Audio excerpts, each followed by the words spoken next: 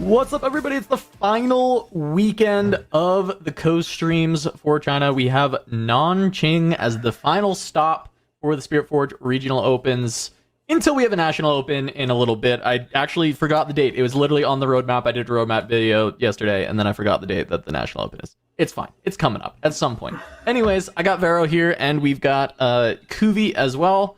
And we got a minute until this thing's starting. Vero, how's it going? What's up? How you doing? How you doing? I'm doing well. Just a week of work, getting some stuff in order for Bologna into Vegas. That will be a fun and also hellscape of a trip. I'm going to be going there with my wife, and we're going a few days early, staying there. So just getting ready for that. Nice.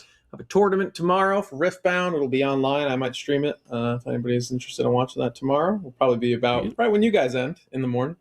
There we go. Yeah. Yeah. If you want to stay up even longer, you can come over from here and go hang out with Vero. Yeah. And just excited to see what happens this week. Obviously, the big storylines: 7 unique heroes, if I remember correctly, in the top 8 of last week. 2 Dravens. Jax, Sivir, Kaisa, Aurelia, Ezreal, and maybe I'm missing one? Oh, Fiora. There we go. Yep. Yeah. So we'll see if that trend can continue. We saw the trends of 30%-ish Draven down to 25-ish, down to almost 20% even last week, if I remember correctly. Last week was the 25. So we went from like 39 I had it one over. To like 29 to 40, 25. And now finally a somewhat normalized number. I think we saw Ezreal uptick, Kaisa somewhat consistent, Aurelia kind of held 10 to 12%, I feel like, every week. Sivir will be the big question mark for this week. Will Sivir uptick with Randy's breakout of that mid-range style of deck? Will Kaisa uptick because it did win, but it was also holding decent representation week by week? And then, of course, the Jax, the Fioras, the Ezreals. Ezreal was always in top 4, never quite made it, but still always held around 5% of the overall field. So those are the big storylines I'm excited for. You, Kubi, what about you? Wait, what do you mean? Exactly. Yeah, what are you looking for? What are you looking forward to, Gooby? What do you want? What do you want to see today, Gooby? What's going on? Is Aurelia finally going to win, Gooby? What's up? I would love it. I personally would love it. Well, I have faith. You know what? I have faith. Yeah. I think Aurelia is going to do well, but I think either Sivir or Aurelia is going to win this. Really? Yeah. I don't think Sivir will win because Randy's not in. But I do. I wouldn't be shocked if we see somebody try and imitate and actually like play that Sivir deck, because I think it was really good and it's really fun. I think people really like that deck. It's really enjoyable to play. So we may see a little bit like 8 times is very fun. I agree. Yeah. But we'll see if most players picking up the deck end up going to time too much. That's kind of my concern. I think the deck is like hard to play, and it's a lot of game actions. Now, if you watched Randy, we only really got to see him in untimed rounds. Now Randy doesn't have any trouble with not going to time, but in untimed rounds, obviously, like he's even writing down everything for memorizing the stack. I know that he won't literally write everything if he feels like there's any time pressure on him, and he'll just memorize it instead, because I know he can. So like I don't know if every player picking up the deck 1 week ago is immediately like, I can just memorize my stack, if it's a like thing they've never done, right? If they've never memorized a stack before, is that something people are going to be able to pick up? I don't know. I think it needs a few more weeks, and then other players are going to be really good at it. I don't know that anyone will be like really good at it right now if they just picked it up. One crazy thing that I heard is Omega Zero is in, winner of the Shanghai National Open last season on Kaisa, and is playing Kaisa again for this tournament. So Omega Zero, maybe as far as like just what we saw on stream, best Kaisa player from China in the first set. That's not just like him winning the tournament, but I think when we watched him play, it was just like, okay, this guy's like really fucking good at this game. Is bringing Kaisa back for this tournament, so we might see some big Kaisa plays from Omega Zero once again. Yeah, would be interesting, as it did just take it down last week, as you mentioned. We'll see if a player of that caliber can take a deck that most, not necessarily wrote off, but definitely went on the back burner for a lot of people coming into the inception of set 2 and what people thought the meta would be. And yeah, Sivir would be a deck I'd like to see, and it would be interesting. We saw Fiora in week 2 writing about everything down on their little piece of paper for Hook. Oh yeah, and Randy writing all his stuff last week, and I don't know, maybe we'll get a pitch stack jinx this week. Who knows? Maybe a bunch of writing down for a new deck. But yeah, I definitely had a few people reach out to me this week actually asking like, hey, how do you like do a pitch stack? How do you do this? I remember like coming from Fab, and I was like, well, for what it's worth, I only played like one deck in Fab that really needed it, which was Azalea, which to be was like kind of hard in that game. But people were like, hey, how do you do a pitch stack? And if anybody's never done it, there's multiple ways, you know, memory games and stuff to train your brain on doing that stuff. Obviously in Riftbound you can write it down, but usually it is just finding a key card and remembering where it is, and then either putting the combo before or after it. And so once you see that card, it, you know, kind of triggers something in your brain saying, okay, I put a Confront here, and I put a Rasa and a Punch First behind it, and you kind of just build a narrative and a story like, hey, when I see my Confront, I'm going to play my Confront and play a Rasa, and then I need backup, and you kind of just build a narrative in your brain, and you can remember it that way. Obviously, you can write things down as well. So definitely a underutilized skill coming from certain card games, and a very overutilized skill if you come from others. Yeah, it's weird with Fab too, because I'm with you. I haven't really played that many decks that have to stack. I've generally been pretty good at like approximation stacking, like knowing kind of about where things are, or if I need to remember like one to three cards, not like, oh, literally card for card my entire stack. I'm not like one of the Mind Palace players, like the Wizard players, who like literally need to know every single card for in sequence for, you know, like 15 cards in a row. But there was like a fun combo you could do in Levia where she's a deck that would burn a bunch of cards off the top of her deck, and then she could play from her like Banish Zone, and you would just basically get to the point where you'd burn like 15 cards off your deck, and you'd need the next card to be exactly the card you wanted. And I did get to pull that off in tournament a couple times, which was very fun. It's the Hydra combo, if you ever were familiar with it, Vero. Yep. Good old Big Bam. But yeah, it's pretty fun to be able to figure out stacking. I've been playing Hook and just doing it kind of by memory, and I should probably start like figuring out a quick way to write it down, because I think writing it down is going to be much better. But here we go, the top 3 split of decks, and once again, Draven getting chipped away down to 22% this time, so continuing that downtrend. And then we got 12% on Aurelia, which is about the same as it's been. 10% on Kaisa. It's again about the same as it's been. And we'll see how many copies as we get the full stuff in eventually, like how many copies of everything else. But it's a pretty good like triangle. Like Draven should be pretty good into Aurelia. Aurelia should be pretty good into Kaisa, and Kaisa should be pretty good into Draven. Yep. I agree. Yeah, it seems again that Aurelia's been holding. I can't say for sure. I don't have all the numbers on me week by week, but it seems like somewhere between 12 and 13% has just held week by week, like that exact number. Consistency. Yeah. The power of gooning. Yeah, for sure. And then you also have like Kaisa's kind of just sat between like almost that exact 10% mark, which is pretty funny. And then as we see the chipping away, as you mentioned, of Draven, so it's interesting that people are stepping away from the perceived best deck to then not necessarily go to like choices 2 or 3, but more so whether it's something rogue, whether it's something off meta, you know, metal farming, whatever it is, it's being chipped away from Draven and going to other things. Now, of course, we don't see big numbers of Sivir, and it doesn't mean it's not a very competitive deck and a very good winner. It doesn't mean that you know, Ezreal as well. So as you see, we'll get the final numbers, and we'll see where these Draven percentages are leaking to. But it is interesting that everything's leaving Draven week by week. Aurelia and Kaiser are staying kind of concrete, and it's other things that are bubbling maybe to the surface. So interesting to see what it is that week, this week, excuse me. Yeah, I mean, it's it must be somewhat best of farming, but it's just interesting to see the stark difference between last Open season and this one in China.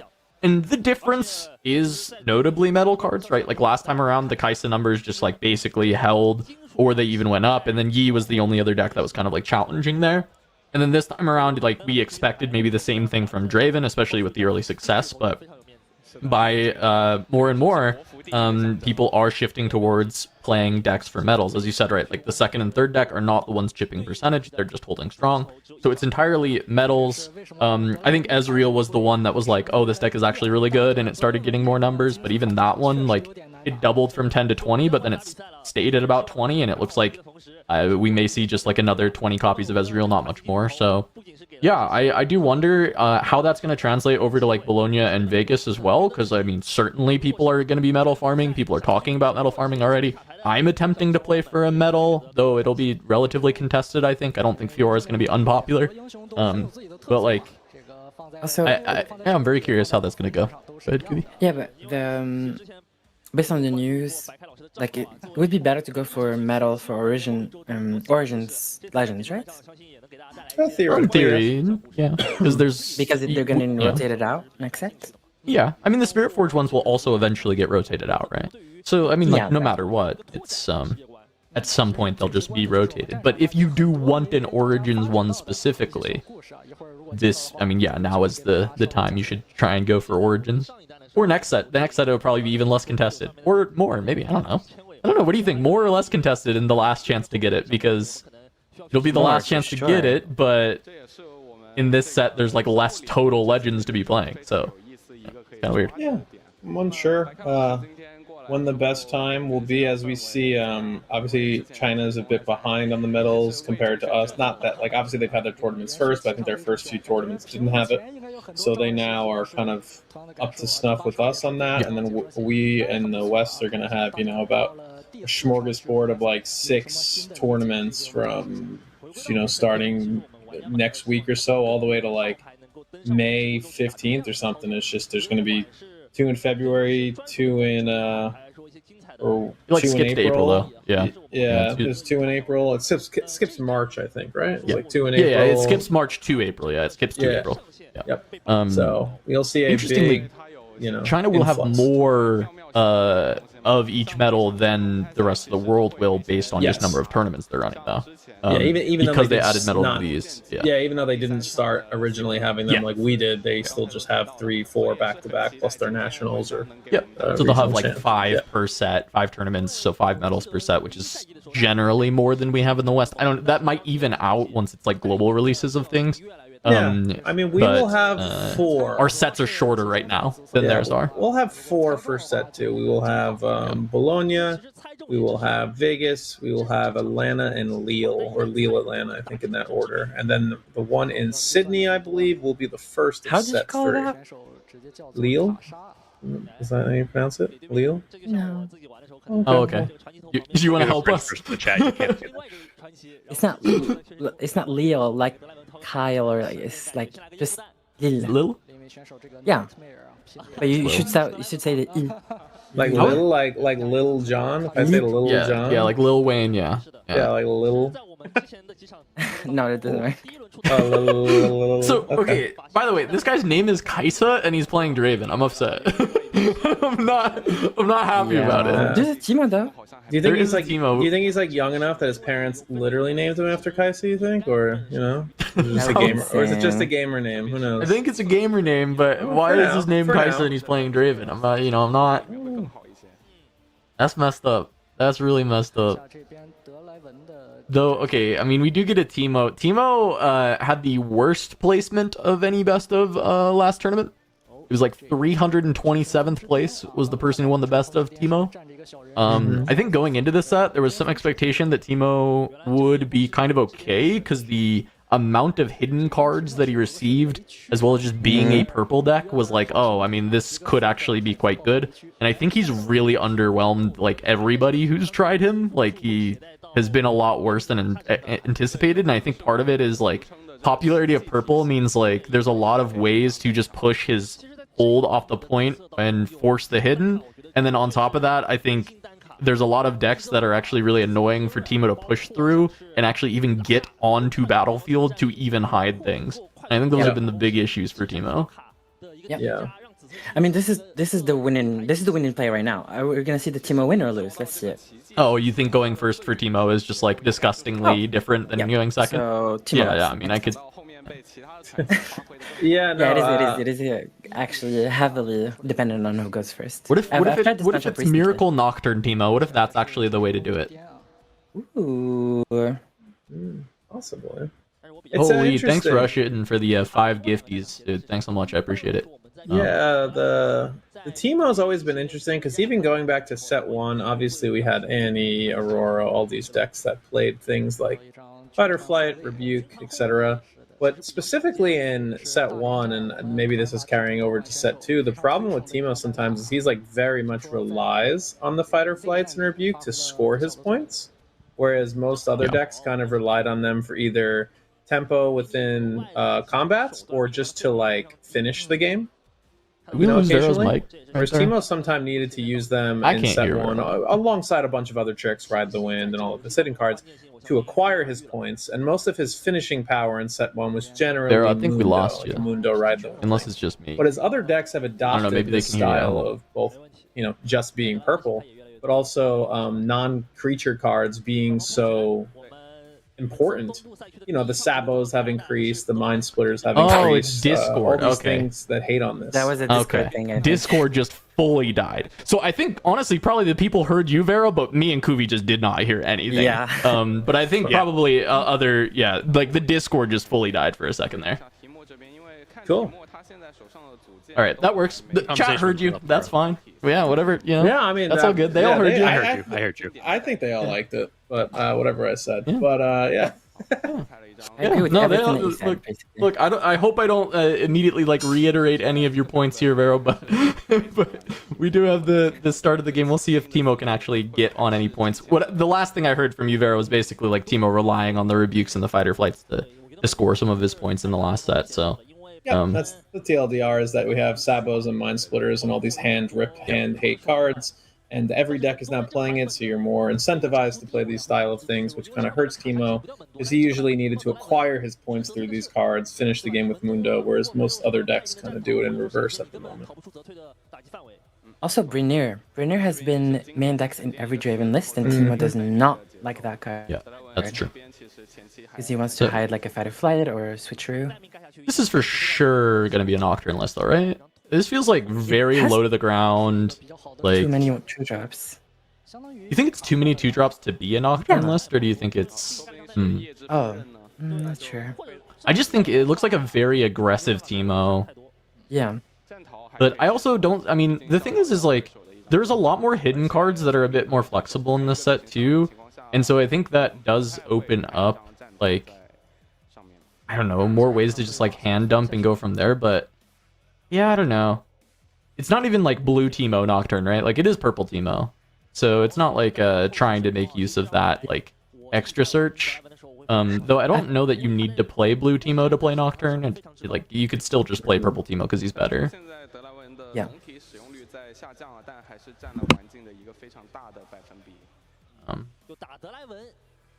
It is Minefield Game 1 Teemo. So not even Warren's Game 1, but Minefield Probably instead. Rasa Mundo?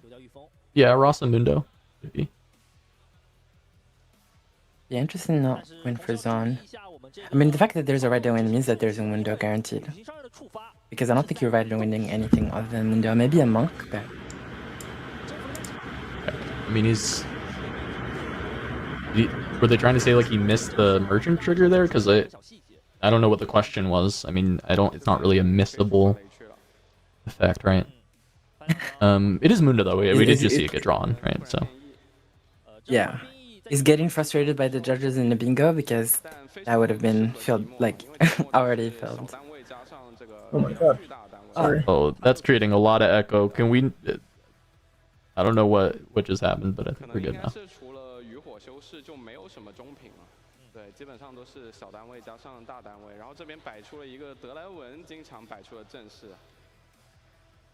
Yeah, it is a Mundo list. I mean, in theory, Draven doesn't really deal with Mundo too well. The problem is there's a Rebuke and Switcheroo, which are the problematic cards for Teemo. So we'll see if there's like a Mansplitter to take those cards out so that Draven cannot deal with the Mundo. But the problem is Draven himself has a Mundo. So... Mundo, sorry. A Mansplitter that will take out the Mundo. So that's the problem. I don't think... Teemo will get to play the Mundo because of that, most likely. And yeah, again, it's very, very, very, very hard to win as Teemo if you're going second. The best strategy here is just literally just hold one battlefield to slow down the game as much as possible, and don't allow Draven to get 2 points at any point, and then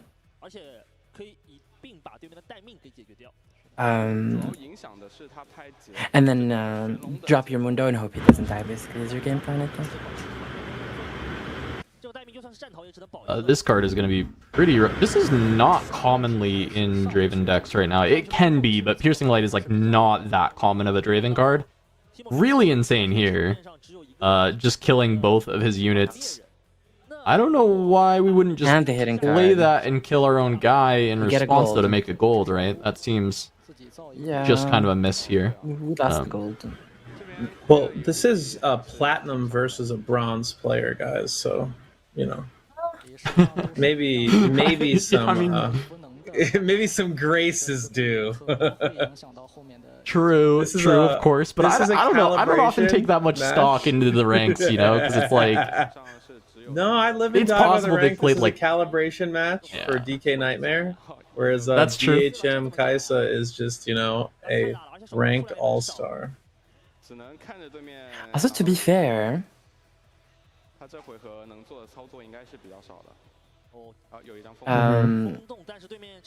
waiting on what's fair here. Draven is better. Draven is better at holding than Teemo. So what's up with that? Wait, I mean, yeah, I guess so. Yeah, that is true. I don't know what's fair about that. To be honest, Kiwi, I think that seems rather unfair, actually. That the Draven's a bit better. Yeah, I mean, you could show me. So you could show me like a cheetah, and then be like, "Oh, Draven's faster than this. Why is this fair? I don't know. Just pick almost anything you could do in Riftbound right now. And Draven does it better. What do you want from me?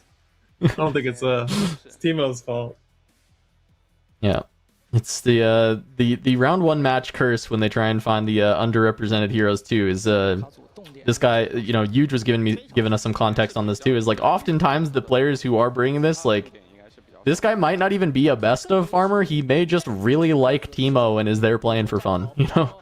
And then you've got Kaisa on the other side, platinum ranked on Draven, here to win the tournament, ideally. Right. Yeah, this guy bit of a mismatch there. This guy came with the sweatpants, the headband, everything to his local YMCA, and this other guy is just here for the love of the game, you know? Sometimes against LeBron James. Yeah. There's a lot of 2-drops in this list, by the way. I think there's every 2-drop in this combination, if in purple at least. Yeah, I mean, I guess if it is just like a Mundo list and you just really want to get on board early for the hidden cards, like maybe, playing more 2s is fine. Make sure you never miss, but you're also Teemo, so you kind of never miss anyway, because you just like have 2-drop in Champ Zone. Wait.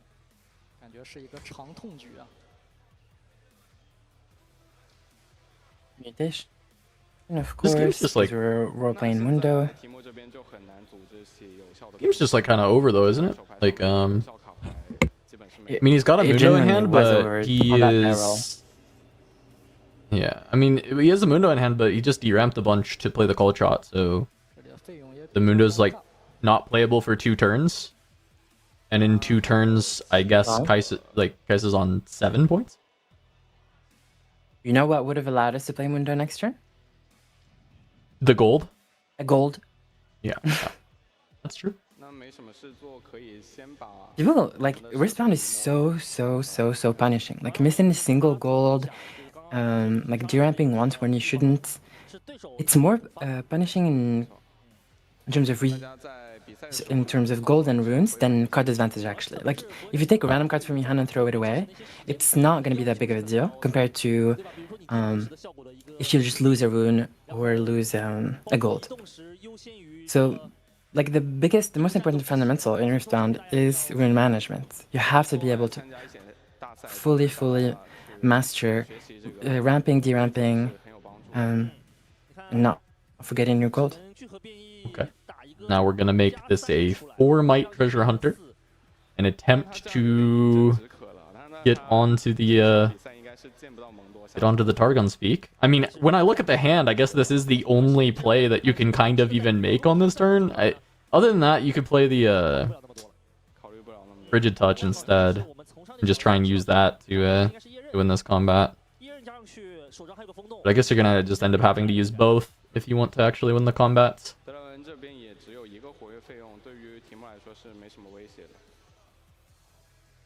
Which, I mean, you have to. You just have to play.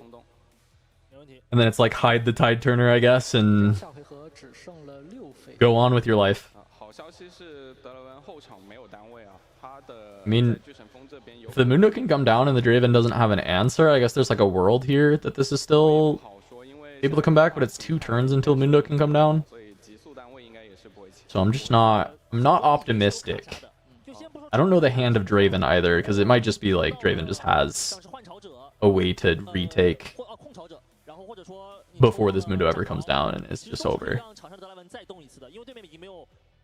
Okay, pick up Teemo, hide Teemo? Oh, no, you can't. You had to pay for Teemo. So now you can't hide. You just have to wait a turn and hope that Draven doesn't have a pivot, and then you hide next turn. Because you still need, like, you have to play this Mundo. Your entire game plan has to be, in 2 turns I play Mundo. There is no other option at this point. No. Yep. 有点紧张了。对，是的。我觉得第一次上直播周的选手，可能多多少少都会紧张，这是肯定的。但是你上完直播周这种经历啊，一定会让你在日后打牌的时候。I mean, Draven hasn't really drawn yet. Yeah. Oh. And I said that, and there's a guy said it's dropped. Never mind. Yeah. So Draven Kaisa will draw now draw 2. This is really good. Yeah. So I will say, Kaisa draw 2, notably, but start down yet. Notably, if it wasn't Kaisa looking at this hand, Draven actually just didn't have any plays. I mean, it was like There's a switcheroo to beat the Mundo, but yeah. well, now there is. It was just drawn. It was Fan, Bryn here, and Mind Splitter, and there weren't enough runes to play any of the big things. I mean, you could just like play Bryn as a body, but yeah, if it wasn't for the Kaisa, this hand doesn't really do anything, and maybe there was a chance to make it 2 turns to play Mundo, but now, I mean, yeah, switcheroo for Mundo, like it's turbo over. It was already kind of over, but now it's turbo over. Yeah, well, hopefully it's the worst pick. Yeah, hopeful was strange. I'm surprised we didn't just take Rebuke and have checkmate for the rest of the game. Yep, basically. That hopeful was a take because we have PTSD from what the beginning of our turn looked like, where we almost didn't have any units. So like, oh god, I gotta get another one just in case. Yeah, but that Rebuke have 0 plays at all. That can't be that bad, right? There's a Altar Ezreal. That's true. Yeah, no, of course. It lets you dig. It puts more stuff in your bin. It makes the Mundo bigger. You have a gold. You can even play it this turn. And still get to Mundo next turn, which feels like it has to be the play. I mean, you just play Ezreal, you use the gold for it, you develop something else, and the next turn is like, well, you can't play Mundo and Ride the Wind, which is unfortunate, because Mundo Ride the Wind would maybe do something. I don't even know. It actually doesn't even really do anything next turn. I mean, it kind of does, I guess. It makes you lose the switcheroo, like, obviously, but I'm just like trying to think from the Teemo perspective, like, how do we even attempt to contest the game ending, right? Well, we are not casting Mundo. Draven doesn't have. Yeah, Oh, I do mean, you at have this point, you can't cast Mundo, right? It's too slow. Yeah, Well, no, we're physically not able to because we spent the power, but yes. No, of course, but what is casting Mundo even doing? Like, I was even trying to think, like, how possibly casting Mundo could even do anything, and it just actually doesn't. There's Rasa. Rasa's actually good. Rasa, probably too little too late, but it's actually actually big Where enough. have you seen Rasa? It's in the hand. It's on the The left last card. It's behind Mundo. Oh, yeah. There's not many other 10 cost 1 chaos power cards in the game currently. Unfortunately. Yeah, I do wish there was so many more 10 cost 1 power for full card. That's what I'm looking for, honestly. It's more of My those. Aurora deck would be so much better with a few more 10 costs. 实话说，提莫这一套手牌如果放在第一赛季，我已经流汗了。是的。 That's what the Aurora deck needs. It needs like a 10 to 12 cost. It's super expensive, but actually gets reduced by 1 energy for each unit on the field. There you go. It's like the same thing, but reverse. Okay, we can put all hopes on this Raza, maybe? Yeah, I mean, Hope. I like the concept of just playing like Rasamundo Teemo, sure. Like in theory, like I do think the problems we've mentioned about Teemo just kind of exist right now. It's really hard to get onto a battlefield actually set up to be in a good spot with your hidden cards. And another, you know, not to beat up on the Mushroom Man too much, steer this conversation elsewhere, which is, as Kubi kind of mentioned before, like Riftbound's very punishing. Cards in your hand don't really matter as much as cards on the board, and your utilizing of resources, utilizing of action points or your movements. Things like that can really like be the difference in Riftbound, and any small mistake will mess you up. But what we don't see in that same vein is we don't have many comeback mechanics in Riftbound. And I was thinking, I was having a conversation with some others, like, you know, in a board state like this, we've all kind of played Riftbound for the last 3, 4, 5+ months. You can kind of just look at games, see they're over. I do wonder if it's a very interesting avenue of exploration for the devs, is something like, you know, when you're behind on units or when you're behind on points. Like maybe, you know, if you're behind on points, this unit enters ready. If you have less units than your opponent, this costs X less. Things like that to make it so. Obviously, some of the blunders from the Teemo were self-imposed.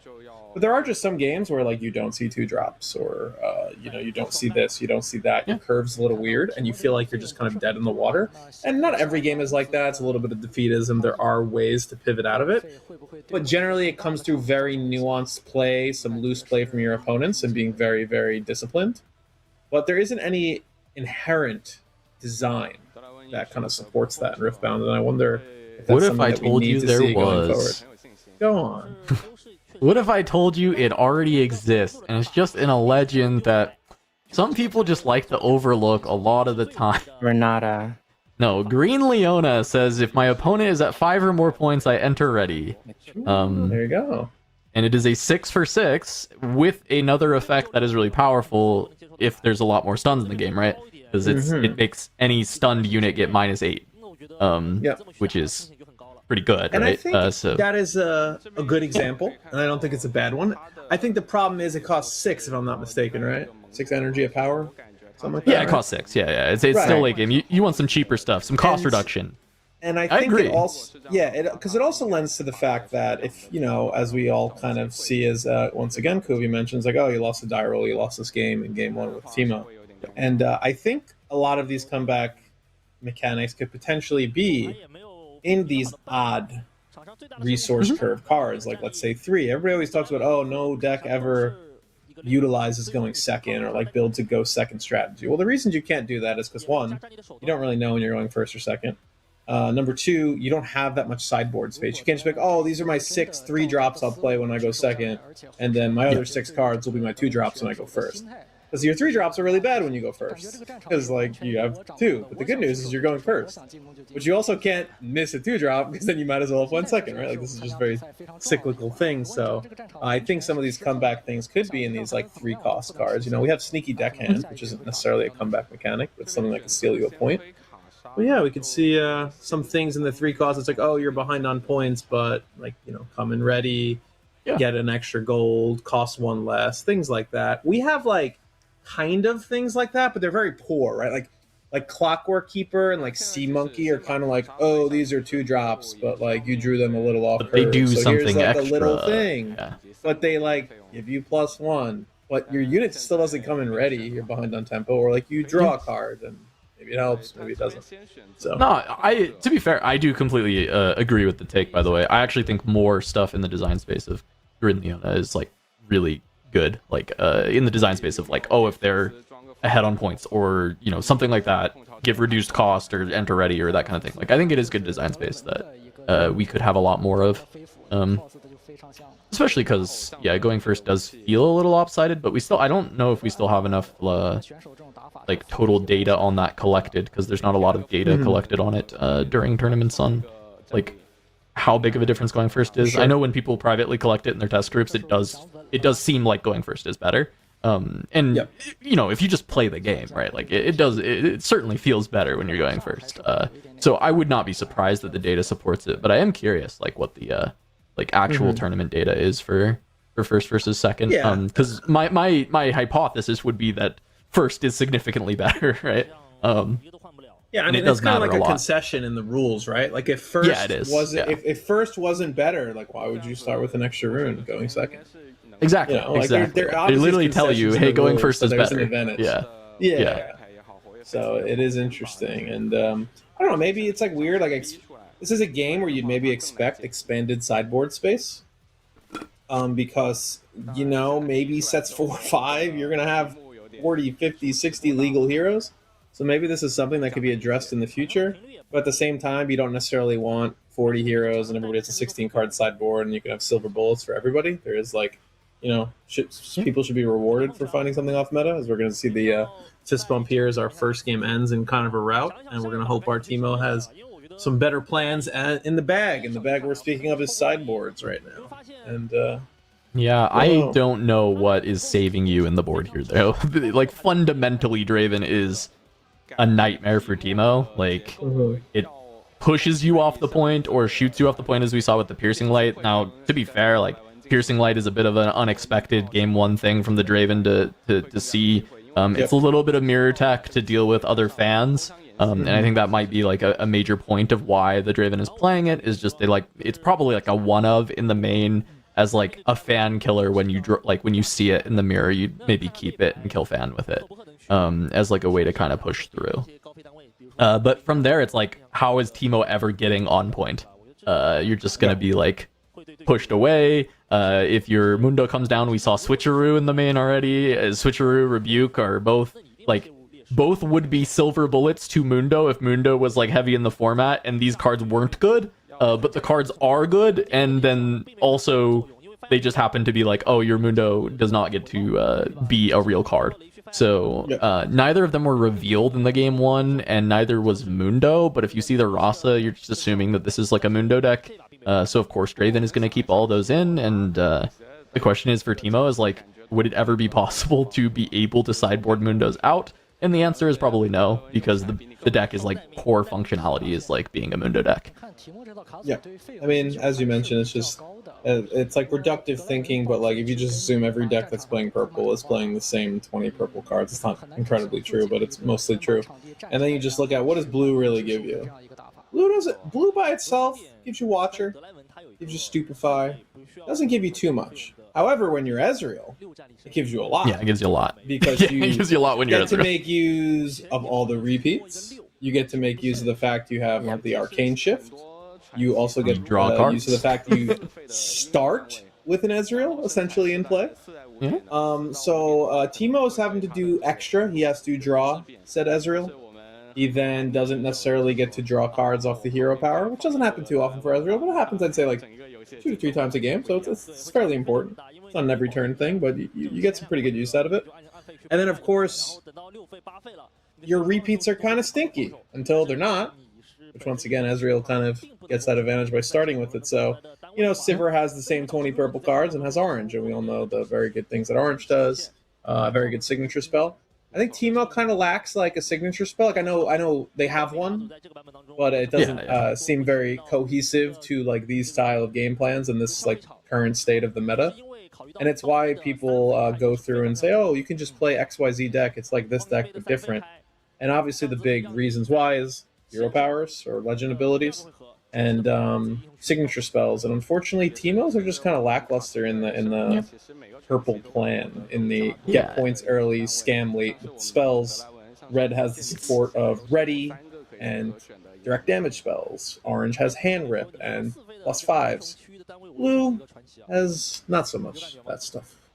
Yeah, I mean Teemo's Sig is interesting because it's like it's like a pretty nice card, but it's nice as like a one of, because like if you play more than that, you're not gonna have enough hidden cards in the bin, and especially when you're a Teemo deck that wants to play this discard strategy, then it becomes like a very good card. It's basically like this draw 2 plus an energy cheat, which is like, oh, that's great, but yeah, it's just like it is a one of, and it is not doing anything in this meta that is like good enough, because the problem is even getting on the points in the first place, like getting onto the battlefield. So a card that helps you hide for free and then like brings back hidden cards is like not actually doing anything to fix the problem that the deck has. Because if you actually get onto a location and you start hiding things, like Teemo's still kind of okay in a lot of matchups, though we pointed out that like Draven can get around it pretty easily with purple, and a lot of these other purple decks can get around it too. Like being on battlefield is really hostile right now. That's why you're seeing like all the decks that want to like target Draven or trying to beat Draven,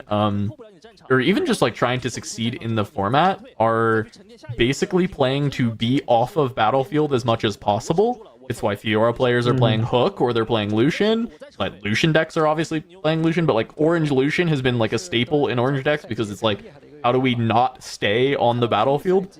And that's just kind of like been persistent in this meta. It's like you look at Kai'Sa, and yes, she'll get on a battlefield, but she's not looking to take combats in that way. And if she can ever move something home, she's going to move it home, right? Or she's going to play retreat, and she's going to try and make sure that stuff doesn't stay. So he's just trying to get off the battlefield as much as possible. Yep, it's also just a very mid-game signature spell. Like if you think of pretty much every successful, like highly represented signature spell from Heroes, if you take out the fact that a Acacian Rain is just insane, just about every good signature spell is like very like agnostic to the point of the game. Think Spinning Axe, you know, it's just you kind of just do it. Yeah, Repose, you just do it. It's just it's early. It helps you win the game. It helps you get a winning position in the game. It helps you close the game, etc., etc. Whereas things like Teemo, as you mentioned, you already have to do 2 or 3 different steps before it even comes into play.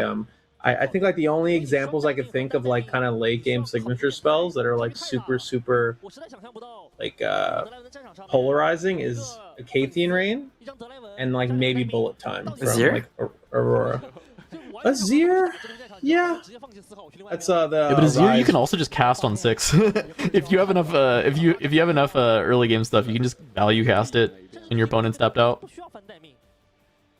No, that's fair. I guess Azir is like another one that can be considered a more late game setup-y one, but I can't say we've seen too much success out of Azir yet. Not that I think the deck is particularly bad or anything, but just judging by, I'm just going by like set 1 here. Obviously we have the best signature spell of the Houston winning deck, Tibbers, which sees a lot of play. Really good card. Yeah, the Proving Ground signatures they did make look like they were supposed to be in Proving Grounds for sure. I'm having a moment. I'm old for those who don't know and clearly cannot see. What is Yi's signature spell? It's Highlander. It is basically Zhonya's Hourglass effect on a reaction speed spell. And it's 4 energy. It's not like specifically that bad. It's just like you could just play Zhonya's instead. So yeah, so Yi doesn't have a signature. Okay, I was like, how am I missing this? It was such a good deck. But yeah, okay, that one doesn't have a great one. Huh? Yeah. Okay, Bundle Tree, Teemo going first. If Teemo cannot win this, then I've got bad news for Teemo players. But this should be a pretty good game for Teemo. We have the early so the past. Okay. I think discarding this one means that we. Yeah, but there was also another 100%, one. If you hide something now, it's 100% consult the past, I think. Unless the Teemo player picks up Teemo and bluffs, shuffles, and yeah. Okay. You can also just hide Teemo from the zone still. Wait, what? I don't know what the other hidden card in hand was. I didn't see it. It looked like Called Shot. Am I? Oh no, okay, Fighter. No, it must be like a Fight or Flight. I didn't. That's the last card. I guess I just didn't see. Yeah, it's Called Shot. We'll find out soon enough. Yeah, it's a Fight or Flight and a Consult on the battlefield. The Consult was discarded after drawing the Fight or Flight off the top. and we have put about as many legal game actions as you can do on turn 2. We've done just about as many as you can do. We moved, we discarded, we drew, we double hid, we played a second, and now we're going to see if, as Scooby mentioned, we can utilize this Bandletree game more. Yeah, I mean, this is what Teemo is supposed to be very good at, right? I mean, he just played, as you said, he played 4 cards on on the second turn of the game, and just put a bunch of threat on a battlefield. And the idea is now you can hold Bandletree for the rest of time. Is generally how you'd want to do it. And Draven will be looking for that one opening that will either be like a very strong way to push through this would be like a Brynir, so that you and he has one in hand. Force the opponent to play everything, and then you can push in reliably. Yeah, even a Brynir next turn would be good. And as soon as this battlefield is broken, then Teemo is in trouble. Yep. Yeah, and there is the Bryn. So Bryn next turn with Draven hopeful at home to push this battlefield is certainly going to be painful. I do think there is a world though that this Ember Monk can make it happen.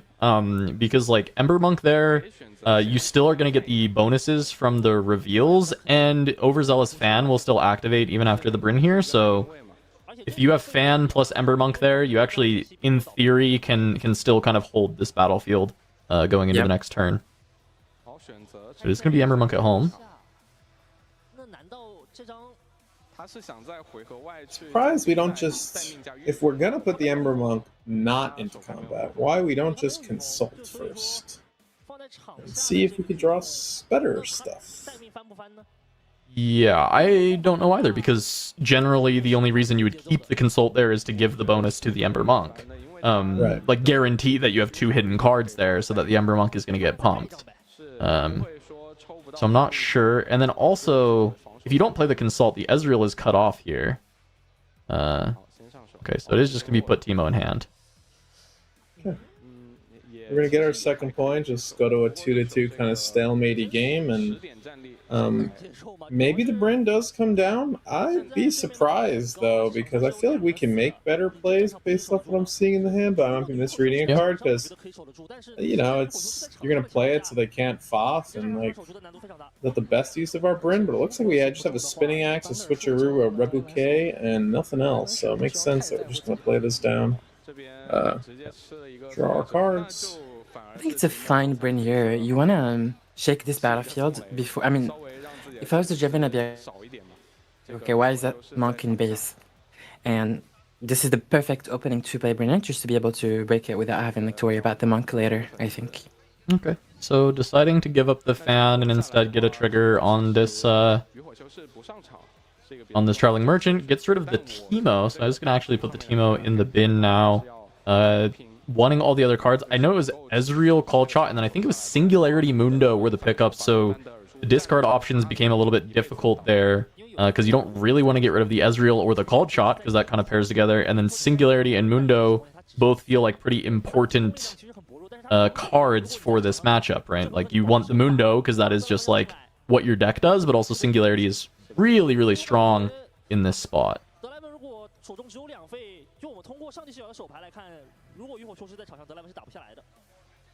Yeah, so this hard bargain in hand for Draven might be massive in this game. Yeah. With that Singularity, yeah. I don't know why Chinese chat is spamming question mark, though. Did something weird happen? He decided to explode the Fan instead of having Draven get trapped at the Bandletree, but I think that kind of makes sense, because you want to retake the Bandletree, so letting Draven be there is a bit difficult. I don't know if that's what the questions were for, or if there's a judge call going on in there. They're waiting. Yeah, it's very interesting, the hard So bargain. you kind of deny the gold, but... Yeah. Hard bargain in hand's interesting, but we also have other ways to counter the Singularity. Not that we know it's there, of course, but we're going to maybe hide a spell, which is just going to cost the power. It's not going to cost our runes, but with Tide Turner, we could theoretically play, which is not necessarily a strong move right now. We have the Spinning Axe. It'll be interesting to see. We can get blown out trying to cast the Singularity, but the good news is we do have quite a bit of runes open, so we should be able to pay, but it would stymie any further development from the Teemo. Yeah, it really is like Teemo needs to cast this before playing other things, right? Like if they tap under 8 runes to cast the Singularity, it would really be bad. Also, Draven does have the spinning axe, so he's going to be able to save one of the targets of the Singularity instead of playing the hard bargain. So it's not going to be as big of a blowout as it potentially could have been. Yeah, it's interesting because even if we lead with the monk into the tide turner, then maybe like the spinning axe comes down. I mean, I wouldn't expect it to, but there are a lot of funny lines to go about this. You could just offer up the frog first on the tide turner and see what your opponent does, and they'll probably just let him trade. Yeah, I think he would. I think doing anything else before the Singularity could potentially be bad. You almost just need the Singu information, right? Like you have to cast it and just like see what happens. Mm-hmm.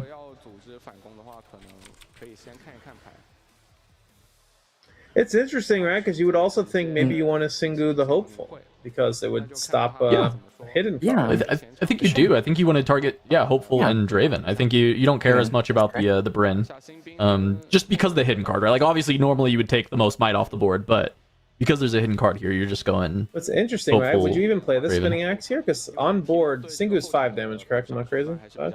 It's 6. No, it's 6. Oh, it's 6 even more. But you cannot play axe here because because then the frog would just kill your thing, right? No, obviously you wouldn't axe the hopeful. You would axe the Draven here to save Draven back lane. But it's very risky to axe Draven here because if Teemo has Stupefy, then you lose Draven and you lose the axe. Yeah, of course. Yeah, it is scary to cast. I think what Kuvi mentions is like the main point, right? Because Stupefy just blows you out, and you don't want to lose the axe for free. So that's where I think partially. Yeah. I'm wondering if bargain is still just like better to just tax resources. It feels like not, right? It feels like you want to hold the bargain for when you're actually like it should do something later. So then what is your decision here? You just let it go and then you hold up like Ride the Wind or Axe to try and blow out the rest of this turn? Like you just play around the next thing? Like if Monk goes in alone, you can Ride the Wind the Bryn here in. Like there was about 0.0%. Like there was 0 reasons to play that switcher. Switcher is the only way you can deal with Mundo as Draven. Yeah. Well, Rebuke too, but as far as killing him, True. Yeah. No, I'm with you. It should have just been like a Tide Turner hide, right? Because you just like swap in the Bryn, and that's like pretty reasonable as well. Yeah, I know. There's also just a line of just do nothing. Like we're in a fine position. You didn't have to hide based off the board. Just have more runes, as we're gonna see the Bamble Tree get taken over, get the 3rd point. It'd be interesting to see. I think they should develop their board, and I think this is most players' mistake. We've been holding this Ezreal for quite a bit, but I wouldn't be surprised to see a cast on this Tide Turner trying to get our 4th point with the Wages of Pain. We elect to hide it instead. I hope floating a room? Question mark. No, they just paid a rune with the with Teemo, like just paid 1 to hide it. Oh, okay. So they use that energy. Yeah. Understood. Yeah. I wonder what the ratios are because if we don't get double blue, then we can't play Mundo next turn. Yeah. Yeah, this is a lot of purple we're looking at right now. We're already looking at 7 purple. I imagine it's 7/5 if you're playing Mundo and Singularity in your deck. I just don't know that you can play 4. I think you have to play 5. No. Which means it should be double blue next turn, in theory. I mean, this Fight or Flight can technically is pretty good. Saves your Bryn, gives you the combat on the draw. Also play the axe if we wanted to. Is it, what's Ember Monk's text again? Is it played or revealed? Right? Like his counterspell doesn't stop +2, right? Or does it? Say that one more time. Oh, I see what you mean. The text on Ember Monk, is it when it's revealed or when it's played? It's when it's played. When you play a card, so if it's counterspell, he doesn't get the +2. Yeah, I remember because in set 1, if you defied it, your Monk wouldn't get +2. Yeah. I just wanted to make sure. I hadn't seen the interaction in a while, so the hard bargain here is brutal. I mean, with repeat, like there's nothing he can do, and now the Ember Monk just dies. Yeah, it's just like a 5 value. counter spell Keeping essentially. Fight is really good. 没有， Yeah. 但不过这一手生效了，对吧？这一手稍微有点冒险。确实相对而言有点冒险，因为强买强卖 Yeah, it's really We didn't tough. get a single gold from that card. 是一个非常亏的举动，是，相对而言是比较亏的。 Not a singular 能 one. 够把这场打下来，并且对面没有反抗，那就是好的行为。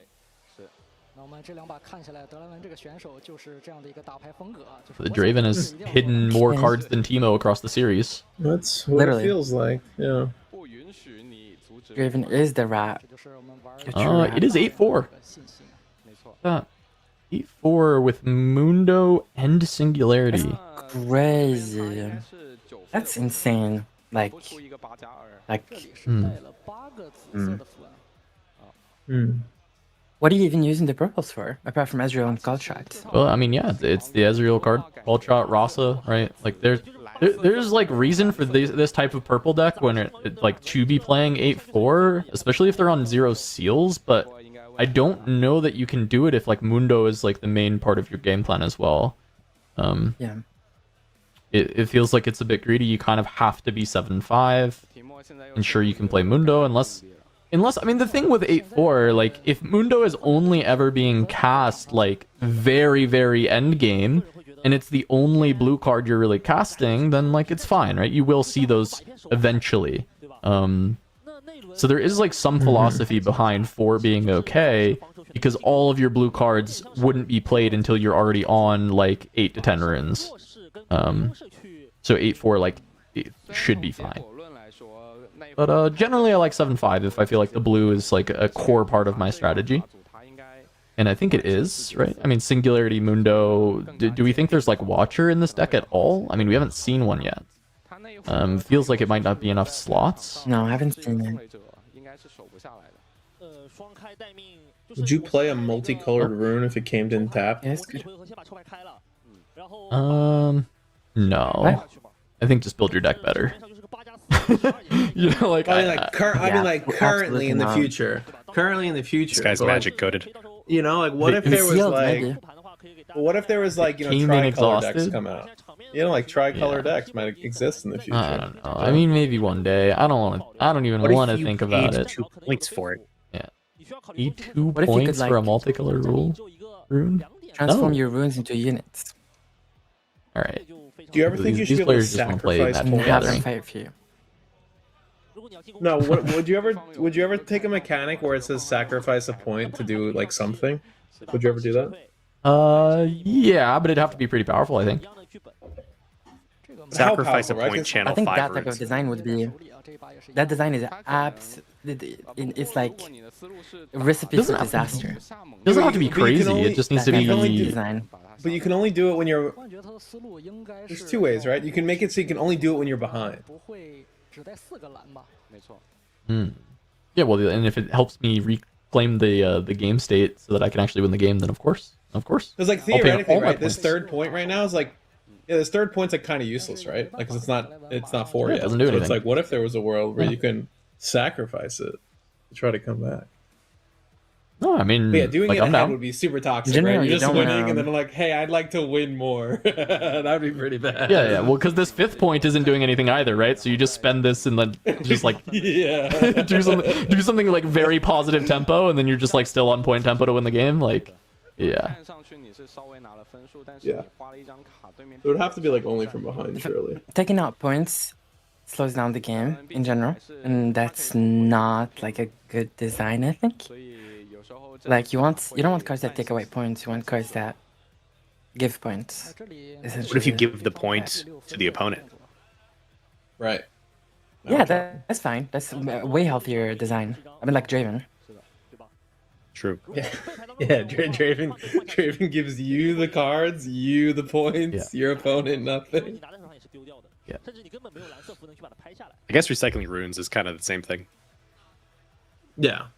That's Recycling paid runes in life. this game is like the pay to life, yeah. That's kind of like the... Yeah. Okay. Well, now Yeah, Draven's that's the on best 6. And the game's actually just over. I'm looking at the hand. It's actually just over. There's nothing Teemo can do. All right. Cool. 非常强啊， What if this Teemo could pay 3 life? 跟你打。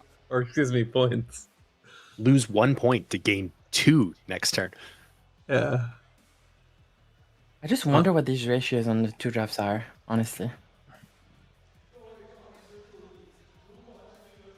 I mean, it just looked like 9, right? It was like 3 merchant, 3 fan, 3 treasure hunter. It's probably just 9, Isn't it 8 or crazy? 9. Like pretty, it's like normal amount. Isn't it crazy how an all of set one, if you didn't play like 10 2 drops, you were like a silly nanny, right? Like units, right? And most people play like 8 to 10. Usually like 10 was like, people argued was like the correct number. And now we've come full circle where certain decks don't even want to play 2 drops. Like they play treasure chests instead. 2 drops are literally the most overrated card. But I just don't think 2 drops are good. Well, you say that, but in I- set 1, it was pretty bad to fall behind, right? I think I got locked into the convo. Why did You don't. Bryn not score when she rode the wind into the Vandal on Teemo's turn? You did, right? No. You're at 7? Yeah, last turn they were at 5. Yeah, they're at 7, and then- correct? Yeah, but that was maybe before they Bryn scored. forgot. Like, shouldn't Bryn have scored and gone to 6 and then the game be over? Maybe I just it's possible. Like I looked away and I just wasn't. I missed thought the they game moved state. up and got their 6th point. Yeah, I'm not sure. I thought that they should have been at 6 after that and then gone, but I'm not sure. yeah, Well, well, I'm just glad we get to see more Riftbound. Yeah. 还是说你可以在自己回合撤退拿完分也好，还是说能够从7到8也好，这都是巨手的优势。但是同样的，巨手的难度也会相应的去提高。因为我们对于提莫卡组的理解就是不要让他上来。 We see the Teemo. They are set 1 pilled. They are play all the 2 drops. Alright. 不让任何一个战 Is this I think this is the first Teemo we ever see. And the last probably, by the way. 现在刘四费中场各有一个待命。 It's the Oh first. yeah, so he was foffed outside of combat. So yeah, should have got the 7th point. yeah, so he should in the score, 8th. right? That's what I thought happened. Wait. Because if he was foffed in combat and then rode the win in, then he would not score, of Then course. nothing would change. Yeah, nothing would because change, you already yeah. had control. But if you lose control of the battlefield and then you regain it, you haven't scored on that turn. You can only score each battlefield once per turn. You haven't scored on that turn. Correct. So you should still Maybe that's what the score. Unless I fundamentally judges- misunderstand how Riftbound works, but I'm pretty sure that's how that works. No, that's how that works. I think the judges are figuring that out right now. 在这个德莱文的 Oh, okay. Yeah, because the game should just be over. 不过感觉提莫 Yeah. 他对于纤维的利用率来说，就是利用的效果可能没有其他蓝色传奇这么好。 All right. Well, 所以提莫选手最后还是没有选择。 first rounds tend to go like this. it's been like this for 8 weeks. 在这个环境 Sometimes we get a banger first rounder, but sometimes it is 他还是 we have to vibe and yap about whatever because there's a Draven bullying somebody just playing their pet deck on stream. 作用还是 Round 1 is Before when it we was do our Kaisa dev bullying a talk. pet deck on stream, it is what it is. Round 1's when we do our dev talk 也会 about 2 Yeah. drops and how Kuvi thinks they all suck. 就是我对于这个张单卡的 That's true. Kuvi does hate 2 drops. 我有过很多拿他获胜的经验。 Kuvi could cut every 2 Bad. drop from the game, not even just from her decks, just from the game. Then she would. She'd say no 2 drops. No one I can play still 2 think drops. red 因为 Howdy Poro is the best 2 drop in the 每 game. 个人都会觉得，哎，这张卡好像有用，这张卡好像没有用。那么我觉得对于选手而言， Speak to that. 自己的感官是最重要的。 Why is Red Pouty Porter the best 2 drop in the game? 对局当中没有用 Okay, so me about it. every other two drop in this game 会反应过来。 has 2 might for the most part. I don't know, like or less, 刚 or 才 less 我 obviously. 还挺好奇。 Yeah. So like it's already on-statted, 公开赛啊我看 you know, 还 can 不错的 can brawl with the best. 台里好像是有一张蒙 Now it has deflect. 门 Deflect says like your falling stars and all your cringy stuff can't backline kill me. I mean it can at a cost. 雅先锋一样， And the number 1 去你不能动。 you at least in set 1, the number 1 like way that you swung early combat was little cheeky spells like stupefy and 还要 such. 更高一点。 But Poro says Okay. once again, pay a hefty price for that. So if you're somebody who cares about early combat, 就是因为提莫 I think 这个 Patty 季国赛 Poro is the best 2 drop. Now some people might say, oh, it's treasure. 他就是为了来抓一 Look 些 at all 蓝 this 色 gold. 然后让自己上 You know how many times I've seen like a lowly board of so many treasure hunters that only attack for 1? And yeah, the Yeah. card's amazing when you move in, get a point, reverse her out, get 16 gold. Like no doubt about it. When you stop looking at treasure hunter outside of like games 2 and 3, I don't know. I don't think they're that impressive. I think they're good. No, I agree. I think Treasure Hunter's good, but I think the 1 might is a real liability. Yeah. So 但是以德 it's a Well, what's another it's a good real 2 drop? downside. I guess you could argue Tide Turner maybe, but that's like a newer thing, right? In set 1, Tide Turner wasn't phenomenal. Set 2, you can argue it's very, very strong because it also has a hide effect, and it has 2 all the same. It also abuses the movement mechanics of set 2. Tide Turner's broken. That card is insane. Tide Turner. But is Tide Turner just, you know, is it just a victim, or in this case, a champion of the moment? Will we look upon Tide I think Turner it was in the good future? in set 1. It just, there wasn't that many decks that really wanted to utilize the effect, right? Maybe. Like Tide Turner in Teemo was like a really crazy card, but was Teemo like the, you know, the insane deck that it needed? It was pretty good, but it wasn't like, you know, a crazy deck, right? Tide Turner, I think even in Yasuo was still pretty good, just still being able to like Yasuo's already pretty good at pivoting, but it just like increased the ability to pivot. But again, like not the most crazy deck. Tide Turner is a better card, but a worse 2-drop. Is that fair? That might be fine, because you don't want to play Tide Turner on 2 anyway. So it's not, I mean, yeah, like, or like on 2 energy. Like, I think you're right in that sense. Right? Yeah. So if we're talking about it as like a 2, like playing it on 2, which I think is probably the correct way to have the discussion, right? Playing it on your first turn of the, yeah, no, I think so. Like if we're, the card doesn't always come on. They're not like, you know. Well, no, I know, right? So but I think what Vero's argument is basis is, and correct me if I'm wrong, Vero, because maybe I'm off base. But you're saying that it is the best card to be playing on that first turn of the game. Is yeah, like if you are indexing for like I'm playing somewhere between 8 and 10 2-drops because I want to play them on the first turn of the game. It's not like they have to.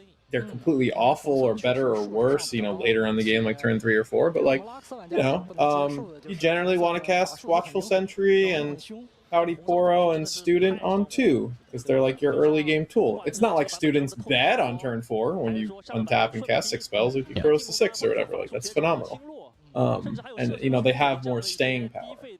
But I'd say like your 2-drop is just like I want to take this and play this every game on turn 1. Like if you could start the game with 4 cards in hand and a Pouty Poro on the board every game, or a whatever unit of your choice. Like which one's the best? Like up there. Like which one's the best one? Yeah. You know? Okay. Yeah, that makes Now sense. I agree with you, Kubi. Like Tide Turner does not always need to be played on turn 1, and like cards can cost 2 and not, you know, and still be considered 2-drops. Yeah. I'm just considering like units generally. Like obviously there's cards that cost 2 that like are way better. You know, Fight or Flight sucks on turn 1, but it's still an amazing card. Like we can freeze the metrics and make every like so every 3-drop when we judge them based on okay they're being played when you have exactly.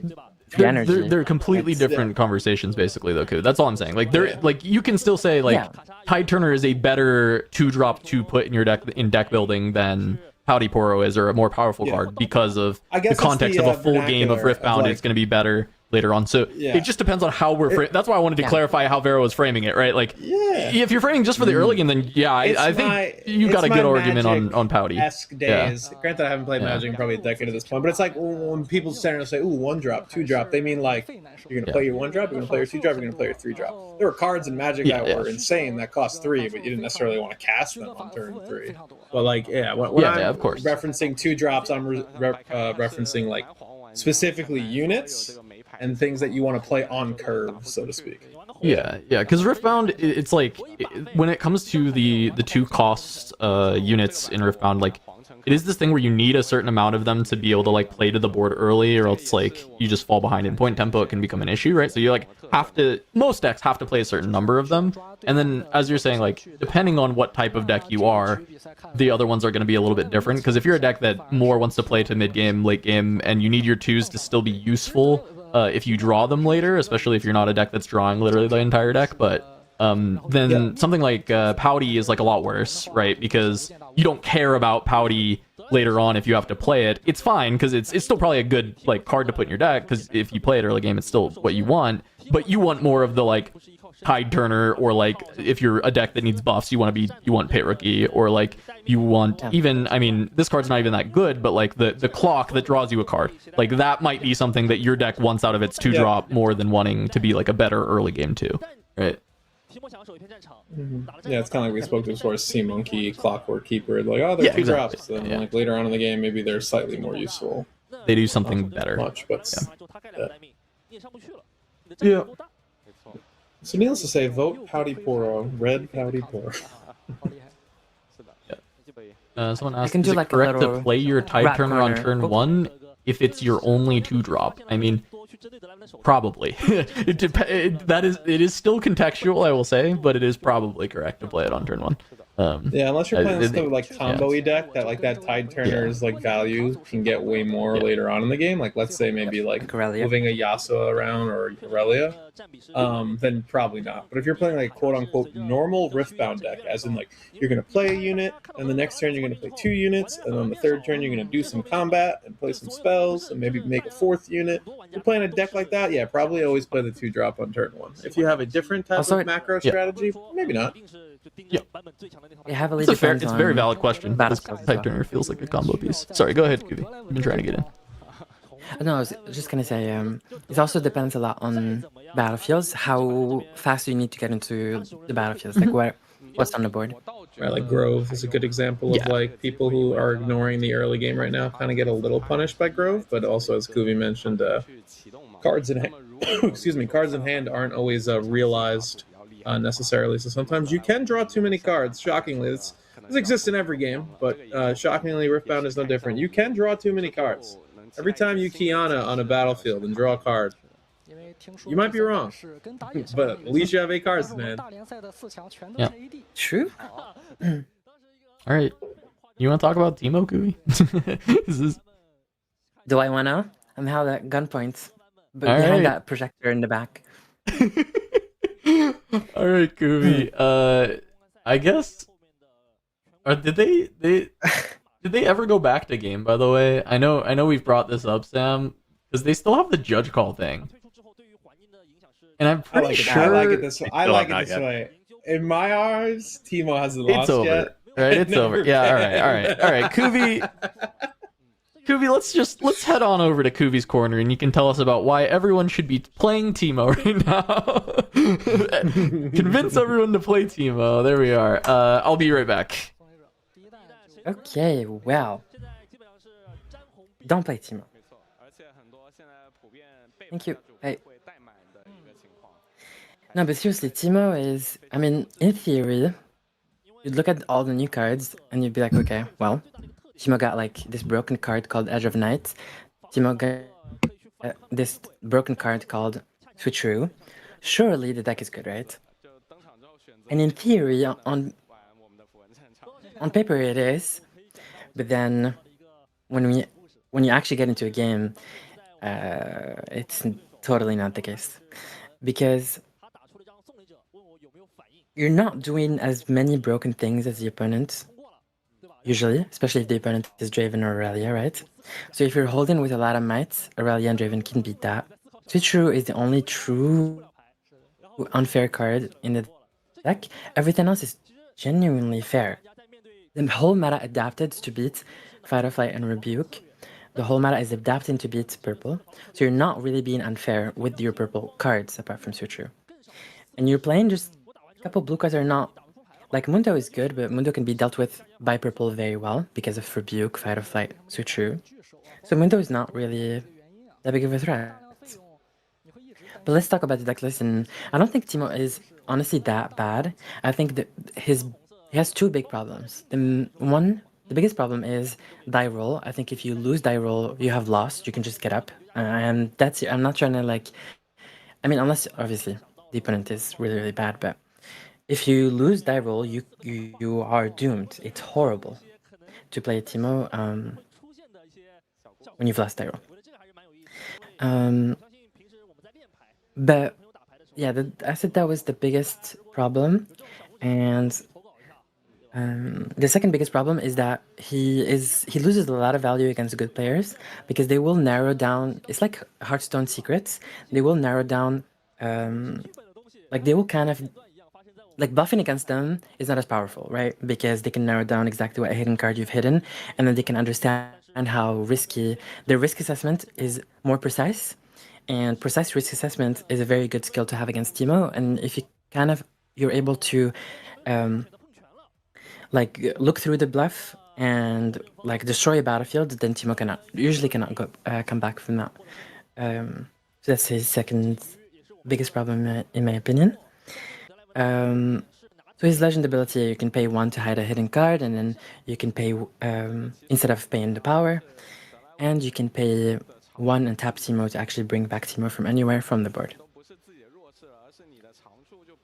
Oh, Ezreal, true, we did show, but I did have Ezreal in the list. I think it got cut off, Kubi. Oh, sorry, what? I think Ezreal got cut off.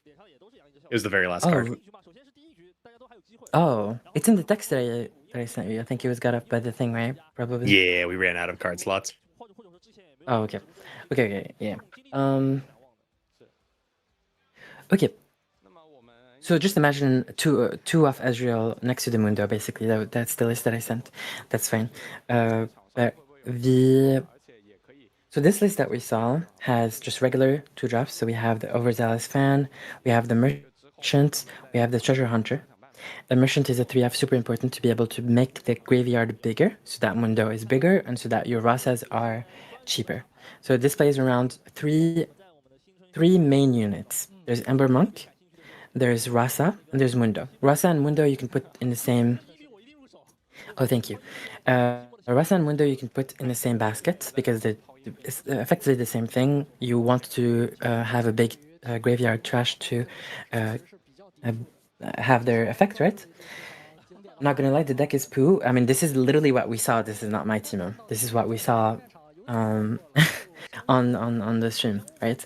And then we have Ember Monk. Ember Monk is pretty strong, especially with Edge of Night, but we don't see Edge of Night here. Super weird. But it's still good with like Wages of Pain or Fight or Flight or Consult the Past. It's just a good unit, right? We have a couple good tricks. Red Wind is good with a Big Monk or good with a Mundo. And then you have the Conversion to Mutation and the Switcheroo that kind of do the same things. Conversion to Mutation will just copy a big Might unit, so like a Big Monk, give it to like a Treasure Hunter, and then Switcheroo is doing the same thing with the opponent's unit. So you're just going to switch your 2-drops as Might with the opponent's 3-drops. So yeah. You have a lot of sneaky little tricks. The Wages of Pain just is like a way to get a gold and deal some damage. Get rid of Overzealous Fan, probably. Frigid Touch is just a combat trick, regular combat trick. And then we have the Broken Rebuke and Fight or Flight. And then Singularity. Singularity is very good against Draven. But, okay, I have the sauce. All the Teemo players, everyone who's watching right now, I've tested this matchup very recently, like the day before yesterday. I tested this matchup because I wanted to help an LOR,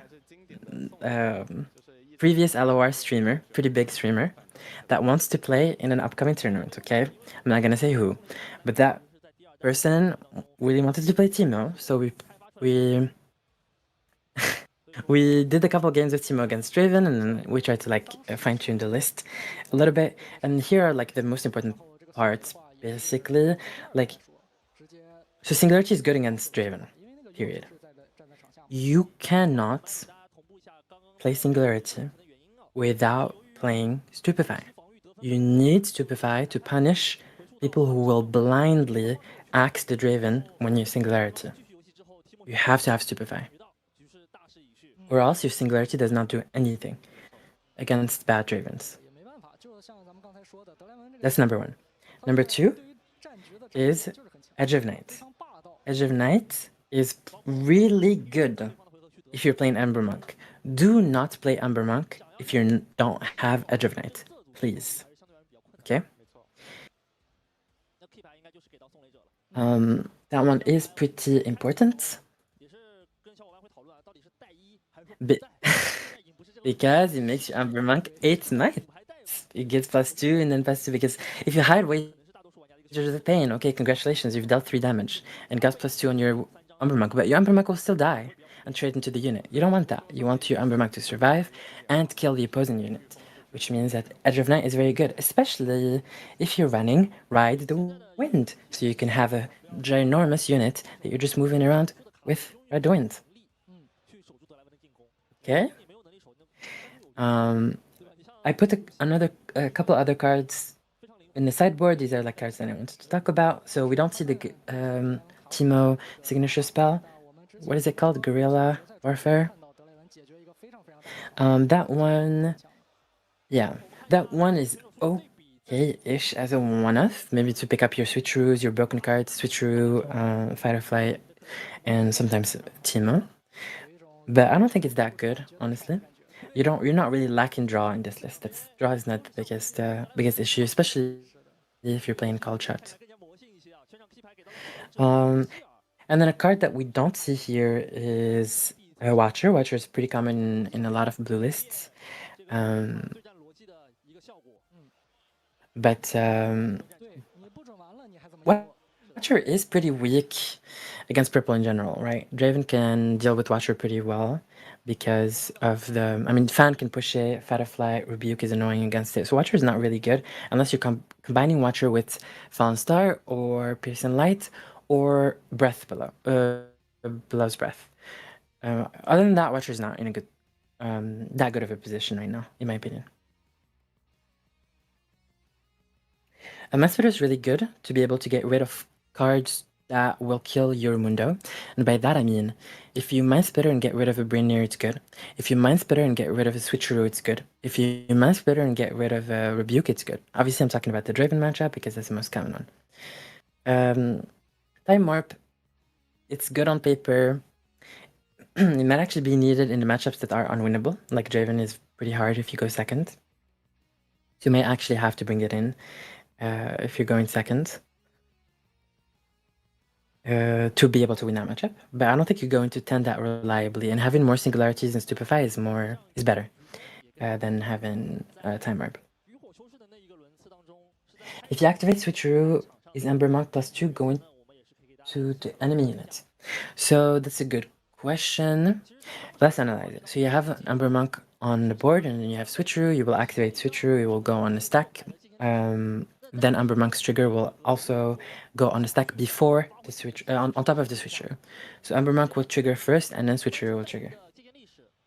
But what you could do, however, is I'm gonna give you a little trick, okay? I haven't talked about the battlefields, but on Bandle Tree specifically, this is you can only do this in Bandle Tree, okay? So if you push a 2-drop there, and you hide your Teemo on top of Bandle Tree, and you also hide Switcheroo on top of Bandle Tree, so you have one unit, whatever unit, doesn't matter, and you have Teemo hidden and you have Switcheroo hidden. You can actually activate them in the correct order, so that you're reacting to the Teemo getting +3 on his effect with Switcheroo. So that you're actually giving the 1 might that Teemo has to the opponent, and then Teemo gets +3, basically. It's a very niche spot, but it's pretty cool. Cards are played when they're resolved, right? So the Ember Monk would only trigger after the hidden card resolves. No, but wait, what? No, it would go on the stack, right? Ember Monk. Yeah. So Switcher is played, it goes on the stack. The effect goes on the stack, correct? And then Ember Monk happens after? Was it on a resolution? So it's when you play a card from hidden. So because it has to resolve, because the counter spells work, to stop it from gaining, then I imagine that it doesn't get its trigger until the card actually resolves, right? I think it does, because like when you trigger Switcheroo, the Switcher will be on the stack, and then Ember Monk effects will be on the stack. So are you saying that at that point, if Switcheroo is counterspelled, then Ember Monk's... Then basically is Fizzle? what I'm guessing. It still goes on the stack? Yeah. You don't think so? I don't think so. I don't know. The rules in this game. Somebody kill me. Yeah, the rules are. Somebody just kill me. That's what I think. But I'm pretty sure it'll have the +2 before, or no, it. If it's exactly like theirs, then it shouldn't actually have the +2. Yeah. Yeah. Then the plus, but then then we have an issue, right? Because switcheroo is resolving at the same time. We as have many the Umber issues here. Well, because it should snapshot it, right? So then it would give the +2 to the Ember Monk afterwards, after this one. I think I've never seen this resolved before. Fully. Yeah. Switcheroo resolves fully, and then Umber Monk gets the +2. I think. Yeah, that's what I'm saying. That's what I'm saying is how it should happen. Okay, then I was wrong. I'm confused because Kuvi, you said so confidently the opposite, and now I'm like, wait, is Kuvi right? And I'm dumb, and I'm big dumb. On this episode of Kuvi's Gaslighting Corner. I mean, the number of times that I say something and then I'm like, and I talk to someone else and they're like, no, you were right on stream. This is exactly how it works. And other times where it's the opposite, it's just okay. Because I'm pretty sure it has to resolve, which is the reason the counter spell stops it, which is weird with switcheroo. But yeah, what should happen is that Ember Monk swaps with the other unit that you've targeted, and then Ember Monk gets +2 afterwards.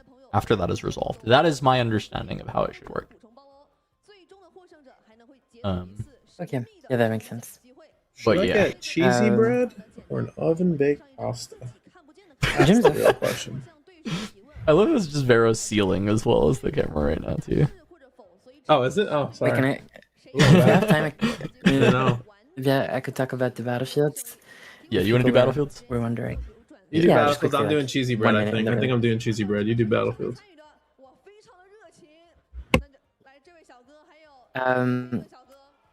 Yeah. So in terms of battlefields, the two ones that we saw were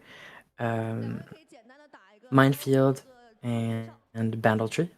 I don't understand why we started Minefield. I think Zon is better in general. But we did start Minefield, and then I think we're Bandletree when we go first, obviously, and then Zone Warrens when you go second. I'm assuming the third battlefield is Zone Warrens because we're running Rasa and Mundo, so that makes the most sense to me. Problem with this is your Bandletree game, your Rasas will be very slow, and your Mundo will be not big enough, unfortunately. But Minefield and Zone Warrens make sense when you're running Rasa and Mundo. I would personally just start Zon and then have Tree as your go first and then Minefield as you go second. I agree, because we still want to go first on Warrens. You know? Yeah, exactly. So instead of having 0% chance of going first on Warrens, on Zon you want at least a 50%. So that's better than 0. So you do start with Zon and then Bandletree when you go in first, and then Minefield when you go in second, which Minefield is not that important. Yeah. I like because the opponent will not go decks, on it. But, yeah. But the thing is, Zon can be contested, and that would if you go second on Zon, if you go second on Zon, and they go on and hold, then you're not getting the effect. But no one's really gonna go on Minefield, so it usually depends on. Well, I would say strategically they should go on Minefield if you're playing Minefield, because I think Yep. Yeah. I think oftentimes you should stop decks that want to play Minefield from going on it. I played quite a few sets against Freaks. I was playing just this Minefield deck, in Jinx, that I was really enjoying with Phoenixes and stuff that I thought was quite good. It ended up not going anywhere, but I was playing it for a little bit. And one of the things that Freaks would always do is it didn't really matter what the other battlefield was. He would just go on Minefield and not let me take it. And it was really annoying. It was actually really rough for a strategy that wants to be playing around discard a lot, to not be able to go to Minefield easily.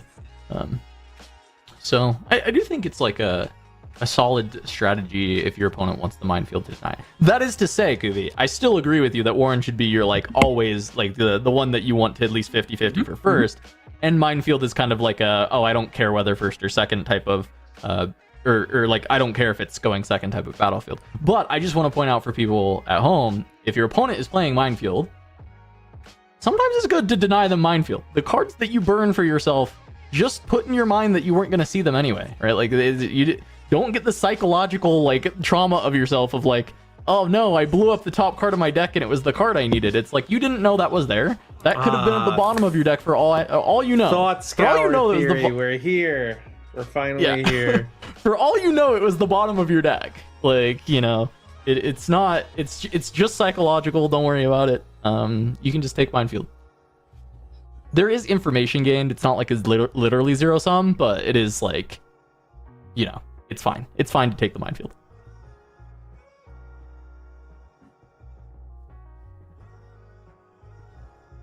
What else you got for me, Kuvi? Are we all done? Is there more? I'm Teemo'd out, unfortunately. You're done with Teemo for now? What game are they playing on stage? Looks fun. Why don't we do this? We should do this in Bologna. I'm gonna tape stuff to people's foreheads. I'm not even working on Bologna. I'm just gonna tape stuff to people's foreheads. I'm playing. Just randomly. Yeah, I'm just gonna put some headbands on people while they're thinking about the return. Yeah, exactly. Like, we're not gonna do it as an in-between segment. We're gonna do it during the game. Yeah. I don't know the Italian legal system. This is the best fit I've ever seen. You can just tape the guy on the right. That's the best fit I've ever seen. That was so good. I love the fit. A singular brown jacket has taken over the world. You don't get it. You would not get it. Yeah, I would never get a jacket. That's very true, actually. You're too straight to get it. You wouldn't understand. That's true. All right. Well, round 1 in the books. I want to ask the people at home. Today is the day. Today is pre-rift day. How many of you are coming home from a pre-rift? How many of you have a pre-rift coming up? Let me know. What did people pull at their pre-rift today? I had to skip my pre-rift to do this co-stream, but I have another one tomorrow afternoon that I'm gonna try and get to. Hopefully this doesn't go so late that is cursed, but yeah, I'm gonna try and go tomorrow afternoon. No, you're not. I really want to play. What about you, Vera? Are you playing any pre-rift? 0, 1, 2? I think there was some midnight pre-rifters, I don't know, almost 24 hours ago that started locally. So like Thursday night going in, I went to 0 because I didn't even know they existed. But good for everybody who did that. I said I was going to work today and then woke up and didn't really work, but that's life. And then tonight I have, I think there's some more, but unfortunately I have a tournament tomorrow, and I figured I'd stay home, do this with you guys, and order a chicken Alfredo bread bowl from Domino's. So I'm doing that instead. Not a sponsor, but you could be Domino's. you could sponsor the stream, Domino's. Yeah, sponsored by Clorox wipes that are behind me. Yeah. But yeah, so I didn't go. I normally do like pre-releases. I did them all the time when I was younger for Magic. I do them quite irregularly, but still somewhat regularly for Flesh and Blood when I can, when there's draft at least. And I would like to do it more for Riftbound. I would like to possibly do the drafts more, but I would like to see draft kind of get built out more in Riftbound and what that's going to look like. I know we have some bare bones rules that have come out for draft, and I'd like to see that expanded upon. I'm a pretty big limited fan in most card games I play. I also would like to see split format tournaments. I know that won't necessarily touch on the regional qualifiers, just of the logistics. But it could be at regionals. We don't know. Yeah, but totally something like the Pro Tour, regionals, nationals, whatever they're going to call it when it's an invited amount of players. I would like to see 5 rounds of the standard classic constructed, if you will, whatever it's called in this game, and then 3 to 6 rounds of draft, and then another few rounds, kind of how most games do that, because I'm a big fan of having to be multidisciplined at card games, because sometimes it can be a little too much monotony of playing the same matchups, the same decks over and over and over, and there's a skill to that, of course, but there's sometimes more to that in the game. There's thinking on the fly, building on the fly, min-maxing strategies, and I find that fun about most card games.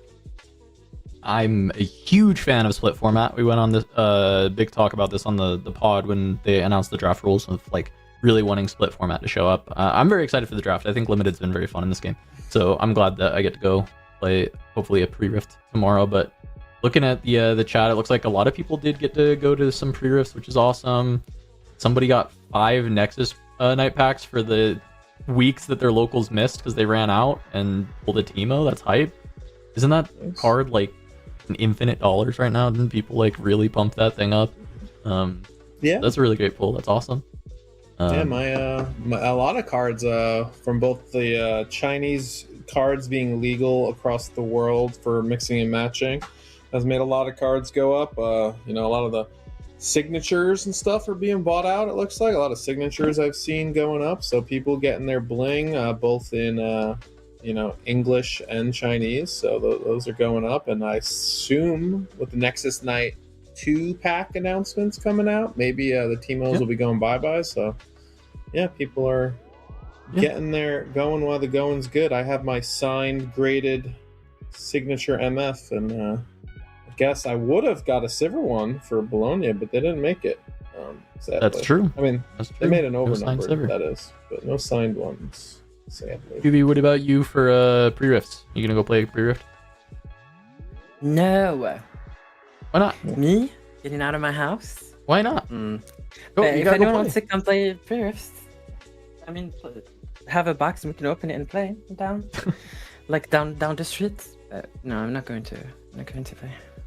Okay, okay. Unreal. Support your local game store, Kubi. Come on now. The game stores are dying to sell really Riftbound off their terrified shelves. of getting... There is mountains of products sitting at There's stores. so much product for you to get. Yeah. They need you to buy. So they need you there. Kobe, I one love day Steel we so will. much. It's my favorite Steel. My We favorite format. Yeah, we will get you going out of your house to go play Riftbound more and more. It'll happen. This is what happens. I want to go to Sydney, Australia. Yeah, specifically You that won't one. go Why is that? down the block, but you will go to literal hell You'll on go earth. Down 34 under. hours flight. Mhm. Not down the block, but down under. I see. No, I get it. Quite That makes literally sense. the worst. I just It wanna might go to be the Australia worst so bad. location to travel to, like just from like a logistical standpoint. I don't care how you feel about Oh, going down under, but like yeah, of course. It is so plane-wise- far away. Yeah, Oh. or boat if you rather. The worst place to travel to. And then you can just die to like anything. You're like, oh, here's the scorpion that's been around for 9,000 years, and you just die. There's hospitals, but they just kind of like give up on you, and then you just die. For any Australians in the I chat, mean, I just would let go us to know the if how hotel. accurate Vero is. Like if that's if that's real. I think it's close. They all pretend like, oh, this thing's 19 feet and will like burrow in your walls and lay eggs, but like we just see them, and if you just ignore them, you're fine. It's okay. Everybody has to move houses every 15 years when like a 27-foot python is just in their walls. I don't know. Yeah. Surely this That's is fake. all exactly as it is. This I'm seems sure. very I'm sure. accurate. Yeah. This is accurate. Um, I've seen enough Kangaroo Jack to know. One and Yeah. two. Yeah. The biopic Kangaroo Jack. Yes. No, of course. Yeah, not the animated one. Oh yeah, they got the drop bears there. We got to watch out. Yeah. Yeah, You it's undershot it. You undershot Bro, it apparently. yeah. No, thank you to the Australians in chat for clearing it up. That it's like, bro, going into there is like if you're old like me, it's like going into the wilderness of RuneScape. If you're a young Zoomer, it's like going into I don't know, Tomato Town or whatever they got in the new Rust games and all these extraction shooters. Yeah. It's just going to the no land. Yeah, absolutely.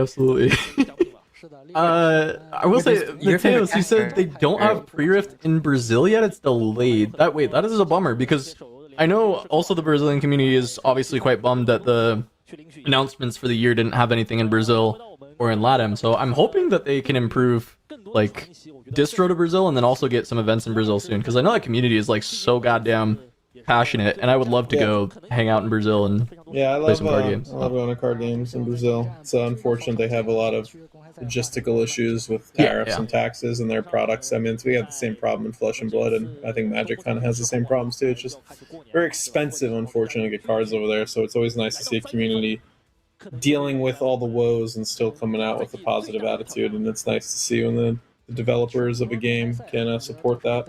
Also, Are able. South America kind of cracked that card games, high key, low key. So Oh yeah. You yeah, want to elaborate on that? They were very good in Runeterra. Brazil In went LOR, crazy yeah. in Runeterra. Oh my god, it's the boy. Omega Zero on the stream. Round 2. This is earlier than I thought we'd get him, to be honest. This is the winner of the Shanghai National Open. I was told he is playing Kaisa today, so we'll see if that is the case. I'm hoping gigantic. I'm hoping his opponent is a very strong player, because I don't want to witness just an Omega slaughter from Omega Zero at this point. He is on Kaisa. I was not lied to. Kaisa versus Ezreal. Might be. Might be. I got backpack here. Oh, That match is probably Aurora. Oh no. Are we in set 1? What's happening? Yeah, this is some set 1 stuff going on. It's a little set 1 shenanigans. MF versus Kaisa. Okay, you know, Captain Aurora on stream here, Vero. This matchup currently, based on the Kaisa lists you've been seeing, is this like the kind of Kaisa list that would be good for Aurora? I know we don't know exactly Omega Zeros, but like they've been cutting Darius, right? They've been cutting like some of these bigger units to make room for more spells to deal with the Dravens. Like, is that a benefit to Aurora, or does it make it harder? I'm curious, like, what your thoughts would be. Because this is Aurora, like we're seeing aspirants, right? This is an Aurora deck for sure. So, based off set 1, as most people probably watch this game a lot, I've played it hundreds of times myself. In set 1, Kaisa wasn't too fast of a deck. It could have faster starts. The biggest problems of your deck were Kaisa, as you mentioned, Darius, and then of course Watcher. They had a lot more removal, which was generally useless. Hextech Ray, Falling Star wasn't always amazing. They'd have a lot of cards kind of rot in their hand. You can Mind Splitter away just the good ones. Moving on to set 2, you will see less accelerate units, but you will see more stronger spells. You'll still see the same amount of Acathian Reigns. You'll see a few more singularities. You will see Progress Day.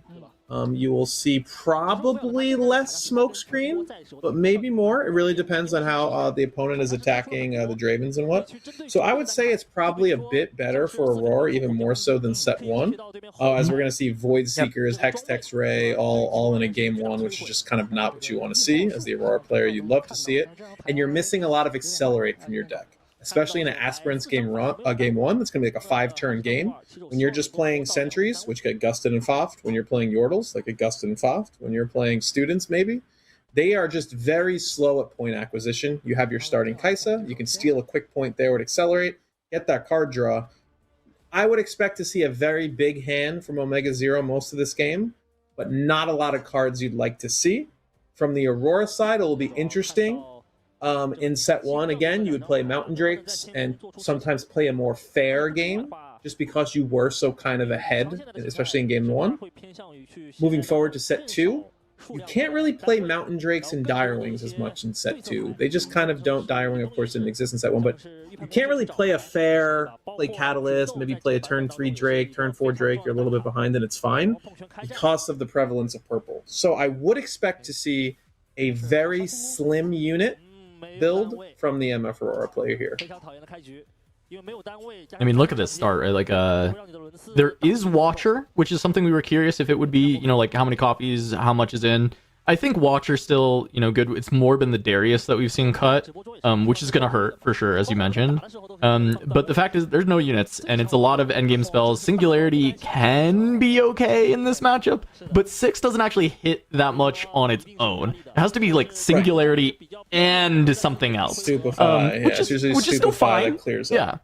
Yeah, that can still be okay, right? Like, that can still get the job done in this matchup for clearing some stuff out, especially if this is like very low units shovel version, and you've got like a, you know, they don't find the shovel early enough and you're able to kind of churn through some of the units, or like game 2 you have a way to destroy the shovel, right, and then you're able to get through the units. So it's possible that we can see like a fatigue style come through. But as you mentioned, like the point race, like trying to run down the MF is going to be a massive struggle, especially when you're seeing this hand pop up from Omega Zero, which against Draven would look pretty nice, right? You've got Falling Star, you've got Singularity, you've got like all these nice answers, but in this game not so much. But at least they're still pouty and hopeful, so there are some of these same early game things from last set at least existing in this main deck. Yep, as we see the perfect start of Mobilize into Catalyst. It didn't matter as much because we went second. Note, I do not know if we chose to go first or second. I do not actually see who won the dice roll. Some people choose to go second when winning the dice roll with Aspirant's Climb, which is I don't personally agree with. And I think that Mobilize kind of demonstrates why I don't think it's like, I think if you win in game 1, you go first, you find your Mobilize. It's like the same exact thing as going second. Whereas when you go second and find your Mobilize, it like doesn't really do anything unless you find 2. But that's another story for another time. But we see the Mobilize into Catalyst. Kai'Sa's going to get their first point. Thank God they didn't get Flight or Flighted, or like this game would be so over. But the first point is nice. It now makes it a 4-turn game. But going from here forward, we are probably going to see an Aurora come down, and Omega Zero is only going to have a 3-turn clock pretty much from that point, because they're going to go up to 3 on the following turn, as we're going to see a deployment of units here. Yeah, it's such an efficient amount of units. Yep, so they come out a little late. They are here, though, which is nice. The interesting part about set 2 now is if we don't have an Aurora in our hand, we probably have a called shot in our hand, which can easily find an Aurora. Fortunately, we're just the best, and we're going to play an Aurora. And this will be where Omega Zero makes his first decision of the game, depending on what units start coming out. If he flips about 20 cards and doesn't see a unit until like 1 Mind Splitter, you kind of know that this person is on 5 units, maybe 6. Look, I mean, I'm gonna say it now. This is a 5-unit deck, right? There's the splitter. Now, as you see, Omega Zero very good at playing around Dead Bloom is what we saw in set 1 from him. He always makes the Dead Bloom trade or creates a situation where the Dead Bloom cannot be played onto a battlefield. This is something he's consistently played around against the Yis. If you watch the final that he won in Shanghai, it was a slaughter, and a lot of it was his efficiency at playing around the big units from Yi, like the Dead Bloom. And even though Dead Bloom has fallen a little bit out of favor for some of these Aurora decks, I think it's still been very common to be the unit split as like 3 splitter to Dead Bloom in a lot of spots. Even though I know, Vera, you've been kind of vocal about maybe Volibear being just like a better unit, oftentimes not even, Dead Bloom being a little bit too small at this point at this stage in the game, not doing enough. Yes, Dead Bloom is nice if you're playing other Aurora decks who don't have access to ganking. When you have the access to ganking that MF does, Dead Bloom kind of falls off a little bit, even more so in set 2, when units are just so big, plus the cascading of equipment. This indexing of Aurora flip cards is something I hate about Riftbound. I do not think about almost a minute and a half has been wasted writing down all these cards flipped. I do not like this about the game, but anyway. Dead Bloom not great in set 1 towards the end. Not phenomenal in set 2. I'm talking explicitly in MF Aurora. Obviously, it's much better in Yi because you slam for 8 and defend for 10. MF doesn't really have that ability. She has a different ability in ganking, which is why I think playing units to the back line is normally better, especially in set 2, which is why I would tend to want to play things like Mountain Drake or Volibear that are just have more might. Because you don't necessarily need to go in immediately, because whether you're down 8-0 or 1-0, it's all about defending and holding that last point, and MF ganking gives you that modality to attack both. So here the take from the Mind Splitter was the Watcher. This does, also just notably the MF does see that there is a kill on this Mind Splitter if Omega Zero wants to utilize resources early. Could Falling Star Stupefy and just keep the Singularity around and just deal with this now so that it doesn't get to exist any longer. And I think that generally is just going to be the idea on this turn, is Stupefy into Falling Star, score to 3, and then keep basically 12 might at home ready to push back in after the fact.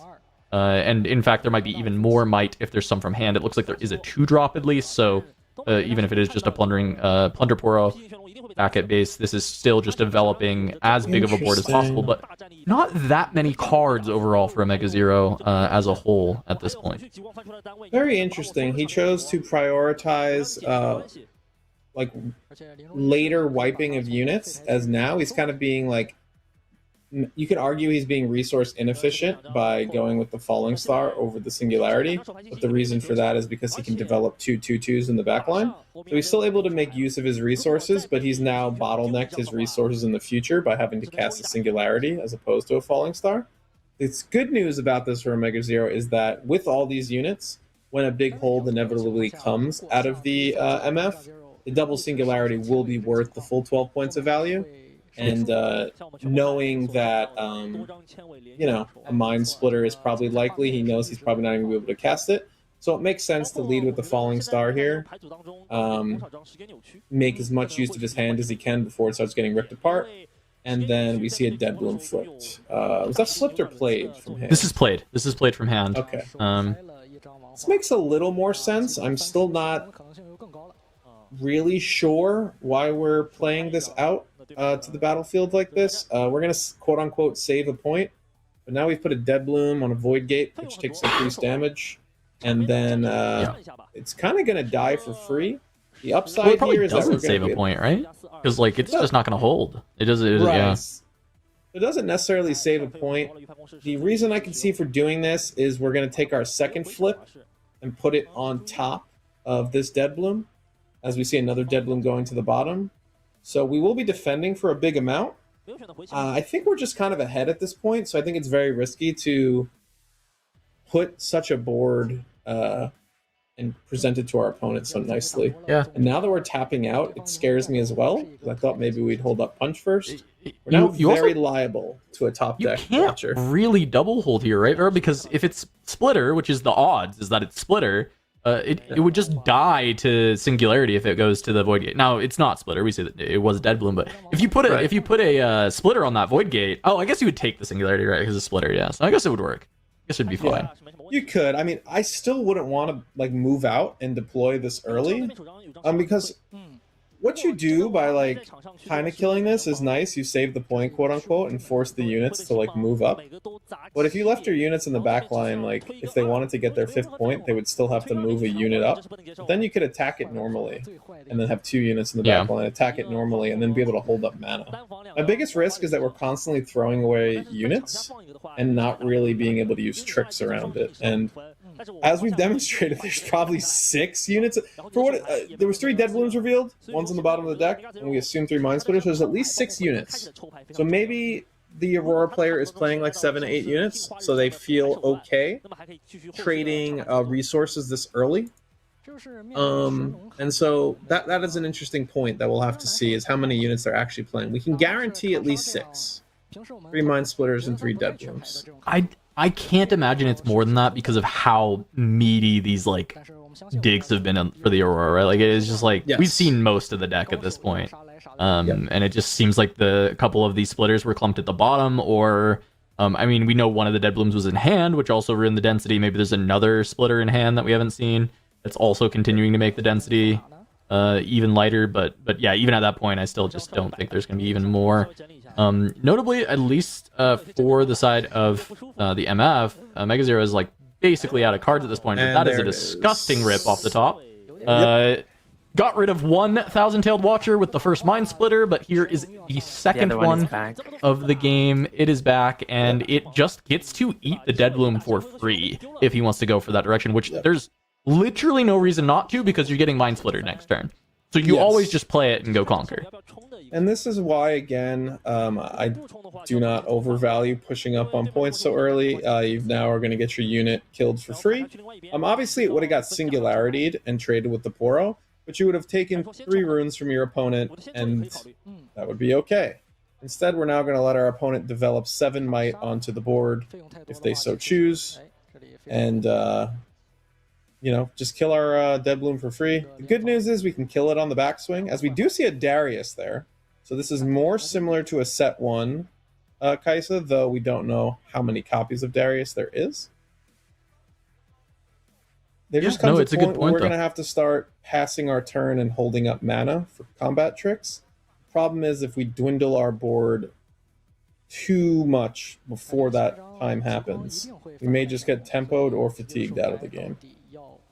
As I think this is the Watcher coming down.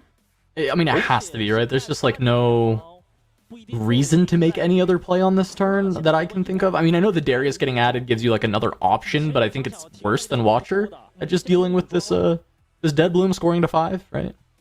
Yeah, so it was an interesting thought we put in so we can kill this Dead Bloom. We're going to go to 5. We're now offering our Watcher up for free, essentially. But on the other side, we moved up with the Kaisa and 2 Poros to get rewarded with 2 gold and a draw. It's now an 8-on-8 trade, which you most likely would not take.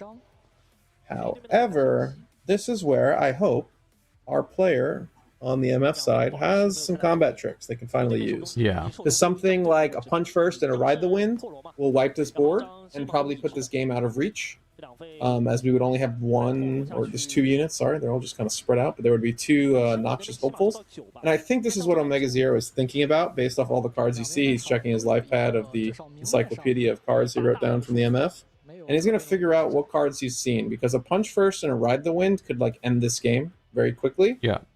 But he's also trying to think about, do I want to reinforce this Watcher with a Hopeful? And really I think he wants to play Poro there. I think he wants to go 9 might. He has Howdy Poro in hand, so I think he wants to be on 8 and 9. But exactly as you're saying, he's consulting the Bible of the entire MF deck that he has, and trying to figure out if that's going to completely die to punch first ride the wind. Which, even if it... So here's the question that I have for you.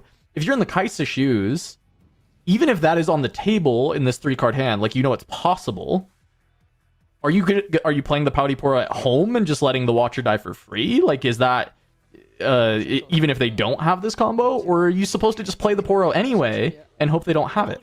Like, it almost feels like you have to hope they don't have it here and just reinforce. Because, like, what else are you doing here? Are you just giving your 7 for free to the 8? Like, are you... You know, what is your other part of the game plan? Like, yes, having 2 at home is better if it's guaranteed dead, but then you've guaranteed lost that, like, 7 might from the field, like, no matter what is in this MF hand, whether the MF hand is good or not. You see a Mind Splitter hard casted from hand, so it looks as if the Darius will most likely be taken, but I could see an argument for the Singularity. I mean, they're both going, so I mean... Yeah, the second splitter is on its way. Yeah, the only reason my opponent or the player on the MF side would be thinking about this is if he plays 7 units, because I would just like take anything and be like, the next one's gone. It shouldn't matter. Yeah. So the good news for Omega here is that we did hard cast Splitter. So we're once again, for the 4th turn in a row, never holding up mana, which is my rule of thumb for people who play Aurora. If you hold up mana, you can go into battlefields. If you don't hold up mana, you stay in your base. But or we're just going to see one is enough usually. Yeah, when you're playing MF, because you're representing punch first and a bullet time, which is like super shovel. So our shovel comes down, which is going to allow us to trade on the left side, which is nice. It's going to allow us to put a Dead Bloom back in the deck. Okay, so this is fine. I understand why they were doing this. This is random. Okay, this makes more sense. Generally, in the MF decks, you don't want to put 2 units back at once. There's 2 reasons for this. One, you want to be able to potentially cast one with your shovel. And then the second reason is that if you put them both back, you're going to hit one and then draw one. So, you know, unless you really, really, really want to cast a Mind Splitter, you generally would like to have them separated in your deck, so your Aurora is generally always hitting them, and you're not having to waste your mana casting. Yep. Oh, so the last Splitter is in hand. Because there's no way it's 2 Mind Splitters, right? So no, so the last one must be in hand. Yeah. So this makes a bit more sense. Some of the plays from the Aurora maybe make a bit more sense now, knowing we were kind of hand trapped a little bit. So we're trying to trade down the board aggressively. This is a very good trade of your Dead Bloom. This is where if you're able to take out 3 units and your opponent has 2, very fine 3-for-1 trade here, as we have 10 reinforced on the right and 7 in the back. We're now in a perfect position. So we were fortunate to get the turn 3 Aurora. Unfortunate to have about 3 units in our hand because we casted a Dead Bloom, a Mind Splitter, and most likely the other ones in our hand. And we now have our shovel on the board. We are pretty much unfatigable. Our opponent needs at least 2 turns to win. So Omega Zero is thinking Time Warp helps him in this game. He moves up, gets a 6-point, casts a Time Warp, goes to 7, backs off, redeploys. The bad news for him is that he knows he's probably getting Mind Splitter next turn. And the Time Warp is not the Darius draw. being taken was Poro. Yeah, it was a Poro draw. The Darius being taken was very good because Darius opened up like a lot of draws to being kind of nice here on at least like trading the Darius into the Dead Bloom, still going to 7. And then you'd at least have one side, but the problem is that MF can guarantee pulling a Dead Bloom off of the Aurora at this point. So if you conquer with something small and you don't have the full 8 there, then at the end of turn, like MF is just going to eat it with the Dead Bloom. Also, still having MF in the champ zone, so still like additional units, additional like ways to interact with the board going to be just available for MF, regardless of the cards in hand. Does feel like Omega Zero has kind of run out of answers, and we know that 2 of 3 Watchers have already been seen. So odds of actually finding that third one are quite low. Yep. We're also in a very good position where our opponent will not be able to go to 7 this turn. So Watcher just becomes worse and worse because we're never kind of forced to start forward deploying. Yeah. We're going to eat this Hopeful for free after probably hard casting this Dead Bloom on it. You have to do There's it, only I 2 think, cards in right hand. Like now. I think he's calling out his... Oh, okay, I guess he's not doing it. He said like shovel trigger, but then didn't do it. No, but he couldn't afford it because remember, Awaken beginning, right? So he doesn't have 8 runes when after he's awakened to play the Dead Bloom, yeah. and then channel. So yeah, so it is this the shovel rule for start of turn actually matters a lot here. Something that we had talked about previously, just like, oh yeah, that is how that works. Like it's not something you think about. You think hold, like okay, yeah, I held it this turn so I can play this thing, but it does have to be after your awaken phase, in your beginning phase, that you actually get to do it. So by tapping below 8 each turn, the shovel is actually not going to be able to get value on hold, which is fine because right now MF doesn't need it. It's later that you can still get that value from the shovel. Yep, and as we're going to see, the last Mind Splitter hit what I assume is the right side. I once again would probably not even... I'd put it in the base. I hope it is. And take 0 cards from the hand, but it should be just enough to end this game pretty quickly. Omega is in his right to play this out, but after writing down about 30 cards, I'd hope he'd scoop after he pulls this 2-drop off the top, but let's see what happens. It's a smoke screen, which would have been insane with the Darius to try and deal with the Dead Bloom. Would have been an absolutely crazy draw that could have potentially won the game if that had been what he had found, and the Darius had not been taken. So once again, as I was saying, there are cards probably in this deck that would have made the Darius pretty insane if his opponent had left it instead of the Singularity. I'm surprised that this hasn't been a scoop from Mega Zero. They definitely don't want to play towards a tie here. And 40 minutes left on the clock is a good amount of time to finish 2 more games, but this game, I'm not thinking there is even a possible out for Kaisa on a single card draw. Maybe someone can figure one out, especially from 6 points, though. I think, even a Watcher off the top isn't winning you the game. Yeah, I mean, the good news is we neglected again to cast the Dead Bloom for... I think this time we should have had 8 runes, but maybe I'm stupid, so all things are possible through Christ. And, yeah, I'm just here. We're going to play an MF, flip our deck, show our opponent that there's nothing there. Hopefully just shuffle quickly and pass the turn. And I would hope we see our Dead Bloom. But yeah, I mean, going through this MF Aurora player's deck, looking at it, as I guess he will also look at it for the 19th time, there is literally like no combat spells. It's like 3 punch first, I think like 2 challenges, and like that's it. I don't see a singular Ride the Wind, which generally is less played in MF compared to Sivir. I don't see any Primal Strengths. I don't see, so it makes sense, I guess, why throughout the game our opponent didn't really hold up much mana, just because, they had heavy unit hands and not a lot of tricks. So it makes a lot of sense why they were just tapped out turn over turn. So we are just all in on Sabo, backpacks, treasure troves, called shots, the whole 9. We're playing 6 exact units, which is a respectable number. Our, I assume, 2 shovels for backup. And that's our deck. We are a set 1 Aurora deck that is just put in a few cute little upgrades.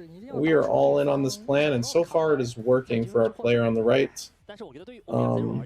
I do not know why we're just allowed to look through my opponent's deck like this. This is ridiculous. He's also ordering the entire deck to find the amount of copies, which is very...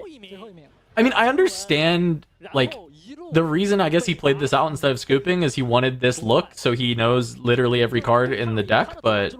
Yeah, this is just egregious. Yeah. This is definitely something where, like, I think you can very rightfully call the judge for slow play here, and No, this is nothing like- personal against the Mega Zero. Maybe these are just the Yeah. rules as they understand them in China, but this player has taken at least 5 minutes indexing my opponent's cards, and this should just not be allowed. And I do not know why the judges do not intervene, and I guess it is a politeness or a cultural thing in China that this person has not stepped in. As you can see, the groans on his face. Going like, on what are- 7 minutes now. Yeah. This turn is 7 minutes of him doing No, this? him sorting through decks has been Sorting was 7 About minutes. 7 Wait, minutes. there's no way, right? Yeah. Really? no was between him 7? like searching for Aurora, him drawing it, him writing it down, the opponent writing it down. It's been about 7 minutes of just Oh my god. Yeah, Yeah, not just on this fiddling. turn, but throughout the day. Or game, Okay. rather. Okay. Yeah. But yes. That's so, a lot. That is crazy. So to everybody who argues with me on the on the community Discord that I'm just a complainer and that I should just call a judge, well, you got the best and brightest watching. Yeah. And Yeah. I respect what he did in a way. If you just go to your opponent and say, hey, can you show me your deck and I'll concede? That's what you do. I've watched many players do say, hey, I know I'm losing this game. Can you show me your deck from Aurora so I can scoop and we can start sideboarding? Completely thing. I'll hand you my deck right there. Let's go 1-0. I'll start sideboarding. You can look through my Yeah. whole deck. I don't care. But to eat up game time like that is, Yeah. I think, not only unfair, it's just like it's disrespectful is what it is. But we will move on, and I hope that the judges both No, of course. here and going forward are less Yeah. yeah.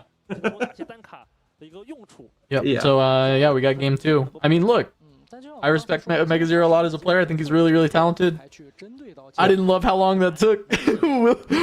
Hopefully, you know, he plays fast in the next game to make up for If it, you ever right? wanna Because scoop he's to gonna me at have to, or else Bologna- we're gonna head towards a draw. Yeah, if right? you ever want to scoop to me at Bologna and you know you've lost, I will hand you my deck just so I can start sideboarding. You can write every card down. I don't care. Please, like, gonna concede and run away with your deck. yeah, take the deck. I don't care. They're not at the game. They're not at the table, so I win. But yeah, like, whatever. Oh god. Oh my. Oh my.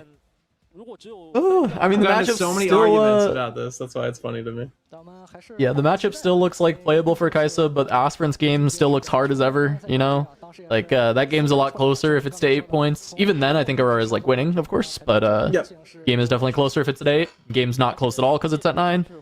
So, we'll see. Some of the tools were there towards the end, but especially because this deck has got more efficient at just always mind-splittering you, it does make this worse than it used to be. I think some of the ways that Kaisa would come back is, like, the splitter would get missed, and then they'd, like, kind of win on that turn, or, like, you know, Yeah. set up the winning spot right after that, because mind splitter a got missed. KT Rain, a good Watcher, or a, Yeah. a Darius Smokescreen Cleave type of thing. And now it's just like, no, the splitter's just there every time. So it definitely gets a lot harder for Kaisa, because it was already hard. It wasn't like it was definitely not an easy matchup. Post board, there's like more gear disruption now than before. You can, Yeah. you know, you don't have to play beam. You could Rocket. play the rocket instead. You could play. Yeah. I Rocket and haven't beam are seen anyone do essentially the the same card. detonate stuff because I don't think that's very good. I think giving your opponent 2 cards ends up being like a pretty major negative, even though it's really very good efficient. against Aurora, but very bad against everybody else. So, Yeah, I don't- basically, I don't yeah, imagine you yeah. play that. Yeah. I do not Yeah, think so- there's a functional difference between Thermo and the Rocket for the most part. Thermo and the Rockets are like essentially the same thing. They're obviously 1 mana different. And, like, technically, the Thermo is theoretically a little bit better because it kills all gear, which would kill the shovel. Whereas the Rocket you'd have to repeat, but this is like highly like tertiary stuff. But ultimately, it's all going to get mind splittered and saboed the same. The big things from I think is more so on the Aurora player is what their battlefield choices are. If they're playing Unyielding Spirit, which I do not imagine they are, but they could be, and how many Acathian Reigns are in the sideboard of the Kaisa. Because as you've demonstrated, just 6 units, pounding down units the second they come out a few times can be a very strong strategy to get all your cheap early points and, win on a Time Warp, win on a Watcher, whatever, what have you. Number of smoke screens will determine a lot. And then the We saw biggest 2. thing, we saw 2. In Maine, yeah. Yeah, and the biggest thing is going to be how many dead cards can we actually side out?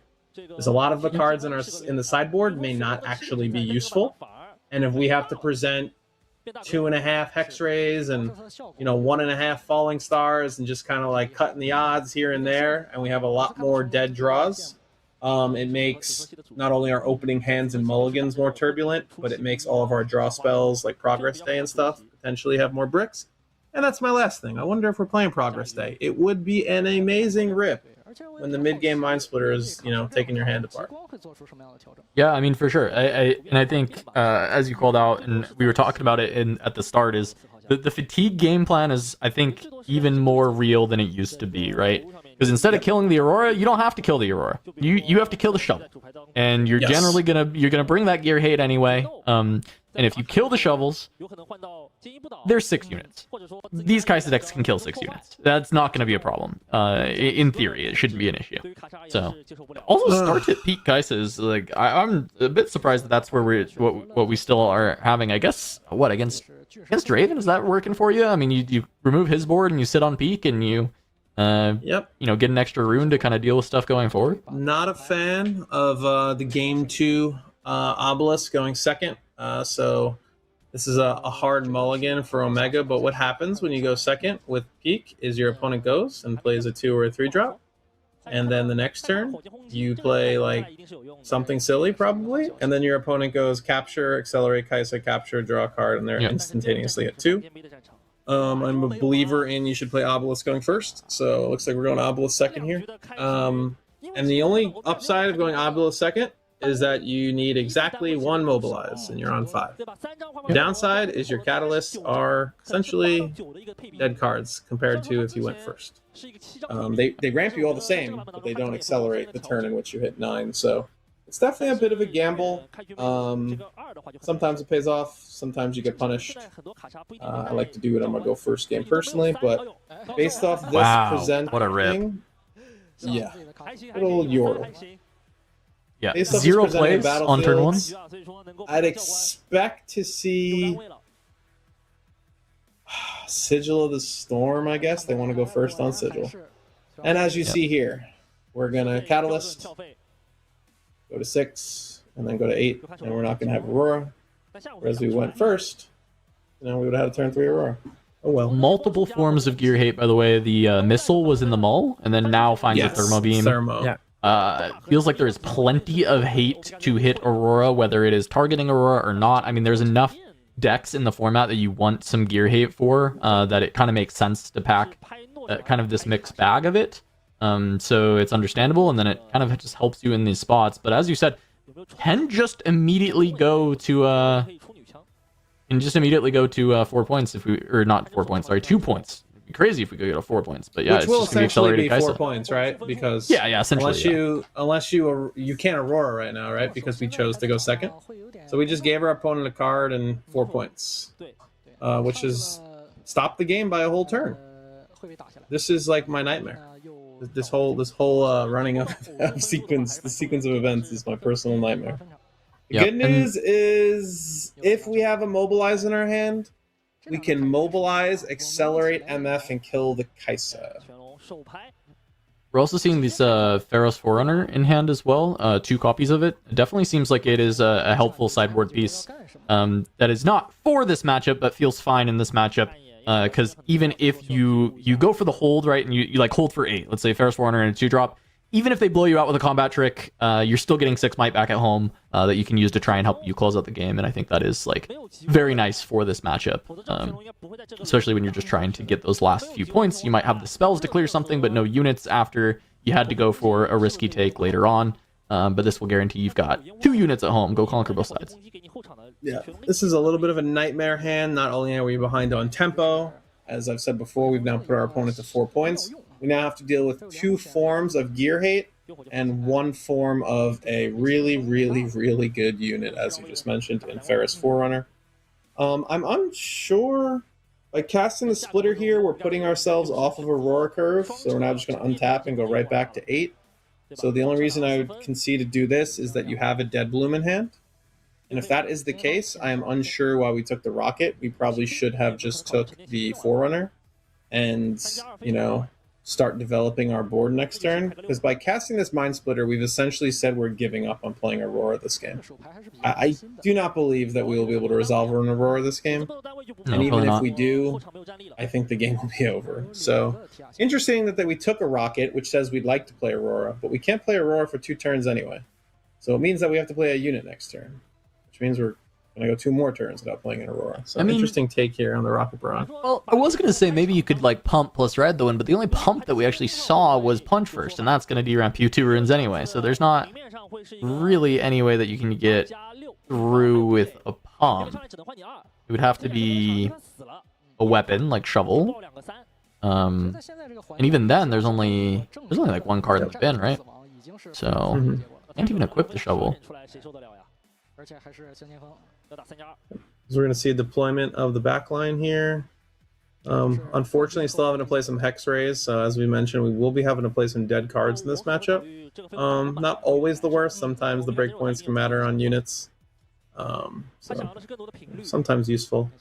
As we're going to see a full deploy and a pullback. And again, we put our opponent to 4 points for free.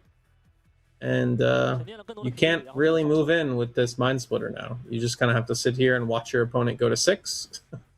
And I'm the Aurora player here. I maybe just scoop up my cards and save, 27 minutes of writing for next game, where I hopefully find an Aurora. So the best play we can have here is just a blind Dead Bloom or another Mind Splitter. Aurora players. Pushed in. Yeah. Like now the Hex Ray is going to look really good, generally. I think you should not, like, if you do the Aurora here, you should not scoop if you're, like, playing against a random. Because they can always misplay into your bullet time and you win off of that. But oh, for sure. Yeah. You know here the opponent is good. You might. Yeah. Okay, another Catalyst means you get to play a little bit more. I mean, next turn you could still Aurora, but it feels a little bit late. It looks like there's no Aurora in hand. It looks like that's just a called shot, which, I mean, you've mentioned before, a called shot basically can be Aurora sometimes. You are getting to look 4 cards. You just kind of go for it. It looks like there was Gust as well, which maybe can matter here when the Yordle pushes in. Yeah, I mean, I would expect a Noxious Hopeful followed up by a Hex Ray, so I don't know if this Gust is going to matter. If you yeah, that makes no sense. Were to want to trade with this Mind Splitter. That being said, it looks like we have Smokescreen as well as Stupefy and Hex Ray. So we kind of have the full gambit no matter how we decide to skin this cat. You can go in with the Yordle, they go to, bounce it, Smokescreen it, and the Hopeful can come in because it persists through the turn. We got quite a few avenues to kill this Mind Splitter. I think we're just kind of finding the best way, kind of mapping out, hey, they just resolved the Catalyst, so they can actually 1, 2, 3, 4, 5, 6, 7. They can cast a Punch First this turn and still untap to 9 mana next turn, which is important. So there's a world here where the Kaisa bricks, I was being, hyperbole when I said we should just scoop here, but it wasn't looking good. But this Mind Splitter will die. It's just a matter of how. There are ways that we could find ways to make it live, but I don't believe we will. The Time Warp is now drawn.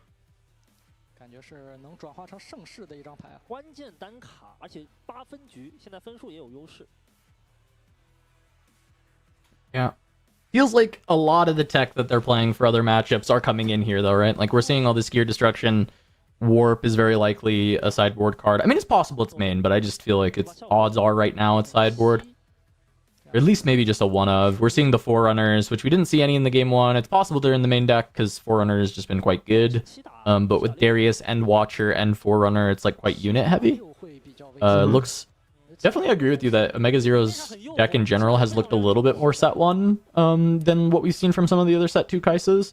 And that's not like saying that this is a bad thing. It just feels like the style is a little different than what we've been seeing. And it's possible that this is... It could even be just better right now. I mean, it's still playing like the singularities, right? Like, it's still playing some of the other things that are quite good. What is the point of the Yordle push with the Darius here? Because you're 7 on 6. Does this Is the math on punch first that Ray is going to be enough, or smokescreen is enough if the punch first comes? Yeah, okay. So if punch first, comes, happens it's and you 13 smoke down to 9, right? So right now it's at 6. Punch first would push to 11. Smokescreen brings it back down to 7, which would trade Darius. He wants to keep Yes. Darius alive, so he pushed the Right, so he pushed the Yordle, Yordle. yeah. Yeah, makes sense. 你的卡组当中是有可能性的，对吧？先打再问是可能性，直接走不开，只换一个。这样的话会 Broken tank keyword. 来到6分。 Yeah. Yeah. Broken it is- keyword. it That's is. why it's only on Yordle and Volley Bear, as far as I'm concerned. I don't know any other units you got. It's only on the 其实蛮贱的。 from the shields as well. 倒两个下回合 Yeah, and Doran Shield. I mean, it's on a few more units than that. It's on set. It's on a few. But, 下回合是9 Oh, okay. I thought you were okay. 2 My 倍的 bad. 话，我觉得 no, you're good. No, there's a few that have it. It's just very few are playable, at least in this meta. But no, the tank, very good keyword. Just very underutilized because it obviously doesn't exist in many places because it is incredibly strong. 但是现在急攻真的还来得及吗？ There's a card that has tank that I think will be a staple at some point, 放掉 which is Sinjao. But I just don't know.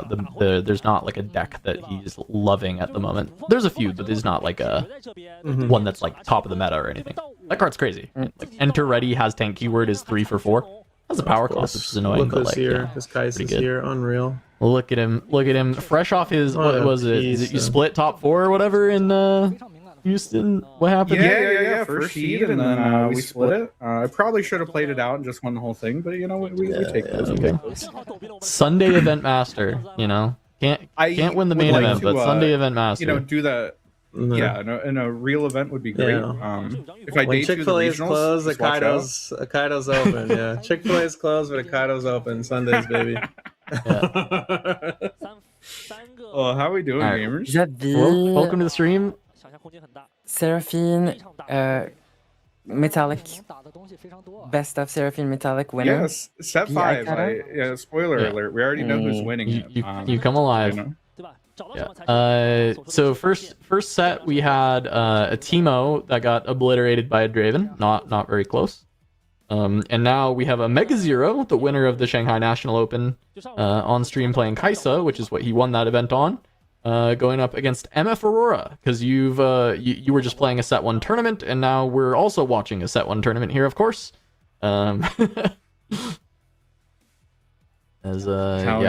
First game MF Aurora, you know, just got to do all the things that they really wanted to do. This game looks like it is ending in 5 turns, with Kaisa winning. So we'll see game 3. That's one of the 2 ways that this matchup goes. So seems about Yeah. right. Seems about right. Did we not take a time warp? Am I out of my? I think we mind? took the smoke screen there.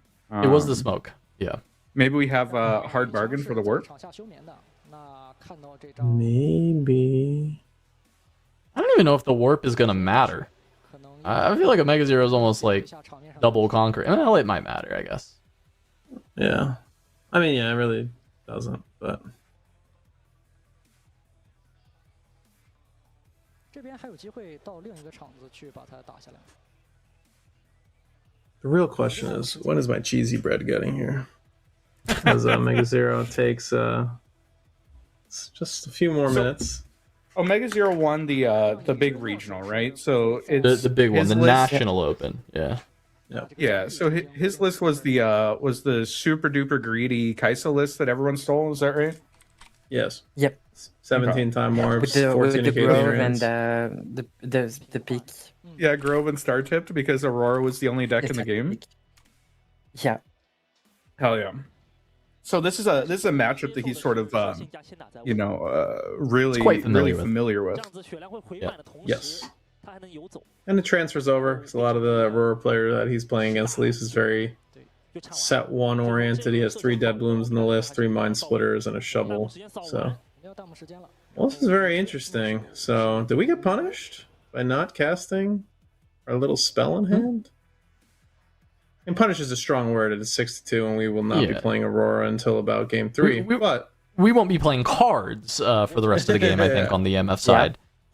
This is going to one rune, by the way. 起码可以把我们应该最后的场面给解决干净。对， Base? And runes are overrated. Who needs them? 解掉啊。 Yeah, I mean, our opponent I guess does so. not. I mean, we're going to 3, and to be fair, we're star tipping. maybe. So we're getting our runes back slowly but surely.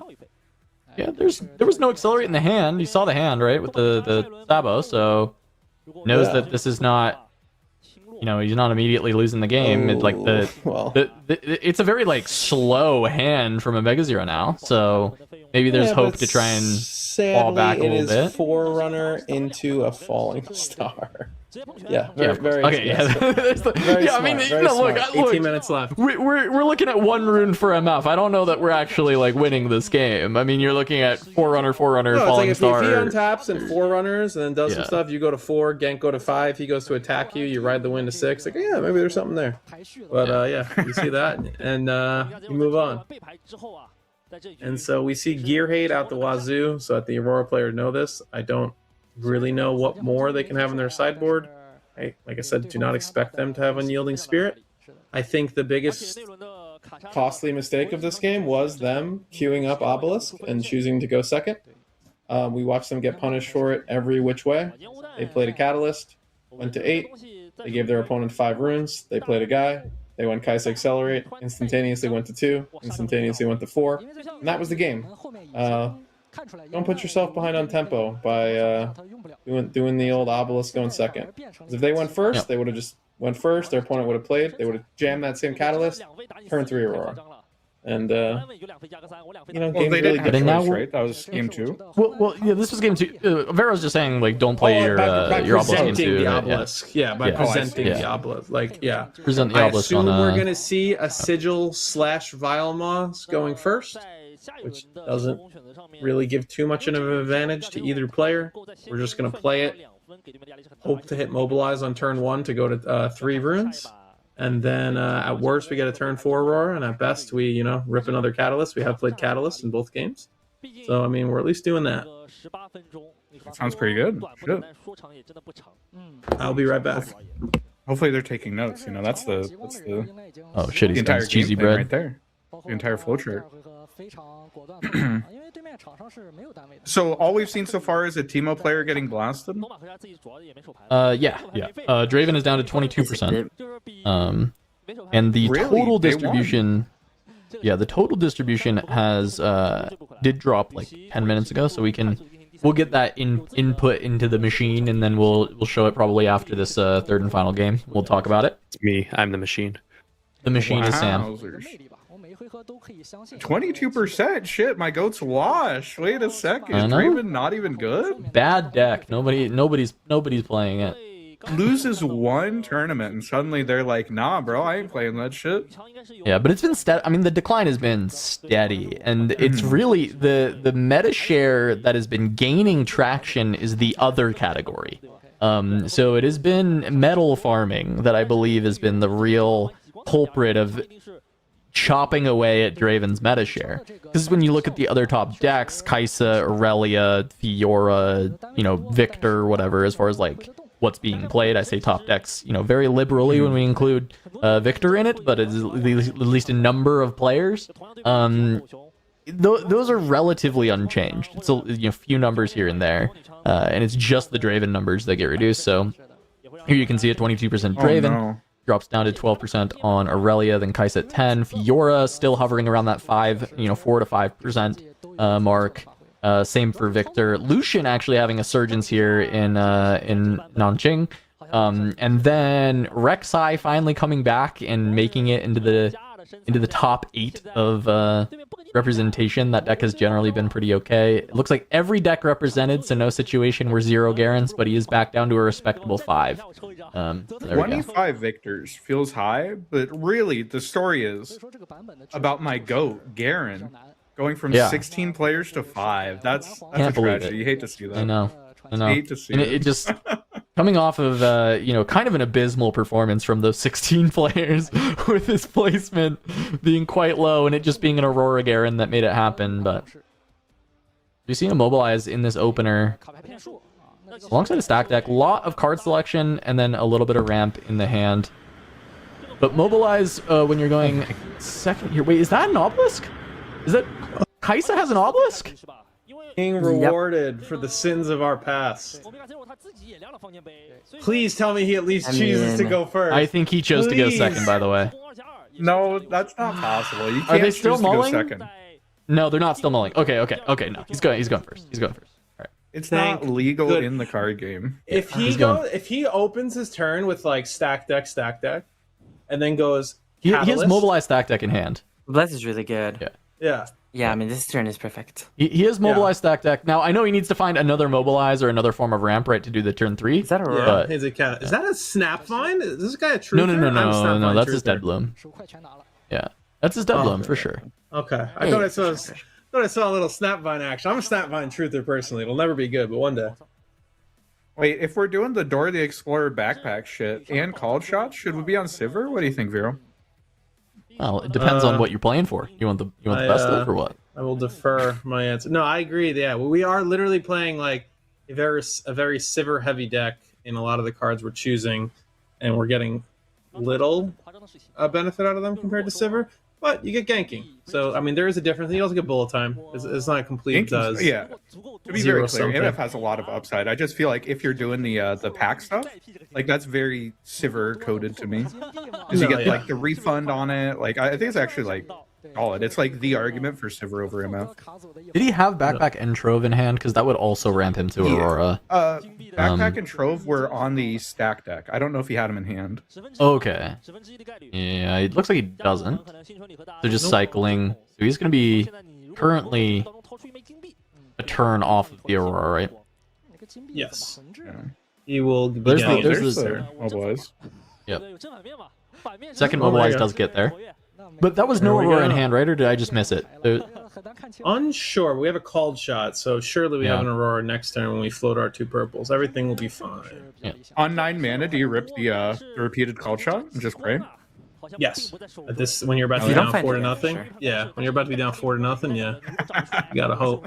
And yeah, we also have to hope we had a Mind Splitter for this Rocket Barrage. Yeah, that Rocket Barrage is...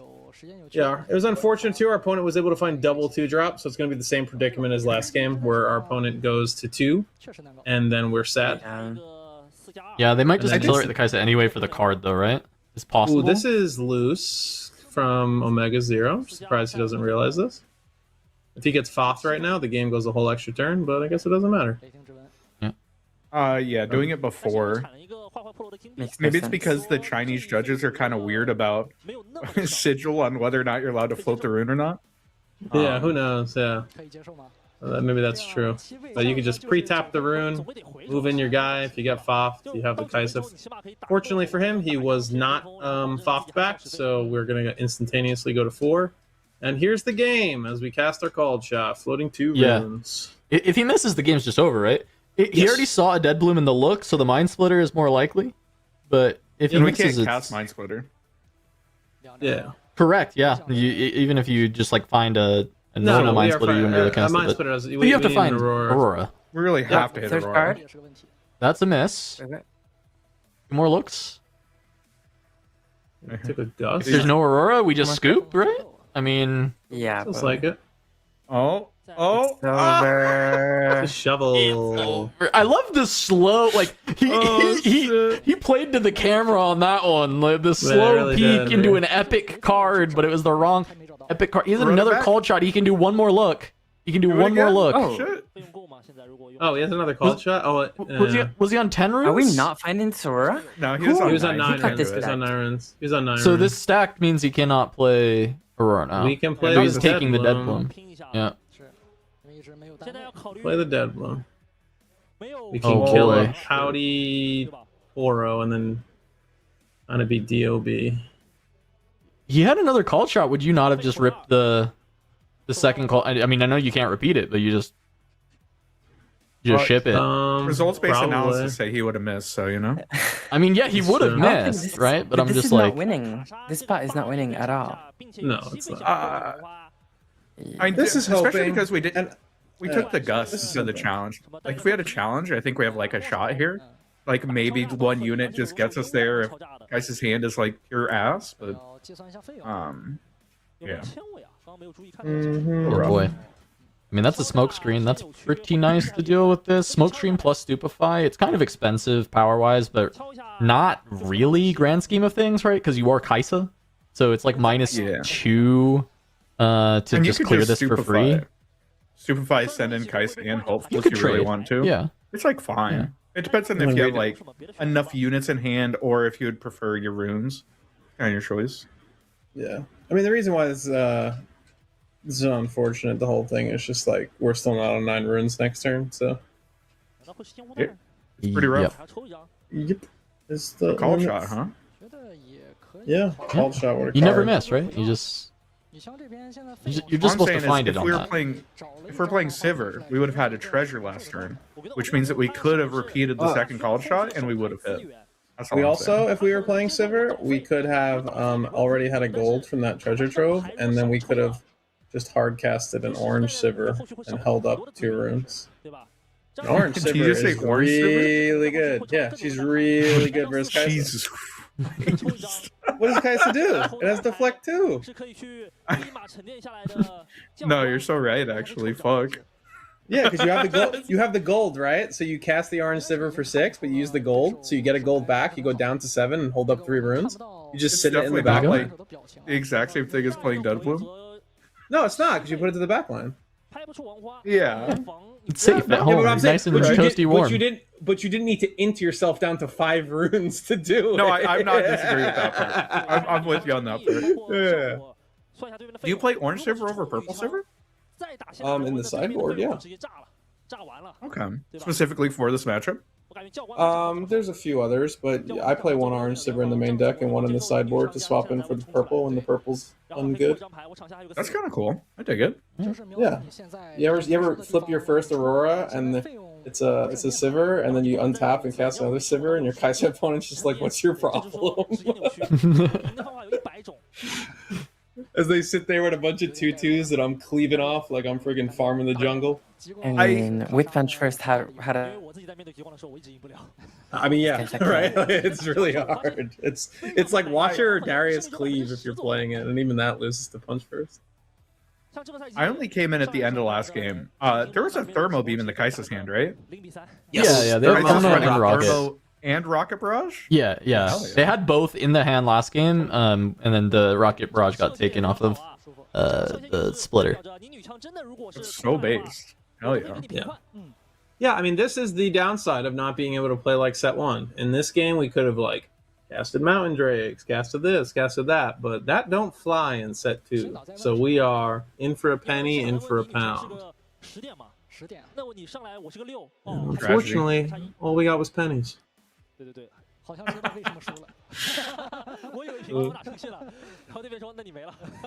Yeah, it's unbelievably cooked. I mean... yeah. Okay, -4 runes, cast Dead Bloom is very cooked, by the way. Yeah, the other issue is this fucking sigil. So, like, even if we accelerate MF, like, we're putting off Aurora for, like, 3 turns. 3 more turns. It's actually so... I mean, yeah. Our sigil, by the way. Yeah. I know, bro's just going to 6 points for free here. Now, hear me out. If this was a Vile Moz, and you had a good old girl with a boomerang, it's a much better battlefield. Well, also your Misfortune. So Vile Moz you can just gank from. So generally Misfortune likes the Vile Moz even more than the Sivir would. Can Orange Sivir hit at other battlefiils, or does she only hit in base like Yone? No, she can get whatever she wants. She can hit at other battlefields. Okay. Fun fact. Hey, you you want a fun fact? I was playing an Ornn one time for everybody noticing at home. If you read Orange Sivir, the damage she does is irrelevant. I've once swung 50 damage with 7 units on 2 Sonas and a Tiana, and then pushed over 38 excess damage and pinged the shit out of their Ornn. And they're like, that's not how that works. And I was like, read that card, big boy. You can I'm gonna go read that card. I don't know the last time I read Orange Sivir. What do you mean? So if you read Orange Sivir, Orange Sivir says, yeah, you're right. When you're you absolutely win a combat correct. and attack, you can assign the damage you overassigned to another unit. So if you attack for 50 on 2, you've overassigned 48.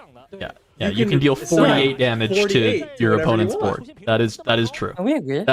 But you still have to pay for the defect, no? Oh, yeah, woe is me. I'll pay the flex 6 if you're taking 50. It exactly reads, when I conquer after an attack, if you assign 5 or more excess damage to enemy units, you may deal that much to an enemy unit. So you can... You get to kill one thing in the back row. You get to deal 40 damage to one thing, which in your Ornn example is hilarious, because you actually can kill an...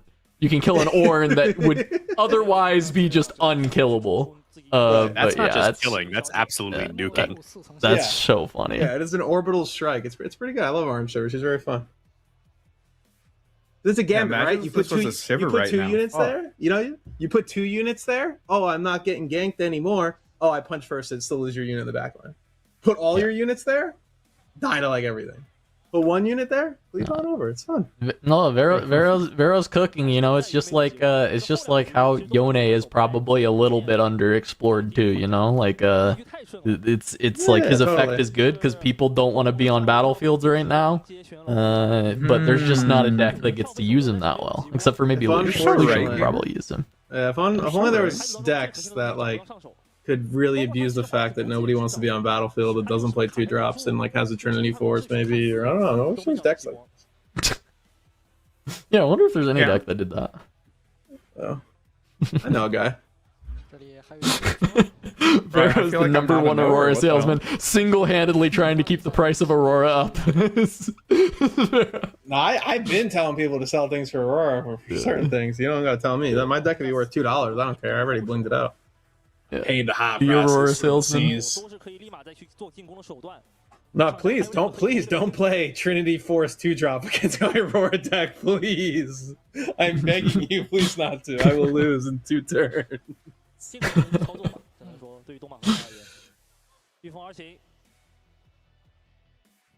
Yeah, with Guardian Angels and Zonias, you can double ping Guardian Angels and Zonias because the thing gets recalled, and then you can ping it again. This is abuse. Wow. Poor girl. Well, there's way too many hands on this board for this 3-rune. Yeah, he doesn't have priority. He just uses fucking action. He doesn't have fucking priority. Please stop. Like, let me just concede. He's like, you want to write down? We don't need to talk about this. We don't need to talk about this. He's like, come on. Unlucky. Yeah, I mean, it was this game. Like, we've been yapping because this game was over the second he didn't find Aurora off the call shot. Like, there's maybe a game if he gets to find the Aurora on the call shot, he hits Mind Splitter, he takes the gear destruction, and then we actually have like a game of Riftbound there. But you can get ceiling. You can get ceiling Barrow. I have to eat in between this game, so Kuvi, it's all you. There you go. So he made the tactical error of not putting a dragon in his deck. Is that right? Is that what we've decided?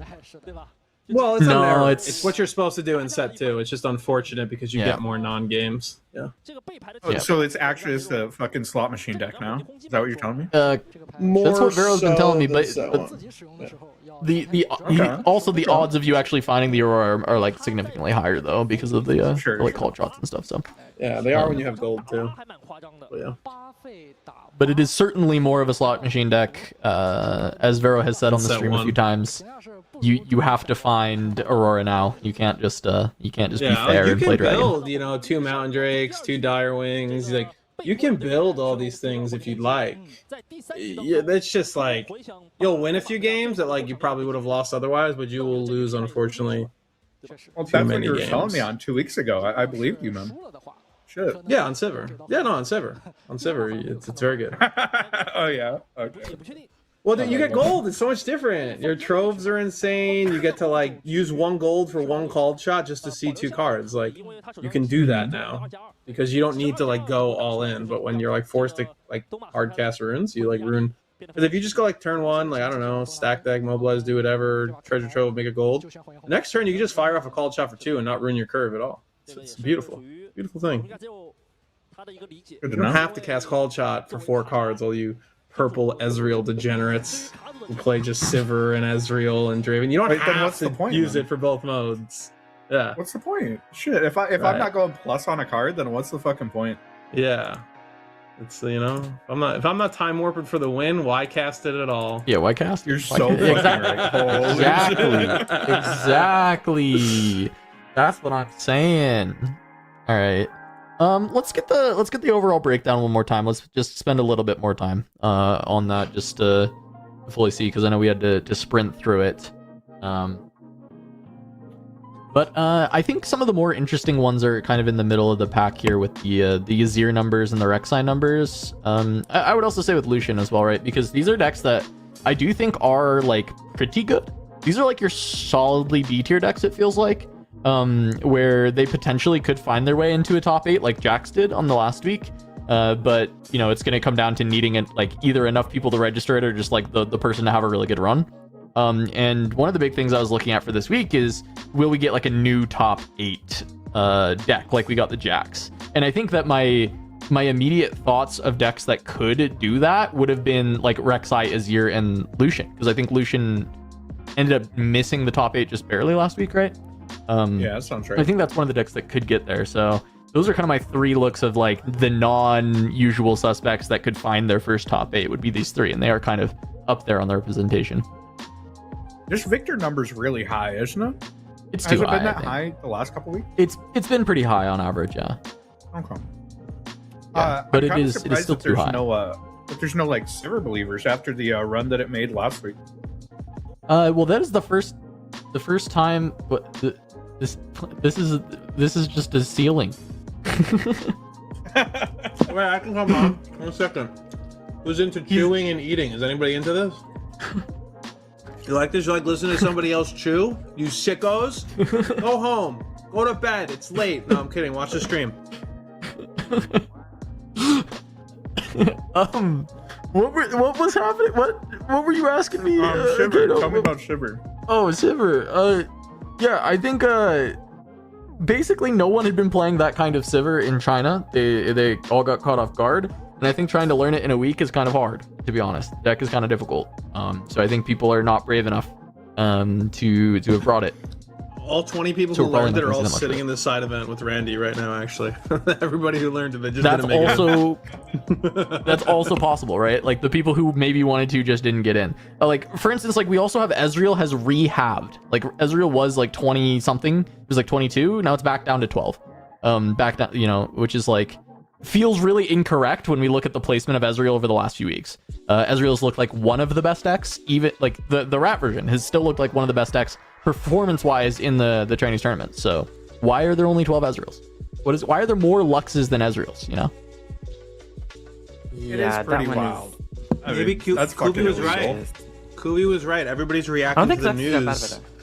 No, everybody's reacting to the news that set 1 heroes are no longer obtainable after set 4. Kuvi's right. Yeah, like actually, yeah. See? Actually. There you go. You think that's what so it is? more Origins rep because of it, but really, I mean, how much Origins rep is there actually? Like Kai'Sa is normal because this deck is still considered one of the best.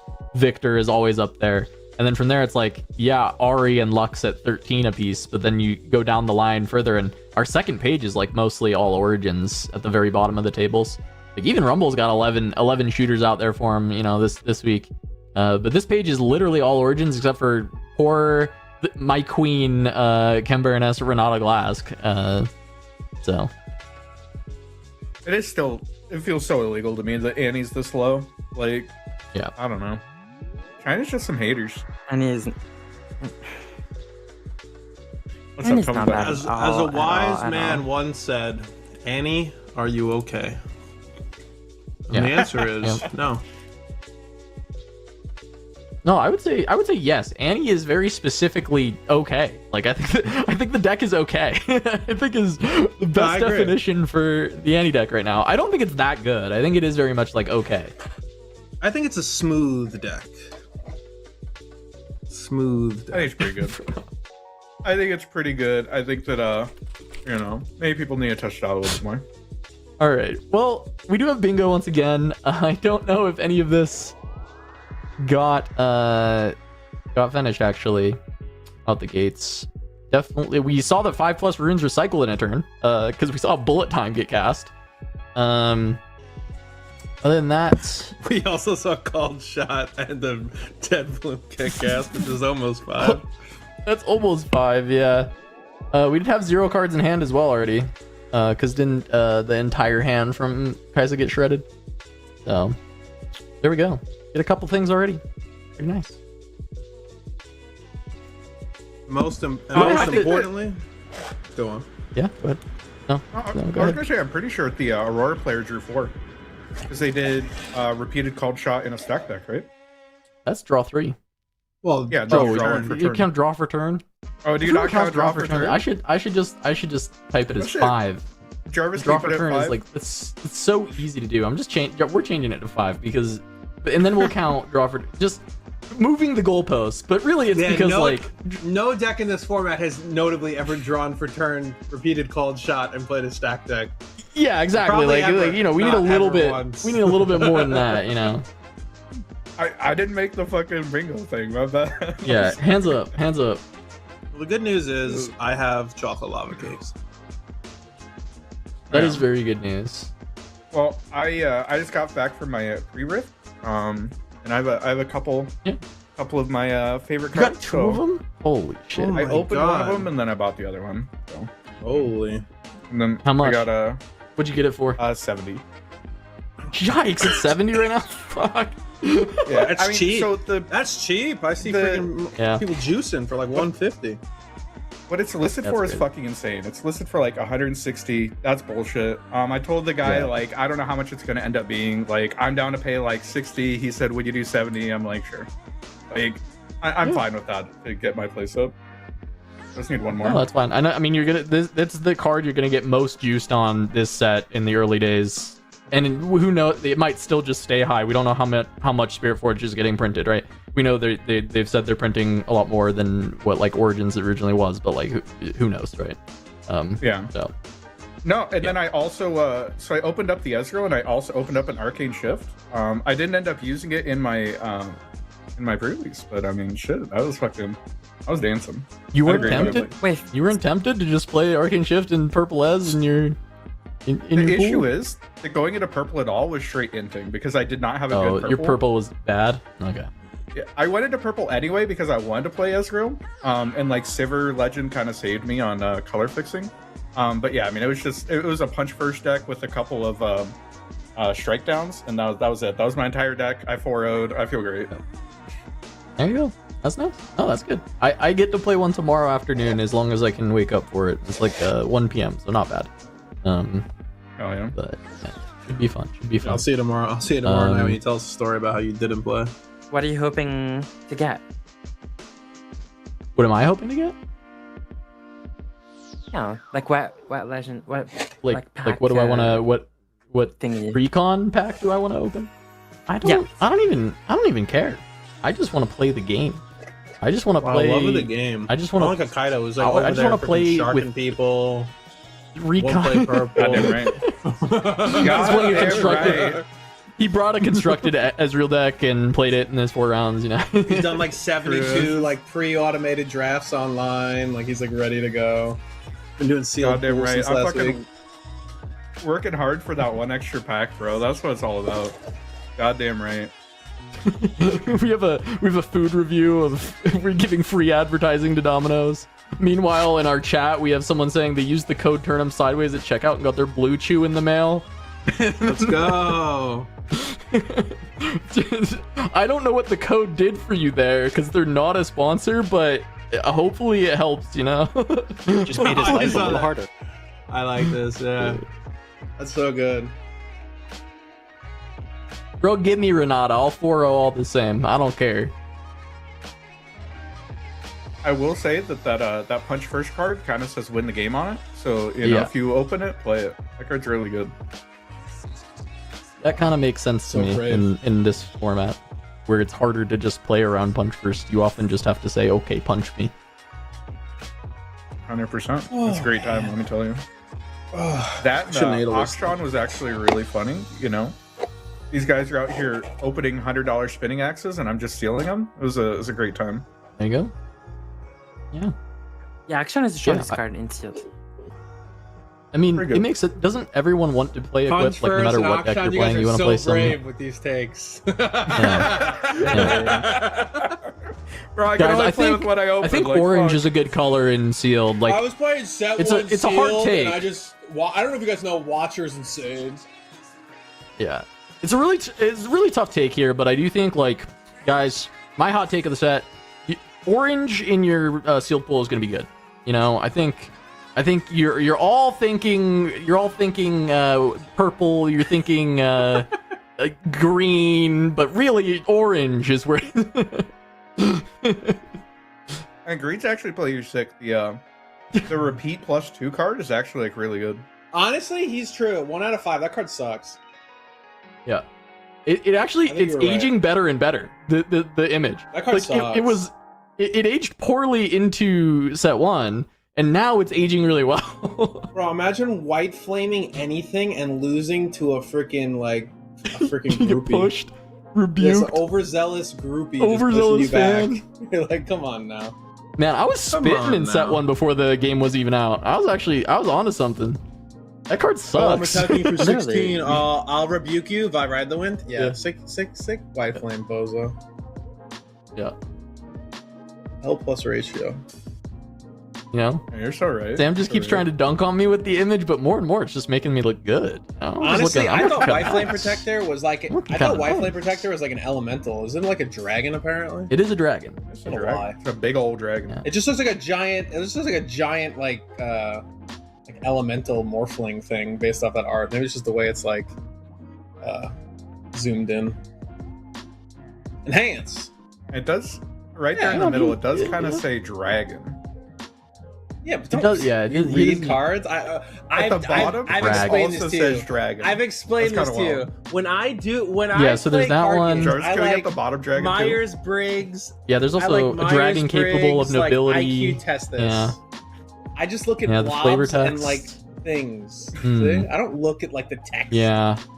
I'm like, this guy looks like an morphling elemental. He gives +8, and that's just in my mind palace. It's all ink blobs for me. I can't actually see cards. That's the real dragon right there. True. That's what they call me. They call me the dragon. Yeah. Dragging these reviews all over the stream. Yep. 100%. God damn. That's me, baby. Are you hitting any pre-release events, Vero? Probably not. I have a 1K tournament tomorrow in about, 11 hours. So it's an onliner for some people who do these type of things and run tournaments. No, it's a Teemo one, yeah? Yeah, sure, whatever you say. That one. And I'll be doing that. I've been playing in it. I paid somebody money. I'm on a topdeck.gg thing. I have no clue. I will be playing in it tomorrow at roughly 11:30 a.m. Eastern time. And so I will not be playing any pre-release events because, like Hoovy, I don't support my local game stores. Wow. That's kind of fucked up. There's just, like I said, there's so much product sitting on the shelves, and I just kind of want them to sit on it and burn a hole in them and really get them back for set 1. I personally, so I just don't go. I've given Riot my money in Legends of Runeterra, so I can afford. Well, it costs like $8.67 like French dollars to like buy all of the Runeterra cards. French dollars. Not cards, but I bought like cosmetics. Had to have the skins. Yeah, of course. Oh, that makes sense. What is the French currency? They're in euros. That must have set you back like a whole 2 hours of work to max out cosmetics in Legends of French dollars. Yeah, French dollars. French dollars. 67 French dollars. Yeah. Wait, one of the events that got announced is in France, yeah? Yeah, it's Lille. Yeah, are we all going? And we can crash at your place, right, Kuvi? Yeah. We're all staying at Kuvi's house. Okay, first of all, none of us have a say in whether we're allowed to go. There is a greater or higher power that speaks to if we can go there to play. And it is not God, it is the Riot merch store. That is true. That is you do true. have to They, you have to try and get a ticket. We'll decide if we're all going.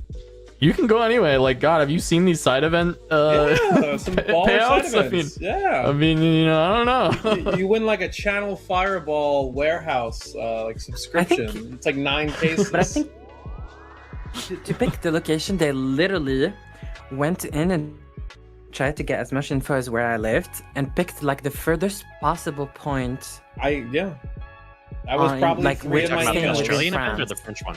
Both. Yeah. The French one. That's I don't think you can get further away Goofy's from crashing out about like taking a train for an hour and a half.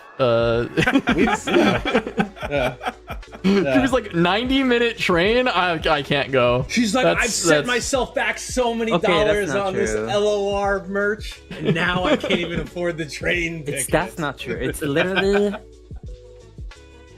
5 hours. 5 hours. Oh my god, you guys should invest in American high-speed airlines. The 5 hours is literally like the furthest point, like from the whole country. Basically. 5 hours is driving across Texas. Yeah, I mean, true. if I had to drive to fucking Vegas, it'd be like 3 days. Like, shit. Yeah, it would be for me. Funny enough, Kuvi going to Lille is me driving to Vegas. Like, that would be the same thing as if I just drove to Vegas. That's insane. Yeah. Insane. Yeah, you know, America, big place. If you need like a guide, you know. Yeah. A guide where? You don't even live near there. You don't even know anything about it. It's 5 hours doesn't matter. away. Every city in France is the same. What do you mean? Like, I live 5 hours away from state. I live 5 hours away from states I've never been to. I'm not gonna tour guide you in, I don't know, Wisconsin. Oh no, You wouldn't be able to do that? Like, shit. I mean, You can be a tour guide Cheese or in some Wisconsin? shit. Cheese, Green Bay Packers, Brett Favre. You got it. That's everything. Scandal I think that's it. Scandal Yeah. of 2013. I think Yeah, if you that's just what's Google there. all that, you'll be fine. Yep, that's it. The one We'll stay at Kuvi's the house most and we'll bad is- commute 5 hours to Lille. Yeah, there we go. Yeah. That'd be the real American Further thing than to a do. Yeah. small Victorian child has ever Yeah. gone 5 hours across France. Please. I want to go to the Spain one so bad.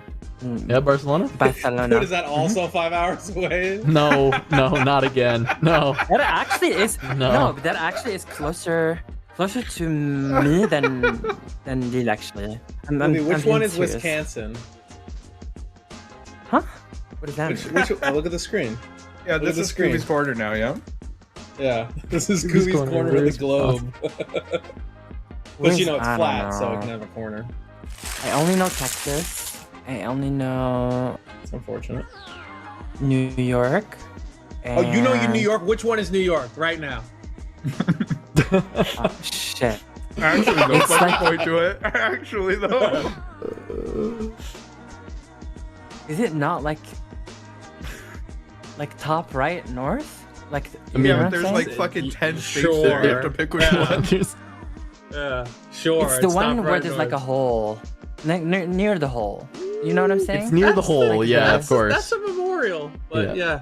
Yeah. I don't Whatever think so. Oh no. Tuvera. Jesus Christ. Wrong one, Goofy. Can't be saying that Oh stuff. my God. I know where California is, which is the only state that matters really. There's holes in California too. There's geysers, I believe. Yeah, is that right? I mean, that's Yellowstone. I don't know. Maybe that's the show Yellowstone. Are they the same place? The show Wait, and the national Yellowstone park. Okay, in now California? good. No, Show me- it's not in California.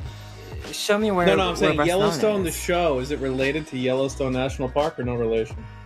I Any Yellowstone walkers? My bet is as good as yours, and I'm gonna go out on a limb and bet that the show Yellowstone has at least something to do with the Yellowstone the park. National Park. or at least the region the park You're is convinced in. on that, You huh? know? Yeah. No, Yeah. I mean, I saw where kind of lived last week in the mountains. He's pretty certain you're wrong. What I do know is they don't necessarily shoot there because I've been an extra on that show before. On Yellowstone. What? On Yellowstone? You've been to years and years Yellowstone ago. National Park. Damn. I've been there, yeah. But it's the thing. It depends if you count it, because in the edit I'm not in there, but I was literally hired to go be an extra and go on set for the whole fucking day, filming for 12 hours. And then I was never in the show. Didn't make the cut. I didn't make the cut. They didn't like me enough. Yeah. Me too, actually. I was also an extra on there, and they just cut me from the show. But I was there. It's the most common thing with any extra work, though, is you almost never are in the actual final cut, because they'll hire like 70 people, and you'll all be doing the thing, and probably like 6 people are actually visible in the actual shots. Yeah. What about the rest of the chatters here? How was everyone's pre-riff? I assume a lot of you are just coming in.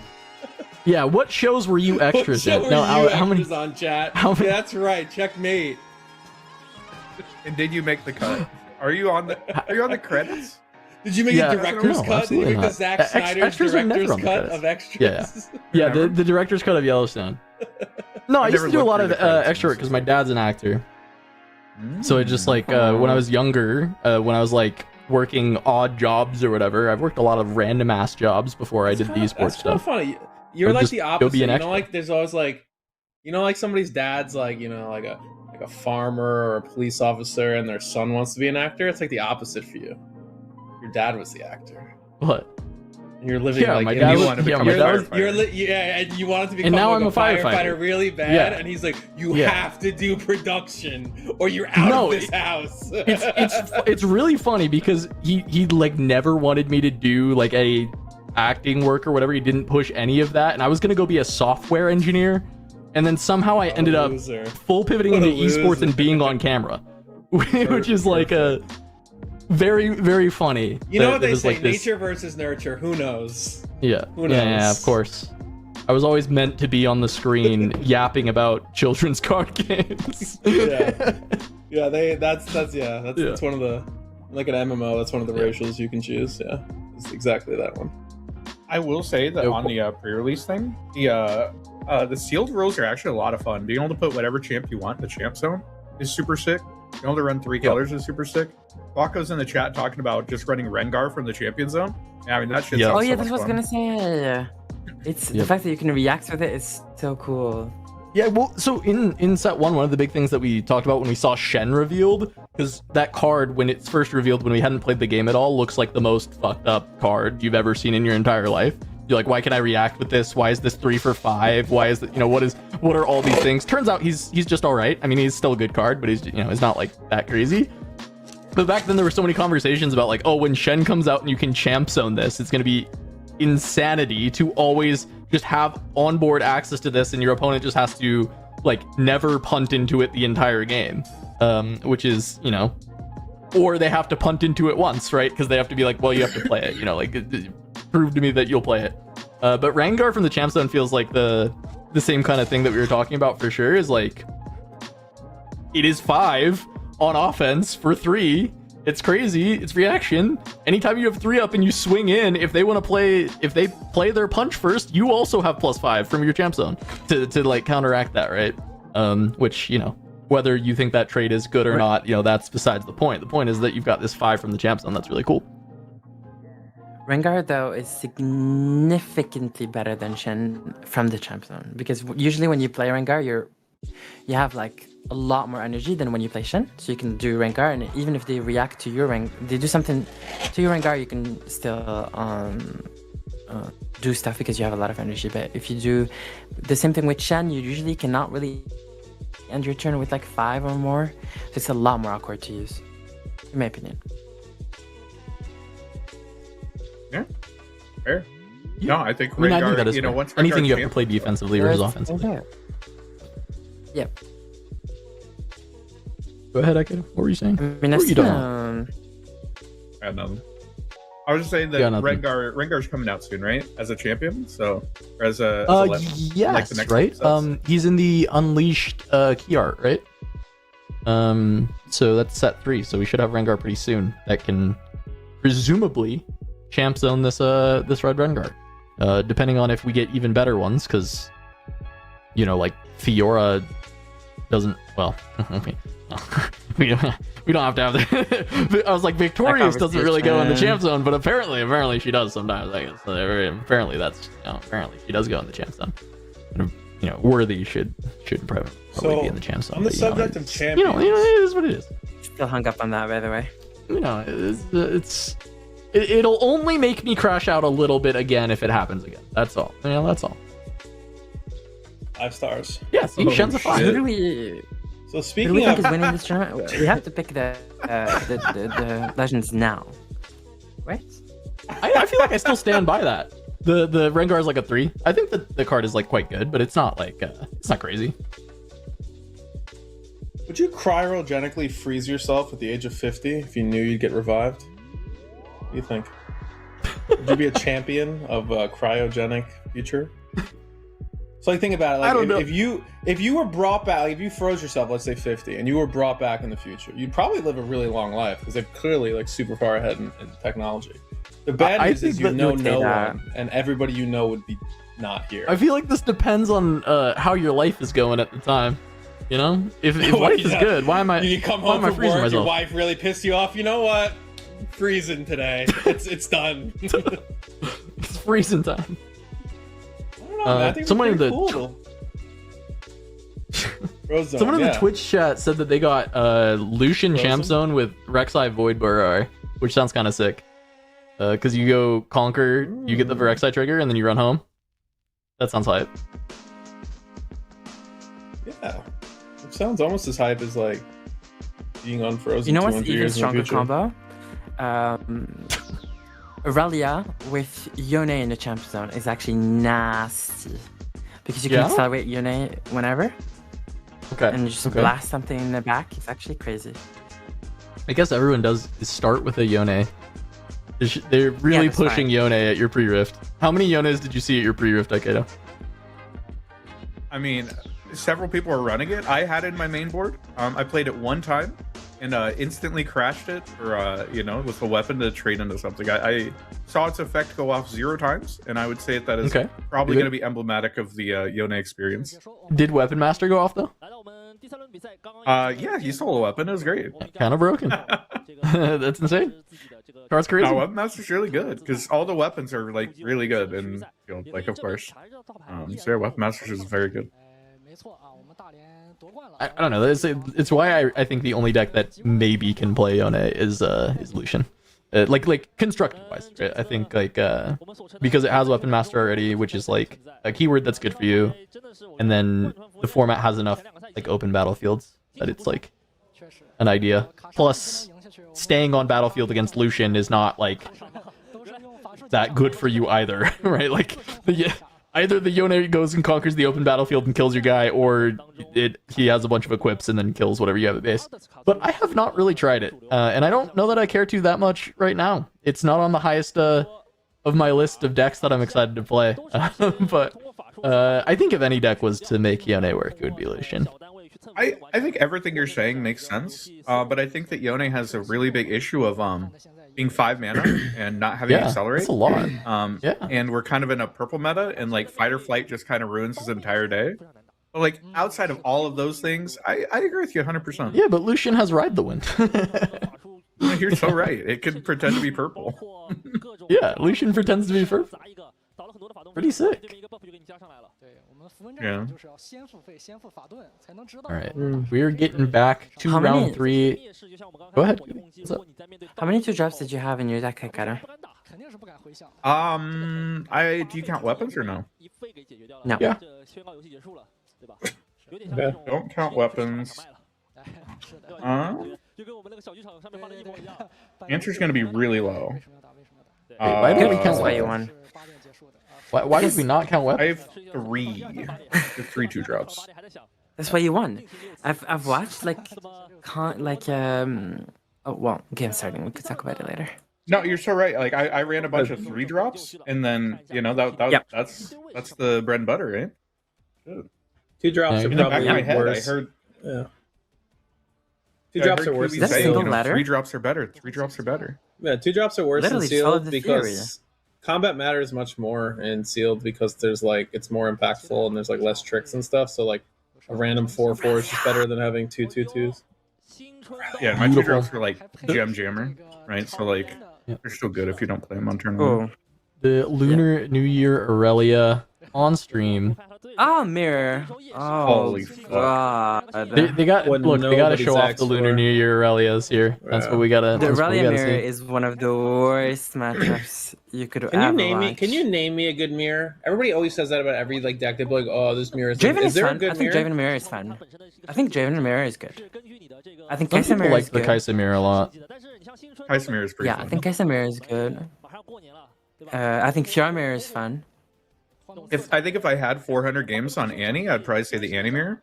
But with less than 400 games, it's fucking miserable when they cast Ride the Wind and you don't have one.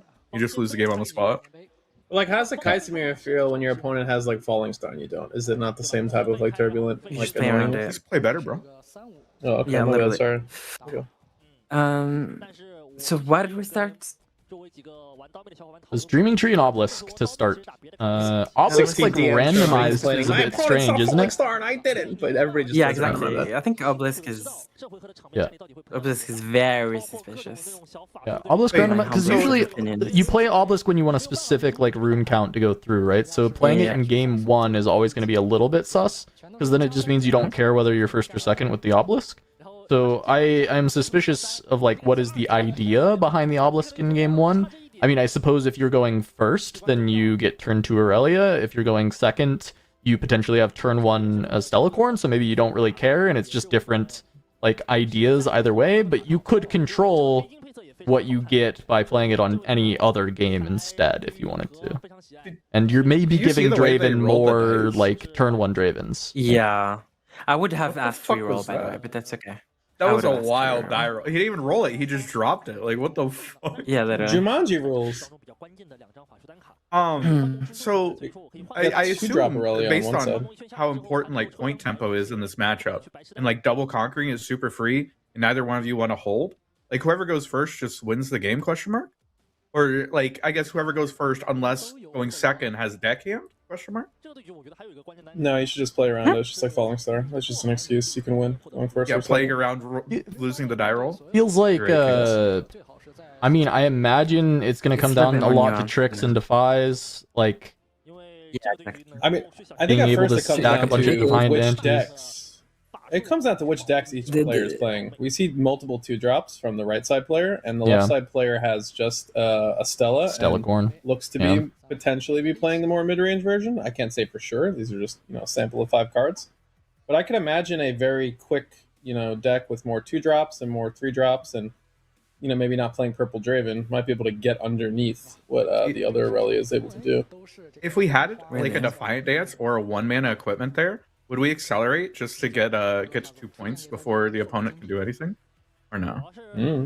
No, because the opponent can also do the same. Yeah, they can play Yeah, 2-drop I and mean- kill you. They wouldn't do that though. Yeah, they wouldn't do that. You just Yeah, play you around would it. play around it, I guess, right? I would. Yeah. I'm glad you From- understand. yeah. I would hide a switcheroo, and then like, what are they gonna do? This matchup, well, like there's gonna be one very tight, like back and forth that will decide the game. Basically, the person So who has you- the most tricks will win, and then will probably just win the game. Do you just ride the wind and conquer the second place and go home? Like, is this like, are we just get point tempo, go to 2? And you're I on believe trees, so. so I think it makes sense. Yeah. Yeah, you probably Makes the do most sense. because playing your Aurelia just kills your guy for free and blah blah blah.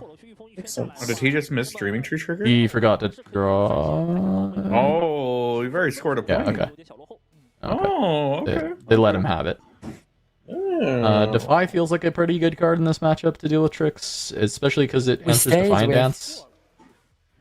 I mean, there's no reason to stay with Boro if you ride Doin then, because you could have just used Elephant and then the exact same thing and deramp the exact same amount. Yeah, true. You wouldn't draw, but I agree with you. I think if you're going to use the Ride of the Wind, why wouldn't you go home? Right? It feels like that's Ride kind the of the Wind is point. super good at going back. Yeah. We just gave infinity value to this fucking shard of True Eyes. Holy. Yeah. I don't think you're beating this ever. I don't think you want to contest this. I This really, is yeah, I just don't get why the super, Poro's like- not at home. It's just a lot of upside chasing here. We're gonna like try to do all these things to like stop our opponent. Oh, you? Holy Jesus. Oh, That I'm is so a lot down, of baby. commitment. This is extremely aggressive, but that's just a not so fast. There's Defy though. Defy. I mean, yeah, you're pot committed. Let's You just go, defy this. baby. You have to. Oh, that was a But they rebuke? also have one. Yep. Oh. Wait, what did I say about the back and forth? That's gonna happen once and the game? Oh my god. So he lost Sounds on the like stack back and and forth happened. the game's just done, right? He lost on the stack, game is over. Yeah. I literally said like one back and forth and the game will be over. Anyway, I mean this. I thought he I casted it was gonna another happen ride the after wind. I didn't realize he casted a rebuke. Holy mother of Christmas. Imagine Yeah, going up you to 2. just- Imagine just going up to 2 and you could back off, and instead you said, "Fight me now, coward."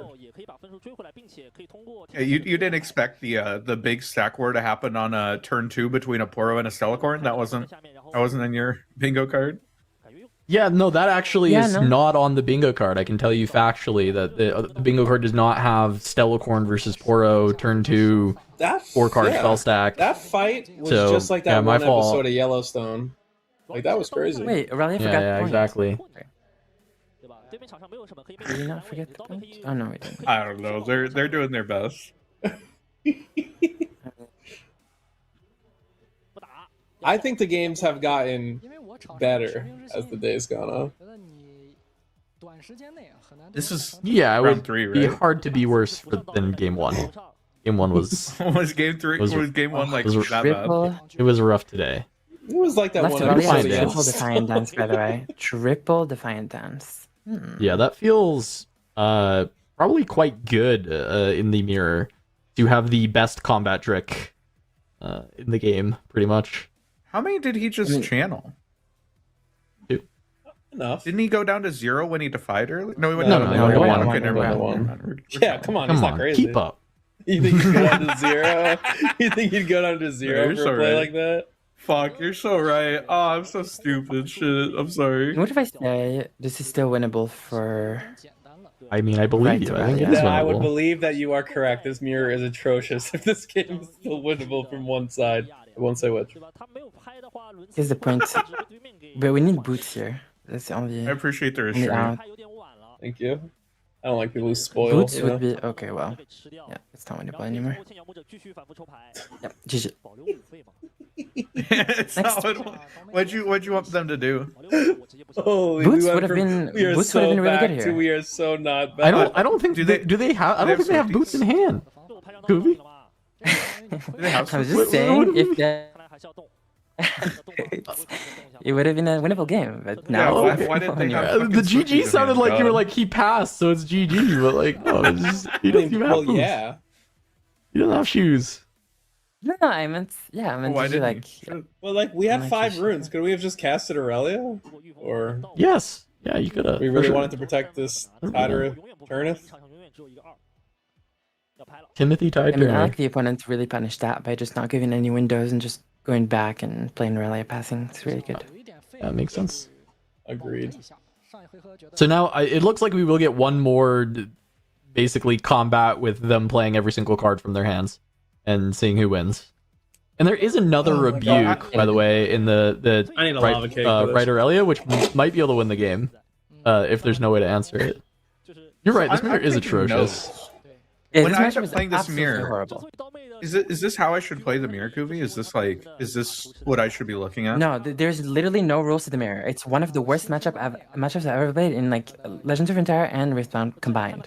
It's that bad. Like the huh? mirror is absolutely horrible, Why do you horrible, say that? horrible, horrible.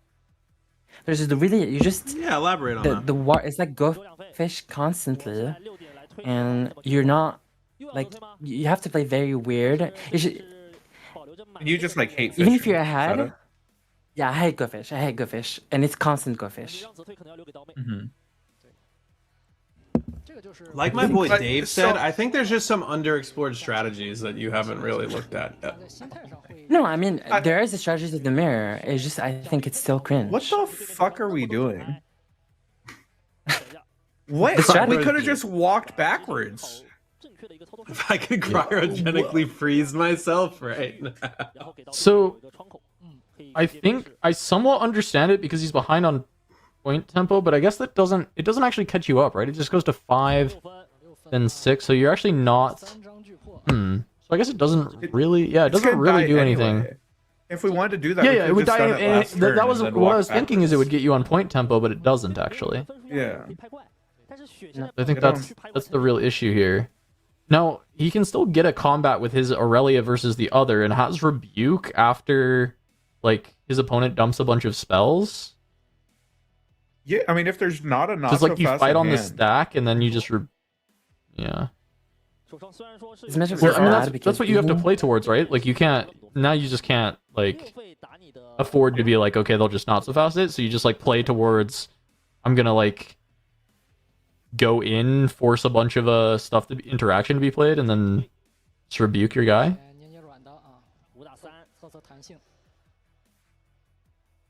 Yeah, this Aurelia just needs to hold.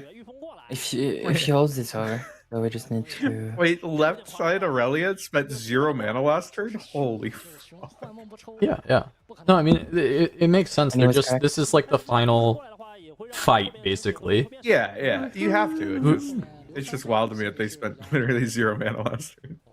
Oh my god. I'm so very confused. Yu-Gi-Oh! Wait, why do we keep playing cards? Literally.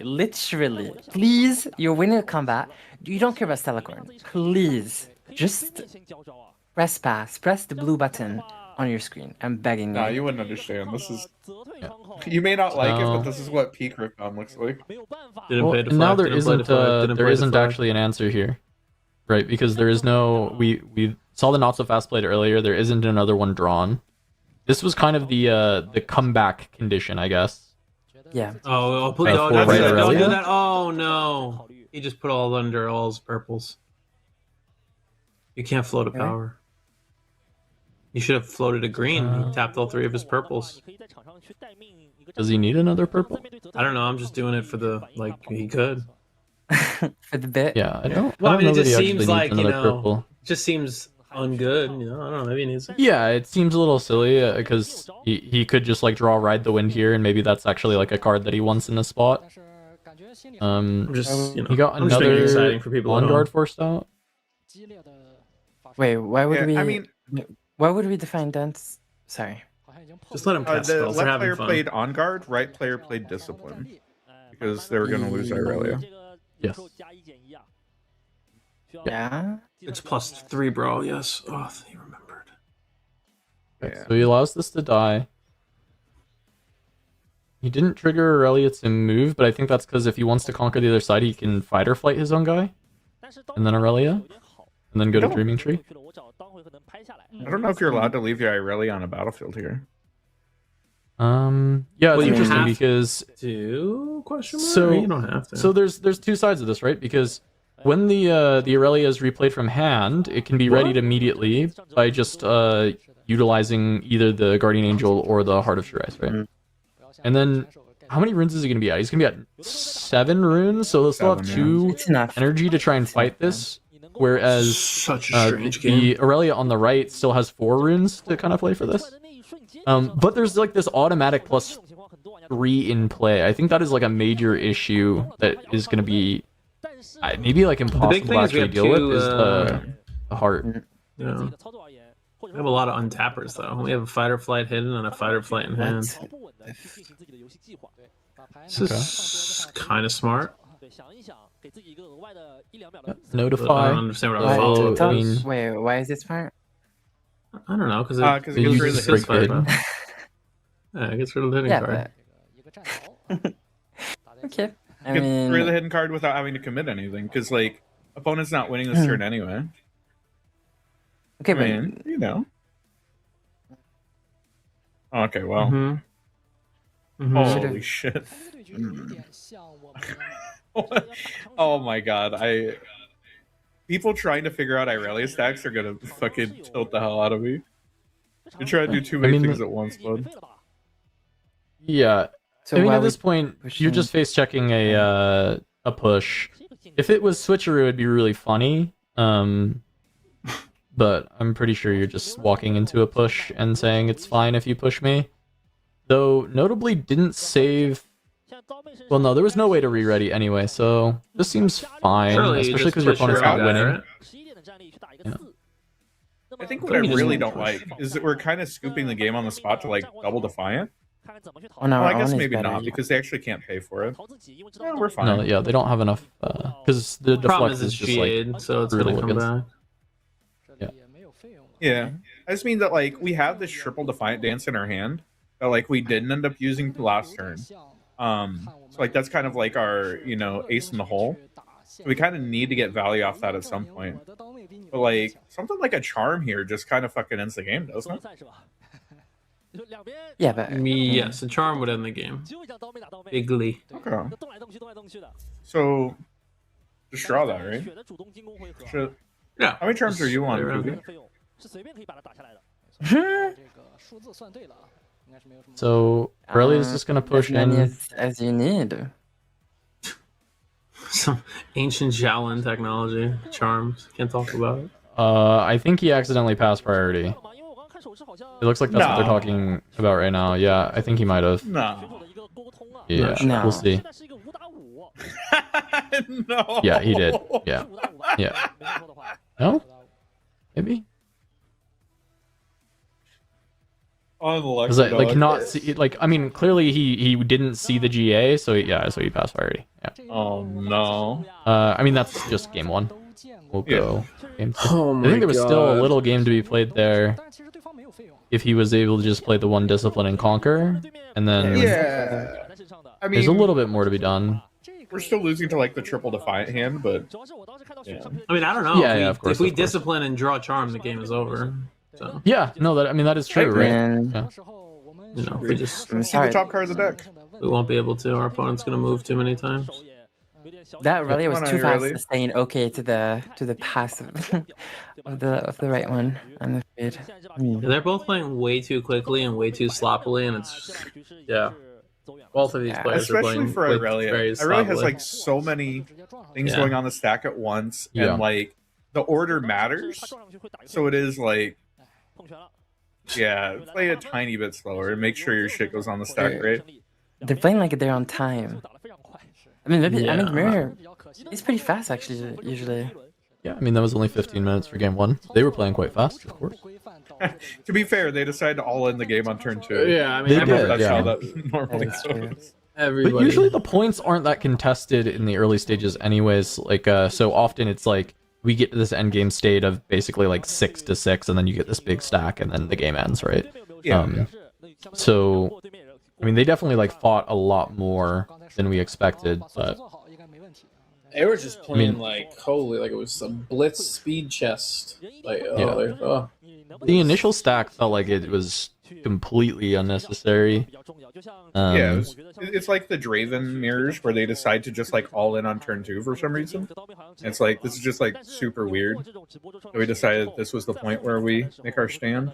Yeah, I mean, if you think you win that spot, then I guess so, right? Because if you do win it, then the game ends. However, I just didn't really see it with that Aurelia hand for that to feel like you were winning. I guess like when we think back to it, he had Rebuke with Defy backup, so maybe there was like this thought that like, okay, even if you have the not so fast, you're not gonna have not so fast Defy as your exact hand. yeah. And then the amount of tempo I'll get from this is fine. Well, no, I know, right? But like, what? It's like thinking about what 2-card hand ranges you're like willing to play around, and that spot he's not willing to play around. Not so fast Defy. I think the main issue is that It's like really loose, even in your right? best case scenario, right? Literal best case scenario, a Rebuke just goes through, you Right. bounce them, and then what? They replay Stellacorn. Like, did you gain anything? You gain a Would they have point, been able but you, to like, replay Stella 'cause in most They cases? untapped and then just like Yeah, they walked could have just Stellacorn pushed. forward. Well, they did. They played. Yeah, they could have. They could have just pushed Stellacorn forward alone. They played the Heart of True Ice, and then Yeah. so they wouldn't have been able to afford a Stellacorn at that point. But Yeah. I get your point. Yeah, I get your point. Like It just feels they, like in theory very they can just committal. push the Stellacorn because it's currently beating your 2-drop in might anyway. So Yeah, if they they just have, do like, that, what are 5 you, mana yeah, what are you open. gonna do? Your opponent has like 3 or whatever, or 4, and you have like triple Defiant Dance in hand and a Defy and a Not So Fast. Like, Yeah, no, of course. I'm trying It's like- to like I'm think trying to about think the of, like, reasoning best of case why scenario. Yeah, exactly. I'm trying to think of why he would do this, right? Because like obviously we disagree with it, but it's like, what is the reasoning? Why are we keeping the Lonely Poro there? And his thought, Maybe of like course, that has to tempo be is this. just worth it.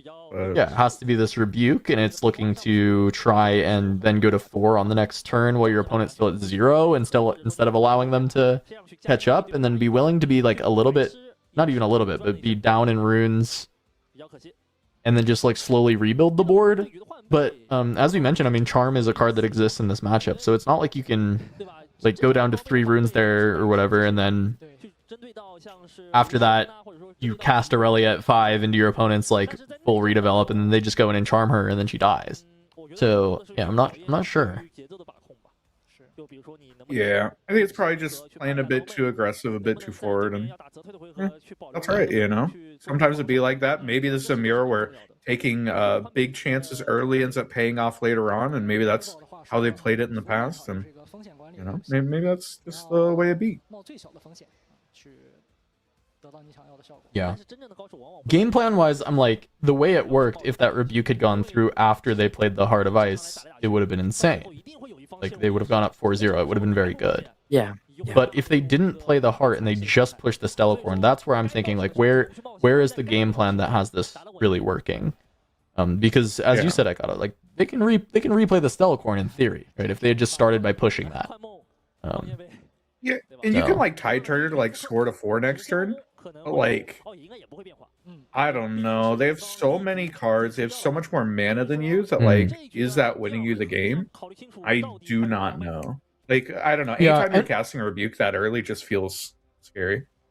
Well, and I think you've probably hit another part of it, right? I think having the Tide Turner in hand is part of probably what informed this decision. Of like, if I do stay, I am guaranteed going to 4 by playing Tide Turner and then pivoting, right? Without having to deramp further. It would just be, you know, I already have the unit at the base. I just go from there. I think it's like, it was probably like a misguided attempt, right? I don't think it was the correct line. But I'm at least starting to see where the idea is like this massive tempo swing rebuke, and then your opponent is always going to have to target something to... Yeah, they're always gonna have to at least be playing something. If they just re-Stellacorn and then target and go in, like, that is kind of tough. You might still have some buffs. Yeah, I don't love it. I'm not a huge fan of it, but at least I will say somewhat understanding at this point. I wasn't super excited about the Lunar Irelia package, but now that the Chinese cards are illegal, I mean, shit, you know, that was looking. You always could have played it. It was a legend. Okay, is it only the legend? Yeah. Yeah, you're always able to play. What else in the package? Is it just the legend? It's not like anything else. The legend, some like packs. I'm trying to remember what else, but yeah, the legend. I assume those sleeves that both of them are using. Yeah, the sleeves. Okay. We draw from removing? Did I miss that? From removing? From what? Okay, no, never mind. Sorry. Oh, you get some packs with greater hit chance or whatever. Like, was that true? Higher chance of getting like signatures and stuff like that. I mean, signed, overnumbered and stuff. That's kind of crazy. Oh, please slow down. Which is funny because usually I'm complaining about them playing too slow. Yeah. Did we even channel? I don't even know if we channeled this turn. We did, but we channeled them tapped, so it looked really weird. Yeah, okay. I was just... It's like our Tide Turner is still... I think most Aurelia players actually play pretty fast. Apart from me. Oh my god. So this does have a lot of the 2s. It has the Stellacorns and it has Draven, so it's actually quite a bit of units in the right side's version. And then 0 on the left side. We've mostly not seen that many 2-drops outside of Tide Turner so far. Ooh, this is big. Charm is so good here. Is it just gonna get defied here, or is it? Okay. Is there defy backup? Are we gonna draw? We didn't draw. We draw. Please slow down, brother. Wait, do we have a nervous Draven for in sure. hand? We do. Can we have go a Draven Charm? Is that just like, is that legal? We missed draw trigger. I don't think judge is allowed to draw. If you Draven Charm, I mean, how do you we have miss the enough? trigger? We're not even at 3 yet. Yeah, so now let's put ourselves up to 3 now. Draven Charm would be playing into a Defy for sure, because you're on 7. How bad is it into Defiant Dance? What's the math on that? So yeah, so Aurelia will be 7, Draven 8? will be 4, and so 7 to 6. It'd be And 8, No, it'd be yeah, 7 because into she's 7, ready. right? Yeah, if we Well, we want just ready, pet- yeah. Why we? End up just trading. Yeah, but we win when we trade, right? A trade is a win for us when our opponent has 1 unit, right? Yeah. I will note that the draw was a flash, so if being up 3-0, this is, I think, pretty reasonable to just concede the points and flash back. Also possible you can just like use your least impactful spell to try and force a spell, but actually that's not even going to be possible because of the boots equip. So Yeah, boots man. equip is going to be too big. So if you want to save these things, you just have to flash now. But flashes draw 2 cards. But why not during your turn? Like, you're just giving them one more draw to draw Defy. If you're planning on flashing, just flash right away. And maybe you're hoping for them to pre-commit something. I don't know. No, just gonna go for the here we are rebuke. again. Oh no. Wait, and we have to pay deflect? Deflectors in the chat? Oh, we pay the green this time. Look at them go. It's not as good here. The issue is she just comes back down. Is this Yeah. even good for us? She Yeah. comes back down, and yeah, she still has legend available. Yes. I don't know that it's worth the 3 runes. It slows her down a little bit, but probably not by a ton. Yeah, somebody's just been Now- PTSD'd from So, Annie or so something. what I'll say, what this does do, the positives on this line is you do force 0 to commit pretty heavily, as far as like the rune investment, right? They have to pay 5 runes to redeploy Aurelia. They have to then pay more to like push back in. If they want her to be no longer in this dreaming tree, they actually have to pay even more runes here, right? Because they have to pay 1 to ready Aurelia and then still target again if they want to retreat her. So if you flash back, you draw some extra cards, you'll have a lot of might at home, and if you want to re-challenge the Aurelia, I think this is like a decent idea for trying to get 0 to waste a Please bunch draw of from runes. Dreaming Tree. Please draw from Dreaming Tree. Please draw from Dreaming Tree. So yeah, this is the issue with flashing now, is that, okay, you get the fight, so you're losing both units, possibly. Oh, we didn't draw from Dreaming Tree. Oh, no. Because now this relic can ready and go to the Stellacorn. I think the other main issue with like the rebuke does end up eating some of their runes. Did he draw anyway? Based. So wish- you end up using their runes, but you lose your runes too, and you can't even deploy Aurelia on your turn, so it feels like you're committing Yeah, a so lot he too. uses Defiant Dance, he just taps all the way down. Wow. He's gonna ready. Wipe the board, yeah. Yeah, no, of Oh, course. this is correct. So this is good. Yeah, phenomenal. But, But then he's going to be completely tapped out and he can't move home. And we're looking at 6 runes on the other side, but even just play Aurelia, equip Aurelia with the Guardian Angel and untap her will go in and trade into the boots, right? So no, it actually wins. It actually 7 wins. to 7 to 6. yeah. Yeah, so it just kills her. And so this like forced tap out that you've done is actually going to allow you to get a kill on this Aurelia. Like it actually works. It's like it obviously only works if your opponent like does this line and like plays into the Aurelia, plays the Aurelia out. But the idea of trying to force a bunch of runes in response is like at least understand. I understand the concept he's going for. I like I'm not arguing that I think this is the best line, but this is what makes sense. Like this is the thing. Like when we're talking about these games, there's no point in just like bashing his line, right? Like why is he doing this, right? What is the idea? Like what is we trying to do? Block is crazy. Block is kind of sick here. Yeah, block is very good here. Right? This hidden card ends up like, but now we're down to a single rune on Zero's side as well. Yeah, I don't think Zero needed to commit a million runes to Defiant plus move over, but Probably not. you know, obviously ended up eating up the Stellacorn, which is pretty cool. Do we have a Defy? Do we have a Defy to like stop the hidden card? That'd be pretty sick. Yeah, the runes would be Xaxes, right? Oh, Yeah. Yeah. Can you? Except at target, right? What about Charm? Does Charm work? Charm The Stellacorn's not gonna work regardless, I don't think, even with the Define. I was wondering if Aurelia equip, go to Dreaming Tree, and then charm her over would work in this spot. I think we need... Okay. Because the hidden cards that they've seen so far would be Fight or Flight, which would not do anything against Charm. And then it would be Block, which you've seen, but Block only works as Defender. And if you get charmed over, you're the attacker. So that would have been a cool play to make, right? It would have been to play the Aurelia, equip, ready. This is very, by the way, extremely power heavy. This is another like recycle 4 runes turn. But then move into Dreaming Tree and charm over the Aurelia to kill her. What's the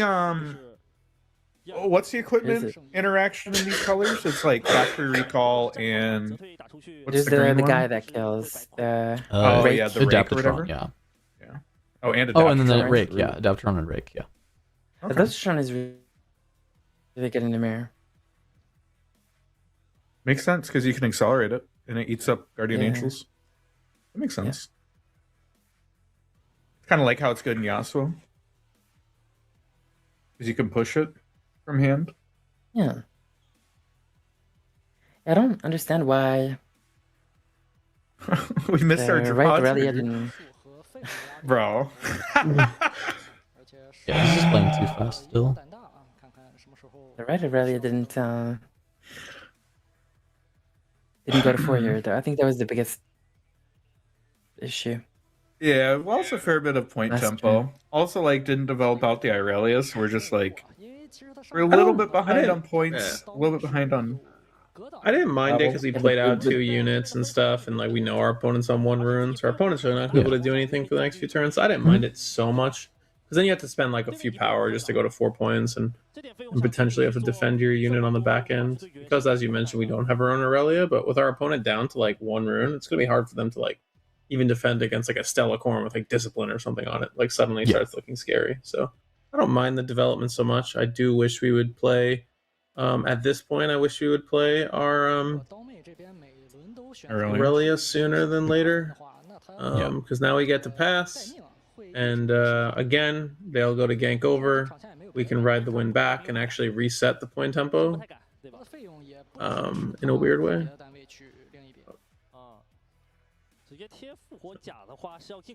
Yeah, I like the line you're talking about here, right? Because there was a Ride the Wind drawn, right? So when Aurelia ganks, I mean, especially, like, you don't have to run into this hidden card. Like, your opponent is really incentivized to go conquer the other side, right? Never mind. We're fighting this. Yeah, we're here. Okay. Oh, shit. Okay.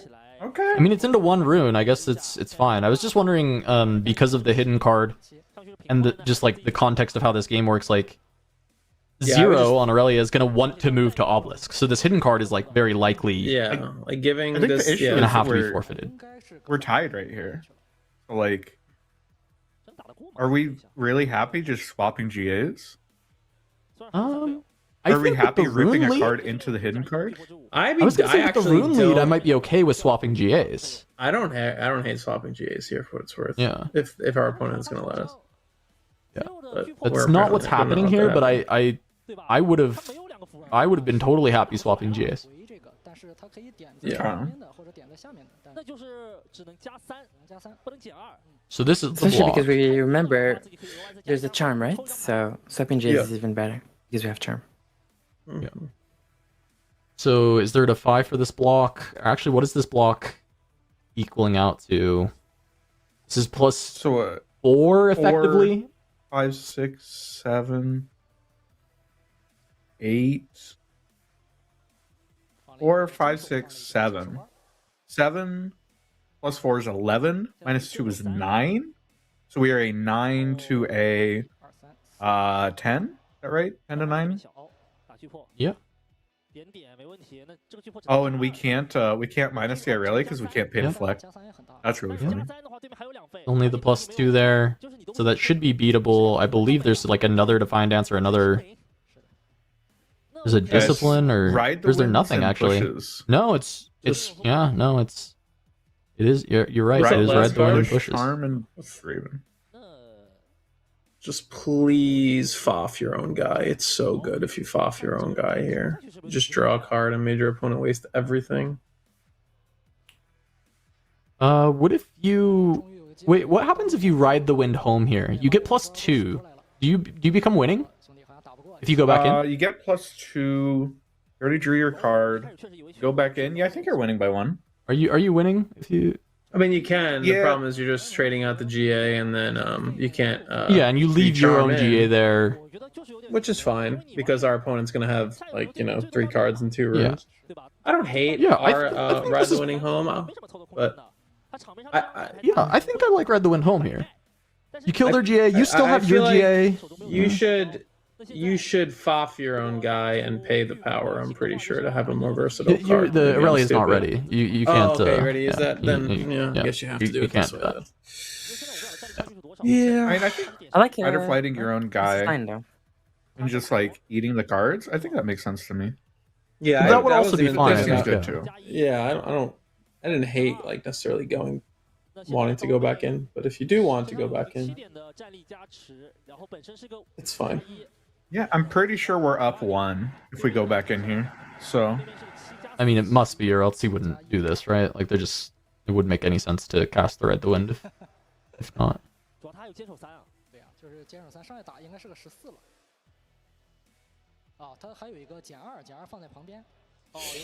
Yeah, I'm sure. I guess you want to get the GA out now before they're on lethal. So. Wait, do we need the Poro for this? Is that? I don't believe we I did. do not think that we need the Poro. And we're hiding the Poro, so he can't deal damage to it. I think that's smart.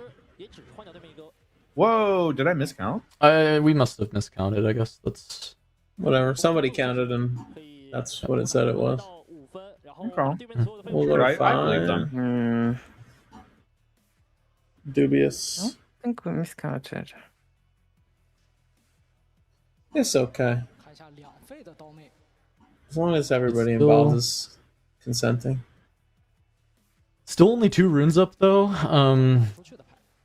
You can still double conquer, but once again, that leaves Aurelia completely exposed. This time, no GA. So it almost feels like you're not allowed to double conquer here, but... And I think that's maybe what we're seeing from going to Obelisk first instead of Dreaming Tree. If you were going to Dreaming Tree, or if you were gonna go to the Dreaming Tree, you would have done it first. Yeah, we're really hoping they don't draw a buff here, but that Defiant Dance off the top is...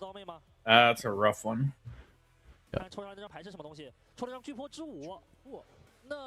Yeah, the judges hate this guy. He doesn't awaken his stuff. Judges are really...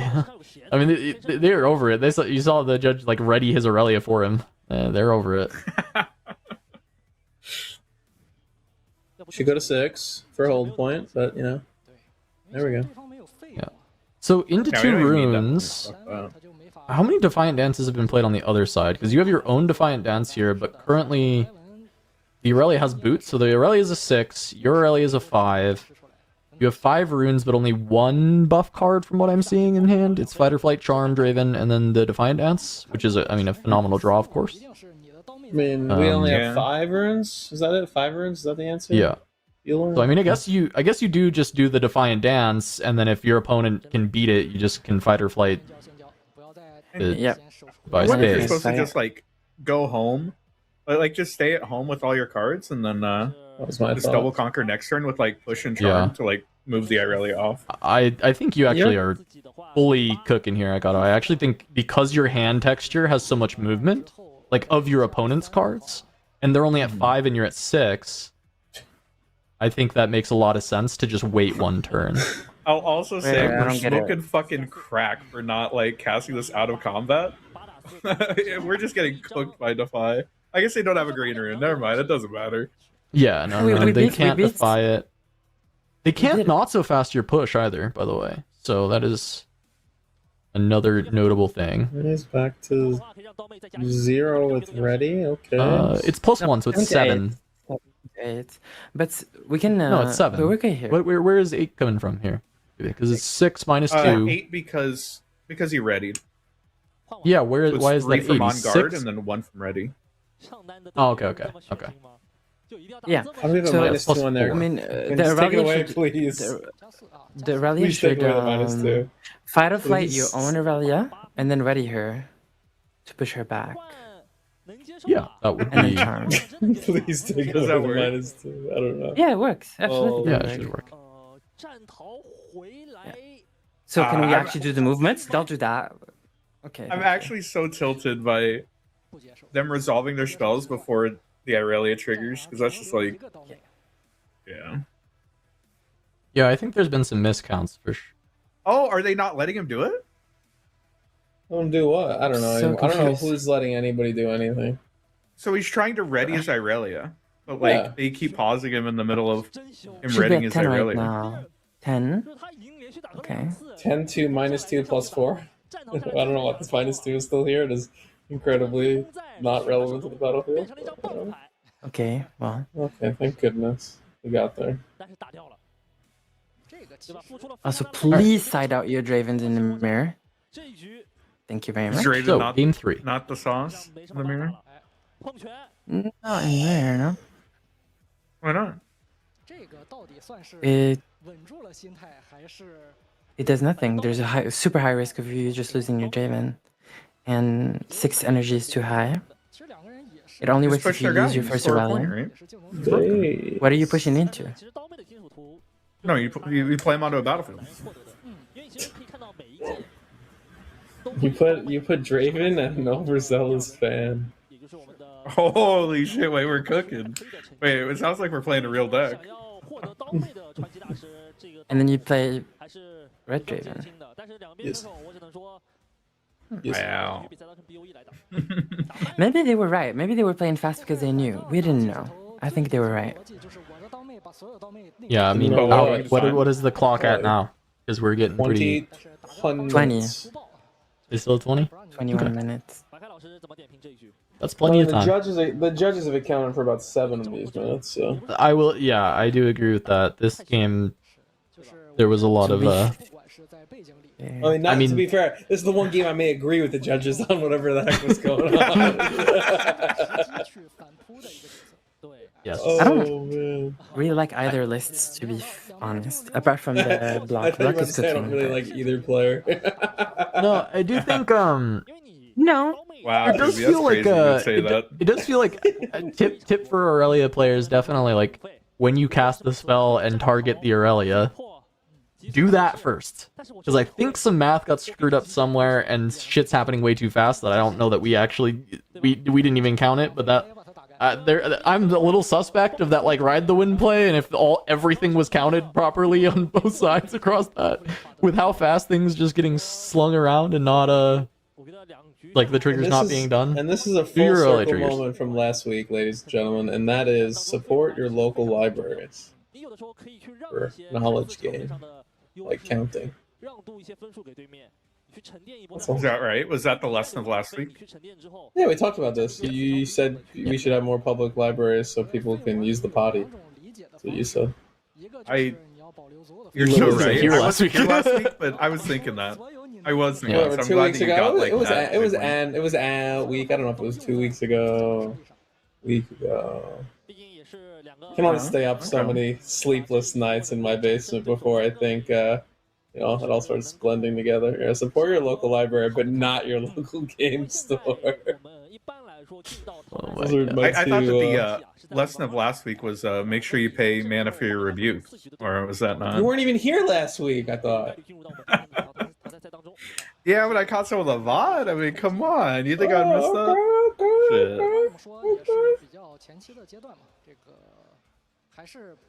Wait, you watched the whole thing? No. I watched like a little bit of day 2, like the second half of day 2, and that was it. You watched enough. I watched Jax be certainly one of the decks of all time. Yeah, it looked fine. And then It's not incredible, Jax but it is looked fine.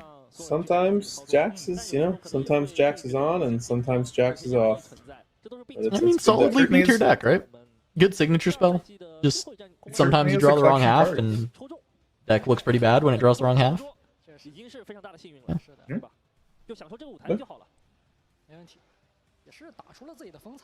Game 3 I will really say mirror. that I didn't realize that was how Rasa worked. That Yeah, no, I think most people didn't. Oh, the shovel Did interaction? Shovel get errated? So like, does Shovel No, like Shovel has banish never and then been play? errated. Or Yeah, Shovel has so never Shovel been errated. doesn't like banish then play. Uh, And like, why does Rasa cost 1 more? That feels weird. because when you're playing the card, it is no longer in that zone, I guess. Is the explanation that I was given. How cards go is cards go on the stack. You then pay all the additional costs that are go to it, and then they go, and then they immediately fall off the chain and enter the battlefield. People like to say you just don't go on the stack. Well, they actually do, and then instantaneously fall off and cannot be responded to. Yep. So. I'm taking notes. So it's no longer in the bin. But I think most people thought that it would just count itself, and then it did not. Holy, an Atlantis game. Look at this. Atlantis versus Atlantis. So many cards will be drawn here. This is Sunken literally Temple card's LOR really good. Worlds. Is that right? Is it not? What happened? This is the last Sunken LOR Temple. Worlds. Little Sunken Temple action. I don't remember what won last LR Worlds. Yeah, I'm not a mortician. I don't. I speak of literally dead don't know. I things. dropped out and I just disconnected. Are you just assuming that this is what the last LR Worlds look like? Had the Sunken Temples? No. I still played, but because Sunken Temple was everywhere. But, No, there is not this many people watching the last LOR Worlds. Don't worry, this is nothing like it. That's crazy. Holy shit, that's crazy. What the Yeah, I fuck? got all of it. One of us tells the truth and one of us only lies. So Stellacorn is not as good. Stellacorn is not as good on double. Wow, deckhand. Oh, mirror Let's go. breaker. I mean, really though, Win it the just game now.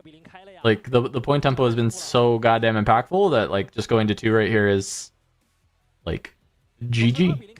It feels like it's actually really important. Especially if they're going to play this many Obelisk games. I mean, shit. The deckhand should probably be in, huh? Seems pretty good in the mirror. Yeah. You're Then good. you like draw Siren here and then, just fucking score to 3. So what?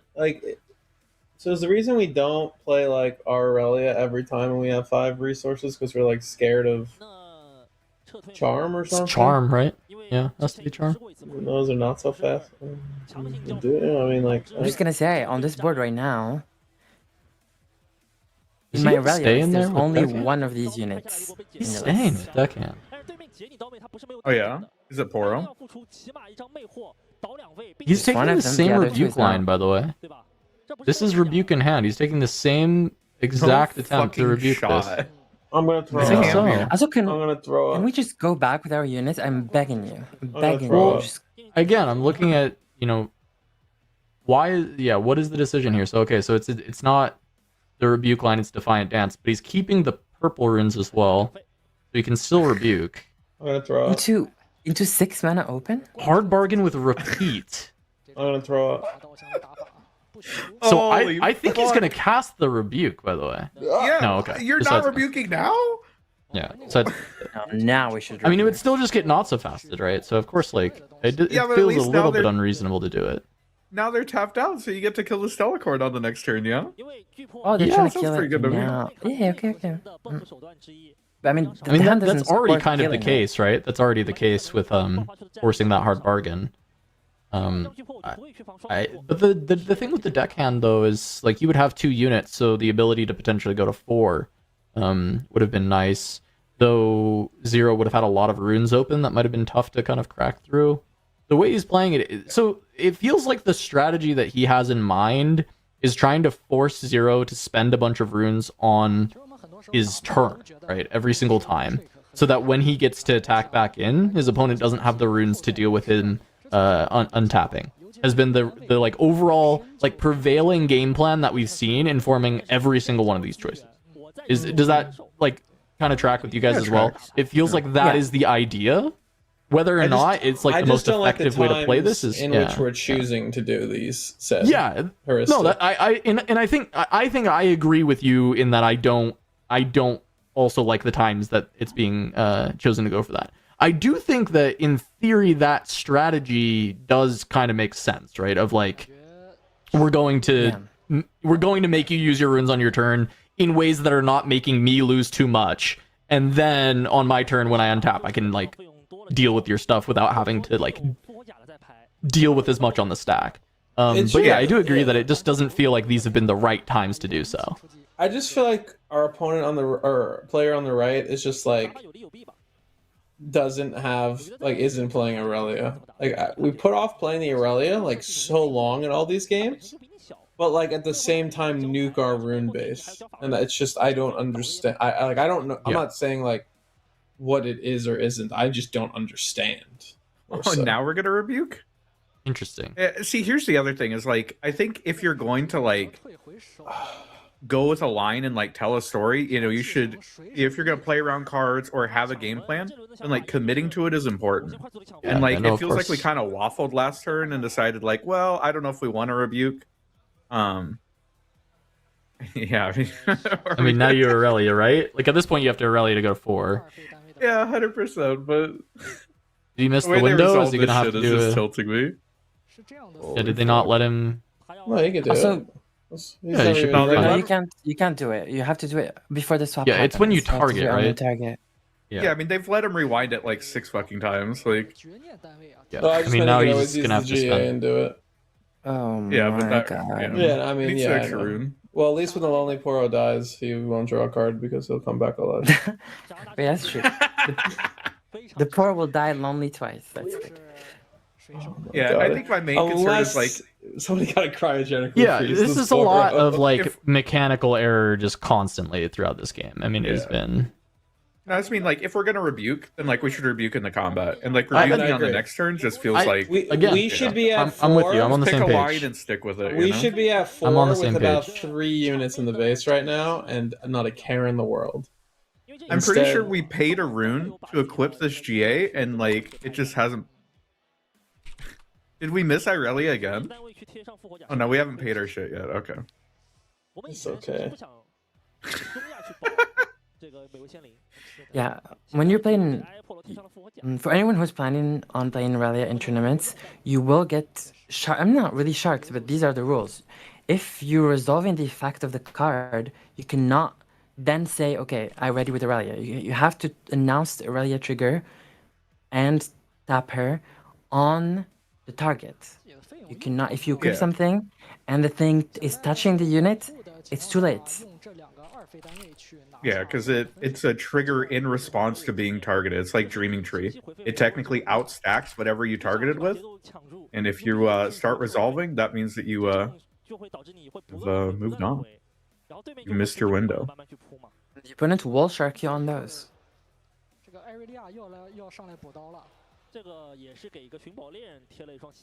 And I love the battle of the instants and then remembering what game we're playing. The reaction. It's so I feel like this has always been like one player has 0 runes and the other person has 1 billion runes. And, but the person who has no runes has more points. And it's kind of like that, basically. They are losing. I mean, when they're on the 0 runes versus 1 million, I mean, the game, they are losing. Like, it is just not. Yeah. It's always...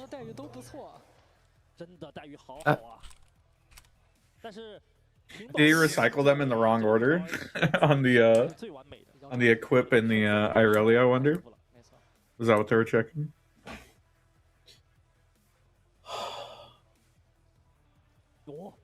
Yeah, at this point, I mean, I think the judges are a little bit sick of it because I understand they just want things played very properly on the feature table in China. This has just been, they've been very consistent about that for the entirety of all of these regional opens, and this is early in the tournament with 2 players who seem nervous, I would say. that are making a lot of mechanical errors, and then the judges step in, which probably makes them more nervous, because if you're playing and then your every move is being watched like a hawk by a judge sitting on the table correcting you, I would imagine if you were already nervous, it would make you more nervous. And it has resulted in some of the gameplay of all time, I will say. Certainly has been what has been happening here. What these players what these players need to realize is, like, in order to stay calm on stream, you have to, like, pretend everyone at home is watching in their underwear, you know? Yeah, and most of us are. Yeah. Okay, stand up. I know I am. Holy shit. Hey, what's up, Charmer? I just thought I'd show up in my underwear. Yeah. As one does. As one does. Glad to hear it. It's a very long underwear you're wearing. Vera. Oh, these are pajamas. These are my old man pajamas. Let me see if I can lift my leg up even higher. There you go. As high as it goes. Alright, so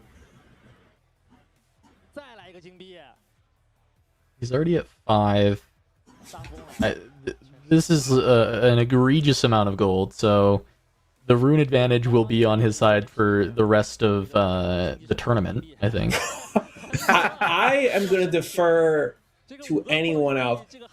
Why has neither player played Aurelia yet? Do I know nothing about this mirror? That card's bad, bro. Why would you even play it? Shit. Ask and you shall receive.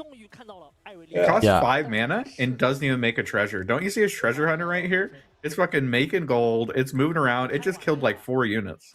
Why would you even need it, really? There has been a distinct fear of charm. Casting. Yeah, it's like we've had like 6, 7 mana on the right side. Never casted Aurelia. We've had like 6, 8, and now 9 mana. And I assume it's going to come down now. But my god.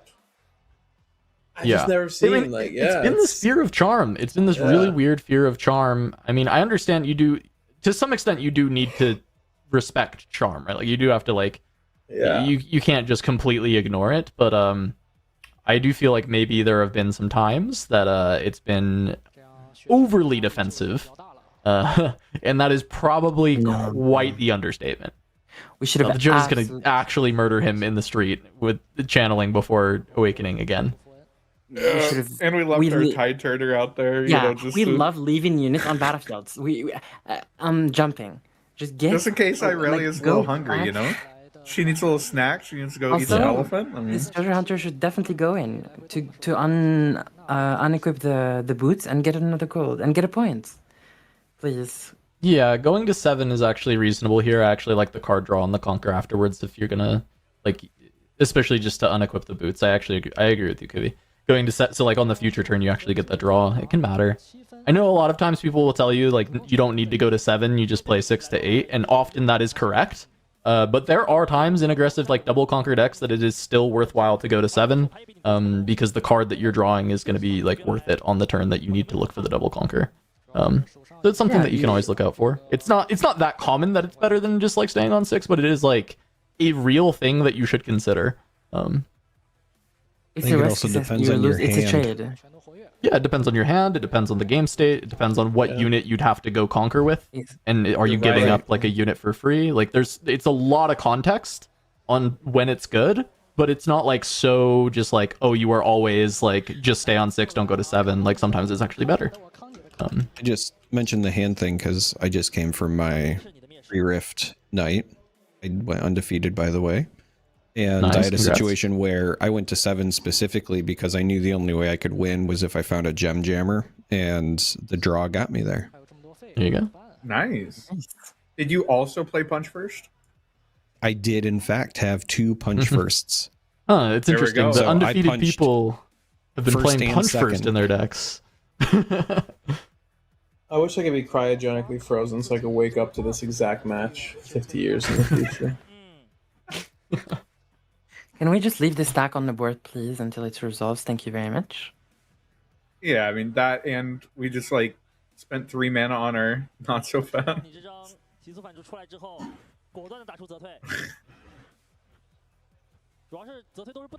We're also Whose turn is it right now, by the way? Is it deflect. Zero's turn? It's Zero's turn, right? Yeah, it's Zero's turn. He's It's just trying to get rid our, of the it's Irelia. our turn. Wait, that right, the wind will. Yeah, Yeah, Flash Flash does is right, not Owen. save you here. It's okay. Yeah, Oh, it's we have a okay. ride No, the it wind. has it best. We have right Oh, now. he has a ride the wind? Oh, okay. Then never Yeah, mind. It actually, Flash is a great idea here. Love it. Love this idea.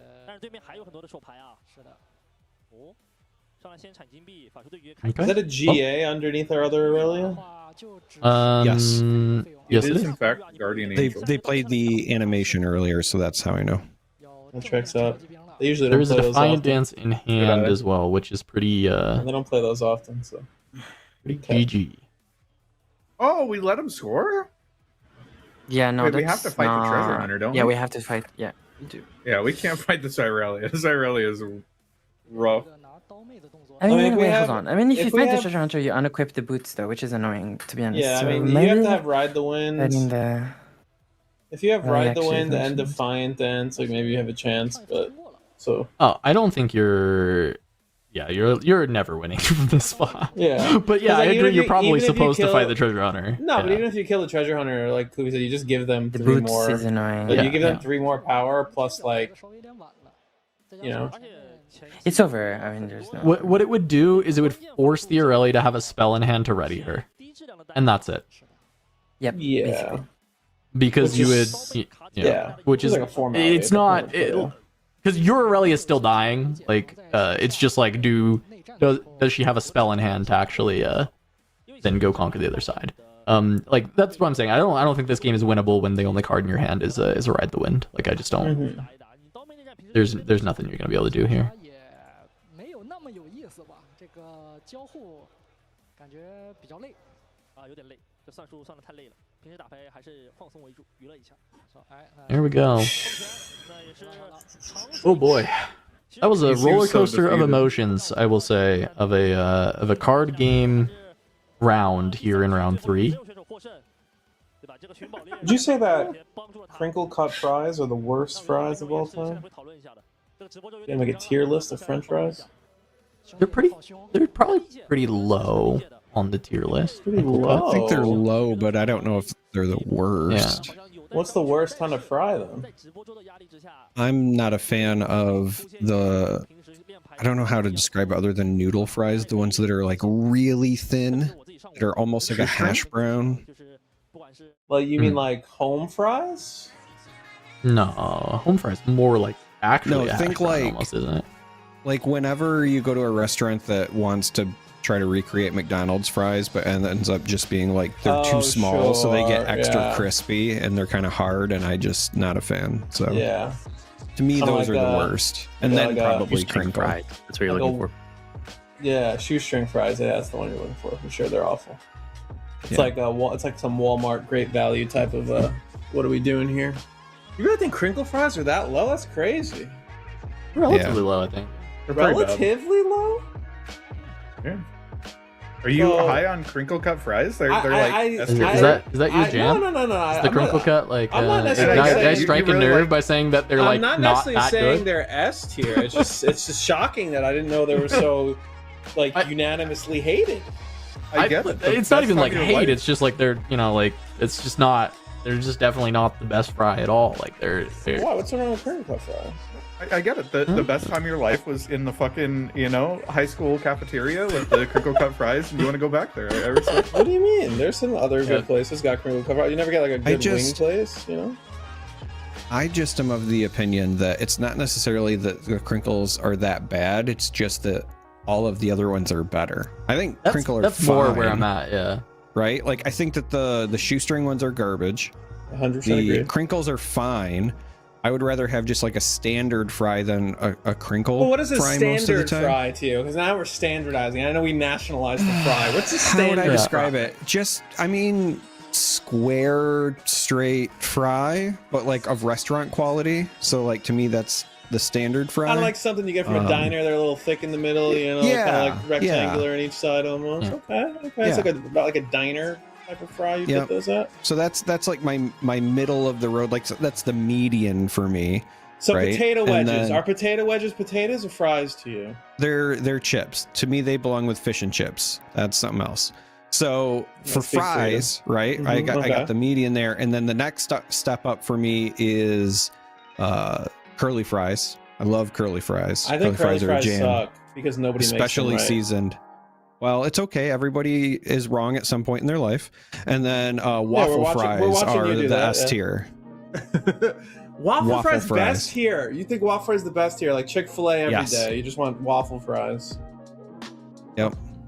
See, because I don't think curly fries are bad. Scoop whatever condiment, right? I don't think it doesn't matter. If I get cheese fries, it still works. If I just want to put like ketchup, still works. Like waffle fries are where it's at. What's waffle like curly fries? Waffle fries are the hashtag fries for you youngin. Yeah. The Octothorpe fries. Octothorpes, yeah. The sharp fries.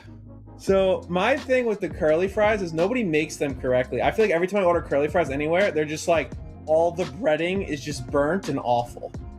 That's why I hate That's why I hate that. I might be spoiled. Here in the Midwest, there's a few chains that do curly fries pretty well. So like Arby's? Like, what are we talking over there? No, like Rallies. Real step up. Continue. Hey, dude, I love Rallies fries. I'm not even ashamed. Rallies and Checkers, same thing, right? Just regionally, they call them different names, right? Rallies and Checkers. Yeah, essentially. Okay, just double check. So steak fries, those aren't even on your radar. Isn't that just like basically, or those are like thicker version of the what is being called the standard fry here, right? Yeah. Maybe that's like more potato, right? They're more wedgy. Yeah, I think they're a little more wedgy. Yeah, not a big fan of wedges. Too much potato, not enough fry. Sweet potato fry lovers? Oh, I love sweet potato fries. In the hashtag variety or the regular variety? Yeah, I'll take hashtag. Give me the Octothorpe sweet potatoes all day. Okay. Yeah, so Aurelia with the yam. Aurelia mirrors are good, but not as good as French fries. Fries are better than the Aurelia mirror. What's your take on that, Goofy? You think fries are better than the Aurelia mirror? Yeah, freedom fries we call them over here, Goofy. I know you got that's French fries. I think Aurelia mirror is interesting, but I think there's a lot of skill to it, to be honest. And we can like take some very obvious takeaways here. I think going down low on runes is not worth it, especially if you go into like 2 or 4. Those breakpoints are not as important. I think maybe going to 6 and sacrificing a lot of runes actually makes sense, but you should never sacrifice too much just for 4. The early rebukes will hurt too much. I think you don't need to take that many risks, especially if you're ahead on points. And please go back with your units to base. I'm begging you, especially early game. Do you think this deserves a Kuvi's corner, Kuvi? Do you need to talk about Aurelia a little bit? Do you need a soapbox about Aurelia for like an hour and a half while we wait for the next round? But also like the mirror, the mirror, or Aurelia in general? No, like, just the deck. Tater tots aren't even in the conversation, right? Like those are just for children. No, they're not for children. Oh, the way you said that. I don't know. No, like how dare you? I think tater tots is like, what are you, Napoleon Dynamite? Like stick them in your pocket? They're just like, yeah, of course. They're just potato nuggets, man. Potato nuggets. It is a potato nugget. They're boneless potato wings, right? I can't believe you hate crinkle cover. You don't like Nathan's fries? You ever have Nathan's? Do you have Nathan's where you're at? Nathan's? No, who's Nathan? The hot dog people. You know Nathan's, the hot dog? Oh, no, we don't have that. Yeah, I'm aware of Mr. Hot Dog, but yeah, Nathan. I mean, the Nathan's hot dog eating contest. You know, their fries are crinkle fries, but they're like fatter crinkle fries. They're actually very interesting. I see. Nathan's. Yeah, look up some Nathan's fries. In-N-Out Burger really has the best fries. Whoever said that should literally should be banned. I think go get checked out at your local, really anywhere. It could be your local library, and just they'll call you crazy because those fries suck. Someone named Nathaniel says they're not Mr. Hot Dog. All right, so that really makes me think that your name is not Mr. Hot Dog. Now I am convinced that your name is Nathaniel Hot Dog. Actually, that is now. I am sold. So if you could combine, see Joey Chestnut over there. So if you could get the best fries and the best burger and the best drink from any chain in America, and you can combine them all, what would they be? Like for example, a burger from In-N-Out and fries from rallies apparently, and like a shake from A&W. I don't know. If you could make your complete obese mega meal, what would it be? I don't know. I don't eat that much fast food. Yeah, I mean, I don't eat much of it anymore. Since I had my gallbladder removed. Your what? Which was because of Five Guys, by the way. Yeah? Five Guys took your What were gallbladder? their names? What did they do? Did you It was Johnny and David. No, Five Guys. I had a large fry and 2 bacon double cheeseburgers, and all of the grease caused the stones in my gallbladder. Caused the gallbladder to spasm, and then stones that were in it got stuck in the neck, and I ended up in the ER, and it was a whole thing. So I really don't do fast food anymore. Yeah. Rallies it is then. I guess that's After your mega Five meal. Guys tried to kill him in the parking lot. Yeah, that's crazy. Yeah. He woke up in a hotel bathtub with no gallbladder. So I will say that's probably why I have like the sweet spot for fries, because like literally the only time that I eat fast food anymore is when I'm dad taxing from the kids. So like I don't eat burgers anymore. I will eat like turkey burgers, but obviously they don't do those at chains. So whenever the wife and kids stop and get fast food or whatever, I just kind of like dad tax them fries and then eat something when I get home. So that's probably why I'm in on the fries. Okay. So no Kuvi, Five you Guys tell me for- when Kuvi's Corner's ready. You tell me. Dude, you guys ready got when you're ready. you guys got food in France? Or no? Sam told me that the casters are on already, so the game might start soon. Well, then we would go to games soon. August. Before we go to but- games.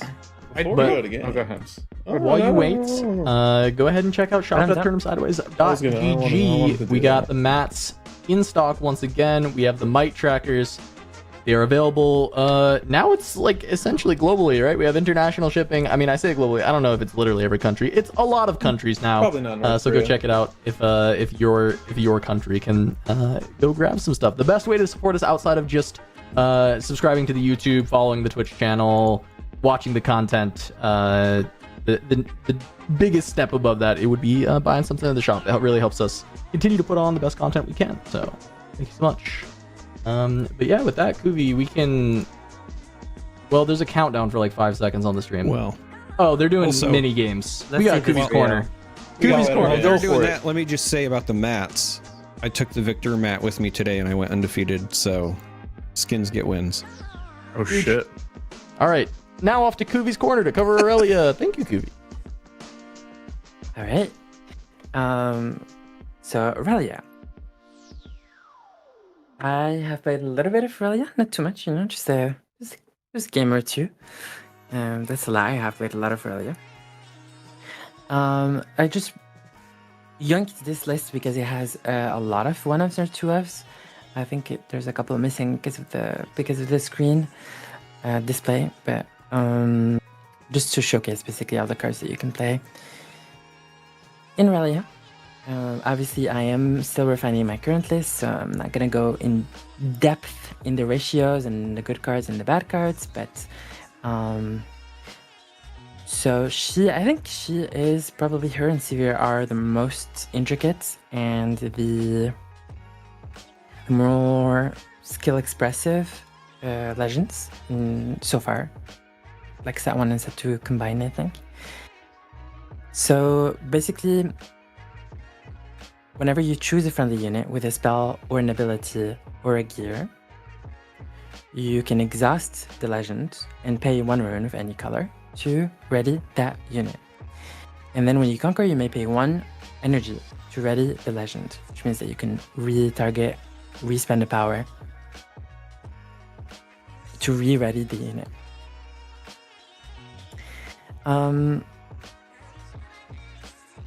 So the fact that you have to spend power makes this legend inherently already super... Oh, I have the word in French. What is it? Incredible? No, punishing? I think it's close to what I want to say anyway. So it is very punishing. As I said, recycling a rune when you shouldn't, not getting a gold. We saw how impactful it is. It is super impactful. Runes, energy, in this resources, energy and gold, the power energy are the most important things in Riftbound in general. So using Aurelia Legend when you shouldn't be doing it, even once, can absolutely break and change the course of the game. So you have to be mastering your legend ability and your fundamentals of like runes in general. So every list will run just the green Aurelia. It's like no one's really running purple Aurelia anymore, and green Aurelia is significantly better, obviously, because of the deflect and because she doesn't cast the power and because she gets to a lot of very high levels of might. She's quite the threat, especially because of the deflect again. And then most Aurelia lists won't play a lot of. There's two versions of Aurelia. There's the version that plays a lot of 2-drops and maybe deckhand and a lot of units, Stellacorn, and there's the versions that play no 2-drops at all and very minimal early units. And that version that plays no 2-drops and early units will focus more on Aurelia. Well, you're just gonna be behind on points early to drop Aurelia and then play around her as the queen and try to like go in, maybe even conquer both and hold to basically make up for the points that you've lost in the early game because you had no early drops. And the other version will use units to just go in, conquer, get points, or like have units to just for small trades, push them in so you don't overcommit with your Aurelia. Those are the two main versions so far. The cards that generally don't change, okay, from even both versions of Aurelia, obviously are Defiant Dance, Discipline, On Guard, Guardian Angel. These should always be 3-ofs. Whenever you see a list that has any of these cards as 2-of, like the one that we're seeing right now, stop looking at the list. Click on another list. On Guard should always be a 3-of, Discipline should always be a 3-of, Defiant Dance should always be a 3-of, Guardian Angel should always be a 3-of. And then other cards that we always see are like Not So Fast and Defy with different ratios. These are good. Fight or Flight, Rebuke are the regular purple just interaction spells. And then we usually see a combination of either Boots or Siren or just Boots, multiple Boots or multiple Sirens. These are both pretty good. Ride the Wind is really good with Aurelia because you target her, so you give her +1, and then you ready her, give her another +1. Allows you to actually get back the points. Again, you tend to fall behind on points, and when Aurelia is behind on points, she's horrible. So Ride the Wind allows you to actually get points during the opponent's turn, which is super relevant. Stellacorn is good for draw. It's like a unit that you can play just for card advantage, of course, if you're not playing Poros. Find Your Sender is bad, don't play Find Your Sender. At least in this version. And then, other than Aurelia and the regular small units, we see some late game units. Either Draven or Yasuo. We see either double Draven or one Draven, one Yasuo, or double Yasuo. I've never seen double Yasuo really, but these are both good, and they have, like, Draven is good in some matchups and bad in others. Yasuo is good in some matchups and bad in others. So they both have their uses, of course. For example, I think Yasuo is much better in the mirror. I think Draven is pretty good against Kai'Sa, for example.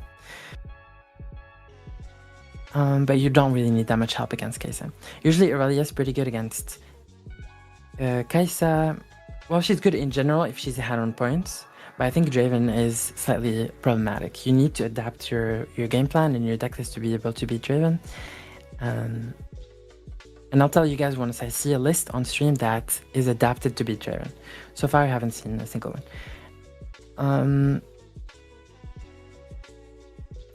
In terms of battle. Did I talk about battlefields? No. So battlefields in Aurelia, if we look at, like, just statistically speaking, the most used battlefields are.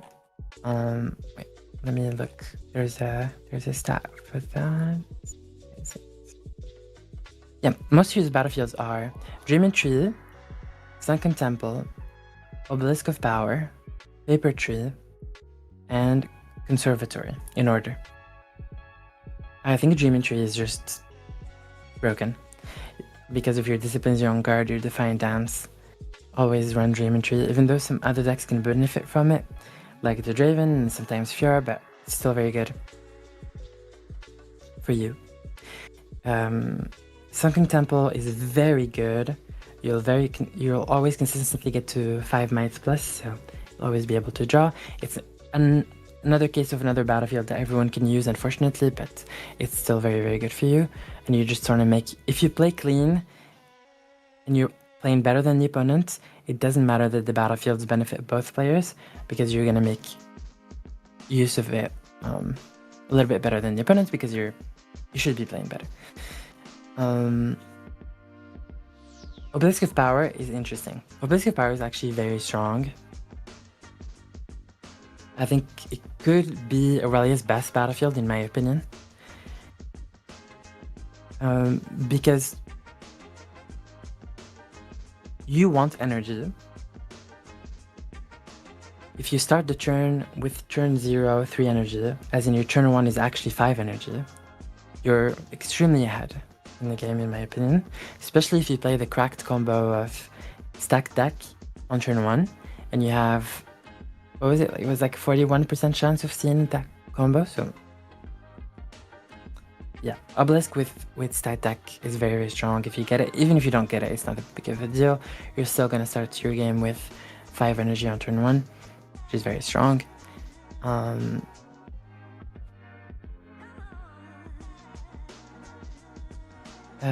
Yeah, wait, I wanted to talk about the sideboard a little bit.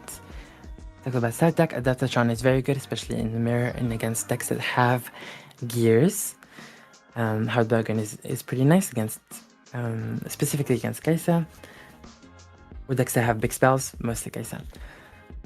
Fizz is bad, don't play Fizz. Edge of Night is interesting. Why don't you want to play Fizz in this deck? Because Fizz into Defiant Dance proactively before moving into a battlefield is not that good. So Fizz is like a versatile spell that you can draw, right? You have to pay for the power, but it's a very late game card. You don't want to pay for the Fizz power. So mid to late game card that gives you the versatility. But the problem is, what do you really want?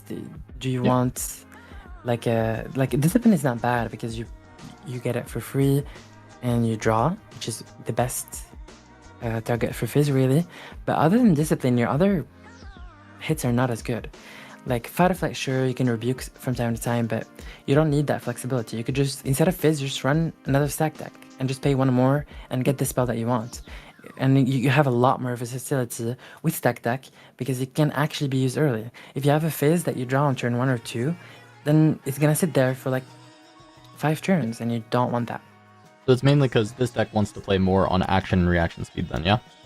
Yeah, exactly. You want to be as reactive as possible, and Fizz is a proactive card. Edge of Night is interesting. I think it's probably not good just because it's not very good against Draven, in my opinion. But let's talk about the mirror so far. Like, I've talked about it a little bit. I think having more energy is important. I think not deramping mindlessly is super important. I think the early rebukes that we saw were definitely wrong. I think staying on battlefields when you have the point lead makes no sense. I think what we saw was, as Cass said, the play pattern was staying on battlefields to force the opponents to actually commit things when they're pushing, so that they don't have enough energy when you're pushing them back. And it's kind of like the Flesh and Blood I don't know if it works like this in Fashion Bed, but so you can defend, right? And then you have to attack the opponent with the remaining resources that you have. Is that how it works? Yeah, basically. It's a very simplified version. Yes, that is absolutely how it works. Like you have 4 cards, you're defending, you decide to block, then on offense you play with the remaining cards you have, and then you draw back up to 4 at the end of your turn. So yeah. Yeah. So we saw a simplified. I mean, we saw that kind of play pattern in a way. We're just forcing the opponent to use their cards when they're attacking, so that they don't have. I mean, the opposite in that case, so that they don't have enough cards when they're holding to defend with. But I think that's a very risky play style. That's a fine play style if you are behind on points. If you're ahead on points and you're hitting the perfect break points, there's no reason to do it. No reason. You especially you're on. For example, we saw it when the Aurelia was on 2, and they kept just staying with the tide turner, staying with units on battlefields. Like, just don't do that. You'll always if the opponent fully, because what will happen is the opponent will push in, and if they hold a lot of energies and they pass and they hold like their whole they don't spend a single energy and they hold everything, and they're trying to hold basically in that case, then you have the option to punish that by just going to the other battlefield and literally passing or like developing in base, right? And in that case, you will still maintain advantage in points, and you don't overcommit or play risky. You don't need to play risky if you're ahead in points. You don't need to take those weird traits of rebukes into not so fast or like defying dance question marks. You don't need to do that. Just if you're ahead in points, don't lean into that play style. It is not what you want to be doing. Do you think that Yasuo deck that plays Discipline and On Guard should be playing Rally as well?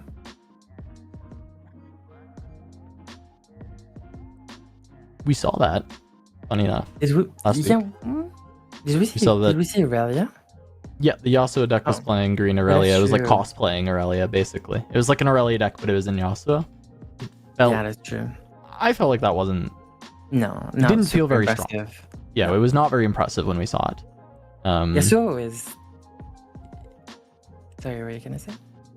No, nothing. Go ahead. Yeah. Yasuo is what? Okay. What is Yasuo? Yasuo is for the misogynists who don't want to play Aurelia. But Yasuo actually is... Just calling pastry out like that. Yeah. Where is the Yon coming from? What is what is that even about? It's not even related. That's an orange card. Wait, what? Hey, Kuvi, He just flashed a Yone on the screen. I don't know. Wait, who? What? Kuvi, if I decide to play Obelisk of Power because it's Aurelia's best battlefield, should I be playing it going first or going second? First, always. Never. Okay. Obelisk on second. Never Obelisk going second. Okay. Yes. You think giving them the 3-drop is just that's too powerful, or what do you think?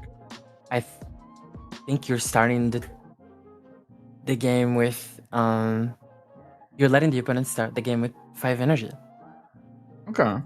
How do you feel about like Dravens who use Obelisk going second? Do you think that's trolling or? No, I think they have a specific strategy. I think that's pretty good for them because they can play a Draven on turn 1 from the champion. It's like guaranteed 100% chance of having that Draven played, which is pretty good in the mirror, right? Because you It's like the only way to win going second, essentially. Yeah, exactly. But also, they have a different strategy where they're playing it not when they're choosing, so they're just going second and they know they're gonna go second, so they just play Obelisk and they play Draven turn 1, which is pretty strong. So they're already in a bad spot, and they have like a solid turn 1 play to mitigate that, basically. You don't think that like Herder on turn 1 or like turn 2 Irelia plus 1 mana spell, you don't think that's like a good enough reason? No. So, you know. Cool. I was just wondering. Thank you. Yeah. No, because I could see like Aurelia plus Defy up is like reasonable, right? Is your turn 2? Yeah, for sure. But that would be. Yeah, I'm kind of looking at the game like literally the first player has the turn 0 and it's like what so. Well, this would be, I think what Akita's asking is like, would this be like Obelisk as your not pick, right? Like this is when you're going first, you're picking something else, right? And then you play Obelisk like the way Draven plays Obelisk, right? When you're going second game. It's not like you're gonna select Obelisk and select second, right? I think that's what he's asking. Yeah, it's just you already won your game. Opponent has select. Is it trolling to pick Obelisk? Which it sounds like you're saying it is, and I believe you. Yeah, I really think it is. I really do. That's fair. Cool. Thank you. So instead, you want going first, sideboard the deckhands, right? And then try and get the point. Yep. Yeah, makes sense. Makes a lot of sense to me. That's the strategy that we saw. Someone asked about it in chat. They said, yeah. Oh, yeah. Is that what you just said? Sorry. No, you're good. That's nice.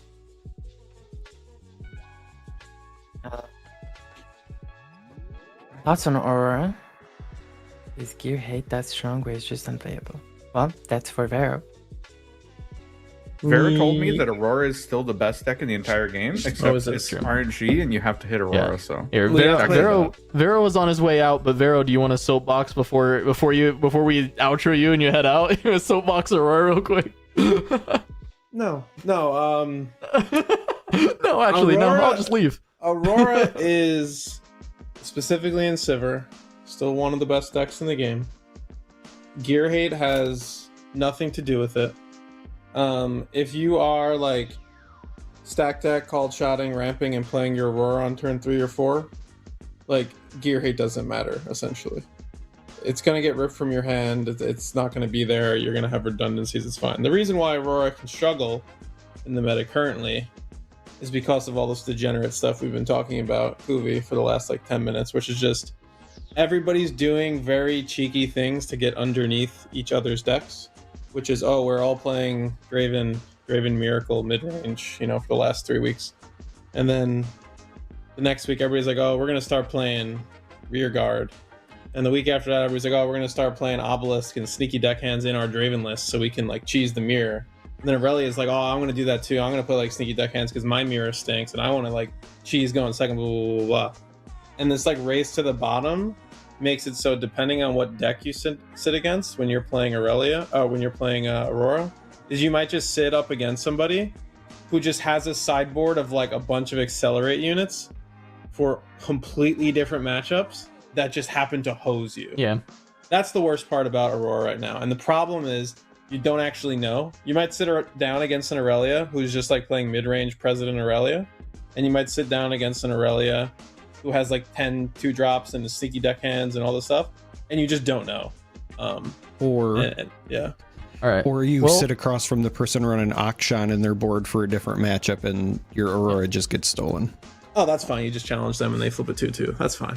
I could deal with that. I know Vero was saying he was gonna head out. Are we seeing you, Vero? Do you want to do any shout outs before you head out, or are you gonna stick around for this game? No, I'm gonna head out of here. I got a tournament, so I'll be doing that tomorrow for good old Riftbound 1K. Nova and Z-Rob are running that, but I'm gonna get out of here. It was cool hanging around. I'll try to get some sleep. I'll play Sivir Aurora tomorrow, and I'll either prove myself right or I'll tell you guys the game sucks. Yes, cool. Don't play 2 drops in your sealed. Bye. All right. 2 drops in my sealed. I'd rather end it. All right. No, play Punch first. Thanks, Vero. We'll see you. We'll see you soon. Yep. All right. I'll see you all around. So why do we jumping in the same to round 4. We are getting a Mega Zero again on Kaisa, deciding to follow him a bit today, and then Darius for the first time in Spiritforged that we've had on broadcast. So cool. This is exciting. Darius is, it's sweet. It's really funny that we have seen Kaisa versus Misfortune, and now we're seeing Kaisa versus Darius. A lot of set 1 going on here. But that was Vile Moz as the first reveal for Darius for his game 1.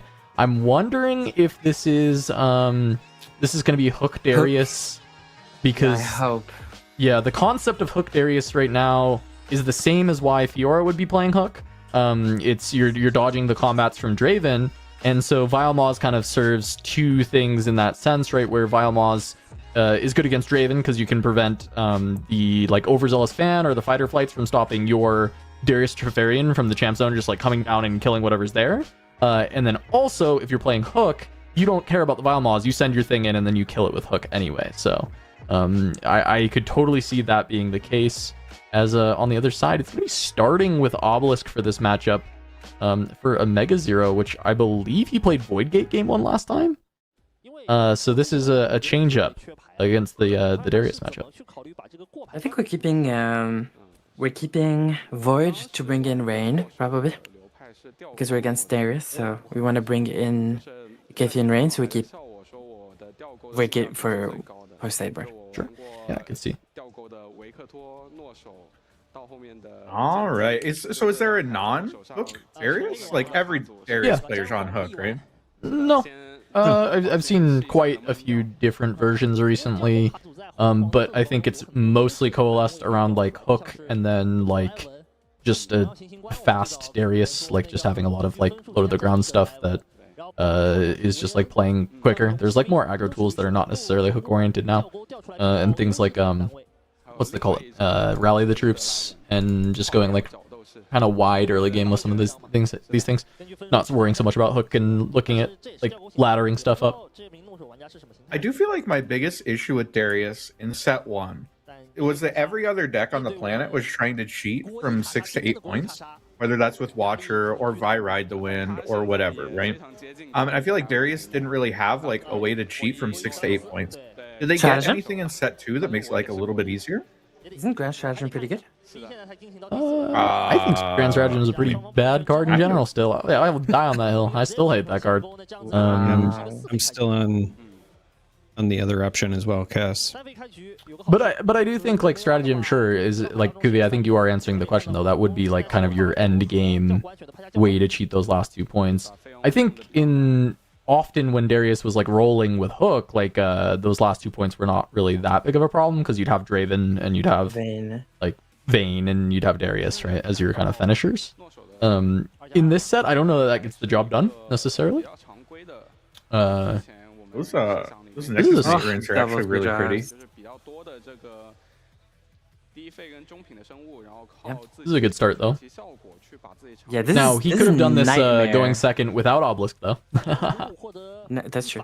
Nightmare for Kaisa is not like Bora is not fallen starable.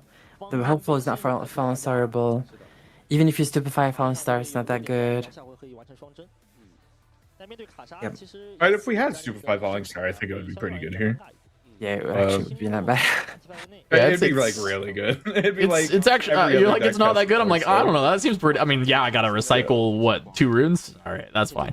Yeah, but Darius has like cool. Darius. Like whatever. Yeah, but like who gives? Yeah, like I don't know. If they accelerate a Darius, they're tapped out, and then you just fucking kill him too. Like that's main deck salvage, by the way. Notably, that's gonna be dead in this matchup. Will need to be sided out. Main deck salvage. Oh, okay. No, that's you not don't true. think Omega Zero's on like longswords? I don't think Omega Zero's on longswords. I'll go out on a limb here and say that I don't believe Honestly, they're giving the gold and drawing is not that bad. It's pretty bad. It's pretty bad. You have to pay a rune for it. It's a little rough.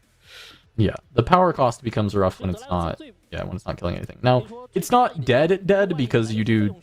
You can cycle it. They did like change how that works. Like it's not like it's just literally stuck in your hand if there's no gear. But you mean they finally made it do what it says on the card? I'm so correct. happy. Yes, it does do what it says on the card now. I'm not bitter at all. I'm glad I noticed that, and I think it's admirable. You being the bigger person there. Yeah. Thank you. I do love I'm working on Rio it. Darius though is very fun. So I'm kind of excited on what is like being cooked up here, right? This is just gonna be Falling Star Darius. This is -3 runes to make this happen. But the rest of the hand did look like it wasn't doing a whole lot. So I can see the development. Though Singularity is really big in the format right now, so this is a little bit sus. Because I feel like Singularity just kind of ends the game right now. It's not in hand, Rain, so... Singularity, I mean... Rain is not being main decked very frequently. It can be, but it just feels like it's not been in that many main decks recently. But it's the 3x slot, right? Singularity is very common, right? Like, literally 3 copies main deck. So, that is the card, and honestly, that's the card. I mean, they're both scary, obviously, but the Singularity is the card that's just like, yeah, Darius Hopeful dies immediately. How many runes does Kaisa have? 7? I believe so. Watcher Falling Star looks like an insane next turn. You could actually just go like Kaisa Hopeful here and pass. And then like what, they go to 4 and they back up and then you just wipe them out. Yeah, let him go to 4 and just kill everything. You don't get quite everything, but you get all the units that matter. No, I think I like your idea. I like the Watcher Falling Star next turn. Instead, it's gonna be Watcher now, and then just kill the Hopeful. No, gonna be kill the Hopeful in Vialmos.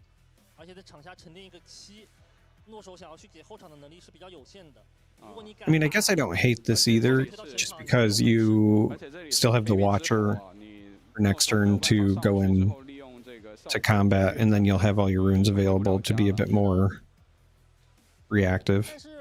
Yeah, I think the really important thing here is that if Darius wants to push up, he's stuck on Vialmos, so he doesn't get to like twerk in, twerk out. So he'll be there and have to die to the Watcher. Yeah. There's the Gem Jammer will let him get away from the Vialmos, but you need a turn to do that. You can't really go like around the world here with the Gem Jammer and get completely out. This Hidden Blade does become like kind of an issue though. Like if your Watcher gets Hidden Bladed here, that's like definitely a lose condition. And our hand is like kind of slow, even though it's like double Falling Star. The rest of it's very slow and like kind of needs to be developed and like take a turn off, which is why I kind of felt like last turn was our take a turn off angle. Because now, I don't know, we kind of like committed to fighting. They got to 4 points anyway. A little bit concerned. I think the train of thought here is just that by playing the Watcher last turn, you still have a bunch of runes going into this next one, and if you really need to, you can accelerate Kaisa and play something like a Falling Star if needed. It's super fair. Yeah, I like the Hidden Blade hide on this turn.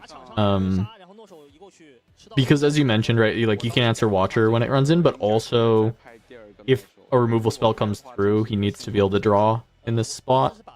He's going to run out of gas really soon, but he has a really nice point lead, and I think this deck generally Darius doesn't have that hard of a time like just being able to score.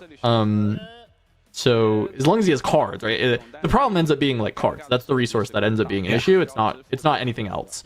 Oftentimes with this deck. So, and there's like a Legion Rearguard that he just drew. Like, I mean, that's a way to just kind of score from hand. So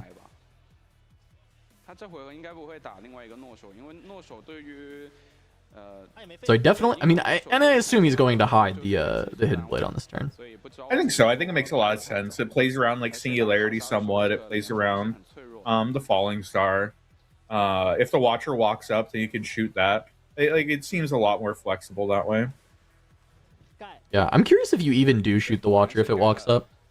I don't know. I'm like, I'm wondering if like drawing is just always going to end up being the correct play. I think it does put a lot of pressure on the Kaisa player to like do something because you're at 4 points. If you shoot the Watcher, like they kind of have to have like big removal spell, otherwise. Yeah. No, you're right. You're right. If you try and bait it out with the Watcher moving it in, like moving the Watcher into the Vialmos, then he may just have to kill your Watcher and like allow you to have a lot more cards, and then try and play with his like low card hand. Yeah, and Kaisa, the double Falling Star does end up like punishing the Hidden Blade on the Watcher pretty hard. Yeah, so a bit of an awkward hand. I guess you'd still be giving like Darius a couple turns to like re-find a win from there, right? Like even though he's only on 2 cards now, it'd be like if you double Falling Star after your Watcher goes in and dies, you clear everything, but you're not going to be able to redevelop a board that much. Actually, you kind of would, right? Yeah, you could actually play Hopeful 2-drop. Then you can double Falling Star, Hopeful 2-drop. That feels kind of good. Not gonna lie.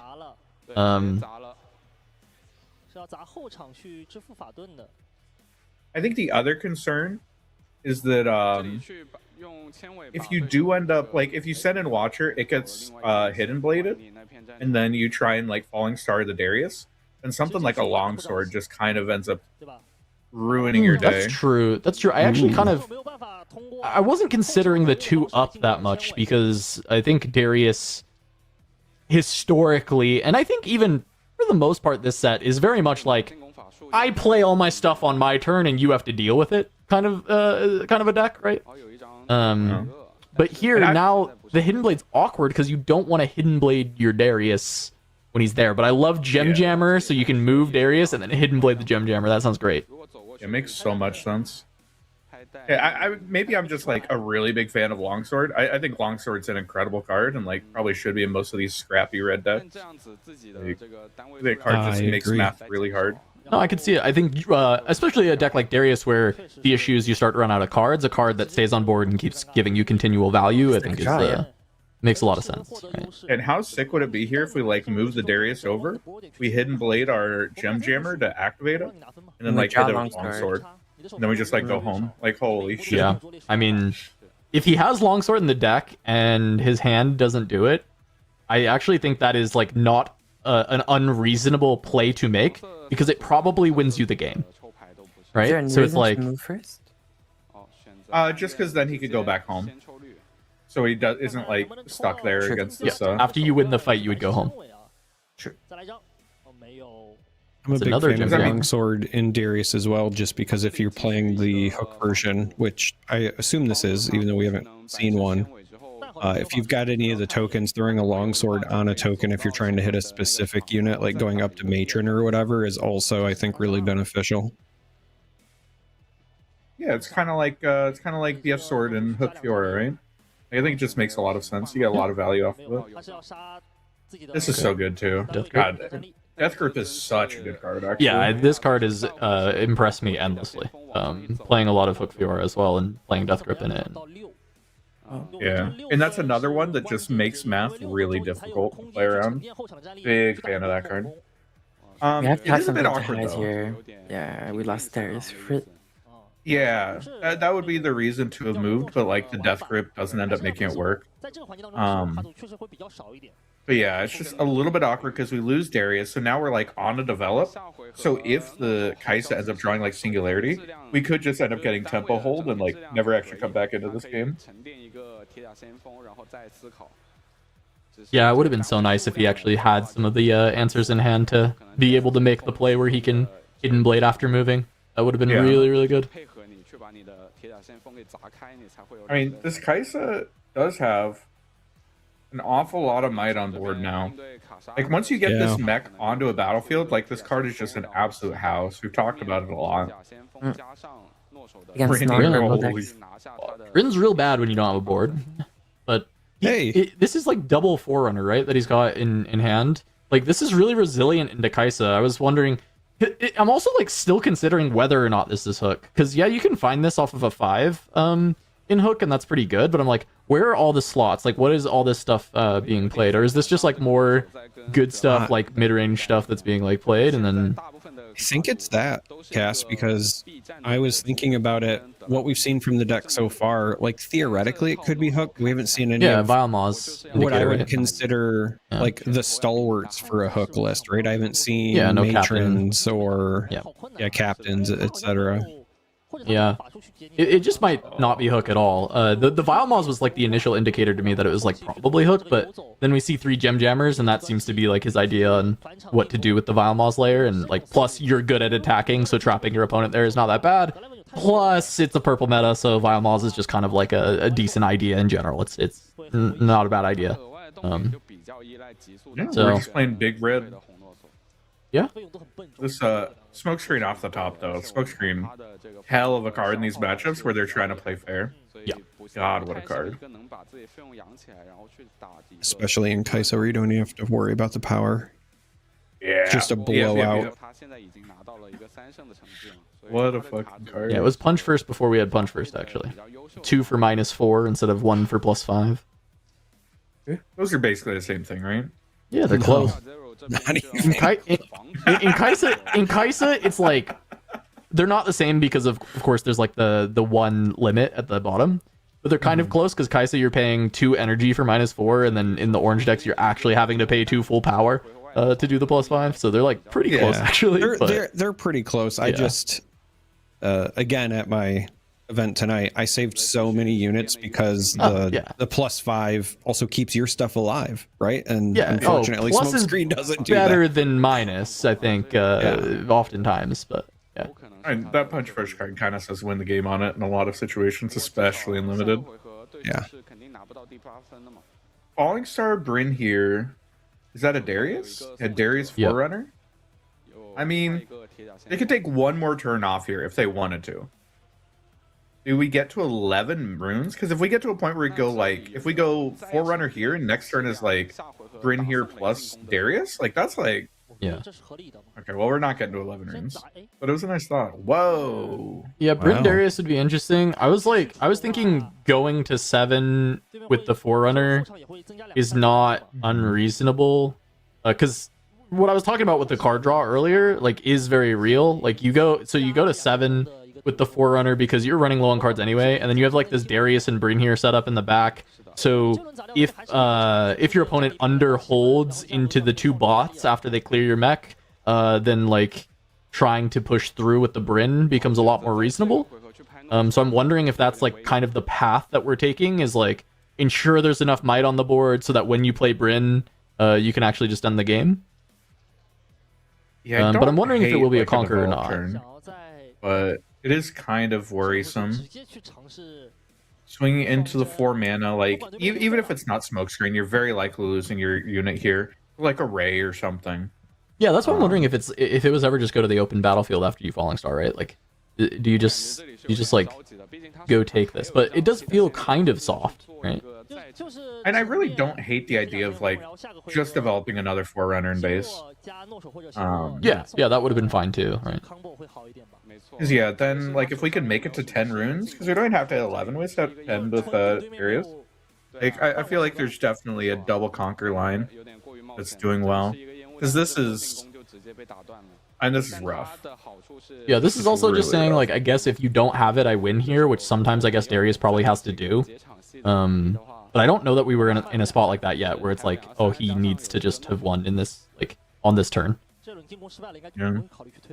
Yeah, like, to be clear, if he double conquers here, the game is over. Like, it is, you know, if there isn't an answer, you do win. But I just think the odds of that actually happening is unlikely.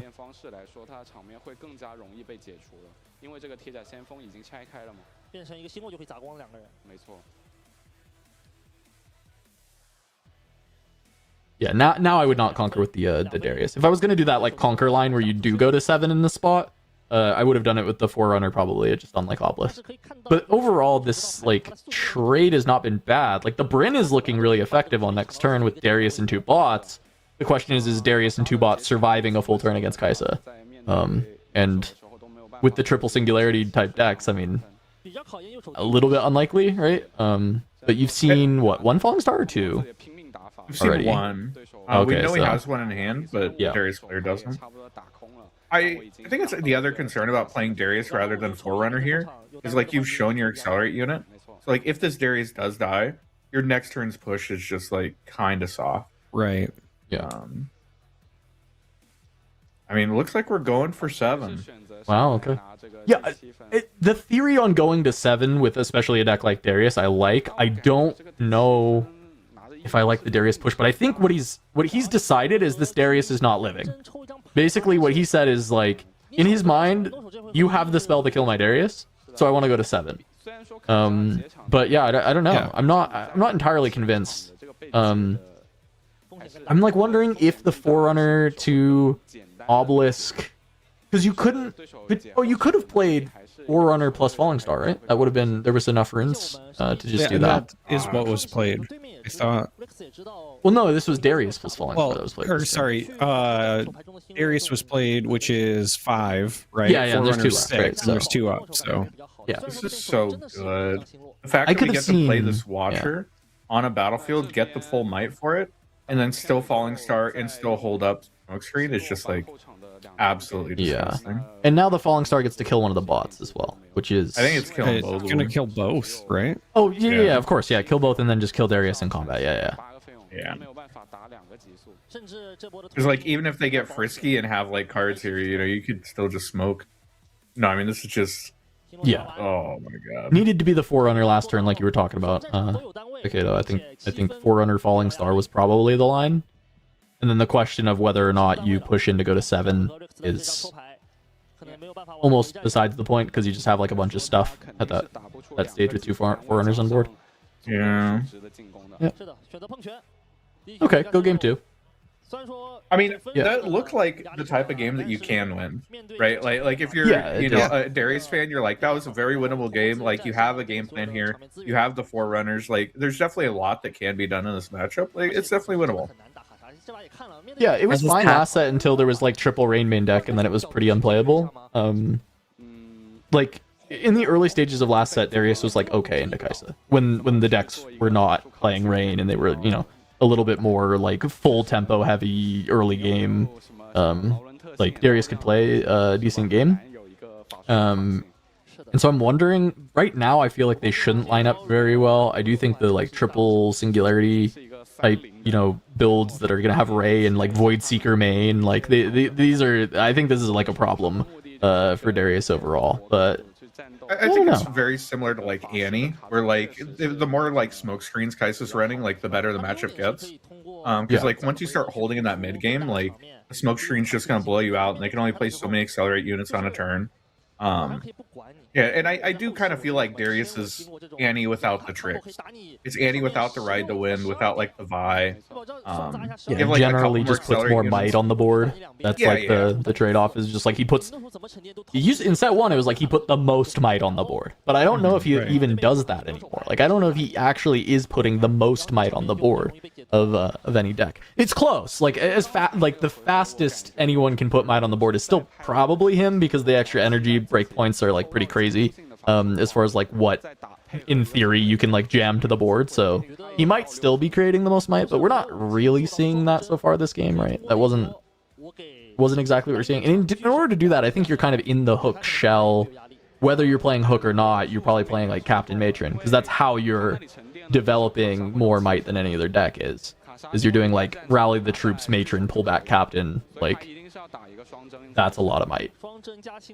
Yeah, or like the silly Seal 3 Seal drop Captain on turn 1. Yeah, like that's just fucking Seal Captain turn 1, right? It's happened way too many times to me. It's like, oh my god. Or they're going second and they go Seal Hopeful. It's like, come on. Yep. Oh, fuck out of here. So if you're Darius and you're expecting Kai'Sa, what's in your board for this matchup?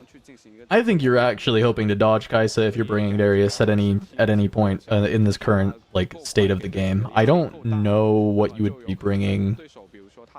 Well, the Forerunners are big, but you were already mainboarding those. You were already mainboarding them. Third one.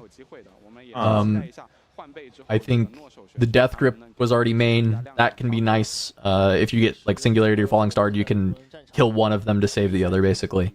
I'm trying to think like what else in this colors that you actually have to really deal with this, and honestly, the Forerunner would have been the thing that I would have set, and we see those in the main. So the reason I asked the question is a card that has been impressing me more, like I did not think much of it at all until I saw it in action, is Eye of the Herald. And if you're just looking for like leftover bodies, like it's a very cheap drop. You're going to be moving stuff in and out anyway. And if you just get free presents, I'm wondering if that's worth it in the Kai'Sa matchup. I think that card is probably too low impact for Darius because of his like card draw issue, right? Like I think while I agree with you that Eye of the Herald's like overall a pretty good card. I do like that the like dropping of recruits everywhere, but I'm just thinking like Darius specifically needs his cards to be pretty high impact, and he's playing already as like a critical mass of 2 drops because of how he needs his early game to function. So then you start adding this gear in, and then you just kind of get to the point where your deck just literally isn't strong enough. Like you just kind of get to this point in the game where unless you won by like turn 5, like you're just never gonna win a game. What if the answer is go to war camp and bring in your Karina Varazas, and she just drops like 30 might on the table? So actually, this is something that I think a lot of people talked about when cards were being spoiled. Was like the Karina game 1 war camp. Like, is this good? Like, is this good? Like, compare it to Watcher. It's actually like reasonably comparable to being a Watcher on the war camp game. Like that, it's just the amount of might that you're jamming is like so much, right? So it's like, okay, that's pretty good. And maybe Darius can like play that top end and getting like the idea that Charmer's presenting of like, okay, when you get all these extra recruits against Kai'Sa, does that become hard for her to deal with? I think the idea of Karina, which in Darius doesn't have the problem of being like maybe too low impact of a card. It is a very high impact card. It's an accelerate. It's big. Maybe that works. Maybe that takes that idea and actually kind of like functions. Right. I think Seat of Power makes a lot of sense for a double conquer deck like Darius, though.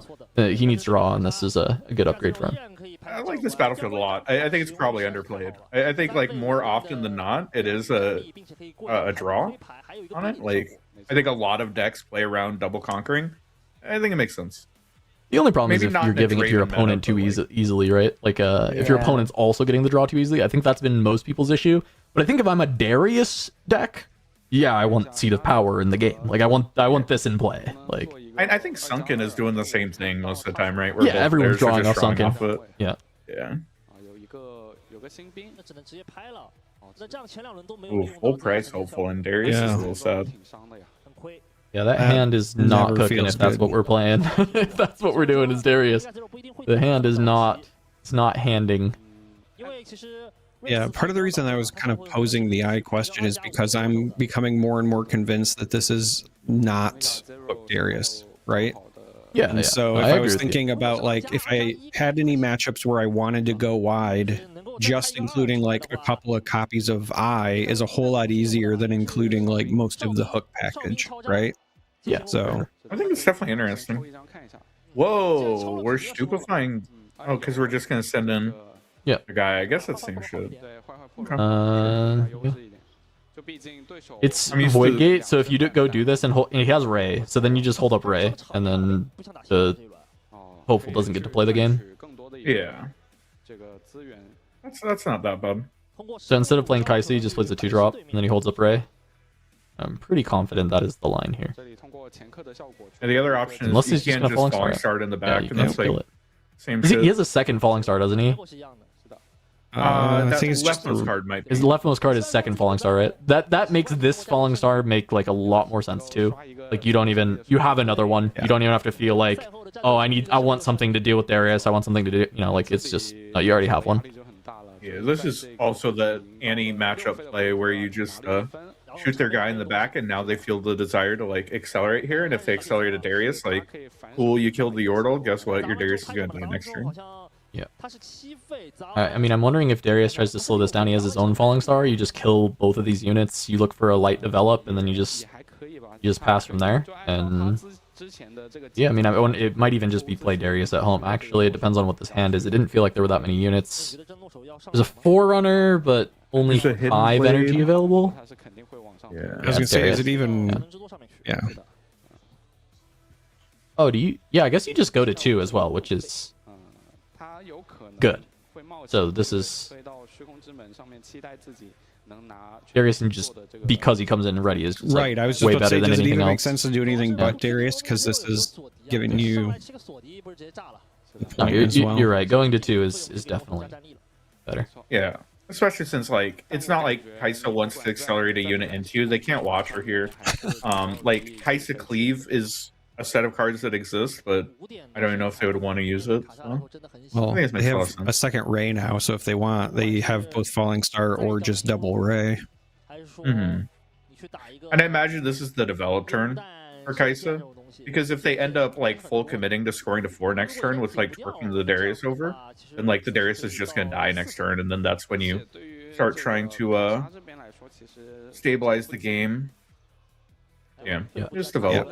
Yeah, what's really nice for Darius, I think I saw a Gem Jammer, so he's gonna get to twerk the Darius all the way back home, as we're saying at this point, which is really nice. And the way that he can do it is he can play the Gem Jammer in... Oh, no, that doesn't work. Never mind. But he could still... He has the Hidden Blade as well. I'm wondering if it's like Gem Jammer, hide Hidden Blade? No, okay.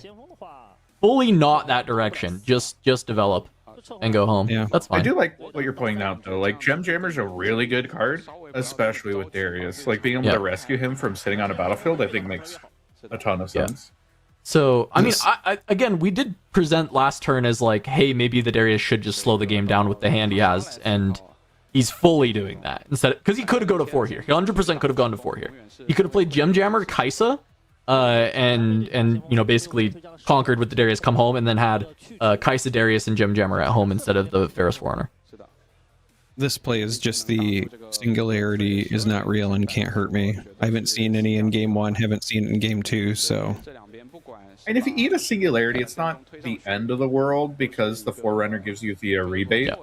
But yeah, I mean, going the other direction, like if you play out the Kaisa and you get singularity, it's really rough. Because we've talked about this Forerunner a million times where it's like a slow card, but if you're able to develop it or you're able to plop it down on a battlefield, then it's incredible.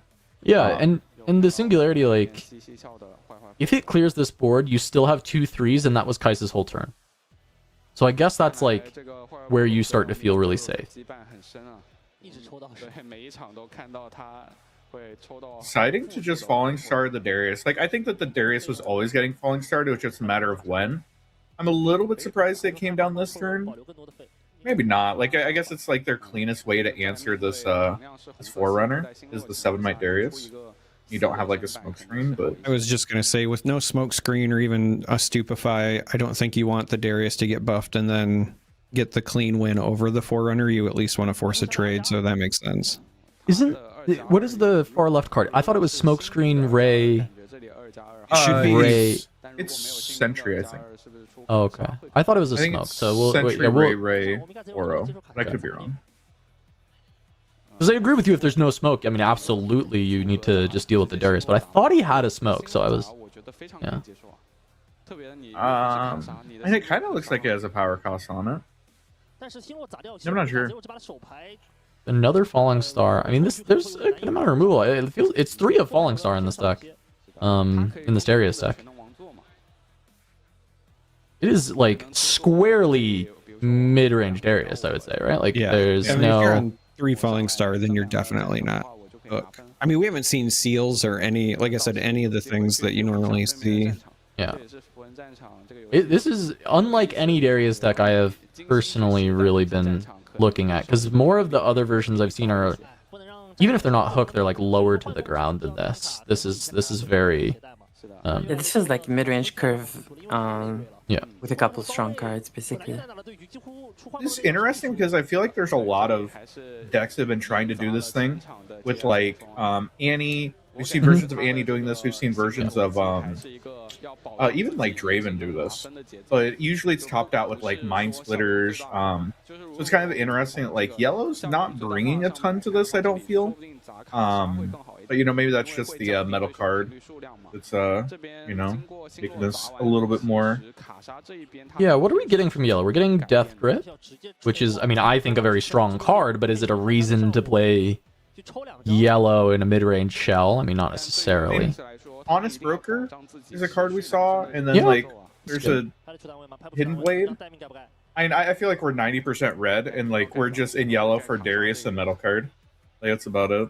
Yeah, but I mean, he's 3-0, right? Like, this is a great start for this deck. And honestly, like, from watching the games, it feels like a deck that I wouldn't think would be very good, and especially not very good in this matchup. But it's like definitely playing full games of Riftbound into Omega Zero on Kaisa. So certainly he's doing something right. Yeah. Because it's mid-range and Sentry on the left. Yeah. And because he's getting full value out of like each of these cards are like a lot bigger. Like you're getting more value out of each of your cards. Like the card draw stuff is less of an issue than it normally is. Though in the first game he did kind of have some card issues with the more aggressive start. I didn't see Omega Zero's other set. But I've seen 0 Cleaves, 0 Blood Rushes, or anything like that. Did we see any in his first set? No. No, none of the one costs.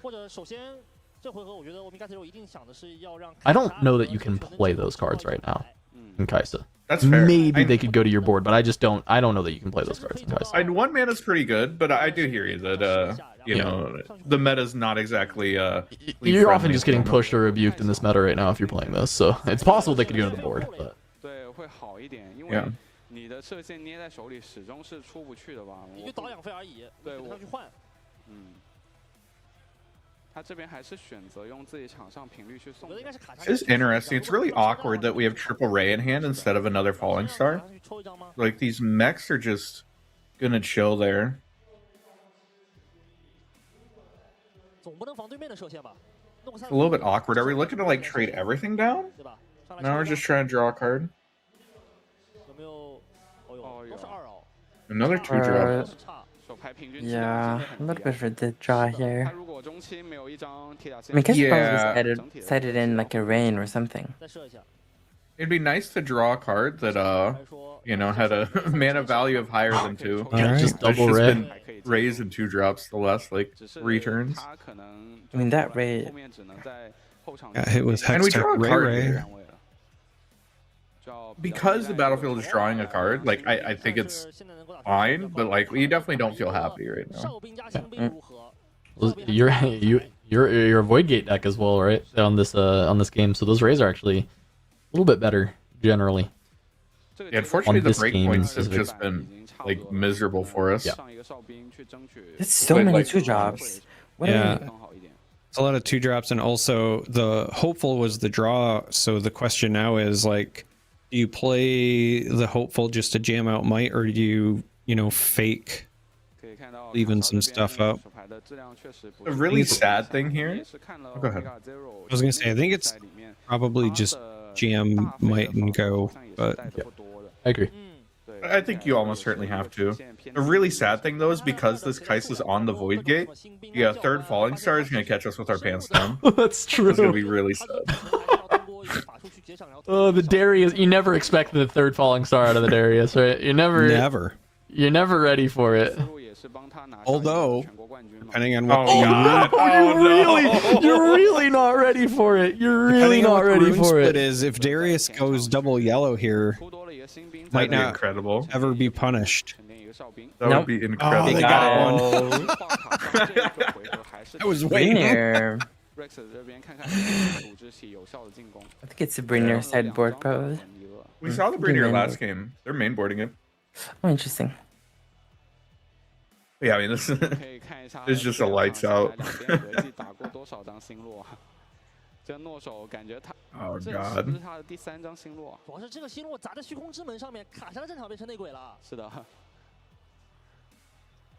And we can't accelerate the rear guard now, though. Gotta feel so bad if you're Omega Zero, though. Not only did you get blown out there, but in a very uncharacteristic fashion, very low on cards in hand for a Kaisa, and the cards you do have are like the worst possible ones in your deck right now. And he had to go check the trash and be like, damn, yeah, that's third. There's 3 of them. Like, holy. Wait, we cannot accelerate that. Yeah, we can't accelerate the card. We don't have red.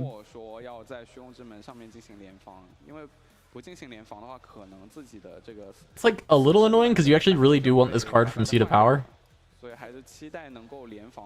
But at least you're at 6, so it's not like fully cooking you. We really want it. We have a Hidden Blade, but that feels... I don't know that we want it that bad. Yeah. Trading here is feels good. a bit too committal. I think we want it. I just don't... Yeah, I don't know that that's... Oh, he's Death Grip. Oh, that's fine. No, this seems completely draw 2 fine. cards. Yeah. It has to be the guy at base so you can draw off the Seed of Power. You unfortunately can't kill the mech to do this. Death Grip is actually such a good card. Yeah. I mean, this is one of the worst applications of it, is playing a unit and then death gripping. However, it's still good, which is great.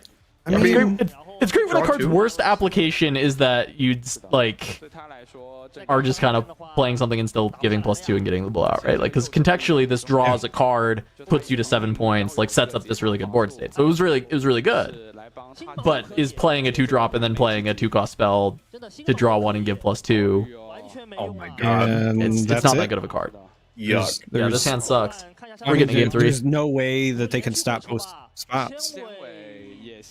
Or is there? Oh, There's not. No. There's actually not. There's There's, not. Has to be like- correct. There's Would have had no to way. draw like Golden Star no, there's no or way. Singularity. Yeah.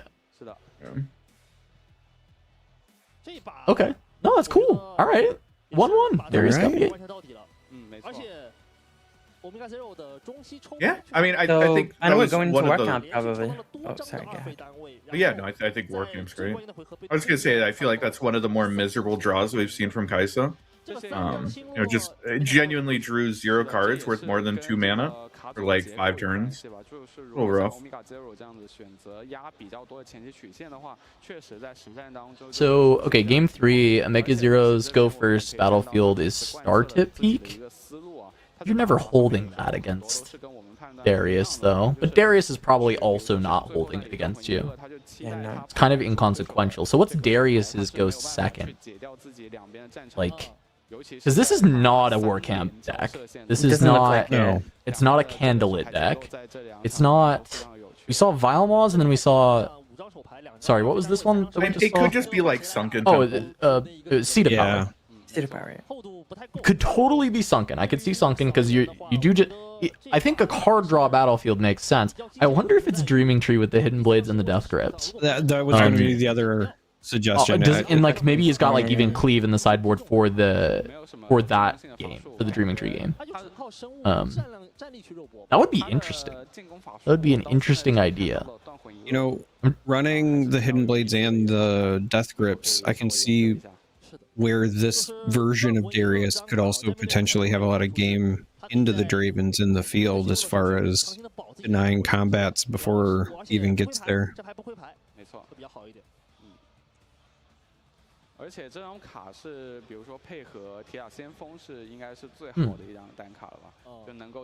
Is Darius an obelisk deck?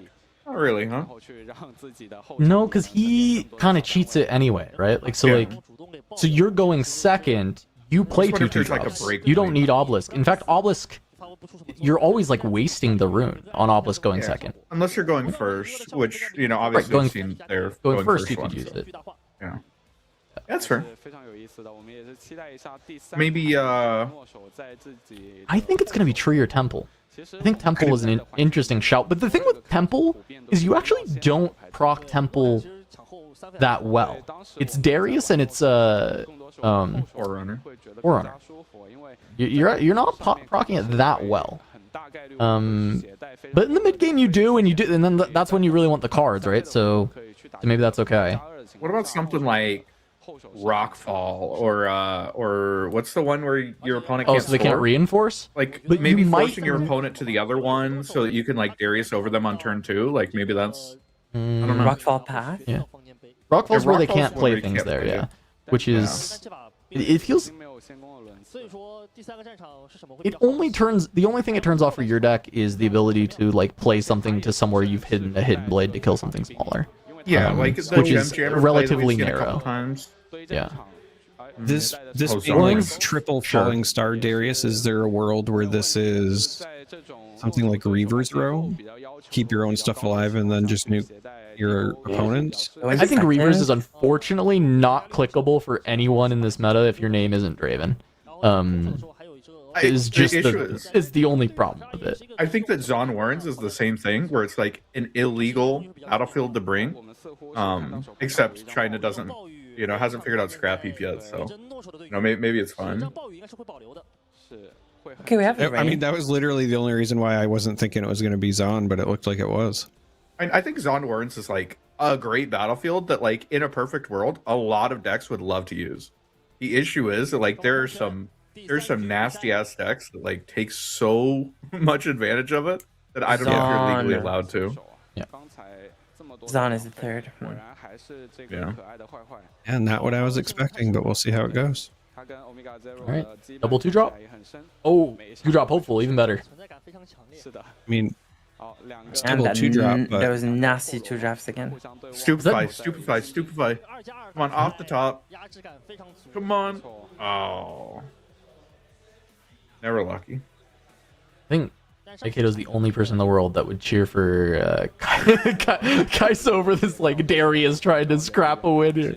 Like, nah, this Darius trying to find a win. No, I would like the national champion, the Shanghai National Open champion on Kai'Sa to slay the Darius. What can I say? I'm a Kai'Sa fan. You know, the deck's fun to watch. I think. Yeah, that's pretty true. I didn't, grind. All right, fine. I'll go against the grain. I'm going to root for Sexy Rexy over here. Yeah, there you go. There you go. All right, guys at home. Now Darius needs to Falling Star Stupefy on this turn. True. What's with this 5 reds? Is that legal? Yeah, I mean it makes sense. We haven't seen that many yellow pips in this deck at all, right? I think it's gotta be 4 tops, 3 or 4. Because it's like only Hidden Blade has the yellow power cost, and most of the time you hide it, so it doesn't even have to be yellow. There's gotta be something else. Yeah, we're running at least 5 yellows. Was it 5 yellows? No, I didn't. Yeah, that's what I said. Did we see 4 or 5? Because I thought we saw 5 last game, but I could be lying. No, because there was the spot where we had 3, and I made the joke about what if he doesn't get a red and he drew the 4th. Mm-hmm. Draven as well, by the way. So this is very much in that mid-range vein, and now actually looking for even a hold of the star tip peak, which would be, I mean, that's good for Darius if he can hold. The extra rune is quite helpful, though at a certain point he will be just needing cards, because he already kind of has more runes than necessary cards. Getting rid of a Darius as well, high value card. Oh, main. Oh, we don't hide a card here? Yeah, I'm surprised on no hide of the Hidden Blade. I feel like you would probably hide it with the Poro, because that's free lunch for Kai'Sa right now. And just take your draw too. Yeah, a little bit surprised.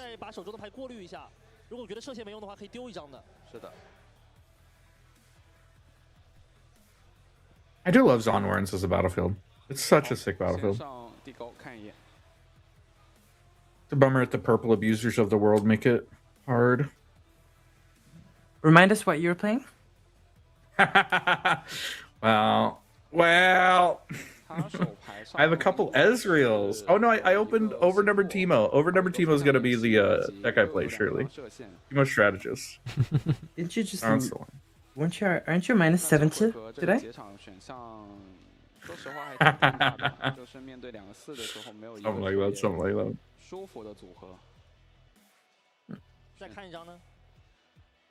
Discarding Yordle to draw a Sentry. Tragedy. Tragedy. His worst little brother.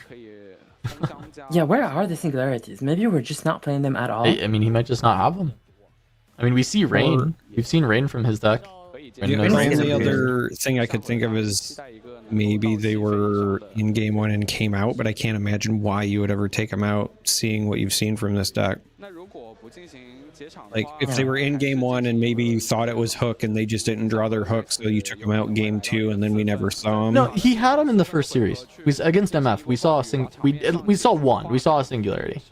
So we know that they're in the deck in some capacity. Maybe it's in the board. But it's certainly not a 3 of, or it could be sided out. It was in the main. It was in game 1. Oh, we saw it. Yeah. Maybe he's putting this single in singularity. Yeah.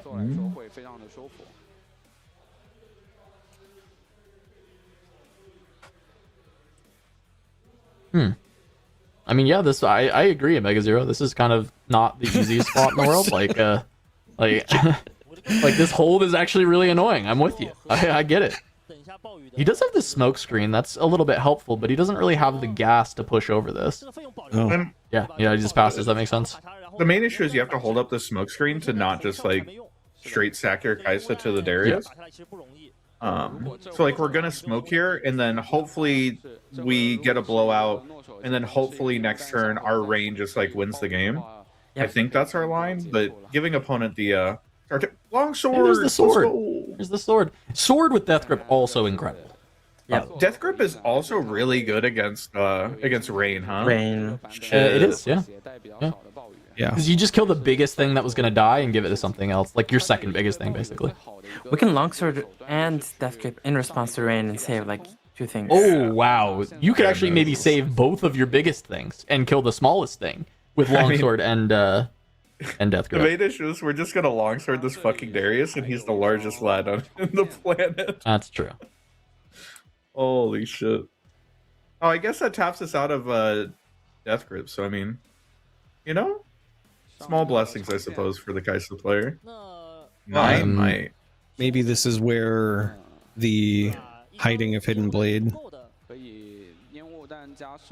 actually happens.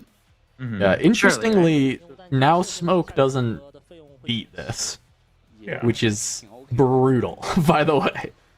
Yeah, no, I mean, this is... all of the breakpoints are really bad, and this is why Longsword's a good card. Because this is just, like, absolutely ruining our game plan. Because we have to, like... Do we have a Ray in hand? We have and to, like... he's odd-numbered for Rain, which is not fun. There should be at least one Ray in hand, if I remember correctly. Yeah, so we can, like, smoke Ray just to trade, and that de-ramps us one, and then, like, we full tap out next turn for Rain. And, like... And Rain doesn't even... It kills 2 things. I think Rain ends up killing everything because they tapped out of... Oh, if you're saying if you trade the Darius, right? Like, if you do the trade... have to trade the Darius. Yeah, okay. So if you trade the Darius, then yes, Rain does kill everything. Yeah. I think we just have to cry, and you know, if they have a cleave, we scoop the game. If they have a blood rush, we scoop the game. I mean, this is bad. Yeah, I mean, to be fair, he's out of cards, so maybe there is, like, the trade does actually really work here. Yeah. Like, trade, Rain, everything, and then Darius is on, you know, 2 cards. Oh my god. Let's go. Oh, this is so bad. So how does he claw out of this then? Because this is go to 4, lost the death grip. I think that was another hidden blade, so he needs to hide a hidden blade at this point, right? I don't know. Yeah, I was saying that jokingly, and I thought Kuvi was going to yell at me. So. What? No, a hidden blade is really good here. I mean, you have to hide it. I mean, yeah, I mean, this is just... We shouldn't have played into Rain, but... I mean, okay. When you're... So, if Kai'Sa full takes a turn off, and Darius goes to 6, and you top deck, like, a Watcher, and, like, Watcher, Falling Star... Okay, no, we're just... Yeah, no, we have to Rain here. You have to Rain here. Yeah, but... I mean... you tap Darius 4 times here, and then they just hidden blade it? Like... Yeah, I mean, this is... Our breakpoints are just miserably bad here. Do you just kill everything in the back instead? Yeah, okay. And then you try and trade the Darius? But you have to send in everything to trade the Darius? So there's currently 4 damage on Darius. He has a Ray. Yeah, okay. Yeah. No, this is good. This is actually really good targeting. Yeah, I think it's good targeting, but... Oh... I guess this ends up being about the same as fighting with the smoke in the Ray last turn. Yeah. I guess this makes sense. Except that they have the broker now. And, like, broker longsword is actually going to be such a pain in the ass. He does have blood rush in this deck. Oh my god. It could have been there. Holy shit. No, in that case, it is a much safer line. Yo, this should be Dreaming Tree, not Warren's. Dreaming Tree would be sick. It actually would. I mean... It'd be sick with the blood rush, with the hidden blade, because your hidden blades are like never targeting enemy in this deck. They're like always targeting your own guy. There's Vi. Now that we've seen Longsword as well, like that's another thing that works just as well. What is Vi doing in here? I mean, I don't think sword works on tree. No, it doesn't. It doesn't. Yeah. It doesn't? It's spell. It's spell. Yeah, it's only spell. Did we sideboard in Vi? I mean, I have to imagine so. Or, I mean, it's a 1 of, right? For sure. Like, this Vi is just like a 1. But I also, I'm not... Well, I guess it's... Yeah, you sided in on your Warren's game. Okay, I understand it now. I don't know if I agree with it, but I understand it. It is big as fuck, I mean... Yeah, it's huge. Did we just discard it? No. No, we held it. Wait, is that... That's not Bushwhack, right? No, that's a unit, isn't it? That is a Bushwhack. That is a bush... Oh, Bushwhack Vi. Bushwhack Vi. That is 100% a Bushwhack. But how are you drawing that often? That is the idea on the Warren's game. I mean, you're going to surprise people for sure. I'm already shocked. Imagine being the opponent. Because I'm shocked by this. I mean, even without the bushwhack, I was thinking like, okay, Vi makes sense because we've seen the gem jammers, so you can get a lot of value out of it even without a ride the wind. But yeah, I mean, what if it's like it could be? I think bushwhack actually makes so much sense in this deck. I think it's actually so sick. I fuck with it. The issue is, how does Kaisa not lose the game? Oh shit. Yeah, I mean, it starts with Seeker for sure.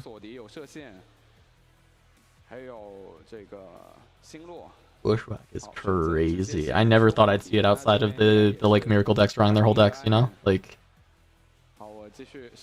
Hidden Blade again.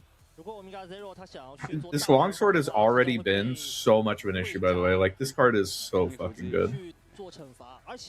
Wow. Oh, and another one. Holy. Yeah, I mean, Kaisa just has to develop just a ton of might because our hand is not good and we can't really contest anything, can we? I don't think so. No, I think I agree because you don't really have a future like off turn to take because you're already down 5, assuming that they have any sort of accelerator or whatever. They're going to be within striking distance after the next turn. Yeah. Yep. We're tapping out of Ray, we're tapping out of everything, and in the future we'll just hold up Smoke and Ray for the rest of the game, and hopefully it's good enough. Yeah. I mean, it's not ideal, but legitimately, I don't know what else Omega could do here. It's just kind of what you have to do. You just have to accept that, like, you're taking the turn off. Like, this is the last time that you'll ever be able to take a turn off. So, yeah. The main issue is that, like, all these long swords are just going to be such a pain to actually get through. And there's a world where, like, we top deck a Rain or a Singularity and just, like, keep sniping their stuff in base. And, like, we have a pretty good shot at winning. The issue is this bushwhack. You don't, though, because there's a bushwhack, right? Yeah, exactly. Yeah, no, like from your perspective as the Kaisa player, you're like, yeah, okay, I'll just keep the board clear, like, we're good, like, whatever. But realistically, this game is, like, over. Because Darius is just going to win from hand. The bushwhack is a capital I issue, 100%. Oh my god. And the, He threw away a sword, though. But yeah, rearguard can go in. I mean, Kaisa also, I don't think playing everything to the board is correct, though, right? Like, I think you should hold some stuff back with the bushwhack. Bushwhack Vi is going to score one side, but you have to score the other side as well, right? So we still have bushwhack Vi rearguard, so like I don't think we need to play. Yeah, I think this is too much. Yeah. I think you've opened yourself up to lose terrain potentially. Do you think they're on battering ram? No, probably not. They're running a lot of 2-drops. Like, I wonder if just as like a 3-mana 5-might unit, I wonder if it's good enough. Yeah, they don't get punished, but I do think that this is oh my god, Watcher Bellows is actually fucking crazy. Yeah, here. Watcher Bellows, Rain, any of that would have like they could have potentially thrown the game away, which and from a spot that I actually think it always wins. Watcher. Oh, do they have Bellows? They do. Oh, fuck. Yeah, they have the Bellows in hand. Okay.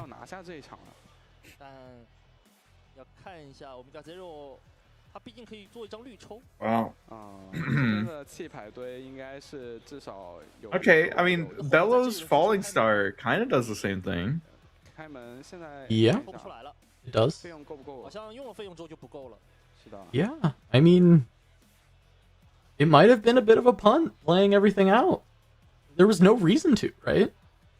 You could have literally left nothing on the board and played all of it on the next turn.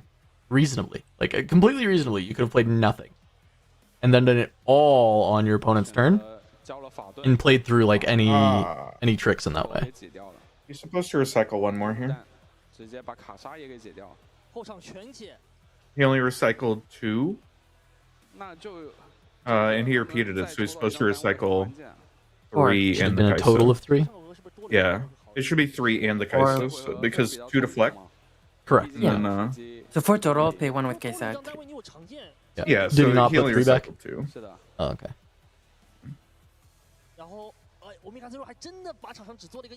Probably won't matter since this should be the last turn of the game, but we'll see.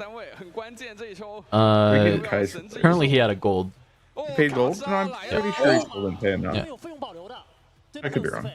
Well, maybe Jeff's right. Maybe it does end up being Kaisa off the top. Yeah, I mean, it just needed to be a unit, right?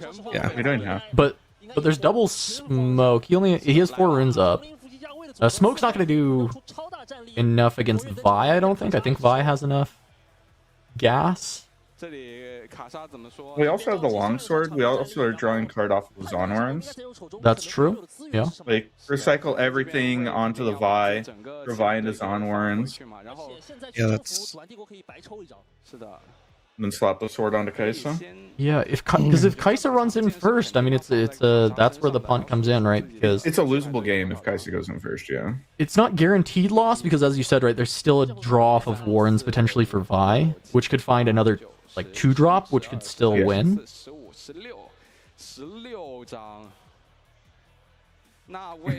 Bushwhack Vi, holy. This is crazy. I love it. I'm loving this game. Vi stands for violence. He hit 16 in the bid. Holy. Oh, was that piercing light? Yeah. Yes. What? That's good. Wow. What? Oh, we get to draw a card. Removal spell, okay, equip maybe? the sword. Equip the sword. Yeah. Like Ray Smoke still gets here? You're right. Yeah, Ray Smoke still gets here. And he has Ray Smoke. Okay. It's not over. Smoke? Oh my god. Oh no, dude. We're still playing a game. Oh no, wait, Kaisa just wins. Does Kaisa have Accelerate from hand? Yeah, Watcher. She has Watcher. Wait, do we have Does she have the enough runes? No, she only has 7 runes. She only has 7 runes and Vi's a 5. All those deflects mattered. Just play Watcher and then trade, right? Yeah, Watcher trade. And then probably, yeah, Darius isn't winning on one card. I mean, sorry. Yeah. Which means that Darius has to draw and accelerate off the top into another accelerate. Yeah, I don't even know what you could hit here. It's be like Kaisa? Kaisa, hopeful. Maybe time? Enough time? Yeah, Kaisa, hopeful. I mean, there's probably no other ones left, right? Literally be third Kaisa. Yeah, or rear guard, right? Or did I say hopeful? Yeah, rear guard. Yeah. Kaisa or rear guard. And then because Darius needs another card. You're only getting 1 card. What's our leftmost card? Is that Falling Star? Leftmost card. I can't see it either. Yeah, I think Kaisa's probably winning here though, but it's Watcher. Wait, yeah, okay. Watcher.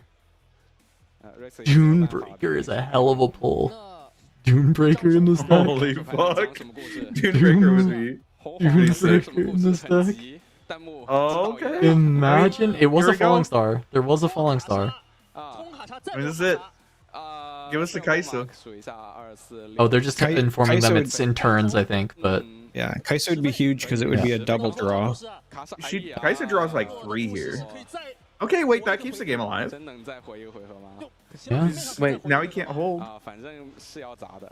Yeah, and this is turn 1 of 3, so it would go this turn, and then Omega Zero would get a turn, and then he gets 1 more chance to find the draw. Holy shit. Okay. Confirmation that he did fully pay. He did fully pay. Let's go, chat.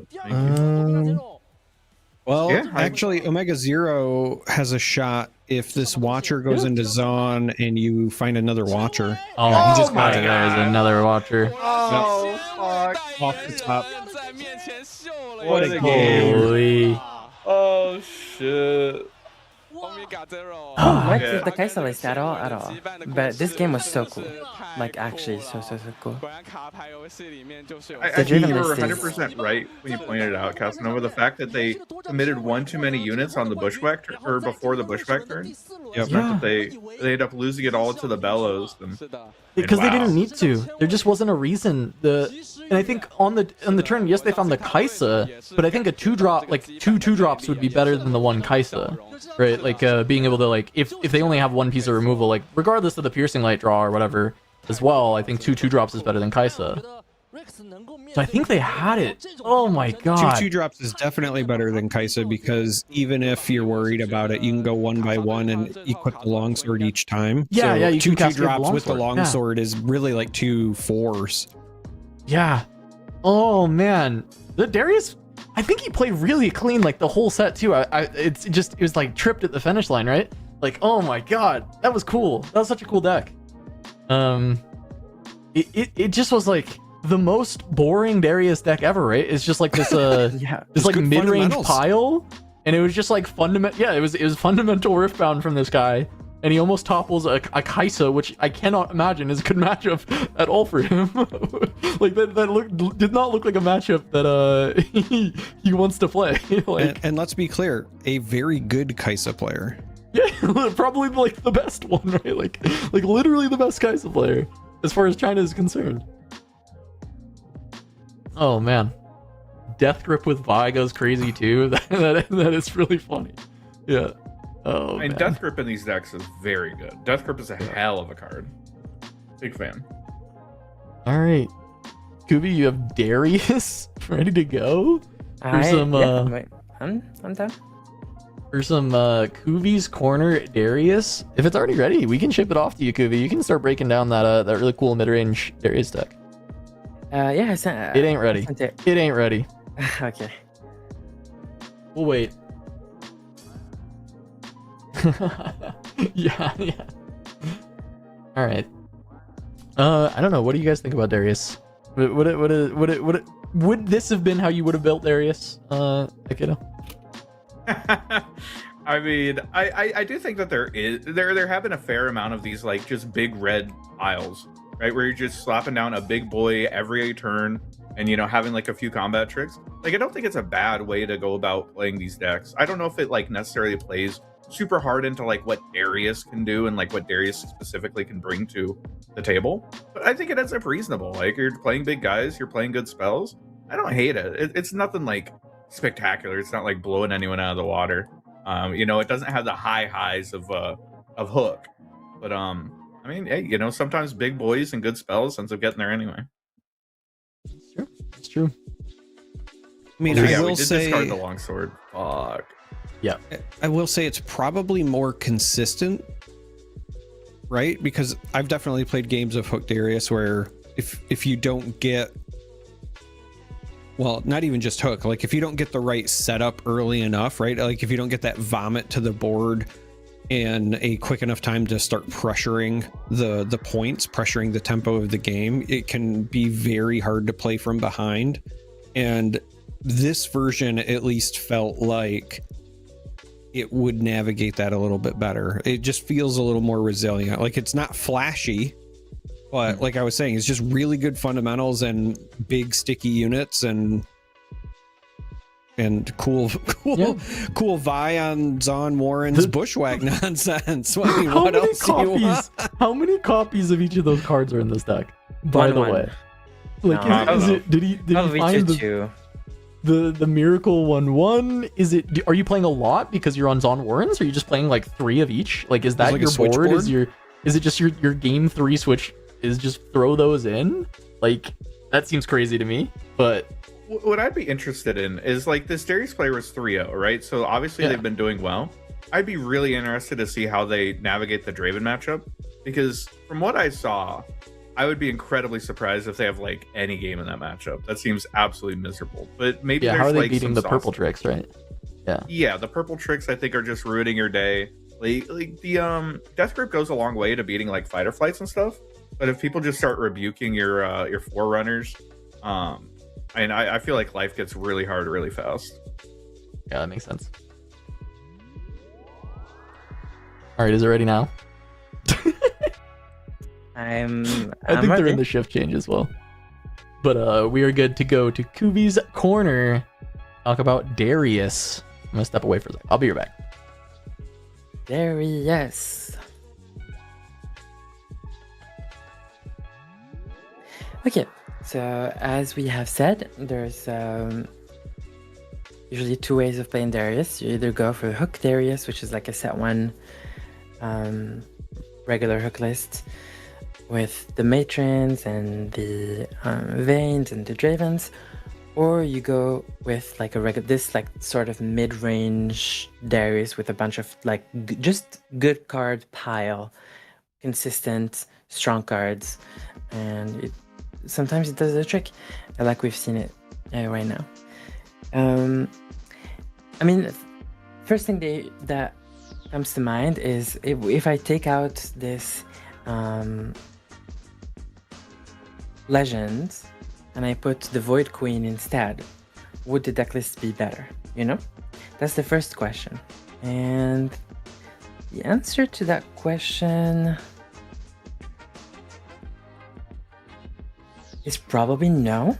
I think the actual additional energy that you're getting matters a lot more than the draw, especially when you're on Seat of Power on Zon.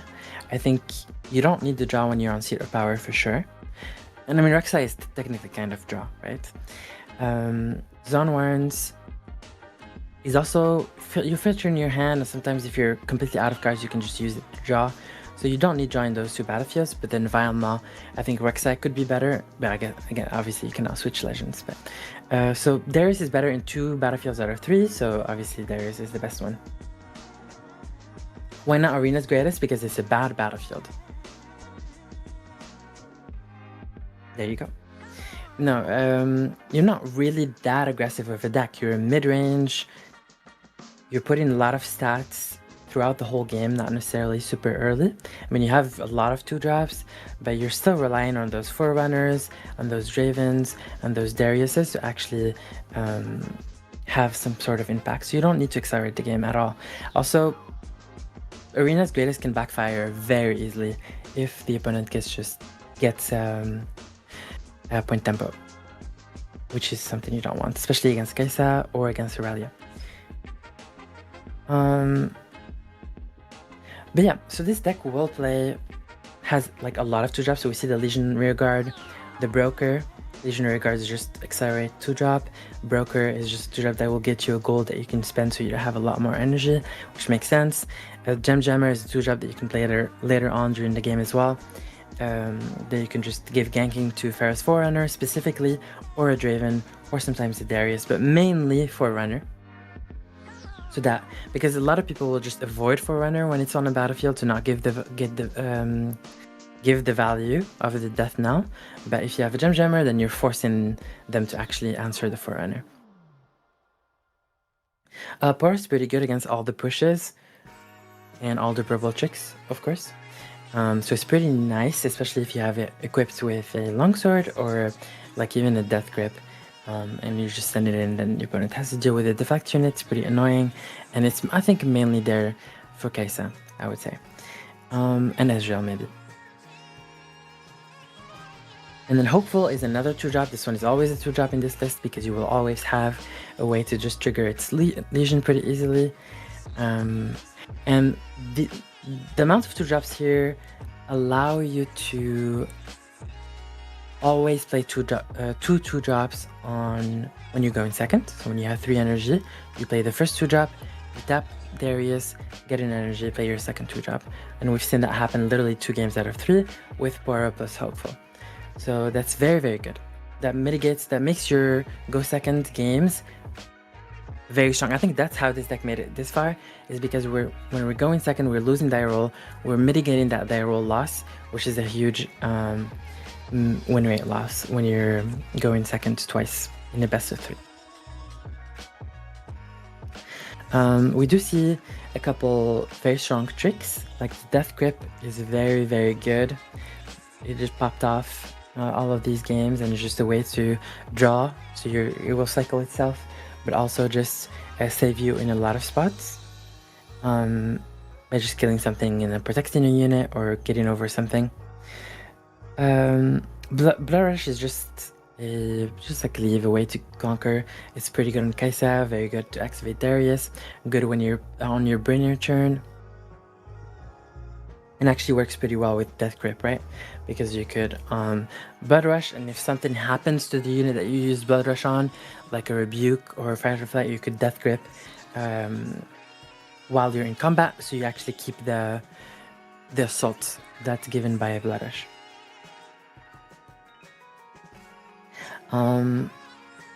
Then obviously we have... Oh yeah, I did compare Darius with Rek'Sai. I think Darius has access to the... Darius Legends has access to the Darius Champion, which is, I think, slightly better than the Rek'Sai Red Champion. So that makes them another point for Darius over Rek'Sai, I think, in these two colors. Longsword is absolutely broken, again, especially with Death Grip. Like, you have... These colors usually don't have ways to buff their unit or react, and these two cards are very good reactions. Especially with Draven or Kai'Sa, you always have like a Longsword plus Death Grip. And it's very scary to play around those two cards, in my opinion. Hidden Blade is very good, usually used on your own units to draw cards, but can be used on the opponent's units if it's like a Watcher or like a pretty big like Mind Splitter or something. Fallen Star is just a broken card, right? We're playing mid-range with the ability to actually hit base. Fallen Star is the only way to interact with base, and it also buys you back a little bit of tempo. Ideally, you want to, especially when you go in second, you're gonna go for the double conquer, and you want to like stabilize on the board and maintain. I mean, when you go in second, you usually are losing on points, right? And with the double 2-drops and Fallen Star, you're usually gonna bring back the tempo on your side. Could you play a mid-range list like this as Kai'Sa? Where is it? Kai'Sa.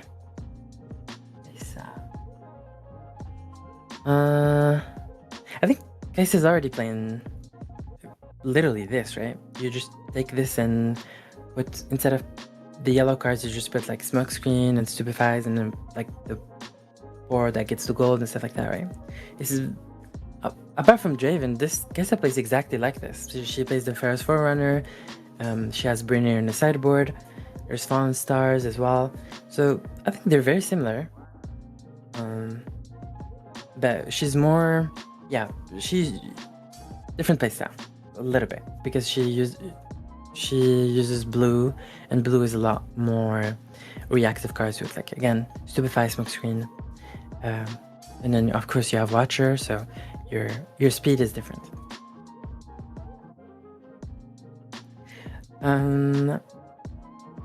You do have solid 4-drops. You have the two best 4-drops in the game. You have Draven and Kai'Sa. Draven is absolutely insane, just in general, obviously. And Kai'Sa is just a figured unit. It solves your draw issue. This deck has a big draw issue. Kai'Sa solves that. So you want to rely on your Kai'Sas. You want to make sure they draw and don't put them in danger. Brynir is very good in this meta against purple in general, against hitting cards, against Draven, and against Aurelia. So that's why we see it in the main deck. I think I talked about every card. Now I can talk about the battlefields a little bit. I mean, the One of Salvage main deck makes sense because of the Axes and the Edge of Nights and Aurelia. But I think it's still kind of risky to play a Salvage main deck. I don't think...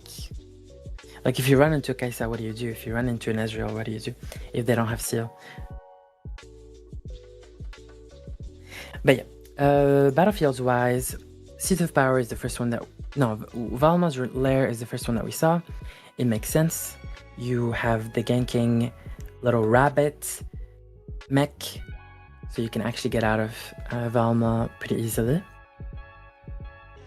Also, even if your unit is stuck, the fact that you have Death Grip allows you to just, if you're like, okay, I cannot get this unit out of here and it's gonna die anyway, so you can just Death Grip it out of Valma and give the might to something else, so that way you basically unbreak the unit that's stuck there. So Velma is very good, and it's very good against purple in this meta. Even against Fiora, Lucians, his Lucian will go in and out. Velma is good against that. Fiora will likes to go in and out as well. Aurelia loves going in and out, and Draven has a lot of pushes. So Velma is the best battlefield in this meta to counter the actual top 5 decks. Seat of Power is very good in Darius. You need draw, and you always have a lot of units, especially if you start your game usually with multiple 2-drops. So you will always have a lot of units to double conquer and make use of it. Aurelia doesn't really use it as much because she usually just conquers with 1 unit. Draven can actually use it quite reliably, so that's the issue. But you're also using it, and you need draw, so there's no choice there. Zon Warrens is the 3rd battlefield, and this one is interesting. We saw it specifically. You bring in Zon Warrens, and then you bring in Vi with Bushwhack as a combo. So let's talk about this combo.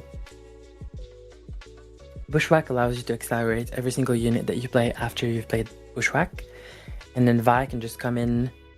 It's like a Vi red to win, but you don't get to double conquer, you just conquer once. But it's still very strong because you're sending like a billion might Vi into a battlefield. I think it's, as Aikaro pointed out, I think Vi is a very suspicious unit against purple, because purple can very easily deal with it.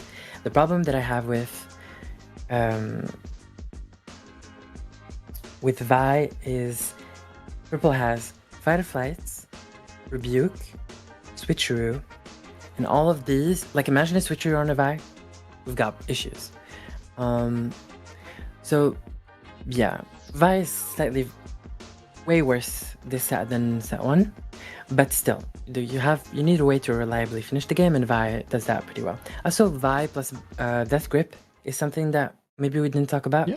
It's very strong. You can just even if you don't have Bushwhack, you can just drop the Vi and then swallow her might with Death Grip and give it to something else, and then you send the unit there. And then conquer. Pretty cool. So we got round 5, Rek'Sai versus Draven. I love Rek'Sai. I'm excited to watch some more Rek'Sai gameplay. I like the version that's been going around, even though I still think it struggles with some serious consistency issues as far as runes are concerned.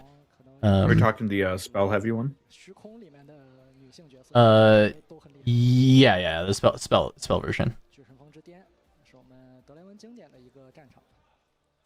And Phoenix is a pretty cool card. For sure. Did we see what the second deck is? Rek'Sai against... I didn't see.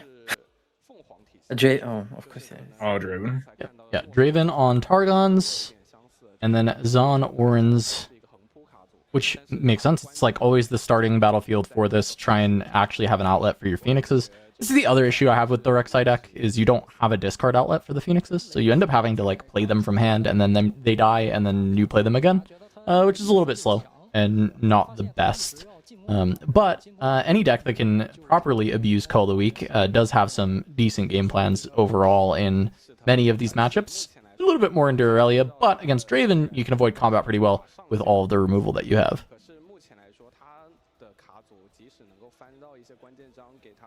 Seems like Draven won the die roll. Main boarded Mind Splitters and Bryn here's is kind of building on what we've seen the last couple weeks of people making their lists a little bit more greedy and a little bit more mirror focused.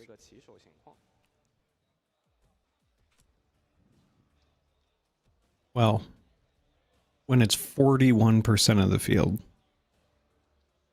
only 22%. You have to have a plan. I mean, yeah. I don't know. It's kind of a bad deck actually. Now that I'm looking at it, I'm surprised it got all the way back down to 22%. That is pretty crazy. I mean, shit. If you play 9 rounds of Swiss, you're only gonna see it 1.5 times. Is that even worth slots in your deck? I mean, come on.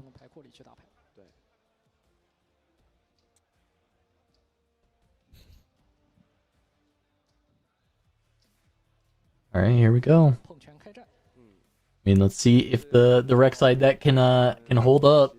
This is the point. This is the point of bringing it. It's got the long swords as well. Seen this a lot, trying to make even more use of the red seals, but often you're always spamming them out. Now, finding red seal to start the game, massive for this deck. I talked about the rune issues. That looks like 2 red seals. I don't even think you can get enough red seals in this deck. I think drawing all 3 is fine, because you're Rek'Sai, and you're going to go draw extra cards off of the battlefields anyway, so screw it. Every single seal in the deck is all good. And so I think double drawing it's probably fine. There's a Void Rush in hand as well, which makes it extra fine, because you're going to be able to replace the cards. Pretty nice. Pretty nice hand from Rek'Sai. No removal spells yet. I think that's the one thing missing, but you can find them on the Conquers, potentially, as well.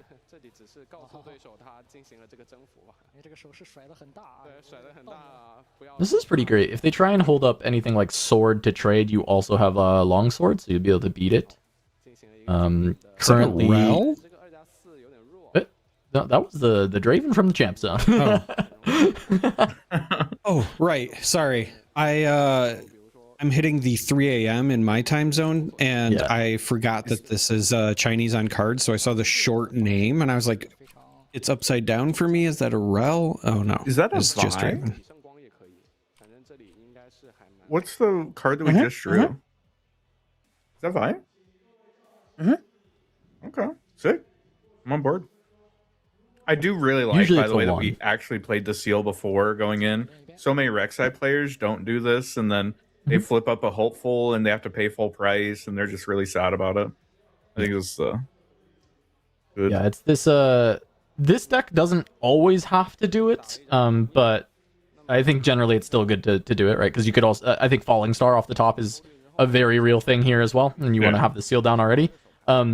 But there are spots where this deck doesn't actually have to play a card first because it doesn't play that much Legion. A lot of the other more aggressive Rek'Sais have a lot more Legion that they have to guarantee that they are always playing something first. I agree with you though. Like, I mean, we're in the case in this game where you're absolutely playing that seal first. Like, you're always you hit a seal, you hit a longsword, you hit a falling star. Like, there's so many.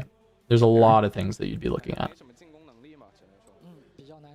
Currently, I was wondering, if he would decide to not cast anything to try and play the Darius, but I do like just casting the Hidden Blade, kill the Draven. Yes, you're giving cards, but generally you're going to try and card starve anyway. This is obviously not starving them, but this is still a way that you can deal with one of the major threats that will not be replaced because there are not more Dravens in the deck generally. And I think that's a reasonable way to try and deal with the Draven deck, is especially as they get heavier and heavier on their ratios and like what cards they're playing. I think it makes a lot of sense to just let them draw the cards. Who gives a shit? They're never going to be able to play them all anyway. Interesting. I'm thinking about whether or not you're supposed to let this hard bargain just happen so that they don't draw. Like, you took cards from them.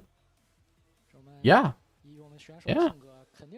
Okay. Yeah. So it's gonna pay.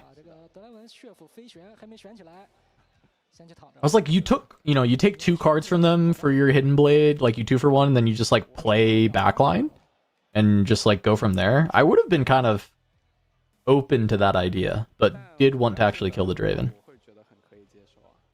Yeah, I don't hate the idea, Cass. Once you said it, I was like, yeah, no, that clicks. Like, often this is an attrition matchup from the Rek'Sai side, right? Like, you want to deal with all of the threats that Draven presents and not allow them to draw because you don't give combats. Or at least you attempt to not give combats. So it's like, okay, if they want to hard bargain this Hidden Blade, I'm just getting a card that I played off the top of my deck for a card that was in your hand, and then you just, as Rek'Sai, you would develop another card. I think it would have been reasonable.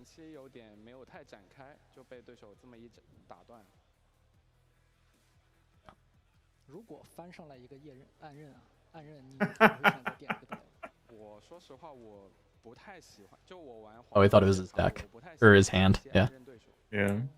Like, I have too many cards in my hand. I thought my rune deck was the same amount of cards. No, why? Why are we lagging? Can we get a refresh? It doesn't seem to be fully Billy side. It's just like some buffering that's happening because I got the stream still up. We'll have it back in a sec. Give me that hot refresh. Did they have to do a judge call because he picked up the wrong thing? Because that seems No. like a bit much. No, it's just buffering. It looks like we'll have it back in a second here. There we go. Hey. Thanks, Jarvis. We're back in the mix. Oh, we axed our treasure hunter, and now we're sending it in. Hey, sick. Axe Ride the Wind here, actually. I was like, how was it ready? But no, it was the Ride the Wind as well. I think we've seen Ride the Wind on these treasure hunters a few times, and every time it looks good because it makes like 4 gold. Yeah. Like, not literally 4, but it feels like 4. In infinity gold, actually. Yeah. All of the gold. The mushroom cloud gold. I don't know why, but every time I look at him, I just see mushroom cloud.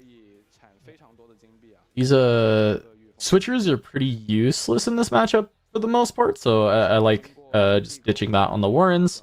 All this gold means that this Draven is going to have infinity runes for the game as well. Next turn can be Mind Splitter without deramping, which is a pretty good turn. That it is.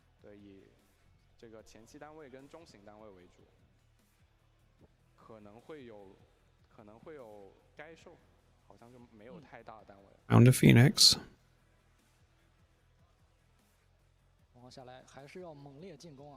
Yeah, I'm curious what that the extra red seal is vibing for. I guess there hasn't been a... I feel like you want to get that set up while you have a red seal on board so that you can get full value from it later. It could be trying to maybe set up for discard it. Darius trigger. Oh yeah, maybe one discard. Yeah, Darius. So there is a Darius in hand, so actually both of those are reasonable ideas, right? Darius trigger would be one thing that you could use it for on the turn that you're going to play the Darius. The other is if you feel like one seal is enough, that you could use it to just trade in for another card off of Warrens. Okay. I mean, those must be the idea. Well, that also, I kind of don't hate the idea of if you're looking at your hand and how many resources you're going to have left over or whatever for playing, just keeping more options unknown to your opponent never hurts either. Falling Star's kind of nasty, but Phoenix going to the bin is fine. I mean, that's kind of what you want anyway, so okay. But Draven going to 4 points and then developing is certainly not what the Rek'Sai deck wants to be seeing right now.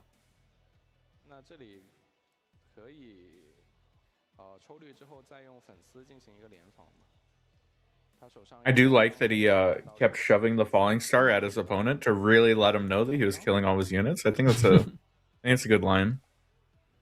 Yeah, usually I just throw it at my opponent. Should have. I think you should unsleeve it, then drop it, and then sleeve it back. It's like, you know. Just fling it at your opponent like a ninja star. Just yeah, that's what I usually do with my spells. You gotta tear it up, Chaos Orb style. Yeah. They said it's a spell slinger deck, right? So I have to sling my spells at my opponent. Yeah. That's funny. That's funny. Okay. Interesting that we didn't back up the treasure hunter here with the fan or hide a card. Just kind of accepting that it will die if they want to throw something at it, and then assuming that we'll be able to kill it on the clapback. Not unreasonable, but there's accelerate, but like just extending a Darius does not feel very exciting here. I think that is what the play is with the seal. Yeah. So we did get to see this kind of work nicely, and still have 2 runes available for the Void Burrower trigger after the fact, which could be, you know, something like, well, Falling Star wouldn't be that great. What could we find that would be really nice off the top for 2? Hopeful. I think we need another unit. Yeah, Hopeful sounds pretty good. Just because maybe you can reinforce if it's Hopeful. 9 might. I mean, how do we feel about 9 might? We didn't activate. Oh wow, not even going to do the Rek'Sai. Instead, just going to do this. Okay, well, you chain them now. Or you just draw both. Draw both is a legal option here. This feels like there are Under Titans in the deck to kind of keep going here. It does feel a little bit weird because we could have just like hit the Void Rush anyway off of the first Rek'Sai. Yeah, do you want to call your Darius? I feel like isn't there a reason to what is the reason to not just do the Rek'Sai though? I don't fully understand why we wouldn't just Rek'Sai, because you're tapping 2 anyway, so you're only ever getting to play a 2 cost. Yeah, draw both calls makes sense. Says okay, trade with my Darius. I have 2 calls with your name on it for this next turn. That fan better be staying in the back. Yeah. Because if that fan dies, then the calls will get a lot of value. The problem with that fan is it's a bit overzealous, so it very well might make its way where it doesn't belong. Love you, Kuvi. Wow.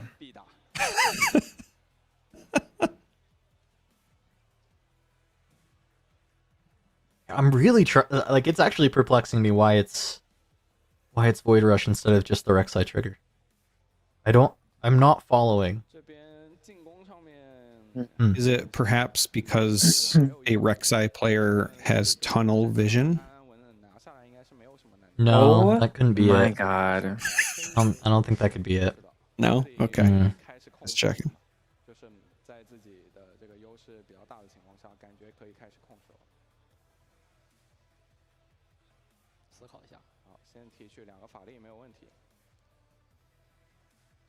Like you could just play it next turn.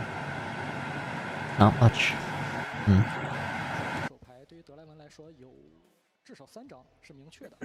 The Darius, draw a card, score to 6 on the other side, and then just like Mind Splitter.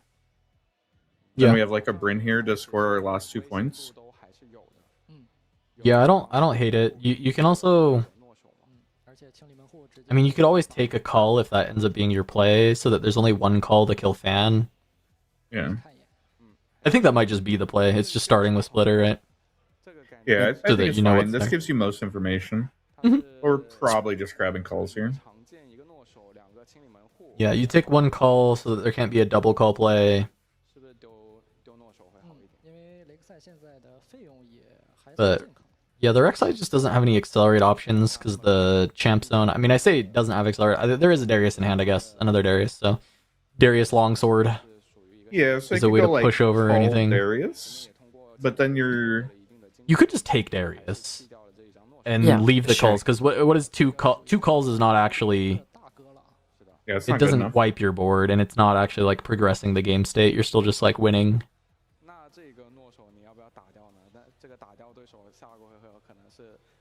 And you axe over the Darius. It feels like Draven's just gonna have this one. I felt really optimistic for the start for Rek'Sai, but with like having the seals, like you're kind of able to push through with the runes, but wasn't able to actually like remove anything early. Like couldn't actually get anything rolling. Like having to play a Darius to go kill like a treasure hunter and then have it just die is like maybe worst possible case with a deck that's trying to avoid combats. Oh, he needs on orange, bud.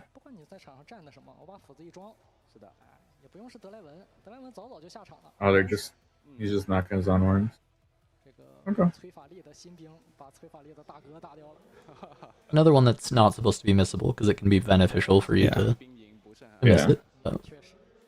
There it goes. Now, that rebuke is, I mean, it probably doesn't matter at all. But I'm really surprised that we ditched the Tide Turner. Oh, actually, like into a double call hand. Like Tide Turner is so fucking good. Yeah. But also, I did forget that we were on the Target's Peak game, so that rebuke is actually disgusting. Also, welcome, Peter. Hello. How's it going? I heard the tunnel vision joke, and I was like, I have to get on this stream immediately. I see you're a man of culture. I met Blevins before. Which is admitting he's not a man of culture. Yeah. I just was saying ew at the comparison. How dare you? No, it's fine. I love Blevins. I think you're right, Cass. I'm looking at what's left available for the Rek'Sai, and I just don't see a path to victory. I think it was actually really heads up to just take the Darius with the splitter, because calls don't win games. Yeah, if we had a way to accelerate these Phoenixes that are about to come in, like that'd feel really good, but just not quite good enough. Yeah. I mean, how good would Tide Turner be here? Shit.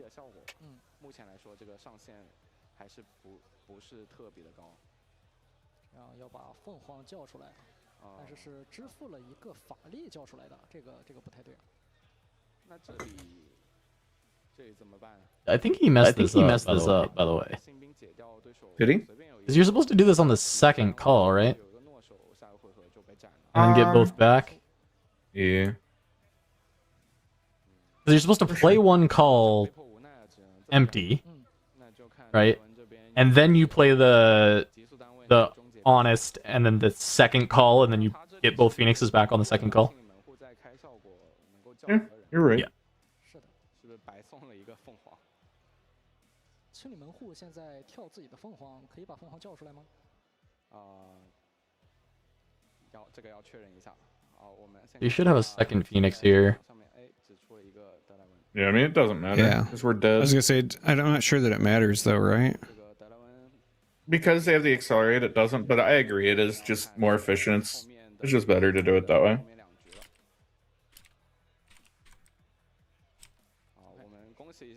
All right. Game 1 goes to the Draven.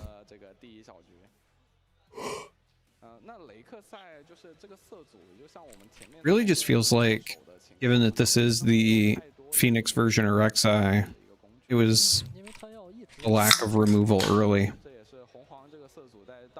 Like there was no bodies, and then there was also no removal. So it was like the worst of both worlds. Yeah. No, you're right. You're right. The treasure hunter just going back and forth with the ride the wind and the spinning axe just ended up setting up the late game, and unfortunately no early answers for it meant that Says kind of gets ran over. Yeah, no, I mean, Chad, I see he did it right, because if you just call, you can't summon Phoenix, but he could have played the first one, then played the honest broker, and then played the second one and summoned both. So he absolutely could have summoned both.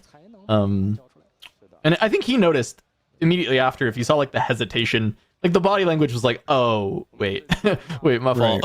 Like, it wouldn't really have mattered at this point, but yeah. Still very like you were saying, the ride the win with the treasure hunters have been pretty rough when they're just scoring a bunch of points, making a million gold. It becomes really difficult to ever kind of come back into the game. And we've seen quite a few different decks do it over the last few weeks, but I feel like every time we see it, it's just good. It's just really good. Yeah.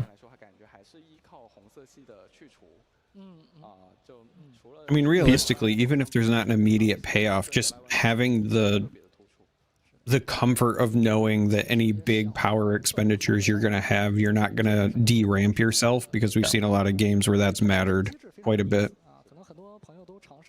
Well, Peter, you joined in the middle of the game. Have you been able to catch any of the other games before, or are you just waking up? I know you said you've got a pre-rift coming up. Is it your first pre-rift? Yes. I've been a bit all over the place. I was having a couple of technical problems there. I haven't been able to catch too much. My mind has been full of pre-rift stuff. Absolutely, I'm starting. It's nice to be seeing the Rek'Sai getting played here, because I know that there's been stuff coming in from people's various pre-rifts saying that, this is the most overpowered. Like, Aurelia is completely unbeatable. This morning I see that Rek'Sai is being listed as unbeatable as well. So I'm like, okay. In pre-rift? Really? Interesting. Value gaming, I guess. Value's pretty good. I mean, I guess if either one of those are also playing Punch first, maybe. That's the big thing, Peter. That's our advice to you going to your pre-rift event. Put as many Punch first in your deck as possible. We have 2 people on the call that went undefeated in their pre-rifts, and that was their strategy, is put as many Punch first in their deck as possible. Yeah, I opened 2, I played 2, and I went undefeated, so... I'm assuming that in that case you're just sort of effectively dropping playing runes of like one of your base colors if you're not playing orange to start with them. Yeah, so I got kind of lucky. I opened Lucian as my pre-Rift kit legend, so I was able to just pair another color with it. I stuck with Lucian's colors as far as like power costs go. I went with an 8 and 4 split in favor of orange because I was very heavy on orange as far as the equipment goes as well. It was like Hex Drinkers, Storins, etc. And then for my third color, I just splashed purple cards that did not require power. So Treasure Hunter was in there, Overzealous Fan was in there, etc. And it was great. Did everything I needed it to do. I love the chat. It's just like, yeah, it's true. I had 2 punch first. My opponent had 3. I lost. The other, a solid game plan. Went undefeated with Ezreal. I played 2 punch first. Like, you know, yeah. Pretty good. Pretty good. Yeah, okay. Yes, you're right. I'm detecting a theme here. Yeah. Just grab some punch first, Peter, and then you'll win your pre-rift. But back to Draven Rek'Sai. I think the way the matchup wants to go for the Rek'Sai, unfortunately losing on their Warrens game, which I do think Warrens is like very good for them, but to be able to try and bin some of the Phoenixes without having to play them. As you saw in this game, that didn't actually work out like that. They actually had to play the Phoenix, which is quite slow. But I think missing out on things like Falling Star can certainly slow you down. But even then, I mean, Falling Star in this matchup is good, but often like having to use both sides to kill Draven is not like the most exciting thing that you get to do. And a lot of the early 2-drops deny your call, so you often are still needing to like use removal relatively inefficiently, and you bring it back in value by recurring Phoenix and by like drawing extra cards via the Void Burrower powers. We're going to see Candlelit Sanctum, which is generally pretty nice. You can order the triggers, see the top 2 cards, decide if you need to bottom them or keep one on top for Void Burrower as well. Do you ever run Void Gate and like Piercing Lights? Is that like your game 3 plan, or is that? I think you totally could. I don't know. I'm actually trying to remember if the Rek'Sai deck tends to like Void Gate. Do you know if the Void Gate has been in this deck mostly as the 3rd battlefield? I think it is, right? It depends if they're playing like Piercing Light stuff or not. I don't think they should. So I would say it's no. Interesting because you can just side it in, but I wonder if it's a little too committal. Yeah, because I've played a lot of like Phoenix decks that are similar in a lot of the cards that it's playing, but not often with yellow. So often I've had Void Gate in my Phoenix decks, but this is a bit different, of course, being a yellow deck with Phoenix, where a lot of your spells say kill a unit instead of deal any amount of damage.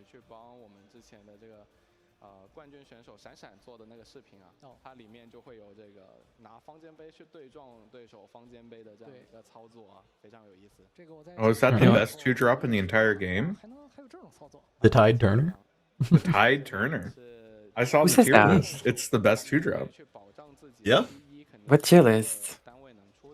The tier list. The tier list. It's a metaphorical tier list, maybe. Yeah.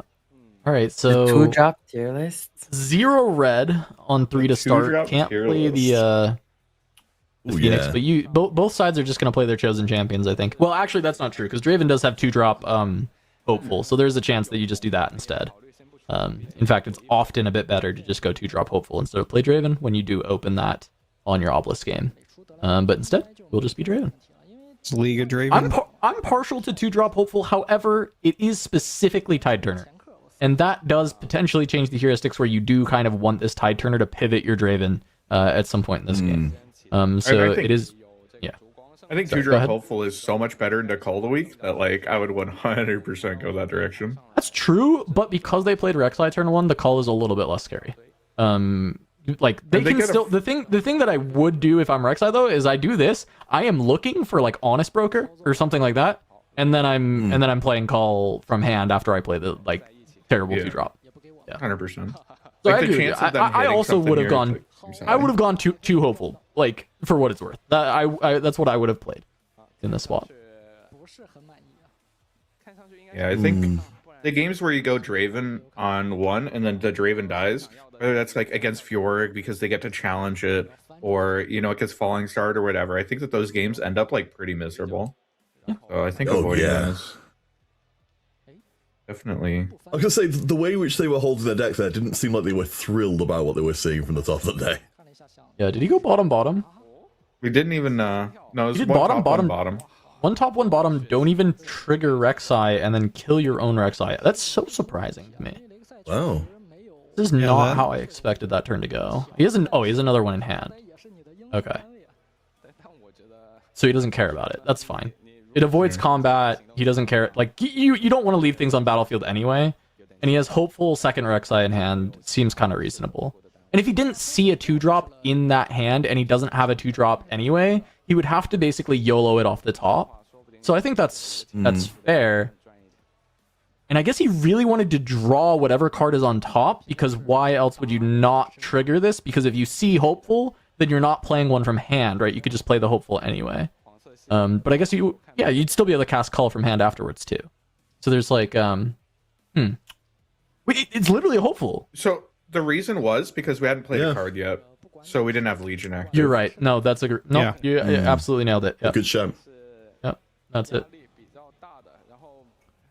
That is absolutely it. That is a bummer, because to like play a hopeful from hand and then there's just one on top of the deck is really not ideal. But that is a really good call out. He had not activated Legion, and I mentioned in the last game that this version often doesn't need to activate the Legion, right? Like, it's often okay to just kind of go conquer, but this is the exact scenario where it hurts you, is when you have rear guard that you're trying to play. And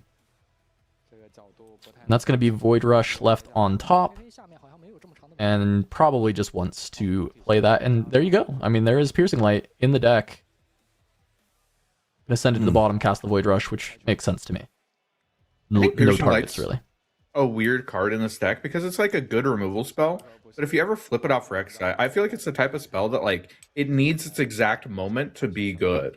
So I don't know if it's generic enough to just like flip off a Rek'Sai and then just play it. Yeah, and then there's Bryn here in the deck as well, so still, opening up a little bit more unit combat than some of these Rek'Sai decks are playing. Now, Bryn here against Draven, quite good. Against purple, it's just good.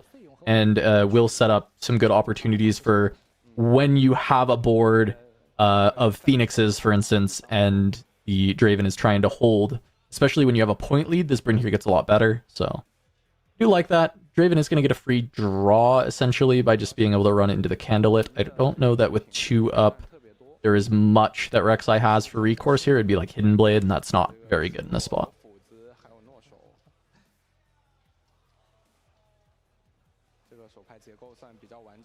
Is this version of Rek'Sai running like Drag Under, or no? Often like 1, maybe 2 copies. It tends to be in the deck, yes. But if they're playing the Under Titan version, they have to cut some slots. And sometimes it's just like a number of Drag Unders, or a number of, like, if they were on Vengeance, or they were on, like whatever, like really heavy, expensive kill spells. Sometimes those get trimmed in favor of having the cheaper stuff with the Under Titan, and then just like making sure that you can always like spam out the low to the ground stuff. But I also think the fact that it's not activating Rek'Sai every single opportunity to activate Rek'Sai almost makes me think that maybe this version is not the Under Titan version, but we'll have to see if they ever flip one. Man, that's just a lack of faith in the meme. If you're gonna play the deck, you have to commit. Yeah, well, I also just think Under Titan's just straight up good. And like it is one of the really like OP things that Rek'Sai does, is like flip card off the top and essentially play it for free because you saw on Under Titan. And it's still good, even if you just like have to hard cast the Under Titan, like especially onto your Phoenixes. Your Phoenixes become like 7s.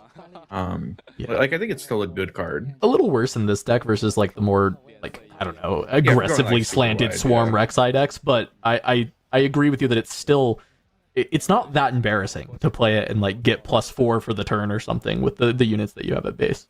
Especially on your Zon Warren's game, right? Like you have the option to filter it. Like if you don't like it, get rid of it. You can still see it off the top with your Void Rushes, with your the other looks. Yeah. And it's not to say it's not in here. I don't know that I agree with not activating Rek'Sai. Kind of like essentially haphazardly if you have them in the deck. Like I am a true believer of look at the top 2 cards. If the top card is not winning me the game, it's bottom looking for Under Titans. You know, like. Yeah.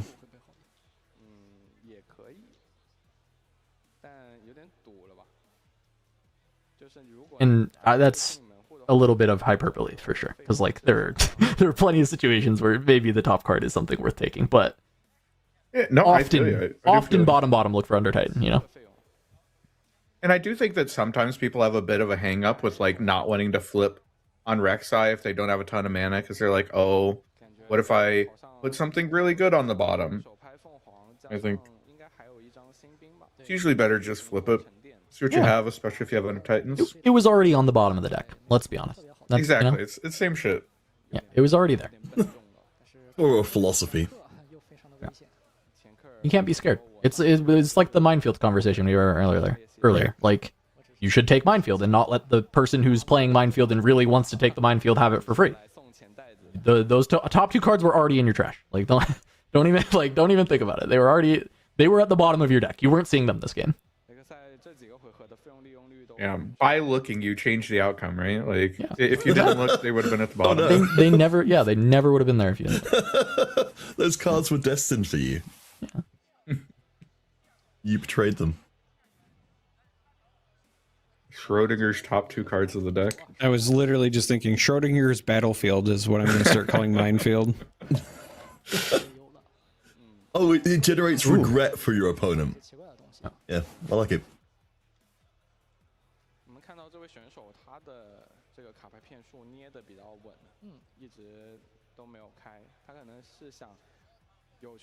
God, when Kaisa starts drawing 2 cards, this Draven deck looks kind of unfair. Yeah. Yeah, I mean, the Rek'Sai has not been able to prevent combats this like entire series. It's just been... Yeah, this is like week 1 Draven shit, you know? Like, I feel like it's been a long time since I've seen people just giving Draven combats. And we are giving Draven combats. I don't know if we're just not seeing enough calls. We're not seeing... I mean, I've mentioned Falling Star, but I don't... Have you seen a Falling Star the entire series so far from Rek'Sai? We definitely... We've seen it. I don't think that we've seen it played.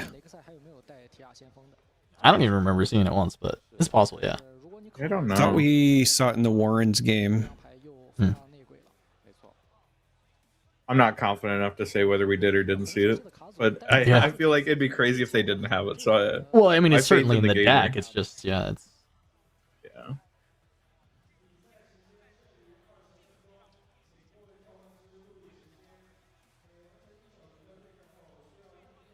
Not feeling super optimistic to see this change around anytime soon.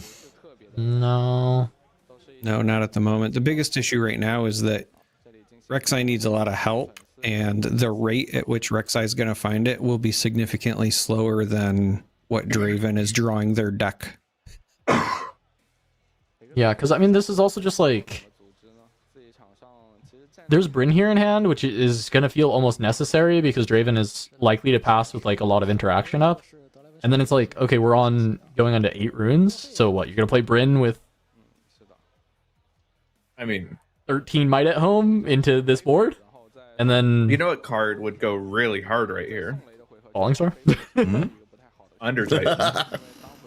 Under Titan would find a slap on this board. It'd be pretty nice. It would let you go 1 over the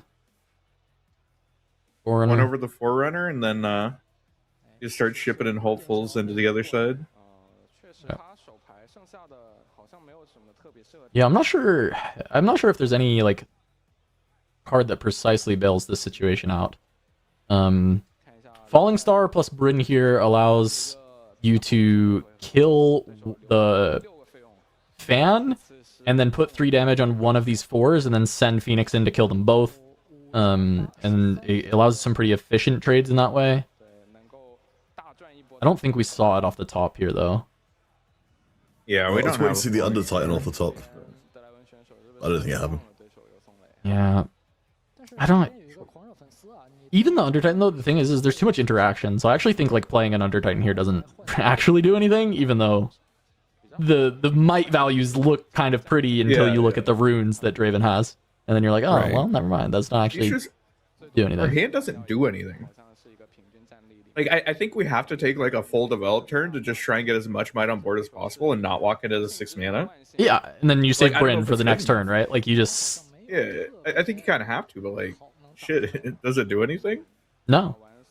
Okay, so we'll play Bryn. Okay, maybe we're just like hoping they'll, you know, empty their hand. I mean, play Bryn, take one side is like reasonable. Yeah. Which side do you want to take? I want to take Obelisk, but I don't know if you can cleanly do it. Yeah, that fan card is really annoying. In fact, I mean, you can't cleanly do it, to be clear. No, you can't cleanly do it. I will say, I don't hate this here just because we did see the Draven player leave a lot of runes up, and so even if there's like nothing outstanding that happens, you're forcing them to have almost taken a turn off. Now, the bad news, if you're the Rek'Sai player, is just that the Draven can take a turn off and still be entirely fine, but I appreciate trying to like stuff the opponent if, you know, they have a bunch of reactive stuff up. This axe placement has to be wrong, right? Well, you really just trade the whole board, I guess. Yeah, but you could just like axe Kaisa and then push anything, and then that feels like I don't know why you would ever push Phoenix on the fan. is really good here. Yeah, it doesn't matter. Salvage, baby. Oh my god. Salvage, baby. The blowout. Oh yeah. Yeah, I mean, this just... Okay, here's how we know. Didn't even get the push. Here's how we know for sure if there's Under Titan. Because on this Conquer, if you don't activate Void Bearer, there are no Under Titans in your deck. Why do we axe the fan? And why did we not push him? I have no idea why that fan got the X. That was very puzzling to me. Axe anything else and then just push. It's just like so good there. Right. But now we're just... All right, like, no Under even Titans. after the salvage, Yeah, it's there's just no that Under they're Titans in trading this down. deck. There is no reason to not activate Void Bearer if you have Under Titan in your deck, so... I mean, or unless they he's just so don't believe in scared the of heart putting the cards to the bottom of the deck, right? Like, but, you know. They just don't believe in the heart of the cards. But it's just like mathematically correct to just activate it if you have Under Titan in your deck. Like... No, you don't get it. Because he ended up just hiding a Hidden Blade. Even if you just see it with no playable card, you could Hidden Blade the... I mean, it's probably not good, but you could... Yeah, because they'll double conquer, but you could prevent like the hold or whatever, right? You could find... No, I hear you. Call the weak Under Titan and play Call, right? You know, there's lots of ways. What was the final verdict on Hidden Blade on Phoenix? Can you get the Phoenix back? I believe you do, right? Hidden Blade, you can get it back. Is we flipped. I mean, the rules changed quite a bit on that. Yeah, I think when Phoenix kills back itself, and you can still summon it back. I believe so. Okay. Or not kills itself, but like when you kill the Phoenix, you can then summon the Phoenix. Now, he doesn't have any runes, so it doesn't matter, but... Like, he can't pay for it, but I think you can. Yeah, I mean, if you can bring it back off of Call, then I can't imagine you can't bring it back off of Hidden Blade. Like, same shit. Well, this situation is it's actually killing that same Phoenix, right? Bringing it back on exactly. Yeah. And you can do that with Call, right? I don't know if we've ever talked about that, but you can. I think you can. It is the same. Like, I do think you can do both of that. So, both of those. Yeah, I think it's the same thing. Oh, this is smart. Doing it on the Darius trigger. Yikes. So that they don't get a free draw. Yeah. Well, and, no, it's still smart. It's the correct play. It is objectively just correct to do it. I like it. But that is pretty brutal. No draw 2. Yeah. No spells in hand. The other thing is, like, Rek'Sai really needs to conquer to get the triggers to get through the deck and like get your value. So like, if you decide to just slap this Forerunner back on top of the Tide Turner, it's actually gonna be so hard to conquer here. Yeah. Wow. And a fighter flight to hide. Yeah. You know what would go so unbelievably hard here? A falling star. A falling star would go unbelievably hard right now. I believe there's one in hand, right? No, it's another Bryn. On the Draven side. Oh, Falling Star. Oh, you think a trade offer is in the offing? Okay. Have we seen a Undertaker or no? No. I mean, Void Rush Under is Titans. Void Rush is still nice. Look, that's 2 more looks. Under Titans, not Undertakers. Yeah. I think, you know, I think like Watcher Falling Star would be pretty good here. Agree with that? I think we've concluded Under Titan is not in the list. Yeah. Pretty confident that there's no Under Titan. Or else I will say that if there are Under Titans in this deck, I think the Rek'Sai player is misplaying, and I don't think there are Under Titans though. He's like given no indication that this version is running Under Titan. There it is. Oh, that is exactly what he needed. What the people wanted.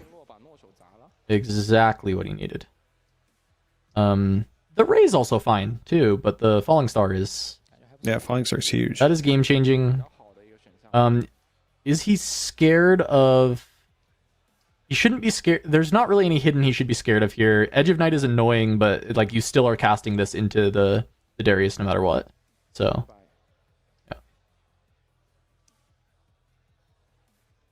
Nice. Gets to deal with the fight or flight. So just curious, if it was an Edge of Night, what's the game plan? I mean, cry. You're probably just raying it. Yeah, you probably have to ray it. You're really upset, but yeah. Decided to not recur the Phoenix here, by the way. Ooh. It is actually so annoying because we don't even get to like. Yeah, Cull's not playable. Like this Cull is so bad. The Cull is awful. Nothing's going our way. Yeah, could have. There's like an idea where you could have arrayed the Tide Turner, but I don't even know that calling your Bryn here for a Pharaoh's Forerunner is like good either. Like that doesn't necessarily feel very strong. No, okay, another Void Rush is good. Okay, there's another. Here's all the Falling Stars. Okay. Yeah, you wait for them, they all come along at once. Though, to be clear, I don't know how good Falling Star is here. To be like, you kills also your Bryn. You do have to kill this Forerunner eventually, but it's like, man, does this not feel very good. Imagine if at the start of this we went Ray on the Tide Turner and then Cull and then Falling Star. Shit, I mean, we really just had to believe in the heart of the cards, and I feel like we didn't do that. If you believe in your deck will, you know, get there for you, and we just didn't believe in our deck.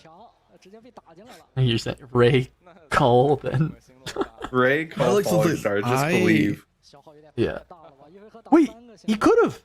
Right, that's what I'm saying. I want to say he's wrong, but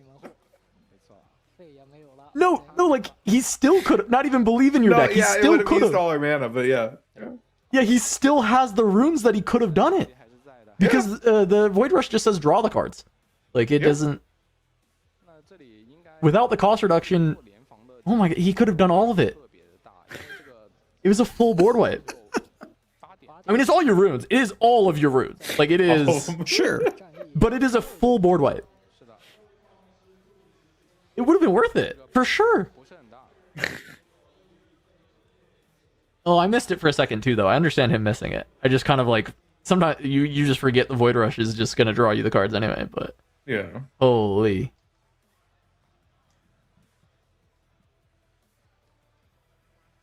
Because it wasn't even like predictively he needed to Ray earlier. Like he just reactively could have drawn those 2 cards and then cast the Ray and then done everything.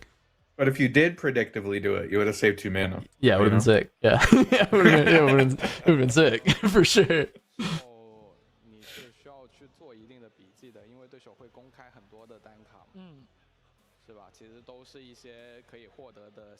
Yeah, what I'm getting here is that a lot of mental game stuff needs to still be worked on. Are we still just cooked? We're kind of still cooked, yeah. aren't we? They're going to hold the 6 and then develop out, and then they're going to play a Bryn here turn, and... Yeah. You know, it's just an uphill battle, right? We're not cooked. It's just... We just have to really... They needed to believe in the heart of the cards. I'm with you now. I feel like... I mean, he probably shouldn't have tried to believe. I mean, to be honest, I don't know that fully going that crazy, but he did have the clear later. Like he could have just Yeah, he could have just done it at later. I don't know if he even knows still that he had the clear. Like, I don't know that it has crossed his mind just yet. Because, like, it was a specific line of don't play the card that feels like it's good here and instead draw it because of the Ray in hand. And this time, Charmer, he may actually have had tunnel vision on the 2 that were picked off the top and forgot about the Ray in hand. So I wouldn't give it to you on the other. This time, it's possible because I don't know, when I play this Rek'Sai deck, sometimes you just get in the world of the 2 you flipped off the top, right? Like, you don't consider the world of every other card in the game that you have. But with Void Rush specifically, you can consider the big picture. You don't have to just think about the ones that you flipped. So what are we figuring out here? I don't know. It's something about the recycles. Missed trigger. I think everything was on the up and up from what I was watching, but maybe he missed something. Seemed like he was recycling everything. Yeah. Maybe the judges are just saying, "Hey, if you would have done this properly, you would have wiped the board." You had a full board wipe here. I don't know why. I don't know why you didn't do that. I didn't know why you didn't find this board wipe. This this board wipe that would have left you with what 2 runes? Like you'd be tapped out, but like you'd have two runes left, I think. Yeah, be one more red, one more yellow. Yeah. Judges that heckle sounds like that sounds like a good addition to the game. Oh right, maybe like you kind of get to cash it in once per game. You're like, judges, any thoughts on what just happened? Wait, I would have mine. We do have a Rek'Sai in hand, by the way. We can accelerate Rek'Sai, go to 6. Like, this is a playable game. Yeah, and that might just be what you're supposed to do, because you can still keep red. Oh, you can't keep Ray up if you accelerate it, because you have to pay the red. Hey, I was gonna say keeping Ray up would make it feel pretty good. But it might still just be accelerate Rek'Sai, go to 6 to be clear. Like it might just still be the best play. They don't have a clean answer. They kind of have to answer both sides. I guess they don't have to, but you know. Okay, let's see. Let's see if he does it. You gonna play at home? Okay, he doesn't want to get rid of every single rune in his deck, and I think maybe just wants to keep the Ray up. Interestingly enough, if we hadn't have played our Phoenix, because our Phoenix got played this turn, right? Yeah. Could Rek'Sai plus Ray? Yeah, so we could have held up Ray. And we're holding up Ray anyway, but we could have accelerated. Yeah. Then... I think going to 6 was a very, like, reasonable idea. I don't know if there's, like, ways to accelerate the Phoenixes in this deck. Often there's, like, one... Rek'Sai. Well, Rek'Sai, yes, but there's also one Sundisk often in these decks. But Rek'Sai can do it, yeah.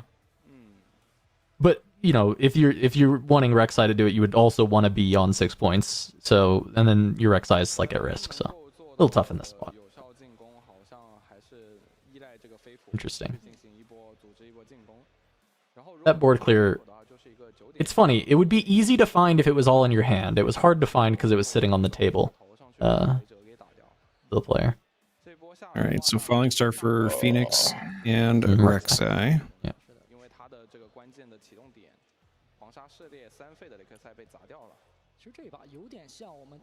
This is an axe. That certainly beats Ray. Yeah. Even if they didn't have the spinning axe, like just cascading, or even if they didn't have the Falling Star, like cascading the spinning axe was very good here.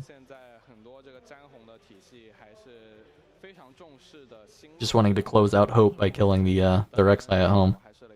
Yeah, I that is the way back into this, right? It's like it would have been the Rek'Sai at home, like Phoenixes or something. Kill spell, summon Phoenix, it comes in ready, conquer another side. Like so expensive to accelerate the Phoenixes rune wise, but he does have a red seal, so he'd be able to get there without much trouble.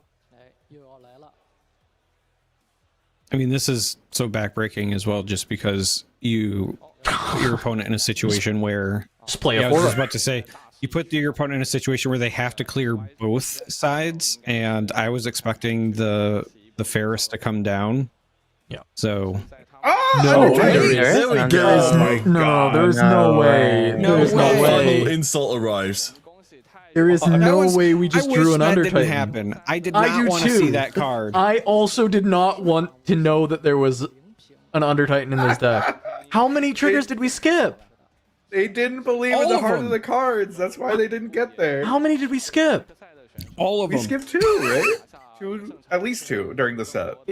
Won that game. Yeah. Oh man. I mean, we would have dug 2 deeper, which means we would have flipped it last turn, which means we would have had the mana.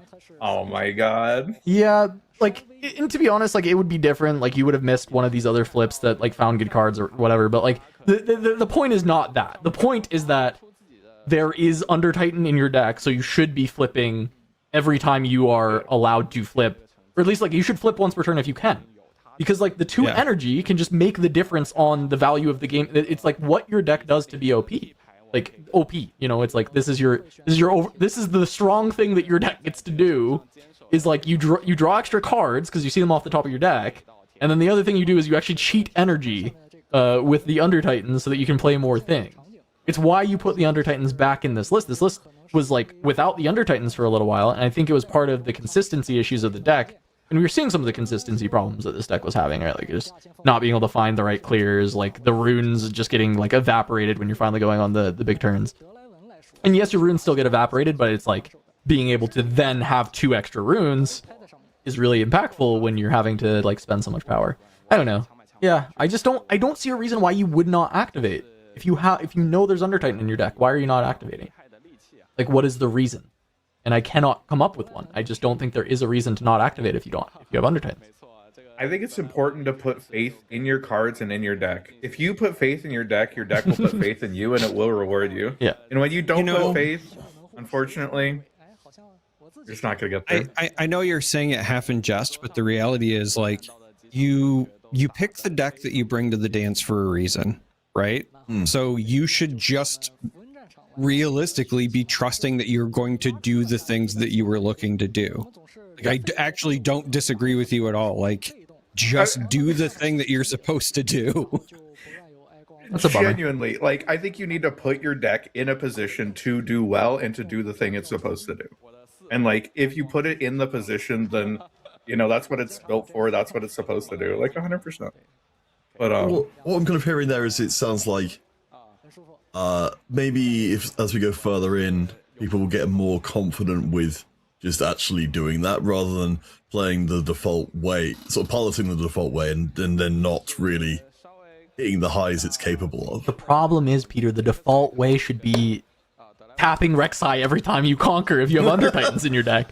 That is, like, the default way to play Rek'Sai. So we need to get into the judge booth so people can cash in their judge card and just ask if it's the right move or not. That's what I'm hearing. Yeah. There we go. Or cash in the heckle. Oh my god. My judge heckle will always just be that I want them to boo randomly at some play. It doesn't even have to be a misplay. I just want them to boo so it gets in their head. Does anyone have a devil's advocate side of why you wouldn't flip off the top here? Is there any legitimate, not like, oh, I don't want to lose a card from the top. Like, come on, like, that's not real. Like, that is not a real reason. I genuinely think that people, like, get in their head about it. And it's like, oh, if I flip my 1 of Piercing Light here, then, like, I'm never going to see it again. I think that's a real thing that happens to people. And, like, I agree with you. Like, the map says the card is just as likely to be anywhere else. Like, it just doesn't fucking matter. But, I mean...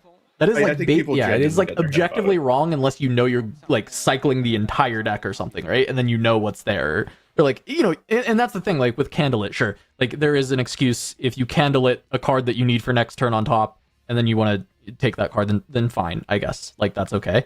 But I can't come up with a single... I like to try and figure out, like, why someone does something, right? When I don't agree with it. Like, I'm not a big fan, because it's also better for, like, professional casting too, right? Like, you shouldn't just, like, get up on, like, unofficial broadcast and just, like, shit on players. Like, this is a co-stream, sometimes we can be a little bit ruder here, but, like, I want to know why. Like, the dude's 4-0. Sure. Like, obviously he's not, like, horrible at this game. Like, he's 4-0 on this Rek'Sai deck. This is not an easy deck to just, like, go 4-0 on. It is not an easy deck to pilot. It is not a meta where this deck is, like, really broken. Like, this deck is fine. It's like a B tier deck. It's pretty okay. I think why would you do this? Just thought experiment with me. Is there a world where this is a list that only brings Under Titans in for Candlelit, hoping to see it with Candlelit first and then take advantage? because we didn't see any in game 1, and then he was on Candlelit here. So I'm just saying, like, is there a reason? Sure. Maybe that was the game plan, and because it wasn't on Candlelit with some of those activations, they chose not to because they just didn't feel safe, right? I'm just trying to... Yeah, so if we go down that line of logic, right, that you would only bring it in on Candlelit because you're getting more knowledge, so then more likely to get the Under Titan activation, actually. Wouldn't it always be better to just bottom if you don't see the Under Titan?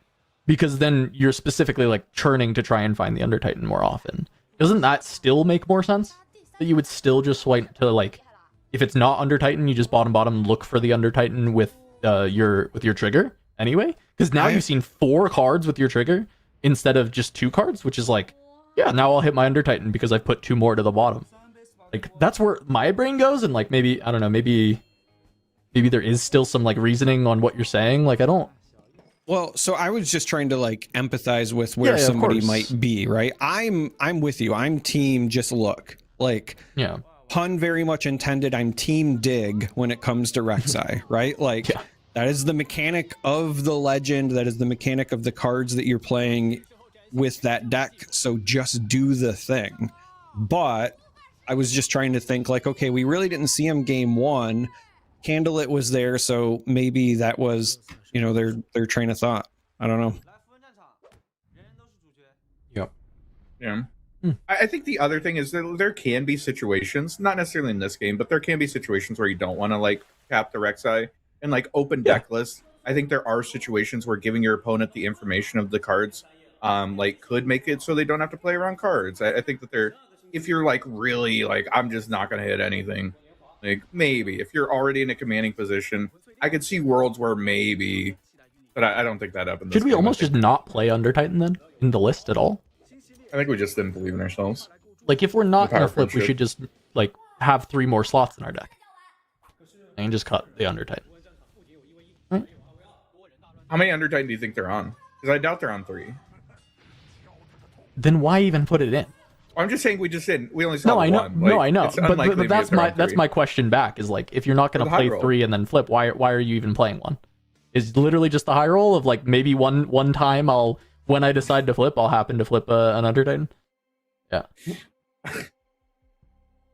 Yeah. And then there's a question here, totally reasonable question about, like, is there a world they're caring about the +2 for the units on Under Titan, like, instead? And I think this version of Rek'Sai probably not, right? Because they're not often building a large board.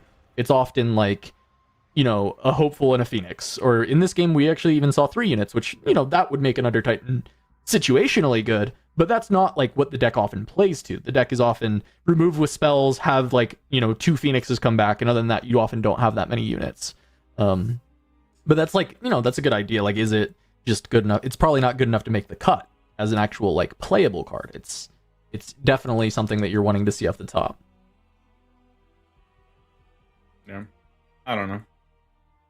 Yeah. Just unlucky. Is it, though? No, but I mean, yes, absolutely. They didn't flip the good cards. That's so unlucky. When they should hit Under Titan every time, and I don't know. All right, Kuvi, we got a little Kuvi's corner ready for some Rek'Sai? Ooh. I'm ready. All right, if we are doing that, I am gonna hop out. I appreciate y'all. I have a brief thing. I'll be back tomorrow. Jarvis said it's broken. All right, thanks, Kiddo. We'll see you tomorrow. Bye. Bye, Kiddo. Thank you for the education. All right.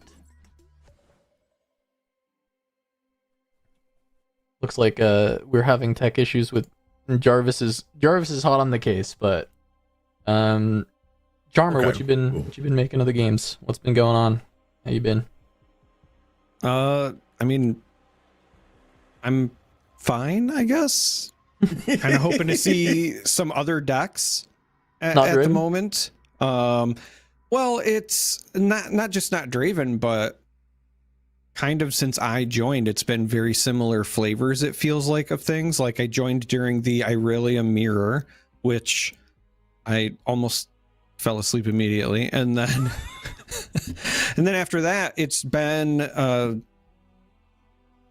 just like we had the Darius and the Rek'Sai, and they just feel very similar. I don't know. I'm tired of seeing falling stars. I guess that's really where I'm at. As weird as it sounds, like I think I'd rather see a Draven mirror at this point because I feel like it's just been falling stars. There'd be less falling I had stars? enough of that with just Origins. So I think that's ultimately my problem. We now have that I'm seen thinking so out much loud. star today. It was 2 Kaisa games, both of the Mega Zero, a lot of falling star. Darius with 3 of falling star in it. Then we see a Rek'Sai deck, which is of course going to have 3 falling stars.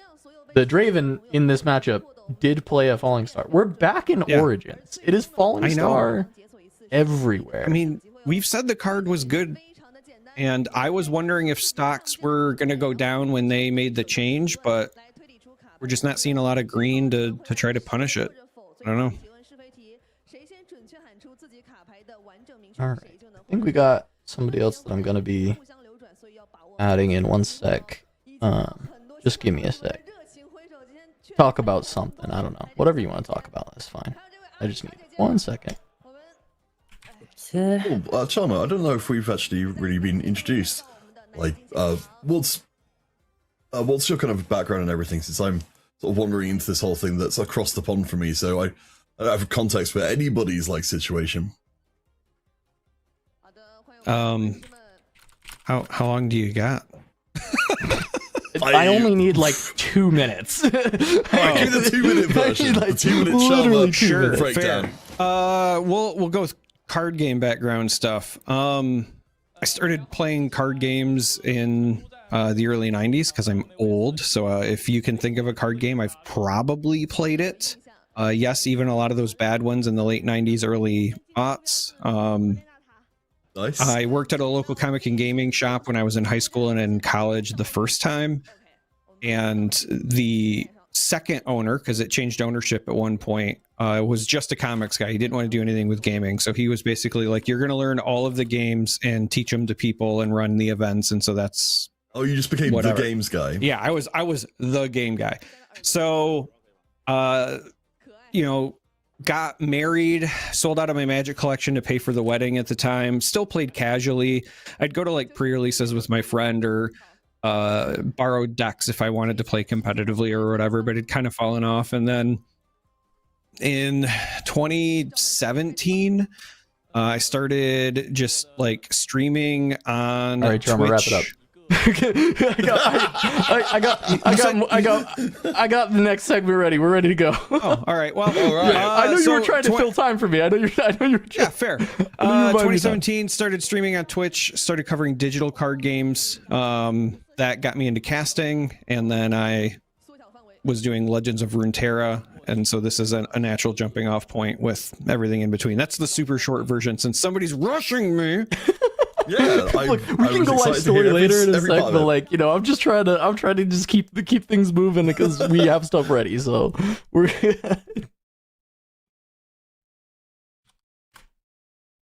Wait, I thought you were still in the middle of it. Whatever. Okay, Kubi's corner. No, you said you were ready. All right, we're going to Kubi's corner for Rek'Sai. Kubi, take it away. I'll be back. Taking it away.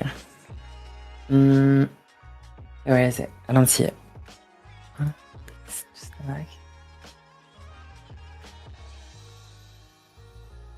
All right. Pardon the dizziness. It is 10 a.m. and I haven't slept yet, and I am hallucinating. But one thing is for sure, and one thing is real, is this Rek'Sai deck, even though it did get obliterated. So I did talk about Rek'Sai as a consideration, as a legend before, right? When I showed, the previous corner, when we talked about Darius. This doesn't really go in the same direction at all, okay? This is more of a true tempo deck.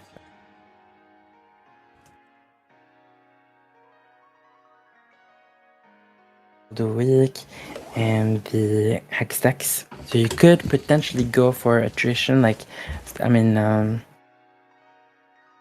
or stopping the opponent from getting card advantage completely by just destroying their more control-ish. But I think this is true. This deck is the true definition of tempo. So your goal is to score while obliterating the enemy's backline, basically, with Fallen Star and Cold Week. So we're using Rek'Sai as a way to get card advantage, basically. Right? So when you conquer, you can exhaust her to reveal the top 2 cards, and then you can play one of them, effectively drawing a card. In the regular list that I've seen, you see like Void Hatchling. So let's talk about units. Void Hatchling will allow you to cycle through a little bit and get more precise Rek'Sai hits. Honest Broker is a very, very good 2-drop, your best 2-drop actually, because it will generate a gold, and this deck is heavy on power costs, like the Phoenixes, the Fallen Stars, the Rays, the Longsword. Very heavy on power, so having gold is super important, and also, which means that having a seal is super important. That's why we're playing 3 of seal, because we need them for the Phoenixes, the Rays, and the Fallen Stars, and everything else. Honest Broker or Bird? Honest Broker is always better, always. The stat line being 2 might matters a lot. Never play Bird over Broker.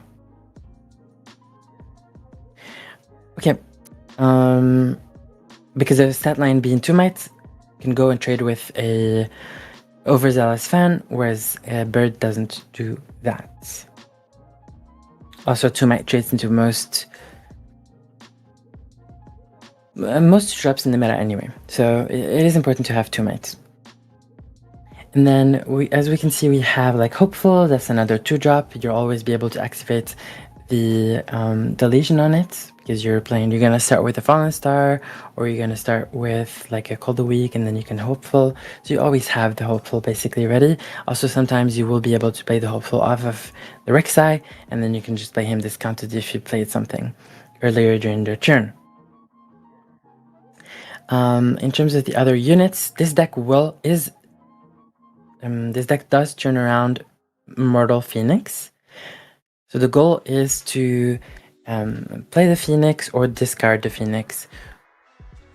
Then it will be in the graveyard. Then whenever you actually use any of your kill spell, Fallen Stars to kill something, Hextech Ray, Cold Week, Drag Under, Hidden Blade, all of these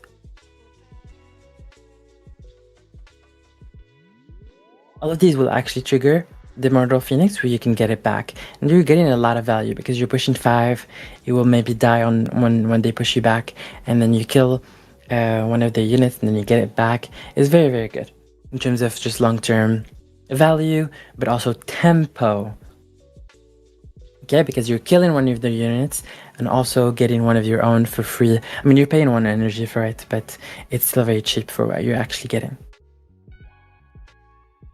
So I did talk about the kill spells, like just, Cold Week, Dragon, Fallen Star, Hextech Ray, very regular. Hidden Blade is also very good. You can use it on your own units to draw, but a lot of times you're actually going to use it on the opponent's units, because Rek'Sai doesn't struggle with draw. You're actually trying to generate tempo, and using it on the opponent's units is what gets you tempo.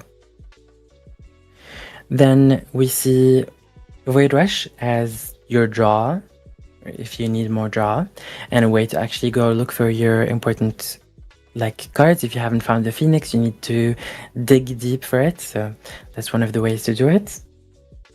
Or if you need a key card, like a Fallen Star or an Undertaker, then that actually helps you look for those.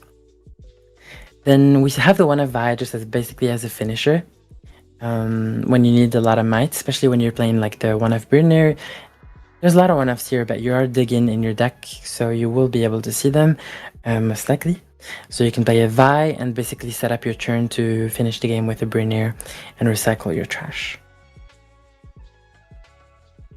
Longsword is an amazing combat trick, and then we have Undertitan as a finisher. Basically, you can see it, play it for 6, and then you get 2 back, and you can then, that's your main finisher.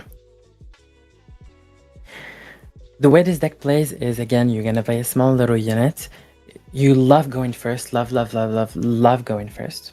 You're gonna play like an honest broker, and then your next turns are gonna be trying to just kill the opponent's units with Fallen Star, Hexacray, Call the Weak, and then getting tempo back. You're getting points, and you're stopping them from getting points. You're getting points. You're stopping them from getting points, and then once you have enough points, you can just move back and prepare for like a double conquer, if depending on the matchup, of course. For the champion, there's Red Rek'Sai. That unit is absolutely insane. One of the best 3-drops in the game.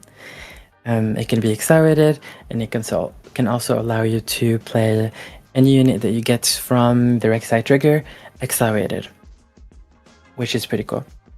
Also the Void Rush as well. Yeah, battlefield-wise, we saw all of them. No, we didn't see all of them actually. We only saw Candlelit and Zone Warrens. The first battlefield was Zone Warrens, which makes sense because your main deck in Vi, and you also have Phoenixes that you can just throw away in the discard, and then you will be able to just get them back by killing something. Usually you don't want to play Phoenix from your hand, you just want to get it from the discard, so you don't pay full price for it, but it depends on the spot, of course. Also, Zone allows you to cycle your hand and filter your hand, and then look for your damage spells and your Phoenixes. The second battlefield that we saw was Candlelit Sanctum. This one is really good, obviously, for Rek'Sai because you get to conquer, look at the top 2 cards, and then trigger your Rek'Sai. That way you can, if you don't want those 2 cards, you can just put them at the bottom and then trigger Rek'Sai and look even deeper. So you will dig very, very deep when you're on Candlelit. You'll see almost your full deck if we remember to trigger the Rek'Sai ability. These 2 battlefields, you want them when you go in first, but I think you want Zon a little bit. One of them is going to be your blind and the other one is going to be your go first. I think you have to start with Zone because you have Vi in main deck.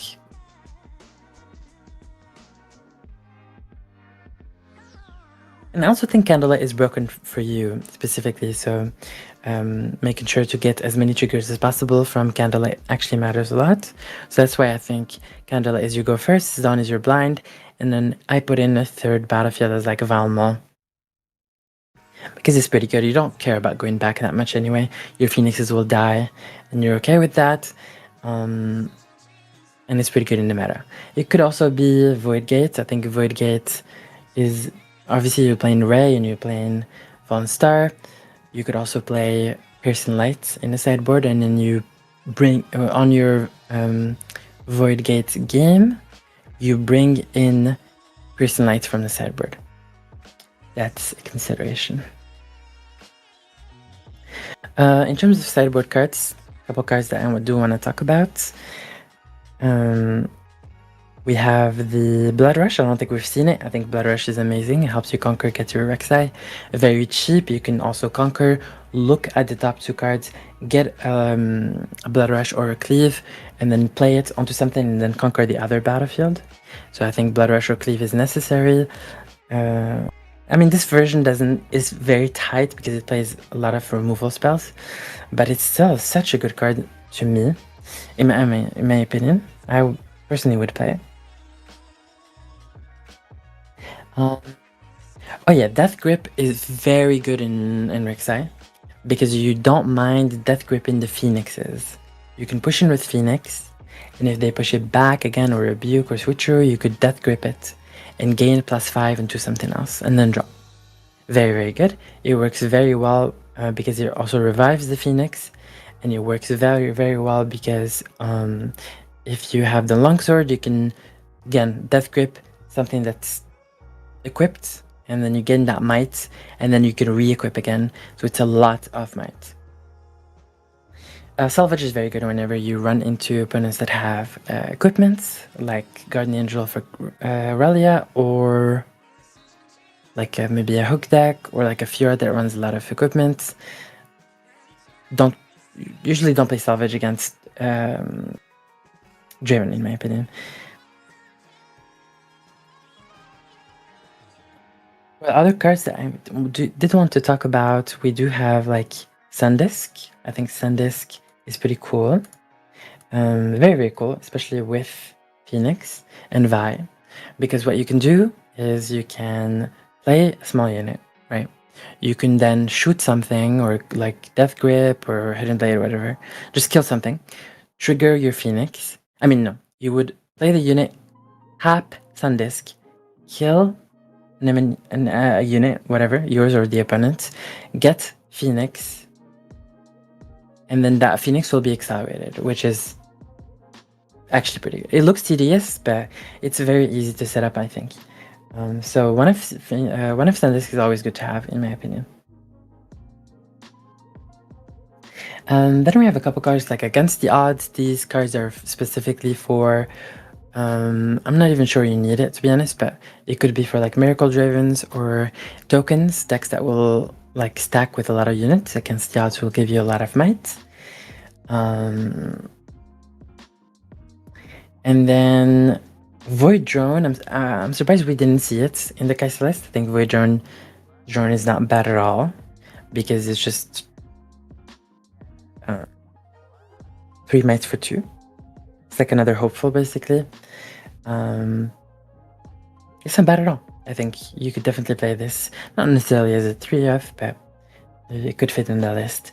Rek'Sai can afford to play a lot of 2Fs and 1Fs because she digs a lot, and you actually don't want to brick with by double drawing things.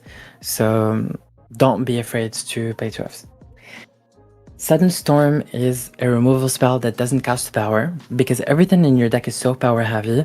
You would like to have removal spells that don't cost power, and I think Sudden Storm is not that bad of a removal spell.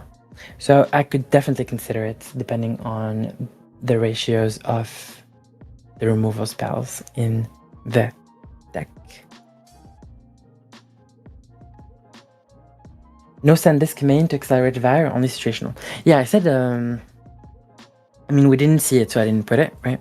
We didn't see Sandisk, so I did not put it in this list, in the main deck, I mean. But so I personally would play Sandisk in the main deck. I would play 1 or 2, probably 1.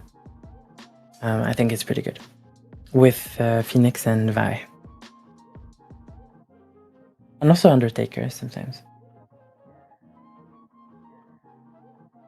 Any other questions? Question mark? Sudden Storm's an interesting idea, because if you play it has hidden, right? If you play it from hidden, you can respond to Draven's ability activation and kill him. It's kind of cool. Yep.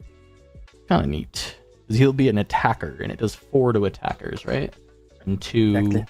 Oh, that? Huh. Yeah. I've literally never seen this card played in my life. I had it played on me today. Kind of neat. Well, yeah, I could totally see it in limited charm. Yeah, that sounds kind of good, actually. Yeah, that makes sense. Taking notes. I do think I think Void Drone's big goofy. I think the card's not good enough, but I understand this deck maybe because your runes are so taxed that I can maybe see. Yeah. But yeah. No, that's cool. Thank you for talking about Rek'Sai. We do have a new guest. I don't know if he's here because I don't have visual, but we know. Okay, there he is. All right, what's up, Stress? How's it going? I see you're muted in Discord. You can unmute so we can hear you. But that makes sense. Yeah, VMix for the stream Discord. yeah. It was good to see you, Stress. Do you wanna introduce yourself for the audience, for anybody who doesn't know? Sure, yeah, happy to. That I feel like Obi-Wan Kenobi was like, that's a name I haven't heard in a long time. No, hey everyone, I'm James. I've gone previously by Stress. I used to cast League of Legends and Wild Rift. I worked with Peter a little bit back in the late 2010s. So yeah, happy to be here. I've been playing Riftbound basically since the moment I've been able to, and doing some content. I actually interviewed Blevins yesterday on my YouTube channel, just in the lead up to Bologna. So thank you for having me. Yeah, of course. No, welcome to the stream. Have you been watching a lot of the Chinese tournaments? Are you up to date on what's been going on? Yeah, I've been watching as much as I can, taking as many notes. Just making sure I can absorb everything. This is obviously, I'm morning in the UK now, so I haven't watched much of today. But like the last 3 weeks, I've seen as much as I can from. Well, to catch you up, we're actually playing Origins again. We had We had a little bit of Kai'Sa versus MF Aurora, then we had Kai'Sa versus Darius. We had Teemo run over by Draven earlier, and then we had Rek'Sai get run over by Draven. Yeah, I watched that. I'm sad because I wanted Rek'Sai to be good, but I just don't think the deck has enough in either direction. It either like wants to kill things or it wants to reanimate phoenixes, and it kind of splits the difference. And I'm always a bit underwhelmed whenever I try and play it. I don't know if you spotted, James, but actually the judges are handing out copies of Falling Star to each competitor as they are coming to the battlefield. Like, sorry, we made the card worse. Here you go. Take it back. They sit down a feature. If they're playing a red deck, they're like, "Here's a playset. You need to put an additional 3 copies." That's funny. Listening to Kubi's Corner there about the Sudden Storm card. Likewise, I have not seen anybody play it. I wonder whether that's a way of like jerry-rigging Accelerate, right? Because you can get Phoenix on their turn, and then it untaps on your turn. So one of the problems I always found with Phoenix is to have all of the pieces there, to have them come in and accelerate, and you've killed a unit, and you've got all of the value, and you can conquer and get as many points. It feels like you're rune intensive, which is exactly what you were saying in the game. So I wonder whether that's like one way of skirting around that restriction a little bit. Yeah. It's a bit weird, right? Because like, if you don't hide it, then it has no power costs, and it costs 3, and then it's not at reaction speed, which loses a little bit of the appeal, but 3 for 4 is still like good rate, but that's expensive, so it's like, how are you going to afford that, and then also the 1 in the rune for the Phoenix? So then you'd want to hide it, but then we're like back in the like, this like power grinder of like, we just start like recycling so many of our runes. I think there is some theory to it. I think the most compelling thing about it, well, the 2 things, because I do agree with you, getting the Phoenix to be basically ready on your turn is actually like very nice. It's why a lot of previous Phoenix decks, like when there was like early Kai'Sa Phoenix decks and even Jinx Phoenix decks, like yes, they do it on their turn with Falling Star, but they also were playing more like Void Seekers and you know, Ray, and there was Ray in this Rek'Sai deck, so it like kind of has that option as well. But yeah, it definitely has that. We can get it on their turn and then come back. But the other most compelling thing was that like, reaction speed 4 damage. That's not normal. That's not something that exists in the game outside of Sudden Storm realistically, because Shakedown is not like, that's just they'll just let you draw 2, right? Like it's just not going to happen. And the fact so you can respond to Draven ability is cool. If anybody pushes in and then were to cleave or then were to like play the punch first, you respond to the punch first and just like kill the unit. That's kind of unique. That's a little bit compelling, and they're always going to assume it's Hidden Blade.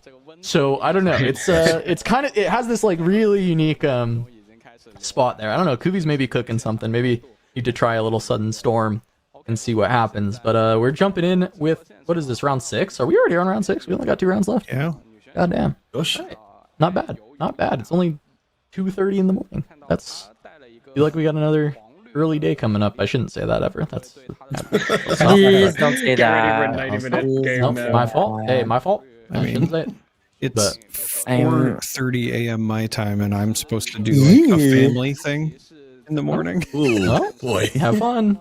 Have fun, buddy. Blevins is probably here to relieve you in like 15 minutes if you want, but you're also welcome to stick around. I mean, I would prefer to stick around. All right, well, Ian Draven. Stick around. Draven. This is not going to be fun for you, but hopefully I am proven wrong. Yeah, never once have we seen the Yi dream of Camel Triforce actually happen. People talked about this a lot going into Spiritforged. They thought this was going to be a real thing. Camel Triforce Yi, they were like, Yi is still just going to be broken. We've seen people try it. Never once has it actually happened. And honestly, it just feels way too slow into how the game currently works. I still think Triforce makes sense in Yi. You should probably just play Triforce in Yi.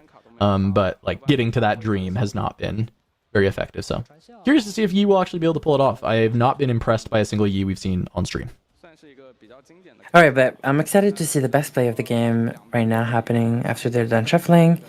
I mean, I think that will matter the most. Let's see it. Oh, the die roll. Yeah, I know. The die roll is the most important thing that a Yi player can do against Draven, is win the die roll.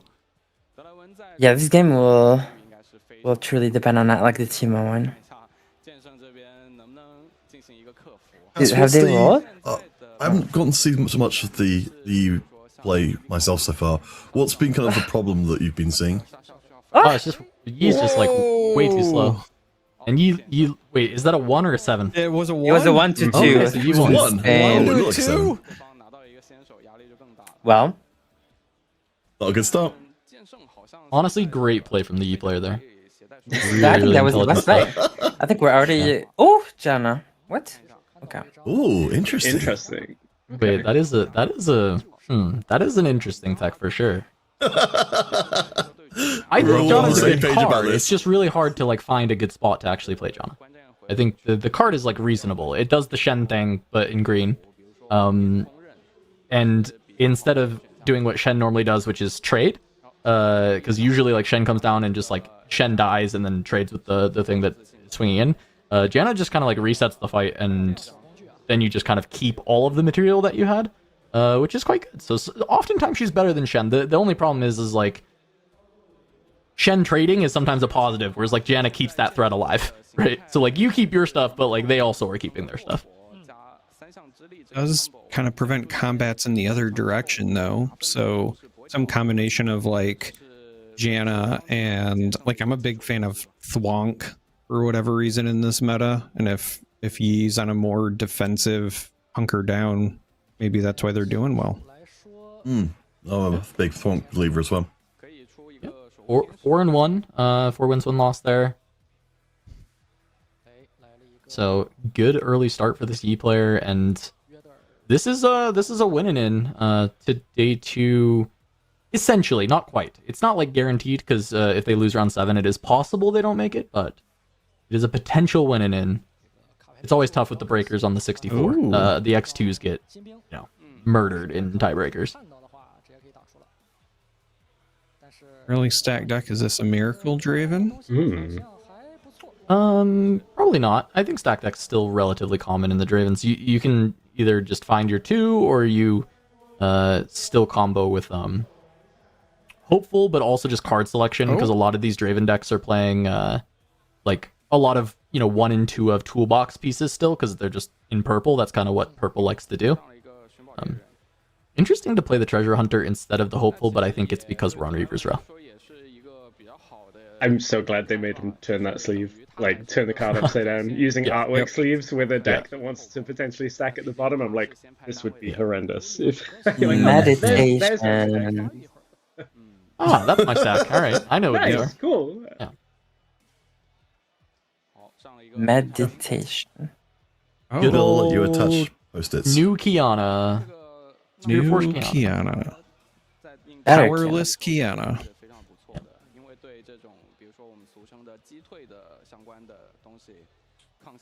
People wondering that is just a 4 energy 4 with deflect. Does not have the rest of Kiana's text, but most Yis have decided this is better, to not pay the power cost. Instead, just play the pseudo vanilla. It's not quite vanilla because it has deflect, but pseudo vanilla 4.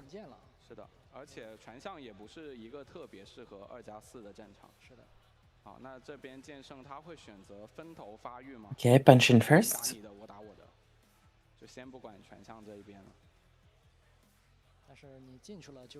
I mean, now you have to decide, do you go for the back and forth on Reaver's Row, and then you give Draven draws because you're...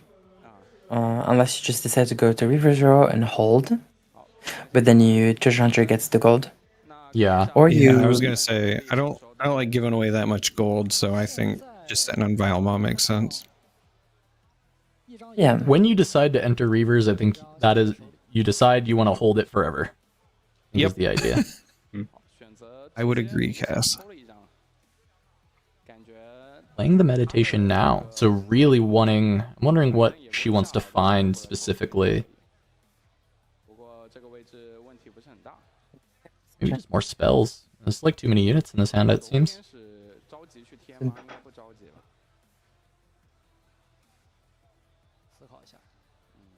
Get a little peek at that hand as well.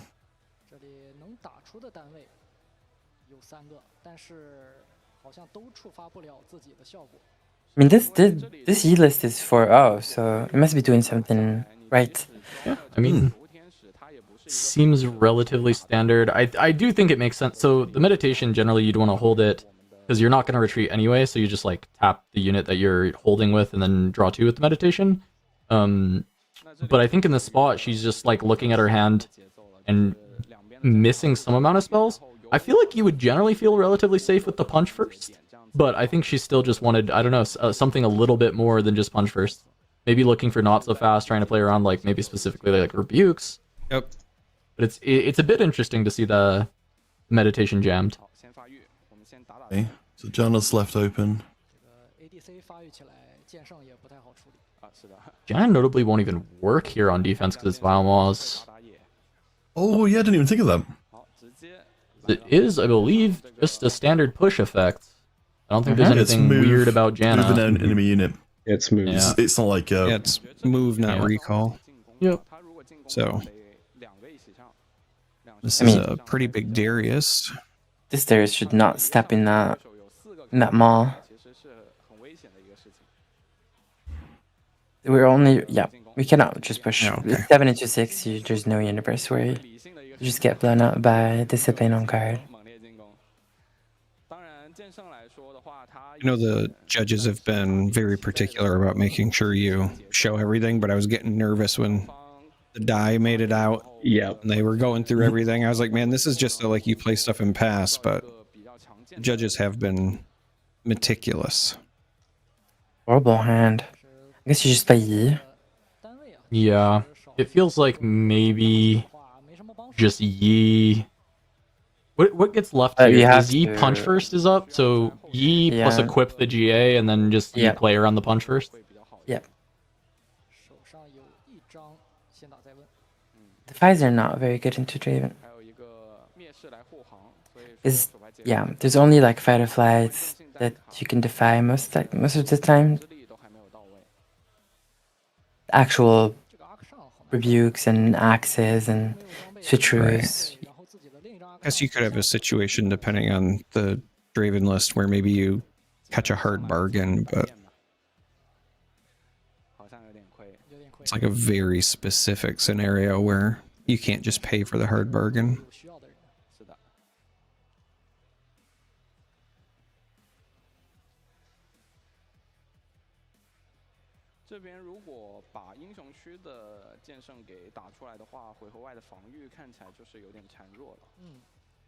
Again. I mean, I think I was going to say we're kind of milking the time there for a bit, but yeah. I don't know that you are allowed to full pass 8 runes here. I think this is going to be way too far behind. Insane. And I don't know that this hand supports it either. There's just not enough spells. Now, what I will say is if I'm the Draven player and my Yi opponent passes with 8 runes, I'm probably not swinging into Vile Maws this turn. Like, I'm probably just going to respect it and call it good. But, yeah, I mean, this is really slow. This is going to be, like, very far behind.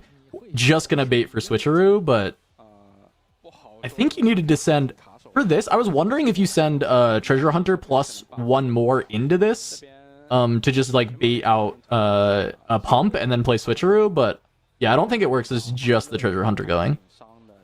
Is this also like a play to make sure you're keeping up on point tempo? Because you kind of are saying the later this goes, the more difficult it gets.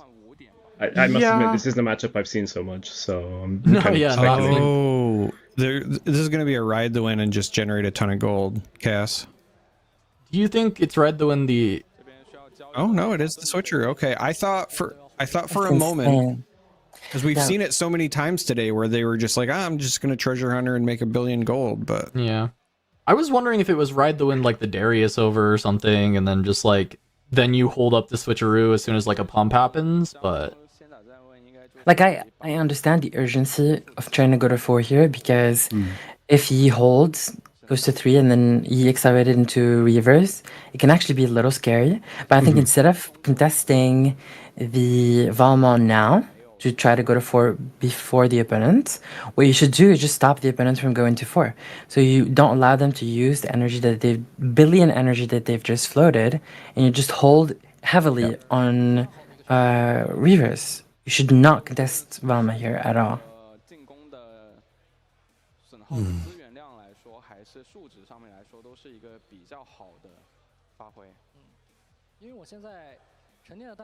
Yeah, interestingly, punch first only goes even, which is not ideal. Oh, I don't think we know that Janna doesn't work. This does not work.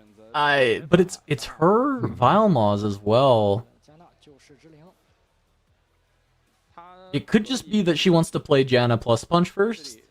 Oh no, reading the card No, now. she doesn't. Yeah, So that is unfortunate. Doesn't this disable? Well, it disables Yi's ability, but I think the snap. I have to imagine the snapshot from Switcheroo. How does that actually work? That's actually a really great question. The snapshot from Switcheroo, usually the Yi would not repump, but does it actually in this spot repump because Yi's is static? So like, would this be -5 and then plus? It's like 2 Ari, again. right? Where oh no, wait, sorry, it's not. No, it's Yeah, actually right. specifically not, right? Yeah, because Ari's is triggered more like with Ornn. I think the flow got it got cut off now. So if Janna disappears, I think the +2 reappears on the unit. I would assume. Maybe. Yeah, if there's a knower, somebody let me know how Switcheroo works with Yi ability. Because usually it's a snapshot. It should work the same way that it does with Ornn, because Ornn's specifically like the blue champion Ornn, right? Where you've got that static ability of the plus with the gear, but you don't like reapply. Correct. It's just whatever that is. So with Yi, I would imagine it would be the same. Like even if it goes away and comes back, you're still gonna have that -5 or whatever. So in fact, this is now a -1. It's a -1 to a minimum of 1. Well, no, there's no minimum of 1 anymore in Spiritforged unless the 0. The ability says specifically. That's the big. So this unit is as well. is a -1 right now because it is now a 4 -5. But -1 effectively is 0, right? But it is like, if you were to give it a buff though, it is currently -5. So if you gave it +2, it would only be a 1 instead of a 2. So the punch first. You are correct. You go below. New ruling is you can go below, but you're effectively 0. You don't die unless you have at least 1 damage. Yes, correct. Yep. So punch first on Janna here is fine though. You're just losing your little rat, and then Janna has the punch first and theoretically kills this and then holds. So I think they were also sorting out exactly what this might is supposed to look like. I was just going to say there was the pointing over there. I'm wondering if the argument was that the -5, because it's like technically taking it below 0, is totaling.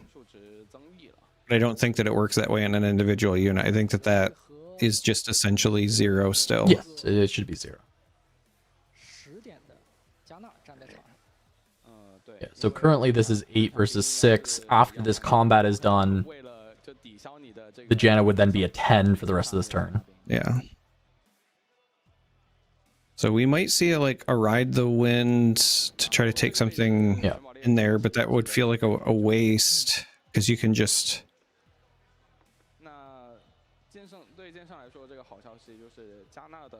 Yeah, if you let the combat resolve, there's like no way he's trying to retake Vile Maws, I think, because like now this Janna is just a 10, like a full health 10.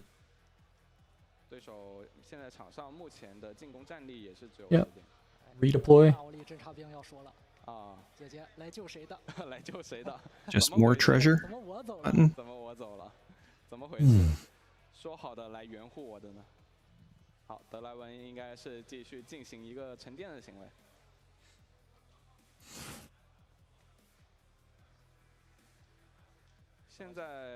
So, I think the player still comes out relatively okay. I don't think that it was the intention to have to use both the Janna and the punch first because of the misunderstanding of the Vilema. Hey, there is the Thwonk though. Okay, we're in business.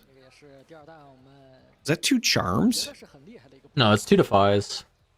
Charms would be fantastic here, but That's why I got excited, but I forgot. You're right. There was the early Defy that was in the opening hand, and then the second draw. Is this the little pre-rift package that you get? Like I'm dead ass. Is this, isn't it? This is your Master Yi pre-rift deck, or what? Is that what you're saying, Kuvi? Yeah, is this not? Like with the Twonk and the Janna? I think there's Janna in there. In the Master Yi pre-rift deck, you think? Not Master Yi, the Jax one. The Jax one. They actually played pre-rift yesterday, pulled it. They were like, cool, I'm going to jam this with my Proving Grounds set. Perfect. Yeah, literally. Yeah. Deck for regionals. And then they're 4-1. All right, big bet. Playing purely on vibes. Yeah. I will say I'm kind of surprised that like a misplay into using an extra card hasn't punished as hard as I would expect it to. Yeah, I mean, and Draven is down to 3 cards in hand. 2 of those are just going to be defied, based on the knowledge we have. So there's definitely room for you to still play through. I'm so surprised that this the strategy of just passing is working so well. And part of it is like, I guess the fear is ripped. Because like, what are you as Draven, like, do you really want to run into this other side? Into 7 runes? I will say that Draven is winning. Like, there is in points and just board presence as well. But there's a ton on board. If Yi can continue to deny any draws and slowly work through this board, I mean, then they can certainly still win. They have a lot of time if Draven can never take Vile Moss. If Draven pushes everything to Janna, Yi, which just Twonk wins because of the double stun on Draven and Hopeful. It would be like 5-5. Yeah, sorry. So it would not be winning at all, actually, because trading into stun units is pretty horrible. Yeah, it's really bad. You don't want to trade. There we go. Okay, so this is 6. She has no buffs in hand, right? It's just the Thwonk. No, just Twonk. Yeah. And a Twonk. Yeah, I don't want to. I don't want to play. I don't think you got it. I think I deserve the chuckle at least. I'm with you. Thank you. The hand is just like objectionably bad.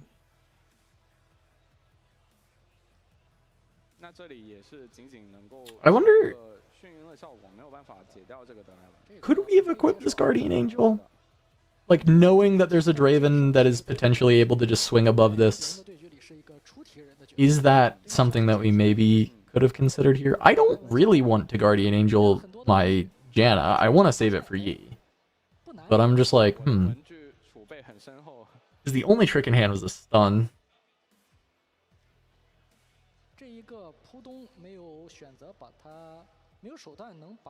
I think you just don't want the Guardian Angel to be on the Janna, but also don't want to needlessly de-rune yourself, because at some point you're going to have to play that Yi from the champion zone because your hand is just that bad, and I think you want to be able to play it and have leftovers. Backup. So yeah, makes sense. Oh, interesting. Yeah, I mean, that was the top deck was another switcheroo, and this time there's just not going to be an answer. So this Treasure Hunter is going to get to clear the Janna. I mean, switcheroo is a pretty problematic card for you to have to deal with. Yeah, I needed the not so fasts instead of defies. Yep. I feel like this is like one of the weakest switcheroo switches you've ever seen. It's very like unsatisfying, but at the same time, it does what you need it to, right? Like, yeah, well, it's also funny because it looks like this is 1 versus 3, but that it is a Yi, so it is at least like an 8. It is an 8-point swing, which is crazy. It just looks very funny to see a Treasure Hunter run at a Janna and then cast a switcheroo. Yeah, exactly. I always forget that Yi ability. It's and I say that as an Ahri player, where I'm like, everybody always forgets my Ahri trigger on defense. It does feel like one of those things that it really does need to have like a little Yi +2 marker that you just like put on the battlefield just to remind people that it's in effect.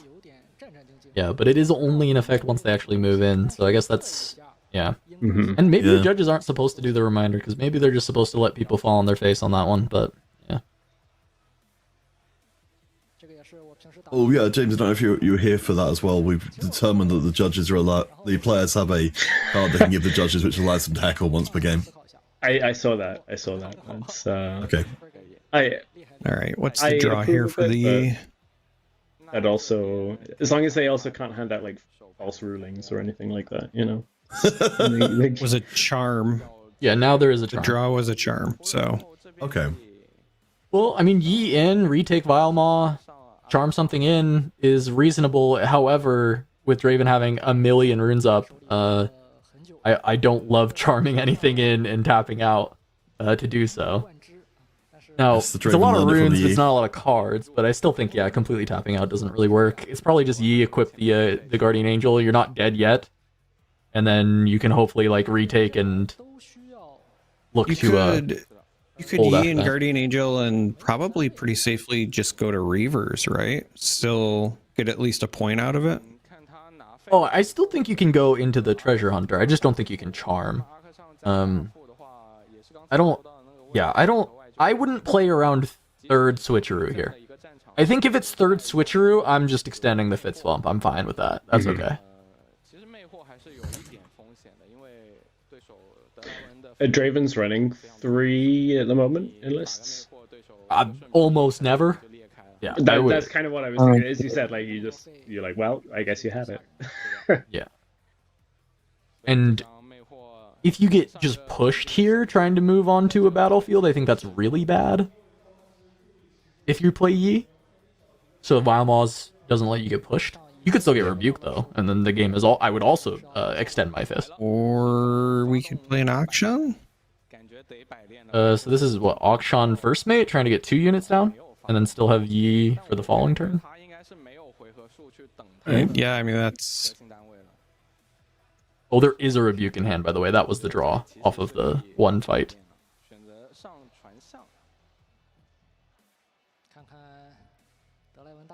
The only reason I think I like the Yi pathway more is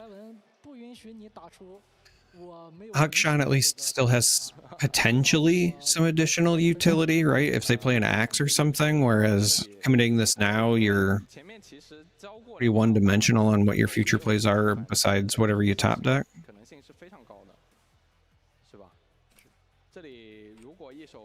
I feel like that's fair. I just wonder with this like pretty developed board for Draven, whether the player feels like it's like, okay, I need to try and get some presence right now, and you know, then follow it with Yi next turn. Now, I mean, notably, the Yi play would have gotten exploded from orbit by this Rebuke that was drawn, but of course, like I'm also with you, Drummer. I probably would have just gone Yi myself, and then extended my fist bump after the Rebuke was played. Just kind of at that point in the game where you just kind of have to make it happen. Is this just a ride the win though? That would at least be nice for you to be able to have something to defy here.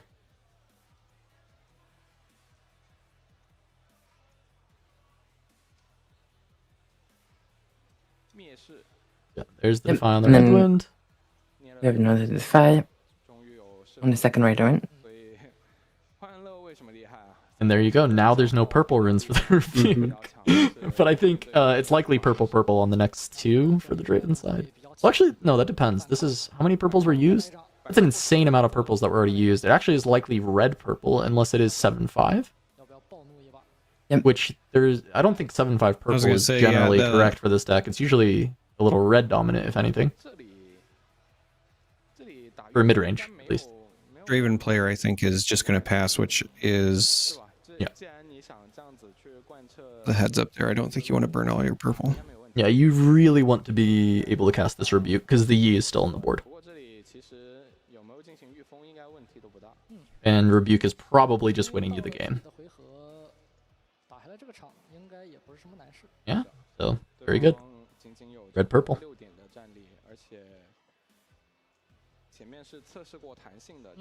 So, yeah, running Janna main board with blind Vilemaw. I don't know if that's necessarily like the best. Yeah, I mean, it feels like I'm guessing they just didn't realize the interaction. Yeah. Otherwise, it seems strongly like that was the case. Yeah. Otherwise, you're absolutely correct. Like, for sure, it doesn't. I'm pretty sure she's writing a note right now to take it out of the main border, swap Bile for your game 1. Because, like... Yeah, I was just about to say, I think that it's really just you just don't want them both at the same time, right? I think that they're both fine in a vacuum, but... What if Janna could ult here? Like, you know, send everything back? Like in League? That would have been that's what the theme of the card is supposed to be, is that she is ulting and knocking something back and healing you, right? Like that's exactly what it is, but it only knocks one thing back, and that is not how Janna's works. Well, I mean... Her tornado.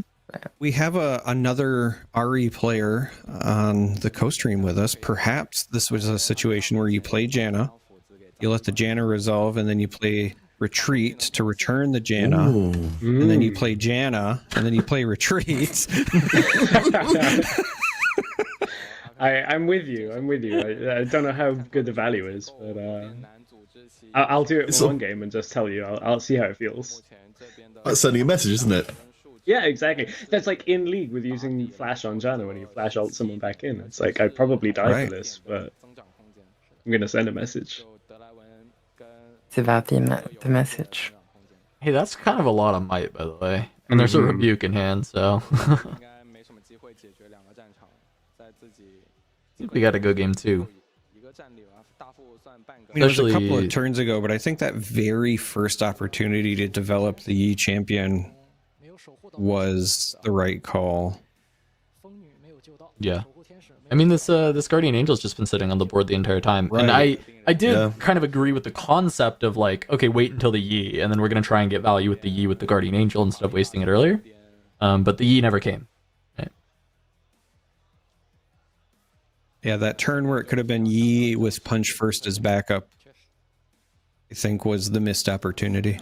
Yeah, and I think hindsight being 2020, I said I was surprised that Yi didn't get punished for the misplay on Janna, but having to use that punch first, I think is like really slowing down the ability to like play out Yi and then actually contest against the developed board like this. It's a miracle if you can turn it around after that.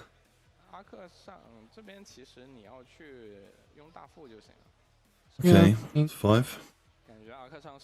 This hold's just not getting broken. Like, it's, I think it's not possible to break it with the hand. I think it does need to just be... Well, let's see. Okay, so it's... Yeah, I don't think you can. It's 19. Only counting... So Yi plus the first mate plus the equip is 10. Right. You can charm away the Darius.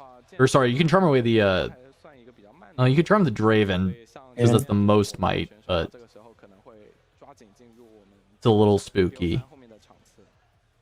Because you'd want to charm it to Akshan, but that would be a trade. Yeah. Well, also, you live with that. The thing is doesn't the Draven get the opportunity to then buff itself? Yeah. Well, that's what I'm saying. It would be a trade, yeah. Yeah, because you do want to get rid of the Draven here, but it is not that equitable to do so. You could just move him home. You don't have to go in here, but now if you have to commit a discipline here, not very good. Yeah, I was gonna say this just feels really risky because if the Draven player has buffs to kind of counteract this, you just lose on the spot, right? Because it's going to count as a conquer. Yep. Oh, that's interesting. Well, it's the you draw a card. Turn. You draw a card. You draw Draven two, has right? Yeah. You'd also get your combat win. Not the second card is anything more than Rich getting richer, right? Correct, yeah. Right. And does this leave you with too few runes to actually do anything on this? I think it does. Because we're letting him die? Because now this is 13 into a total of 10. So Draven neglected to take the defended, or the attacker trigger, I guess? And then no, he took the trigger, but then the discipline got played. So there was just a discipline, Because it's 6 versus 6, and then the discipline pumps to 8. E ability, E ability. At some point, I'll remember it. Could have I suppose, like, maybe I'm just being silly here, but like, wait, there was what? Oh, there was one charm. Sorry, the 2 defies. I was thinking maybe they could charm some more into the action, but no, never mind. Yeah, I mean that's been kind of the problem the whole game is that the defies were just not not helpful, and had they been charms or honestly even anything else, it might have been better off. Oh. She didn't even get the chance to like mulligan them because she mulliganed one card at the start and then drew that first defy. Okay, girl. All right. Yeah, Rebuke is There we go. still there. But also, I mean, this is just more might on the Draven side already. Like, you just pass. Like, game is over in the hold. So, yeah, I mean, this was... I think she just never had a way to win on this turn, and this is a thing for you at home if you're like prepping for Bologna or Vegas or anything. Like if you're in the Yi seat here, you probably should scoop after looking at your hand on this turn because there's not you actually just don't have the might to win. And we took another like 4 minutes off the clock going into game 2 here, so it was a full 30 for game 1. And you're planning on playing late game to some extent, so like you need to win 2 games within the amount of time. So the moment you know it's over, like get into game 2, sideboard, and have to be able to recognize where to scoop as you get more experienced playing the tournaments and playing your deck in the matchups. But I'm not saying to like scoop early. It's just scoop when you know if you know the game is literally unwinnable, then you can scoop. I do think that this is probably just a player experience thing with her because we did see earlier in the game. There was the one turn where it was almost felt like a full 60 seconds, which is like an eternity before she passed the one go round. So I don't know how. Was it Randy's tweet about playing in China about untimed best of ones being the local structure? Yes, it is. Obviously, other than that tweet, I don't necessarily have too much insight into that, but that could very well explain that difference if they're used to playing locally. All right. And that is normal. Real quick, I know Peter. I know you're heading off. I know you got I got my pre-rift. Your pre-rift. So thank you for coming on, and we'll see you soon enough, buddy. Yeah. Well, I feel like I'm evolving, so don't worry. I'm sure my evolution will put you in very good hands. All right. Thanks so much, Peter. Good luck. Have fun.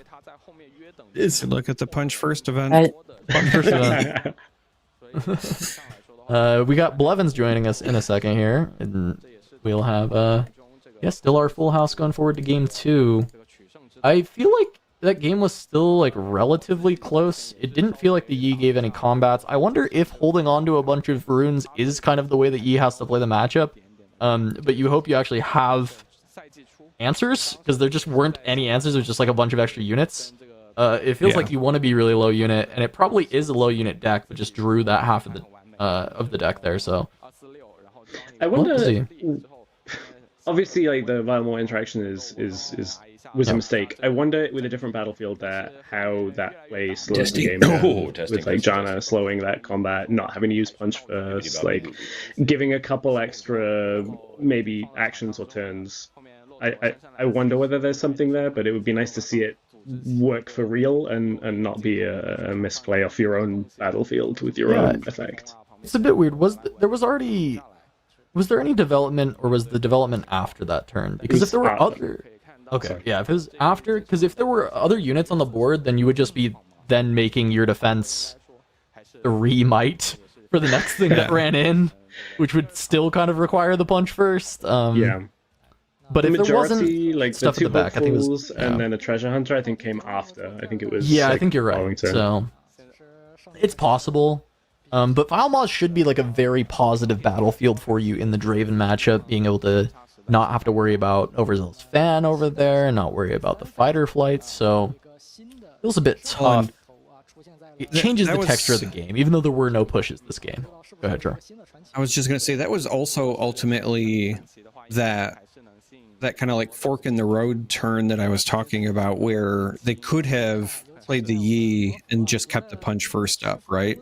I think taking the Yi, and even if you just run that into Vilemore and then plan on that Yi just camping there, I think that's still significantly better than the Janna play, because Yi by itself might have been enough to scare Draven off, and then you didn't even have to use the punch first. I mean, it was there if it ultimately needed to be used, but I don't know. It was is definitely not the plan, I think, for our Yi player, and so hopefully they can kind of just shake it off, shake the nerves off, and run it back. I mean, I was talking with Blevins actually about this yesterday. It's like when you play or appear on a feature match of anything like this, it's so hard to play everything perfectly right. Just like the nature of high pressure means people make mistakes. Even like super experienced players will end up making a mistake.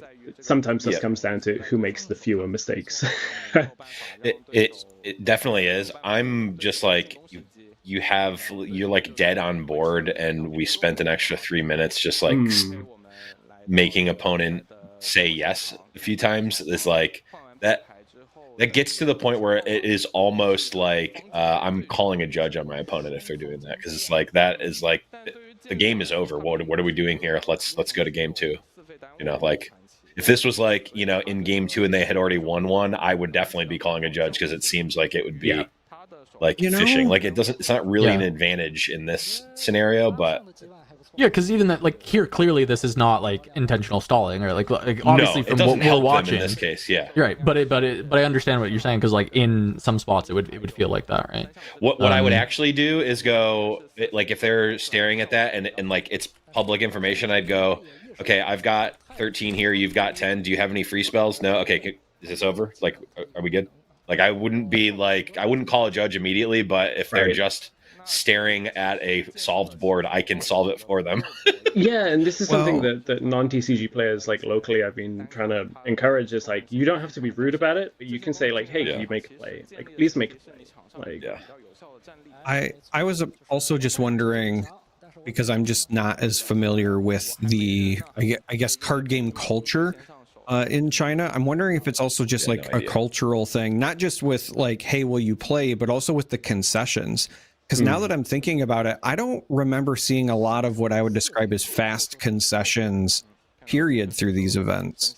And so I do wonder if maybe it's just a cultural difference between, say, there and, you know, here in the West, where, you know, I've played card games where people have conceded on like turn 2 because they were just like, this is done, let's go to game 3.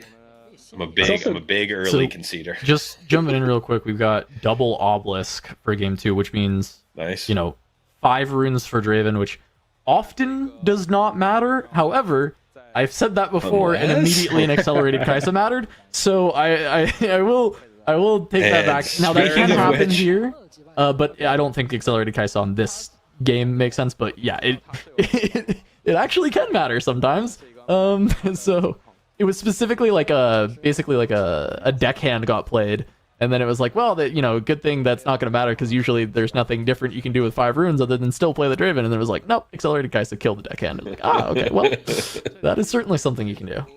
This is always a question I have about battlefields. Coming from Magic, where you don't necessarily have so many asymmetrical effects based on your deck, like, is there a world in which this benefits like Yi more than Draven? Because like Yi might care more about ramping twice rather than once. I think overall I would probably give a slight edge to Yi on double obelisk. I think like especially, I mean, we just saw we saw eggplant in the hand. We saw the so that's like looking for more ramp. I'm wondering like where the top end actually is. Now, it's an accelerate unit, so it could top out there, and you just want to have more runes later on. But I imagine there's still some other expensive cards in the stack. So I think he's like on average wanting to have the like higher rune count a little bit more than Draven does. But Draven also, funny enough, because of the card draw, often can utilize all of those runes just as well. So there's a little bit of give and take. But in a game where the Yi is able to keep Draven off of a massive hand, I think the Yi is going to be happier with the extra runes.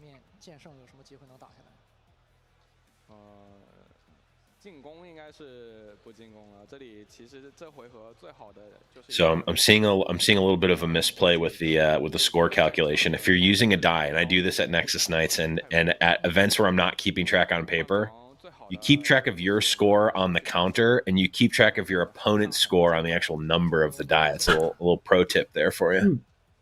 That sounds horrible. I mean, it's not good for like, you should always use pen and paper if you're playing at a competitive event, but for ease, it's a lot easier to like move the die up 1 when you score and change it to a 3 when your opponent's at 3. Yeah, it's actually I quite see. good. So is this Yi? I mean, we have 7 runes set aside again, but it could also just be play tasty, move home, which is very, very reasonable. Mm-hmm. Is it going to be a move home? Yeah, absolutely. Okay.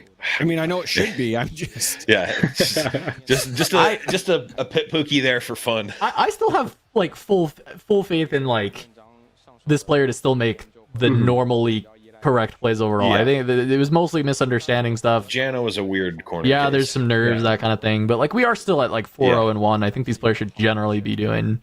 Yeah. Like, which in the I don't West think is a mistake of like leaving a readied pit rookie at the. I mean, I guess you could do that on nerves, but I just I'm gonna have full faith. Full faith. Yeah, I will say there's clearly being 4 wins, like clearly is competent and able to play. I do wonder whether it's nerves on the featured match, but seeing them pick up the overzealous fan to read, I was like, oh, I would expect by now on like 4 weeks of regionals and everything, I'd be like, oh, that's like one of those cards that's just ingrained with how much Draven. But then being 4 wins, you're like, cool, they clearly are like good enough to be putting up the results. We like also this, have. so. It looks like that's gold versus unranked here, so neither of them has a ton of tournament experience, at least as far as like placements are concerned. Gold is likely a reasonable placement at like a city challenge maybe. And then unranked, obviously, like he doesn't have any actual like tournament placements under his belt yet. So Makes me never want to play a tournament with that shown on screen at all times, so that people can see how bad I am. Oh, are you kidding? I want nothing more than ranks, and I want Riot to send you sleeves based on your rank, and you have to send them back if you D-rank. I would love that. Like the challenger jackets for League. That's so cool. Yeah. Okay, so fighter flight here. That is, a reasonable defy. I wonder though, Draven is likely to have something else to follow up. I still think probably the defy is like measured and reasonable, but it is likely a blowout comes through, and it is a switcheroo this time, which is probably worst case. I think if it was like rebuke, that feels bad, but you feel like you probably still made the right call. Oh. You can switch one pick. You can't defy either one of those. So. No, of course. That's not what I'm saying. What I'm saying is more just like forcing more of the resources out. I think the switcheroo feels a lot worse than if it was a rebuke. But also, to be clear, I mean, this is a tasty dying, and you're still getting the runes, and you're getting the draw, so it's not the end of the world. You could also just let the fight or flight resolve. Yeah, you could. That's what I was considering, is like Draven still has 2 runes up, and clearly like running a Kaisa into 1 rune Yi, you would assume they have another thing. Like you assume it's not just like, all right, well, if you defy me, I'm just gonna lose my Kaisa. Like you assume that's not what's happening. Right. Well. Yep. No, I actually think I'm in the same camp. Yes. Like I'm kind of like, especially at this point in the game, like fight or flight resolves, and then you still have the tasty on attack. You still got your defy for a time when it actually matters. Yeah, but I do think it's also okay to make them use another card. Yeah. I was just gonna say, I'm on the other end of the defy was not really helpful in game 1. You have an opportunity to actually use it and hopefully force them to use a second good thing. So I think this is actually an interesting discussion that we can maybe we can snapshot this and talk about on the pod or something, because I think it actually is an interesting discussion. Yeah, well, I think there's reasons for either way, especially because it's a tasty, right? So tasty dying here is like could just be considered a positive realistically, like it's fine, but you're also pretty low on material. But it's 11 runes on this turn, so Yi plus some tricks is very real. Yeah. There's a lot. Is our macro game plan not just pass here though? Like if I'm going by previous game, like aren't we just macro's back? Yeah, push in Pookie and pass. There's no Janna this time, so it's got to be the Yi, right?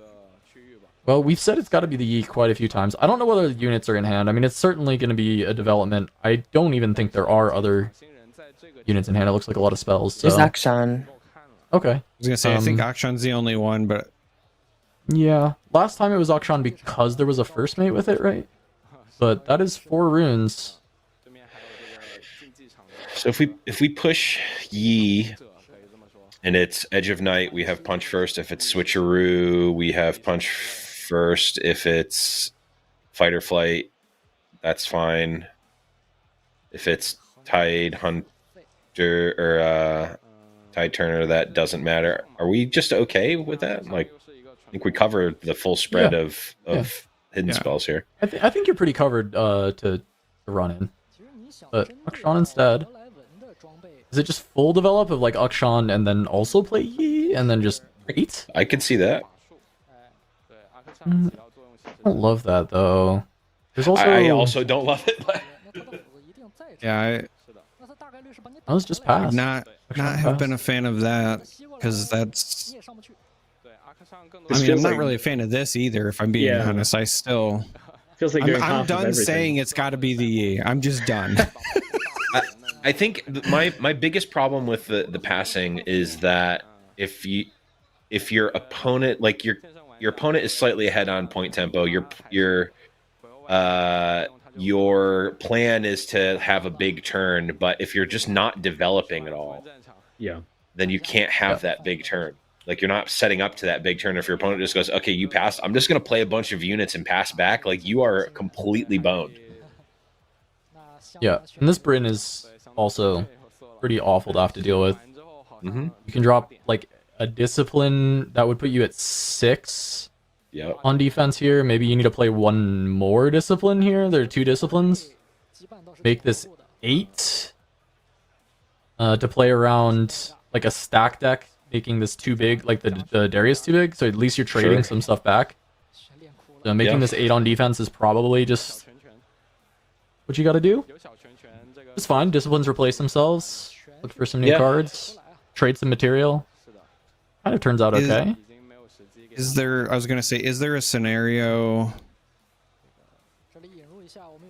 where? Well, I guess you can't, right? Because the Thwonk has to be an attacker. It's so you can't even preemptively do that. They have to already be going. Speed.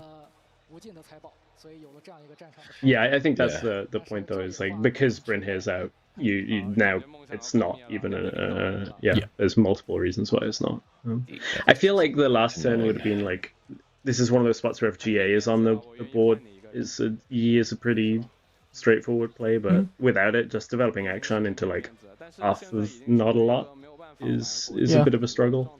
There was a lot of tricks in hand, so like pumping this thing up to like 8 or even more, like 13 with the punch first, and then thwonking, you know, the stuff that gets sent in is also kind of like crazy. Like maybe it's a way to bait in, but like, you know, you have a lot of resources up. I think Draven is not going to take the fight if he doesn't think he has like, at least some game there.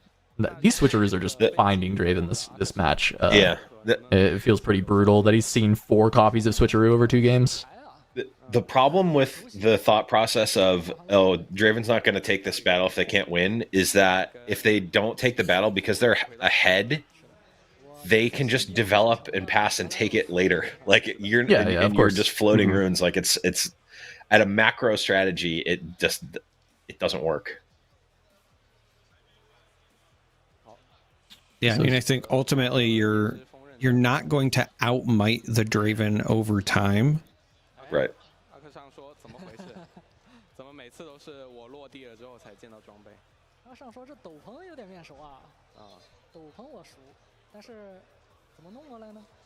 Not gonna say it. Well, clearly this is a Yi turn, right? No, I'm not gonna say it. Clearly we should be playing Yi on this turn. You'd have 5 runes open still. Yeah, with like a charm, punch first. Now it's just it's not good anymore.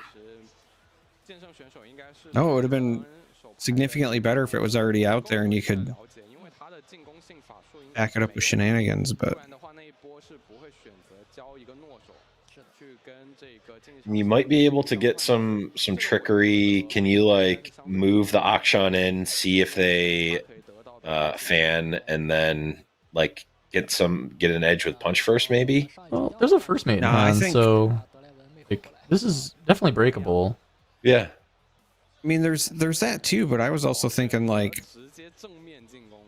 is there a scenario where you send Akshan to the other side and then you just charm the fan over? Wait. we preemptive, or maybe they just verbally said that they're not gonna fan. Okay. Yeah, I mean, she's pushed this in. You can't be. So the fan trigger should be it should have happened a yes first. or no. Fan trigger has to happen before. Yeah. Right. So if the punch first gets cast, then the fan trigger did not happen. So maybe that's and also the Draven as well, for what it's worth. Yeah, it didn't look like he was given a window at all. Yeah. Yeah, and he just looked at the judge and yeah. Okay. I mean, they're probably gonna have a quick judge call here and probably this rewind is the punch first. I think you just rewind the punch first here because she moved in and intended to attack before casting this punch first. It seems. Yeah, it's 100% what happened between the players here. There's not really rules. Yeah, it should just be a rewind to the punch first back in hand to bring the runes back, or you can make her pay for the runes if you really want to, but because that was technically legal to do in response to the fan trigger. But yeah.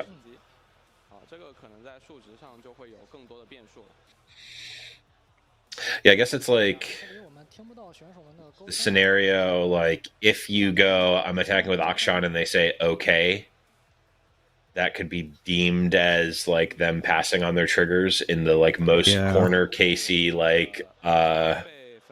I'm going to try to get this, but I don't think that that's what the player's doing. But even then, even if you don't want to outright say, do you do the Draven thing? You could just say are we okay to proceed to actions or something, right? Or it didn't look like that happened at all. It was way too fast. With Akshan, I'm passing priority is I think the most neutral way. Although on this one you're not passing priority, right? It's I'm attacking with action, I have an action. But you're not even passing priority. The defending triggers, the defender triggers aren't even a priority thing. The moment that the showdown starts, you have attackers and defenders. But you have a priority to react to those, so you can pass that priority. Yeah. That's what I'm saying. Say I pass priority as a neutral way. Yeah. And they go, okay, the combat happens. No, I would pass priority to your triggers. I don't know. Yeah. That's if you're not in the scenario. I'm like, we've gone. Okay, are you doing these? So they're saying it stands. I don't know. There must have been something verbally, right? I just don't. I don't see that there's a way that this just kind of was blown past if there wasn't a verbal thing that happened here. Because you wouldn't want to trade the Draven for the auction. At minimum, you would pump the Draven, I think. I mean, that's a big win for Yi. I mean, this makes this game super winnable, I think, having it happen like this. Although, funny enough, I think what would have, if this was played out in full information, everyone made the plays that they would have made, it would have been pass on the Draven's biggest fan, pump the Draven, then the punch first still comes out, and actually Draven is in the same spot, except they're down one red rune, so actually it's a little bit better for Draven. If he's going to decide to not push, I feel like you would just push for the card, though. Because, you just assume that the Yeez, something's happening where they're running in, and you just push for the card. I think you would push, too, probably, but maybe not. No, I mean, you're right. It's possible that he would have let it go through and tried to fight 8 into 4, and just, Yeah, it's do you want to trade the fan and have the Akshan pushed back, or do you want to trade the fan and have the fan die and the Akshan die? It's I think there's merit to both for sure.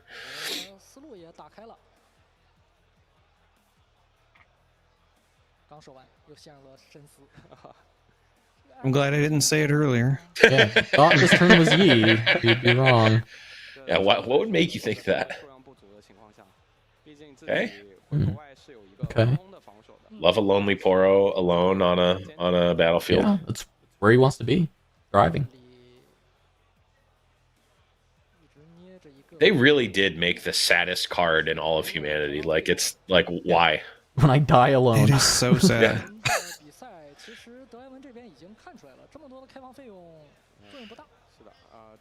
They should have made it when he dies not alone, he draws a card. And I think everyone would have universally loved that card. Also, it would probably be too good, but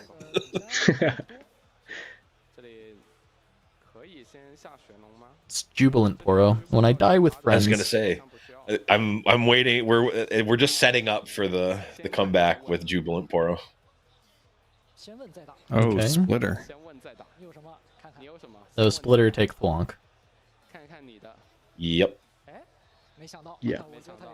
Or you take the Finder Center. That could be any card. True. It could even be a Thwonk. Yeah, that could be a Thwonk. Could even be a Thwonk. Yeah.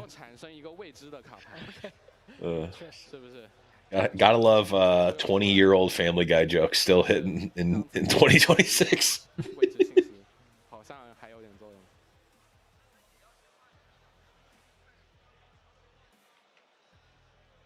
This is going to be Edge of Night, yep. And then go to the action because you feel pretty confident that this is fine. This is an action speed card, so you might just get exploded by something. There might be something in hand for Draven, though, right? Oh, no, there's the switcheroo. There's a switcheroo just waiting here. There's a switcheroo. Oh no! Sometimes the mystery box just has a boat in it. Yeah, but Can't thought sees the top of the deck. That is true. The classic. Unfortunately, for the 4th time this series, switcheroo. But now, like, I've made it's good. We're going to a draw. Like. Oh wow! Yeah, this is game 2. We're going to a Draven win. Well, if he wins this game, it's going to a draw. Yes. Yeah, I tend to not look at the clock during these games, just habitually. Not like I'm actively trying to not. And like ride the win. Okay, that works. It's not. No, I mean that works. Yeah, it does. You still go to 6. You save your. Well, you would save your. It would have been 6 and you'd save your thing anyway, and you just wouldn't give Yi a draw and you'd kill Akshan, but the switcheroo is a better card. This is a more valuable card that you're holding. But also, you go to 6 and now you're likely going to go to 7 when it comes back because of the hold. Yeah. Wait, that's a camel. The switcheroo is nothing into the camel. It's dead. Now, the giant Bryn here is something into the camel. Yeah, the giant Bryn here is a bit of a pain into the camel. Yeah. How did that card that's what I was saying. I think that this is going to go to 7 because I don't know that the Yi player has enough to unseat this. Yi plus the first mate running into Bryn here with Defy backup. You lose to... What do you even lose to? You don't lose to Switcheroo. You don't lose to... You beat Fighter Flight with the Defy. You lose to Tide Turner bringing in the Mind Splitter. Mind Splitter, yeah. Do you lose to another Edge of Night? You would be 9 on 9. You would tie. You tie. Which is... So you cover most. Fine. You cover most you things. fully cover half the spread. You push on one, and then you lose to one card. I think that's. I think you have to make that play, right?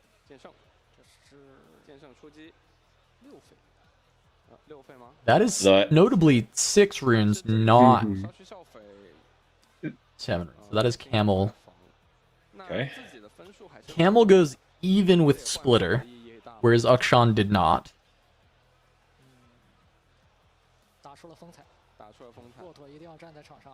Yeah, but the thing is now no Yi. Yeah. Because again, I'm never going to say it. It's never a Yi turn. Wait, do we have Charm? No, it's a Defy. No, that got used. Oh, okay. Sorry. So leaving 9 here instead of 7 is also reasonable. Darius feels like it just wins, though. Scared of what if you just wonk? What if you just put everything on your base and ask the turn? You could do that too. I think that probably often or not on wins. base. Sorry, not base. Yeah. Battlefield. Yeah. Yeah, that often wins. I'm actually trying to think of a scenario that doesn't win into only a single current card in hand. Oh, it's Fighter Flight. Okay. Yeah, yeah. I thought it was Switcher. Oh no, we have a Switcheroo. We just right. Okay. Defy this, but now it's shields down. 9 might on this. You can just play any card, any card plus Darius, and you just win. Mm-hmm.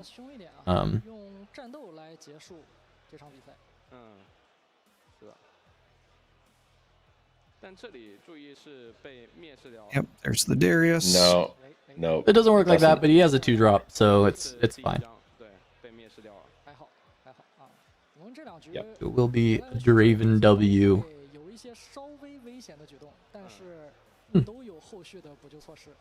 Because it should be a fan, right? Yeah. Yeah.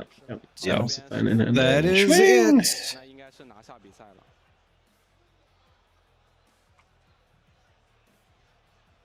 再确认一下，这种场面见的不多。没错。需不需要算？有没有什么额外的附加项？ Well, Yelasy 14. 14 on 9 is it. So there's the fist bump. Draven takes it, and maybe now it's a Yi turn? Yi not fully dead yet, though. X2 can potentially break her in if she wins her final round. For this Draven, good chance to make it to day 2. A lot of times players just ID at this point, right? He's that's why this was essentially winning in, because he's 501, so ID pushes him to day 2 guaranteed. Now it doesn't always happen like that. You can get paired down. You can get paired down. Huge like 2 weeks ago or whatever was playing. Yep, he was X01. Or X10 whatever. Like he had one loss. Do you want ID? And he got into the final round. He said, "Do you want ID?" The guy had paired up into him with 2 losses and wanted to try and attempt to win to make it to the next day. So legitimate. Yeah. With which the is late breakers completely work, valid. It is legitimate because and then you lost and lost in breakers percentage. after that. Yeah, classic. But here we go. We got one more round left on the day. That was round 6. So we have just the 7th round remaining. We'll see who ends up making it. Well, we won't know who makes it really until tomorrow, but we kind of get the culmination. We might get a win in. Often it's a win in for this last one, which is always very exciting. I need just a few minutes real quick. Oh, wait, do you need to head off now, James? Yeah, now is fine. You're all good. We can close you out. Do you have any shout outs, anything before you head out? Thank you for having me, first of all. Lovely to work with y'all. I'm doing interviews with players ahead of Bologna. I'll be there as well.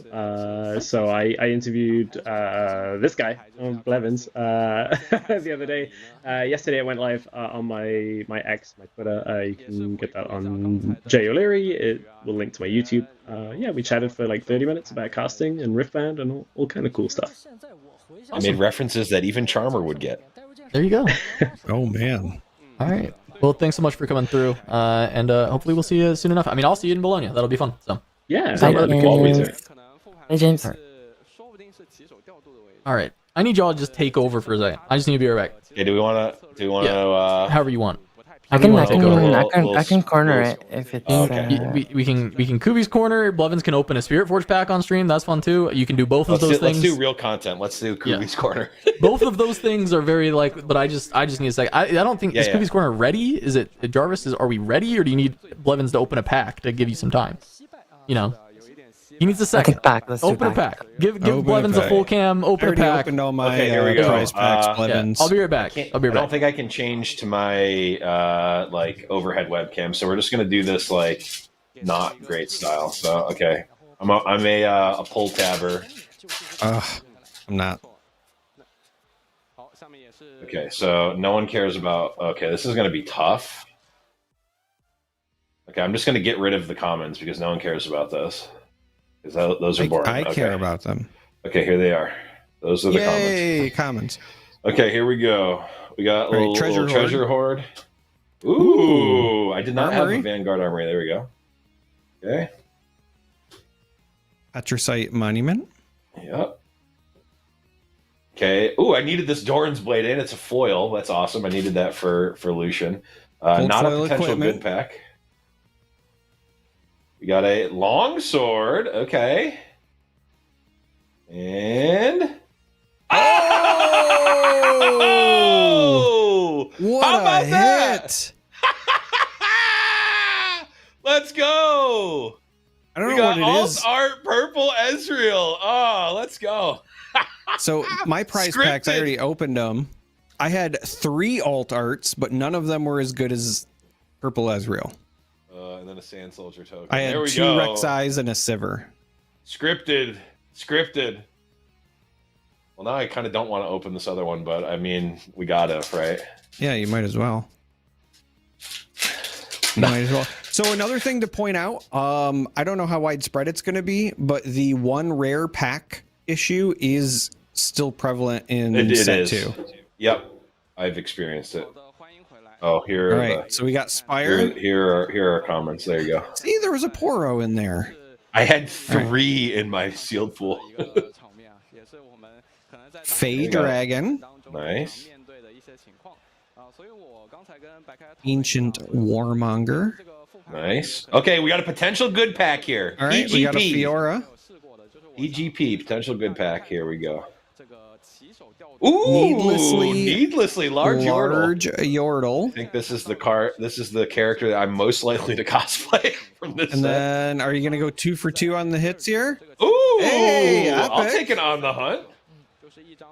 Not bad.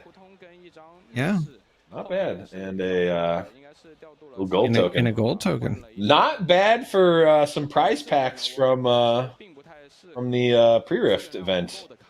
It was the hit before. Oh my god, the fucking all-part Ezreal Prodigy. I saw the on the hunt. I was like, well, that's nice. Yeah, you get it. I think Cass, I think we've now determined that it's not me powering up you for packs. It's if either of us are on the stream, we both get fire in the packs. You get some pack luck. That was also, well, this is the greatest card of all time, by the way. There you go. Oh my god, where's that from? Where's the blood? Where's the blood? It's Blevins Ragavan. It's Blevins Ragavan. Is it the best though? No. It's not the best. It's the actual best are the placeholder mech tokens that we didn't actually use for the Ferris Forerunner skit we did. Mech. Because the mech tokens didn't exist when we made them, so we had to make them ourselves. When we revealed Pharaoh's Forerunner, there was no such thing as a mech token. It was on the text of the card, though. Yeah. Wow. Like, you know what? You know, it's nice to, for once in my life, actually be lucky when opening packs in Spiritforged. Yeah, this guy's never once for the first time ever. I mean, this is just content creator luck. I can't believe Riot gives this guy literally everything in the entire world. You know, sent him for what it's worth, these ones weren't given to me by Riot. I can't believe they sent him his prize packs for his local game stores pre-rift events that he had in Ezreal in there. Blevins is gonna do well enough to get a prize pack. I can't believe they would do that. That's crazy. Classic. Do I have?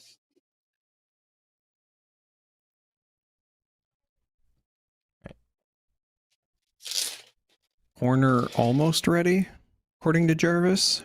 Nice. Close. Almost ready. Wow.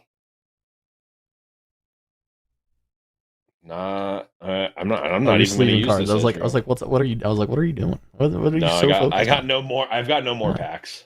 Yeah. Okay. Yeah, we were waiting for more of your packs, but you know, all I had was 2. Yeah.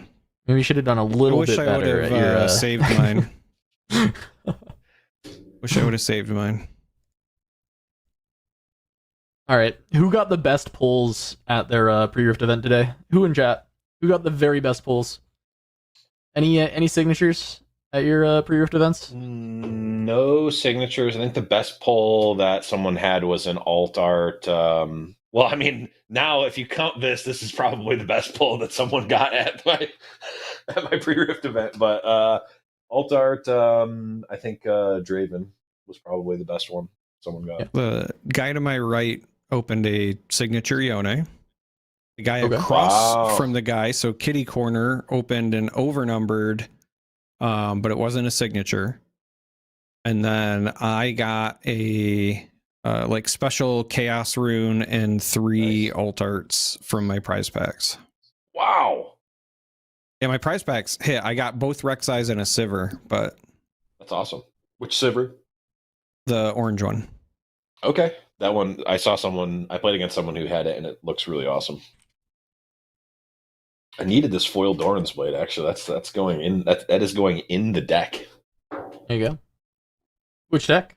What deck might that be? Lucian. I've leaked it. It's Lucian. I did open a Relentless Pursuit, so you locked in. 1/3 of the way there. I don't know the exact list yet, but it's definitely going to run Relentless Pursuits. Wait, someone pulled a signature vein and dude didn't know until he played it. Someone played their signature vein and didn't realize that it was a signature. That's awesome. So good. I mean, you for sure play it. But... Yeah. I did play against someone who had an alt art. What was it?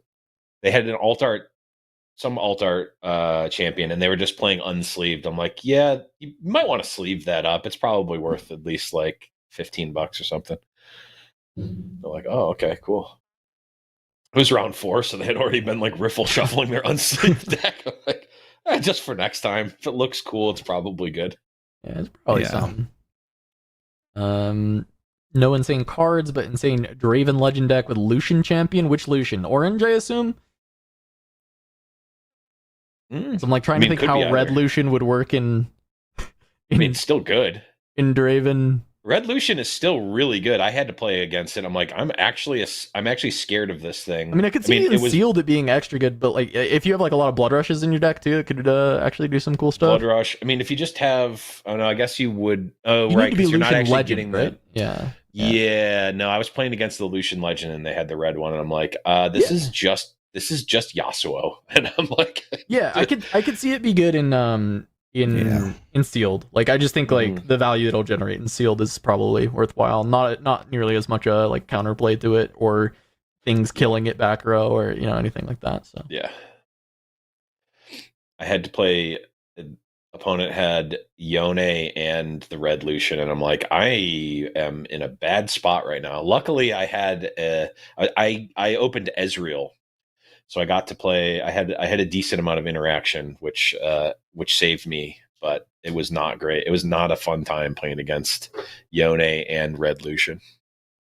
Okay, seeing 5 or 6 people pulled over numbers. Somebody's saying there's on overnumbered Aphelios, overnumbered Set, overnumbered Jax Legend, overnumbered Ornn, and overnumbered Aurelia. What the? Wow, that is a lot of good pulls in pre-rift packs.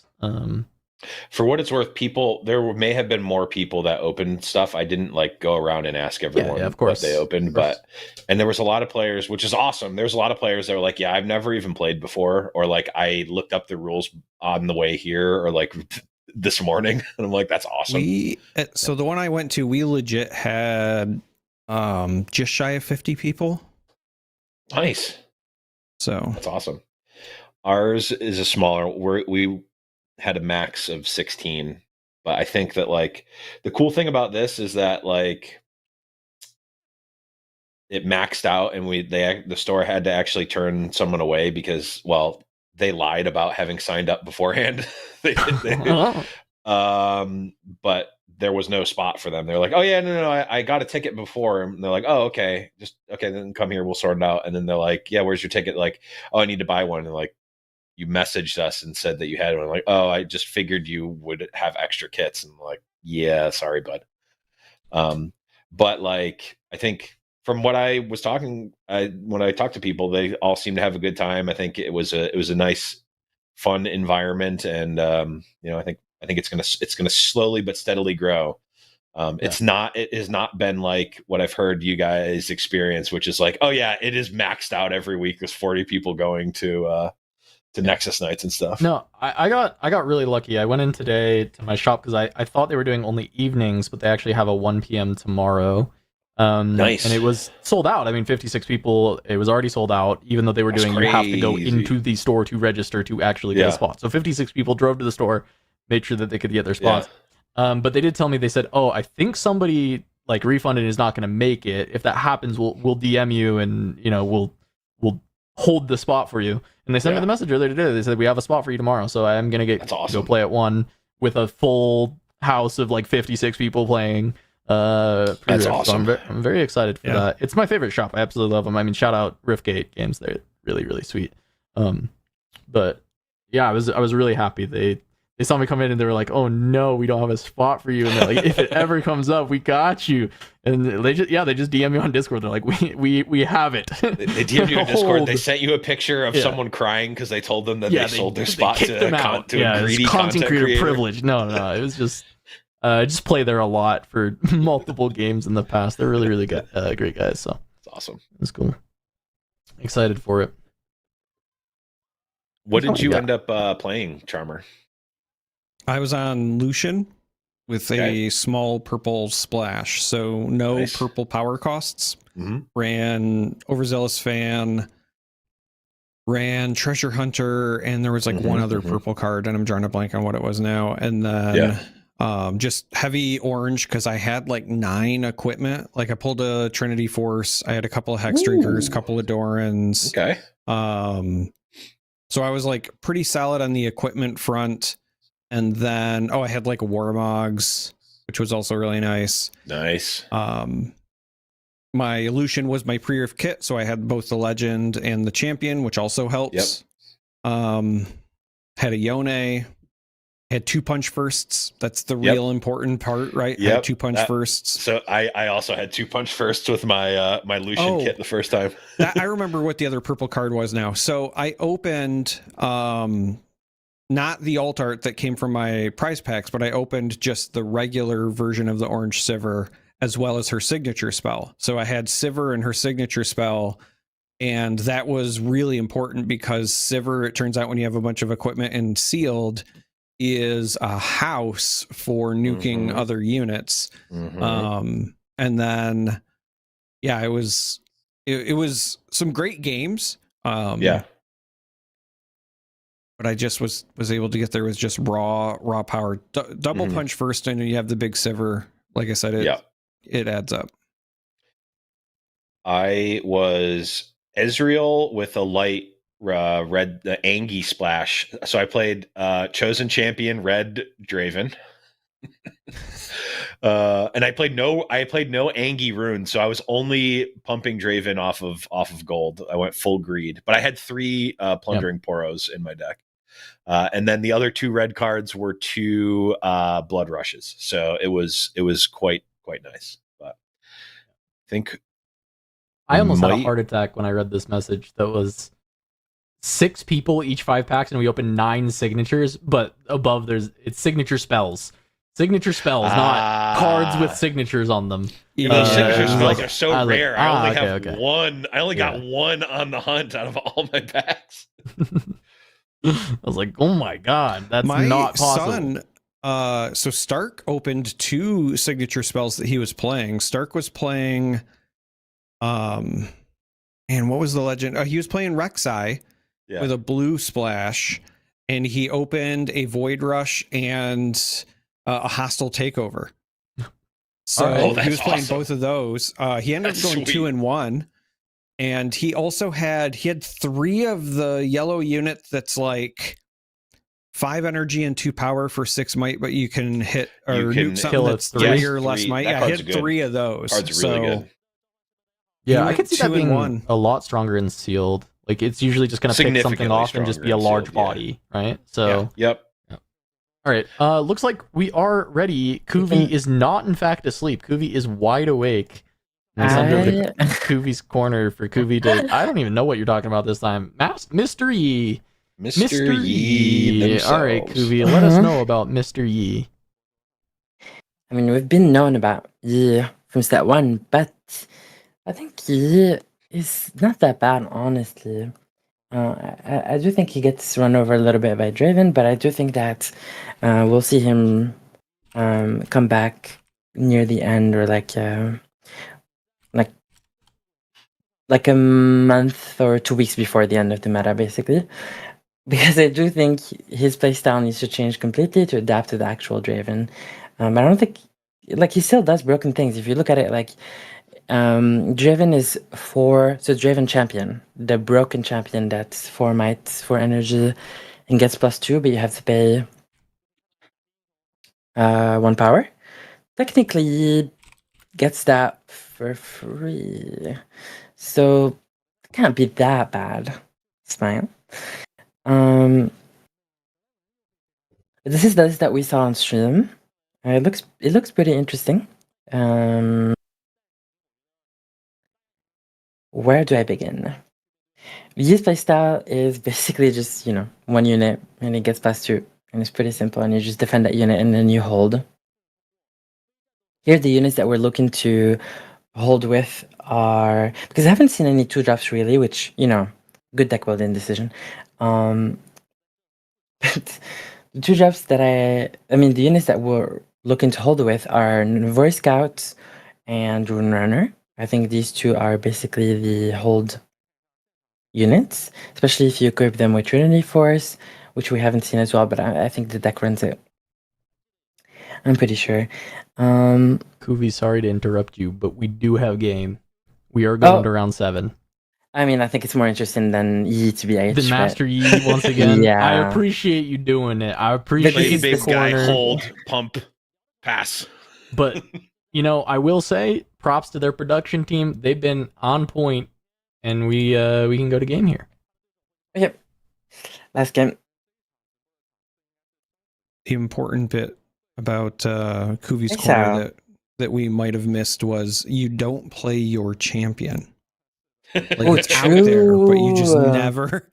It's Kai'Sa versus Draven. Yeah. Please not Draven. I'll do anything. Is it Draven actually? It is Draven now. It's Draven. Targon's Peak start for the Draven side. Usable by Kai'Sa, but I still think Draven just is by far the best user of it. And we're gonna have Warrens. Wow. For Kai'Sa. This is a bit surprising. Maybe Mundo in it out. Maybe Mundo in the streets. Mm-hmm.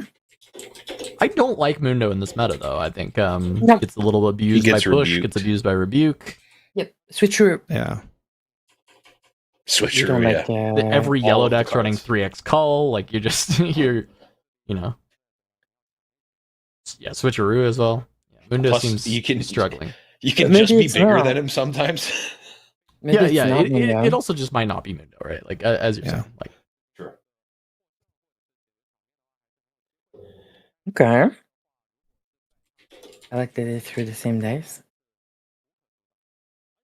I still hate that it's high roll. Guys, it's got to be even or odd. It's got to be even or odd. Kai'Sa gets to play first. So far, this looks for any weird cards for Kai'Sa. Rengar. I don't think that's weird, but I don't think we've seen Rengar in the Kai'Sa decks in China so far. So I like Rengar. I think it is a good answer actually against Draven. Yeah. When the fan pushes your swing back, you can play Draven or play the Rengar there to continue the attack. Same with Fight or Flight, Rebuke, etc. Like once you start the attack, you can still just play the Rengar there, even if your unit has been moved away. Ooh, and it's a little bit of mech stuff, a little forecaster. Am I playing Rengar and Lucian now? Hold up. I'm going into the lab. So mech Kai'Sa against regular Draven. Okay. I think Kai'Sa should be pretty good into Draven if we play correctly. In theory. Potential winning in here at 4 wins, 0 ties, 2 losses for both of these players. Will come down to breakers if they do win this match, but this is a must win. Ties are not good enough. Okay, we keep the card at the on top. Not sure what it is, but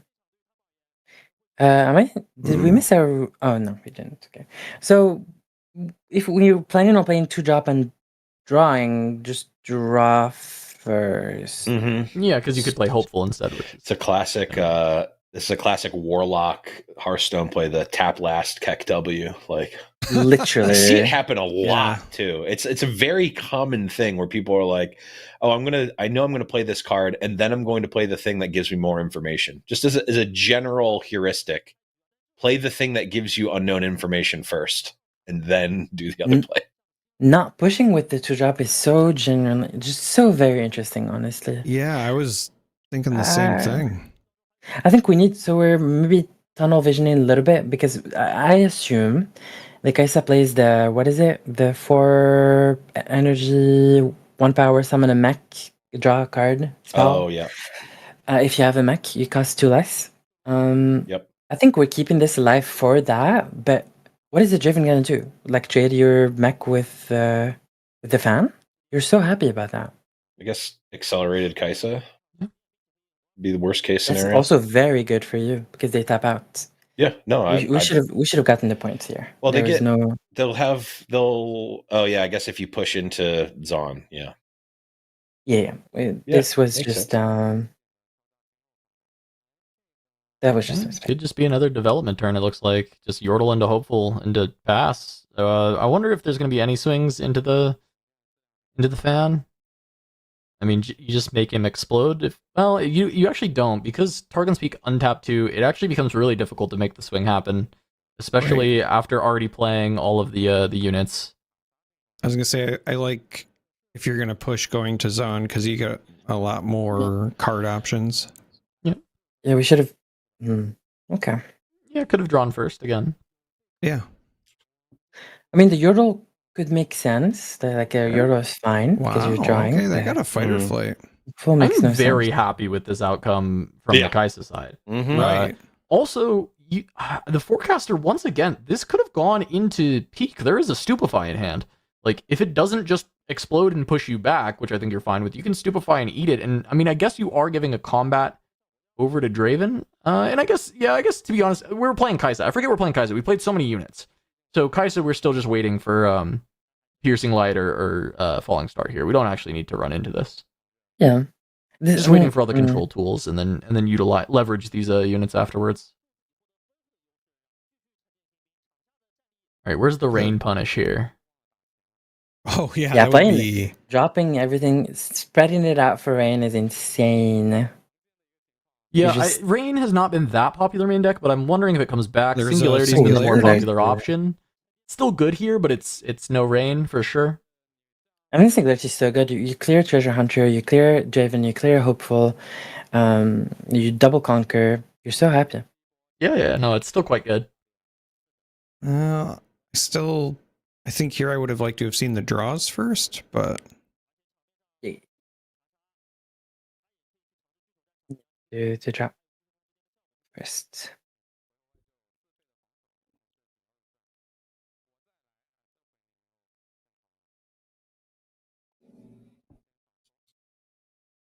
So I was gonna say should be draw the Kaisa first.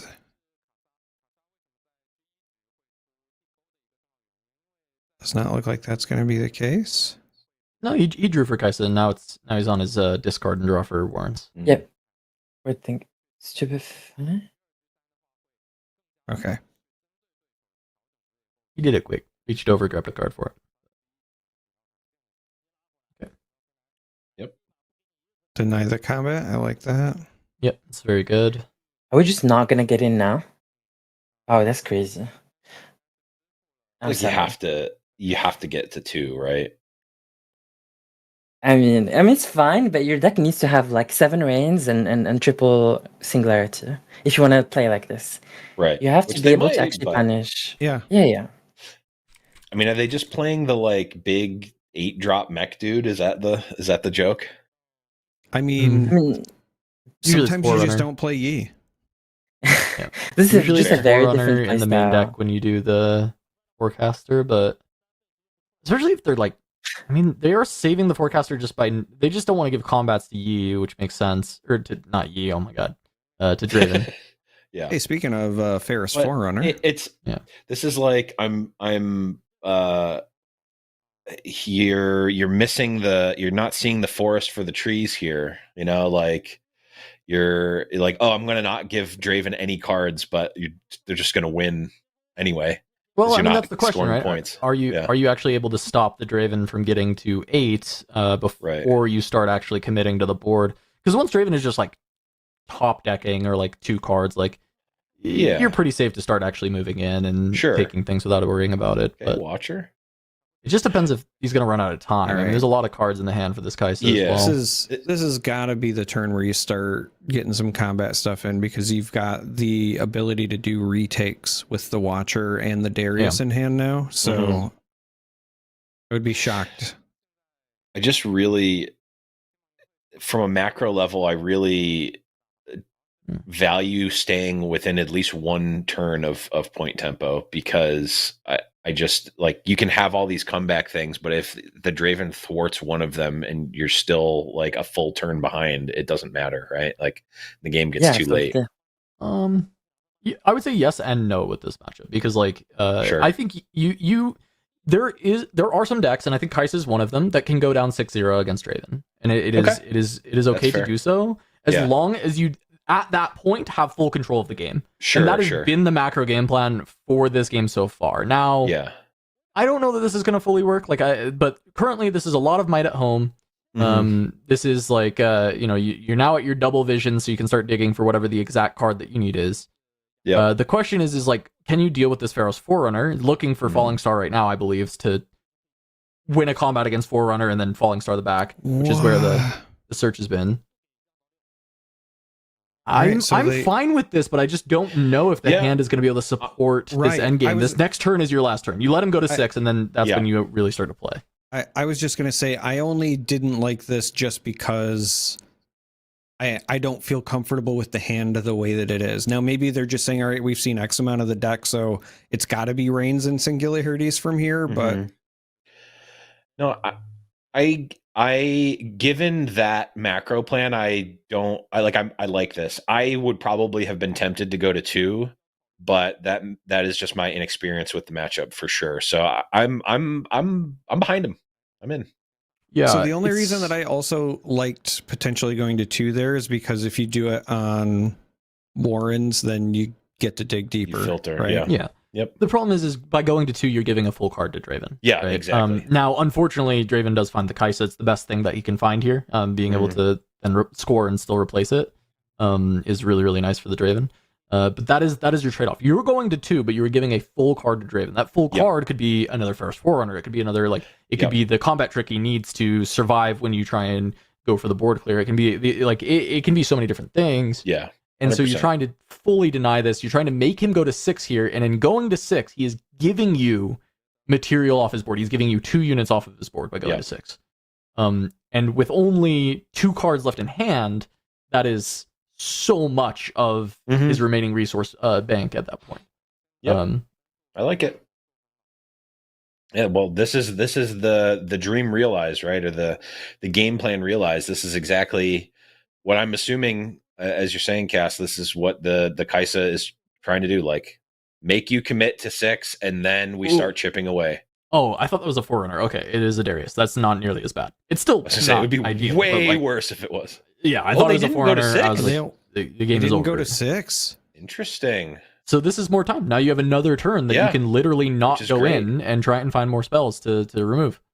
Arby's manager drawn in the hand.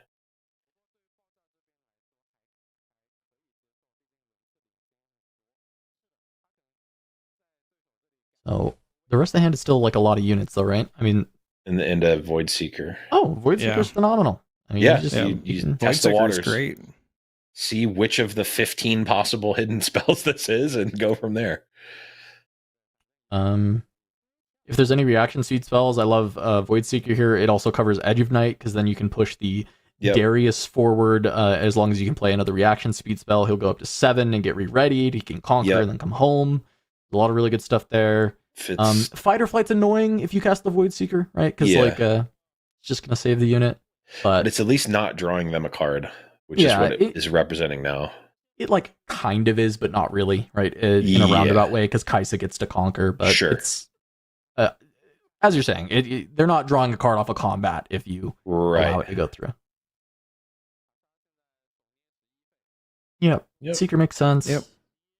And it is fight. It is fight or flight. It is fight or flight. They do still draw the card. Was it Falling Star? I think it was a Falling Star. It looked like I don't know. I still do that every time. I try to lean over to see the hand. Yeah. I do the same thing, but I don't know how I can train myself not to do it, because I've been doing it for years. Falling Star is a little bit awkward, but it probably is just a Darius killer. It might have just actually been this Darius, though. It might have just been another Darius off the top for Kai'Sa. It does look like that was the case, yeah.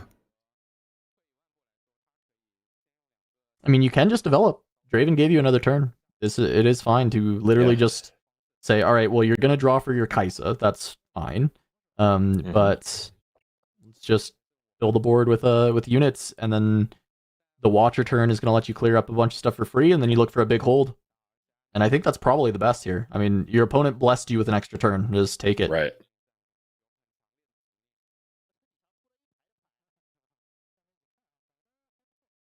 Like Student as well. Or maybe Yordle. Yeah, Yordle. Okay. Is that another Singularity that was picked up? That would be a pretty good draw.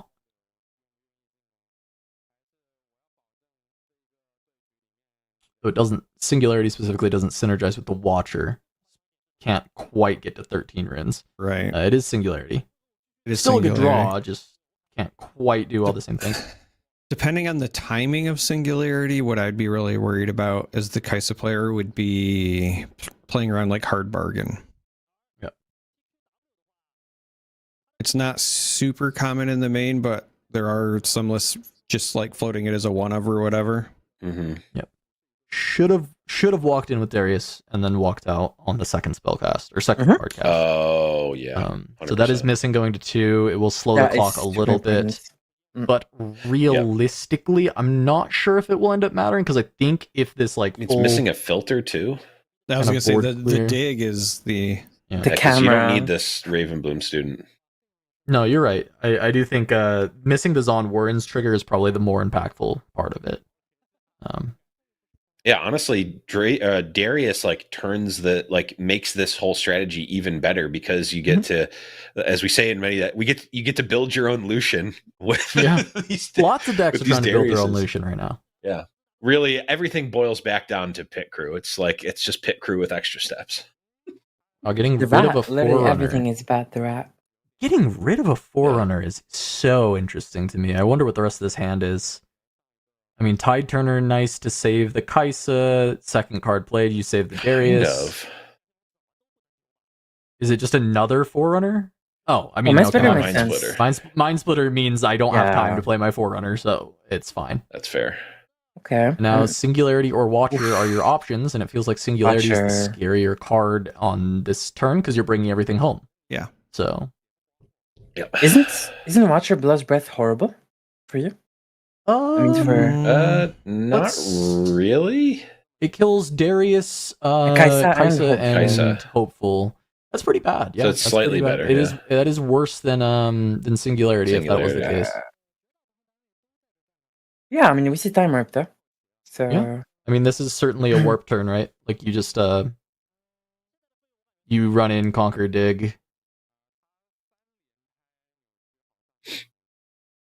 Yeah, I thought they just passed there.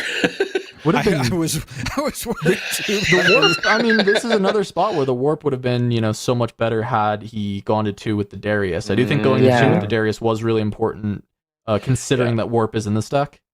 I mean, the not going to 2 earlier on in the game when I brought it out, that's a strategic decision. The not going last turn was just that's just a misplay. Yeah, of course. Worth. Ooh, okay, it's actually really good. Yeah, that can pair with the Watcher, so you can still. Wait, was that Falling Star or was it Progress Day? It's a Falling Star. Yeah. Why did I think that was Progress Day? So we can clear the whole. I swore I saw Progress Day. Weird. We can clear the whole board basically with Falling Star, Blood's Breath, Watcher. Well, there currently is no breath though, right? Bloods? I thought there was. Wait, there was. I thought I did. There was Breath Watcher in the hand when and that they was looked at? And they removed Singularity. Oh, no, then you were right, Kuvi. You did have to take Watcher, for sure. If there was Bell's Breath in the hand. Yeah, I didn't think there was one in the hand either. I didn't realize that. I thought I saw it too. But I also thought I saw Progress Day. So I thought Kuvi was like saying the top deck out of Bellows was scary enough that you needed to play around it. I didn't realize that Kuvi was saying that it was literally there. So this is warp. Yep. Warp.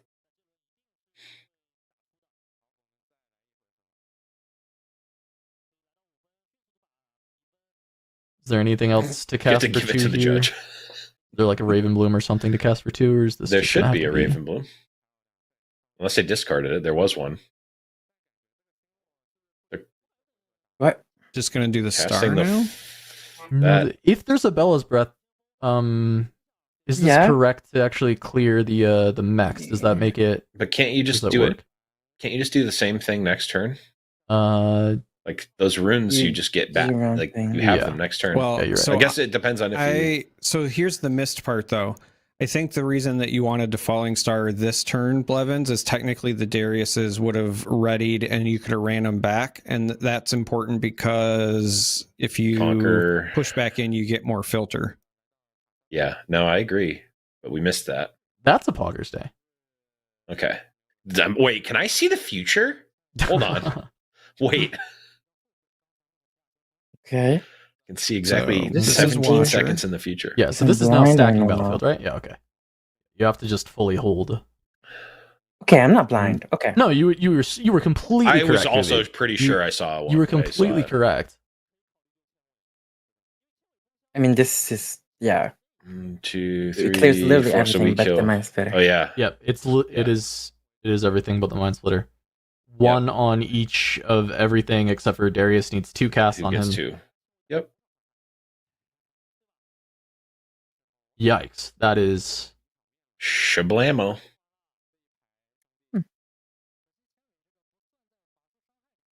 Yeah, absolutely. I did not see the Bella's Breath, because when you said Watcher, I was like, why would it be Watcher? Yeah, if there's Bella's Breath, of course. And even, so I even thought you were thinking of the top deck out because I didn't see it. And I was like, I mean, honestly, maybe that is still correct, right? Like, that might still be the way you lose. Like, the Sinu might actually not be beating you, but Watcher's Bella would beat you. But if it was there, it was just visibly in hand, that is just a mistake. This is now, at minimum, the second week in a row that Kuvi has pointed at this combo. I think we can officially call Bella's Breath Watcher the Kuvi's combo. I mean, everybody is playing this, by the way. Literally, everyone. Yes, but the thing is that a lot of players have not noticed it. Just saying. Yeah. Kuvi's noticed every time. It's Kuvi's a combo. lot of It's players, official here. Blevins, a lot of players have not noticed it, except for everybody playing Kai'Sa.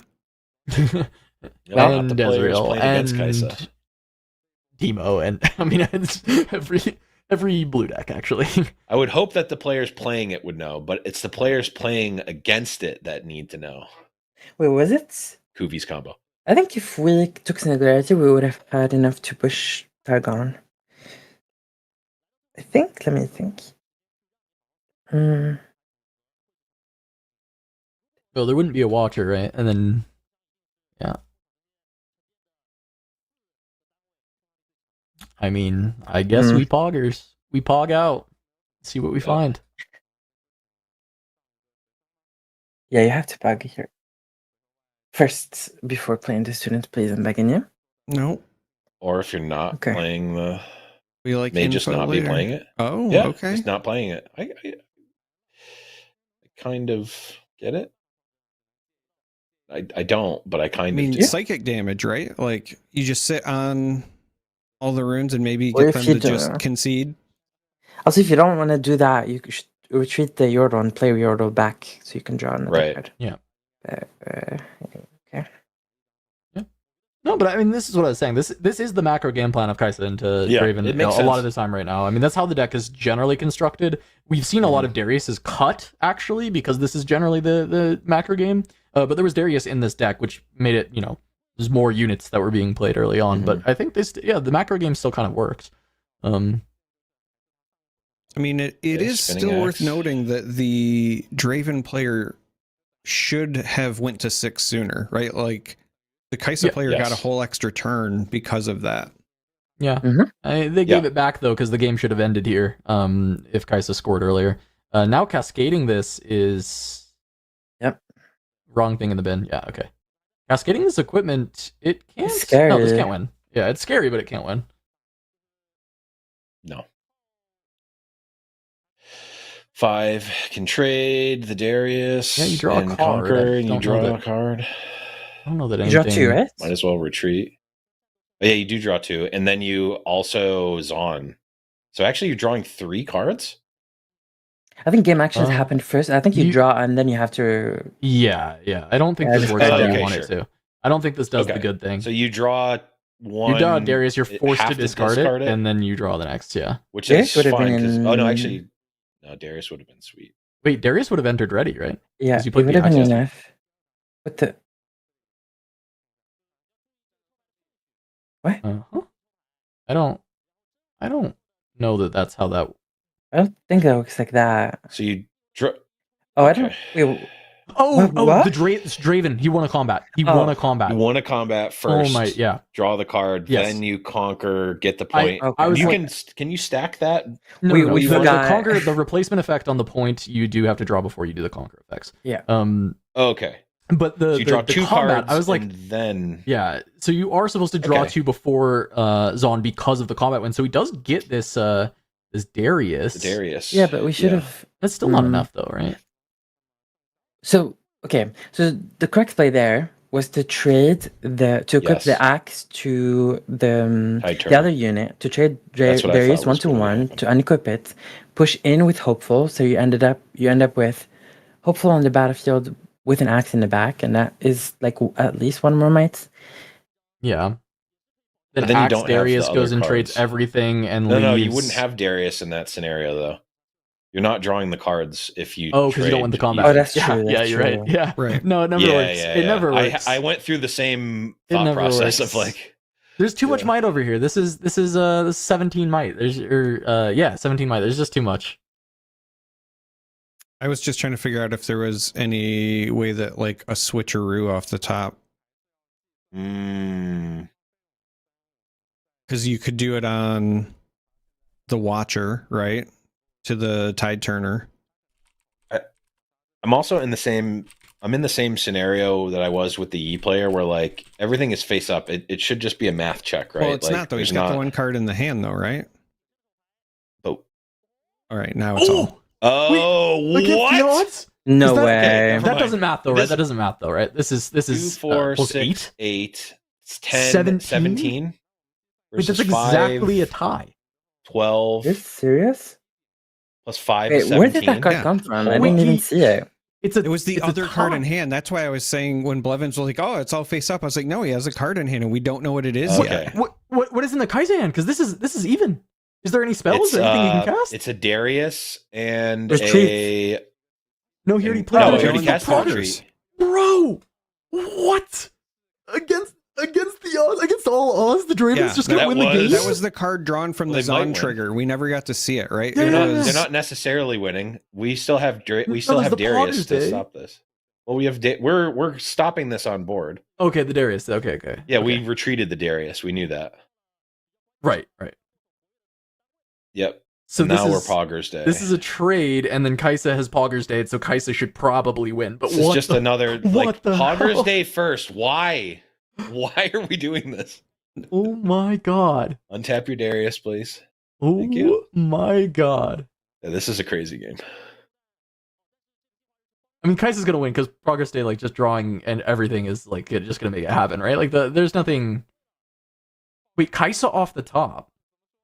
Double accelerated Kaisa. Yeah, Kaisa off the top. Can off find, the top draw. Can find Darius. It can find. Yeah. It can find Ride the wind. Kaisa. Ride the wind. Ride the wind.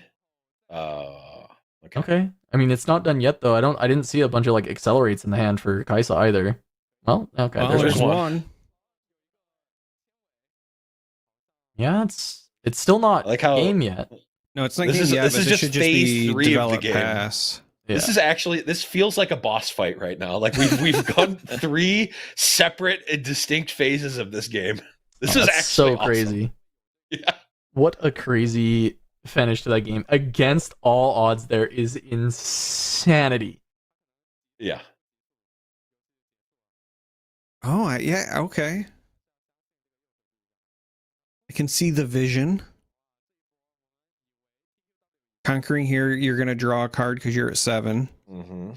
Triple and then you're going to force them to have to deal with the Watcher. Well, they're never dealing with triple smokescreen. It's not. I mean, Rebuke just does it like anything else. Okay, I mean, fair, but it has to be Rebuke plus another thing. It's going to need to be more cards than they probably have access to. But well, and now it's 2 units with double smokescreen instead, which is that plays around the Rebuke.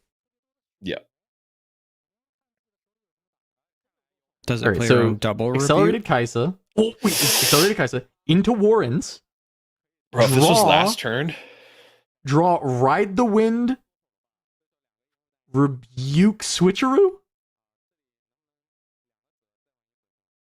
Or no, you only have 2 cards. Oh, that's enough. One of them is Ride the Wind. Ride the Wind and axe. Spinning Axe. We just need something else. No, that's not going to be enough. We need because you have to discard a card. We need Rebuke. Well, there's a third card that I don't know what it is. I see a Hard Bargain. Okay, yeah, get that out. Although actually, that would also it be is 3 relevant. cards. Yeah, it's going to be 3 total because Wait, Fallen Star's enough. Fallen Star's But it's enough. Rebuke. Oh no, that was Ride the Wind. I No, thought it Fallen was Star's Rebuke. enough.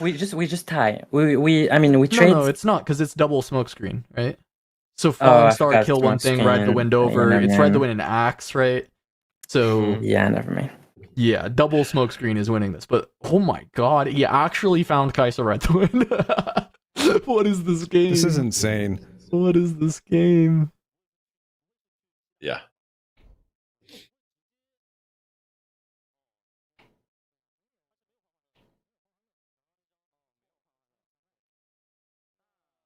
Yep. Oh, can he? Was he thinking if he can like tie it by dealing 6 damage to the Watcher? Was that his like consideration here? Yeah, I do. It's like think ensuring that there's more damage. And in most scenarios, opponent would just be so mad that they drew the actual perfect cards. Yeah. That was an epic game. That was awesome. What a game. Kai'Sa Yi as the 2 like behemoths, set 1 versus set 2 going up against each other is so much cooler than Kai'Sa versus Yi, which was the most boring thing ever. Oh my. That's just game 1. Yeah, it's just game 1. That's half their time though. They're gonna have to. They're gonna have to lot. Well, it was a 4-phase boss battle. Of course, that was gonna take a bunch of time. Look, I don't even. I don't Dark feel Souls boss right there. I don't think they were playing too slow. That game was just crazy. No, that game went wild. This is not a player going against a boss. This is we took the boss from the first game and we're just putting it in a death match versus the boss of the second game. And maybe I'm just a 10-year-old at heart, but that is the coolest thing you could ask for. That's what I want. That was great. I think the Kai'Sa player played really, really well for the matchup. Yes. The game plan was executed well. I'm trying to think like they just missed that one Draven mistake or the Darius. Almost cost them the game. Because they should have won on that. Like they should have been able to force the fight like a turn early when Draven just had no way to actually do anything. But there's that, and then there was the double Darius on going the in and out thing. Yeah. Yeah. Oh, not filtering a not card, moving right? back. Yep. Yeah. Yep. So that makes 2 sense. small mistakes, which could have definitely, which like in a lot of like, I feel like we see that level of mistake happen a lot, and other decks are just like, oh, just make Draven look so unbeatable when those little things happen. Kai'Sa has at least enough wiggle room to still be there. Is the triangle format we talked about kind of at the start of the day. It's not like a pure triangle format because I think there's extra decks that kind of make it in. But when you look at the top 3, it's like Draven kind of loses to Kai'Sa right now. Like that is the considerations. Like Draven does kind of lose to Kai'Sa. Yeah. Aurelia obliterates Kai'Sa, and then Draven tends to beat Aurelia. So it's like this little bit of a triangle. It's not purely. I mean, none of their matchup percentages are like too insane between all of them, except for maybe Aurelia versus Kai'Sa. I think that one is quite bad for Kai'Sa. But yeah, it does seem it's a little bit of a triangle. Yeah, but the only triangle I care about is Trinity Force that I'm going to be getting with my extra points with Lucian. I'm happy I opened one. So one less I gotta get. Nice. I have not opened any yet. But I did get I got the Relentless Pursuit. I got one Relentless Pursuit. Yeah. That's way harder. That is way harder. Or do I just pivot? Do I just pivot into Ezreal now that I opened up the... Oh, yeah. Besides, why shouldn't I try to face up against Alan? Nobody's going to be playing purple decks, dude. You can get a best of easy. Nobody's going to be playing purple. Yeah. Besides, why shouldn't I play it? No, Cass, this Ezreal is going to be the chosen champion of the half of the 2v2 double rat combo now. Okay, perfect. I am still going to get to use it. Okay, we're good. Yeah. Yep. No, I love it. Rifflab in the chat saying showing up to work an hour to 2 hours early to sit and watch this for the last few weeks because like he's like working on LEC, and so usually after this is done, I put on LEC and I head to bed, which has been great.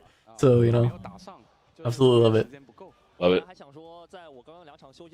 We're gonna be this game needs to hurry up. I'm feeling it, man. It's 6:30 a.m. Is that it? Yeah. And I didn't get to take a nap or anything. Like I did work and then went straight to my pre-rift and love it. Then to this. When you have three casters, that means it's going faster, right? That's how it works? Yeah. Whenever there's a tri-cast, it clearly goes quicker. Yeah, clearly. But it's also a bad omen because 3 casters means 3 games in the round. And I see a Trinity Force on screen, so. What?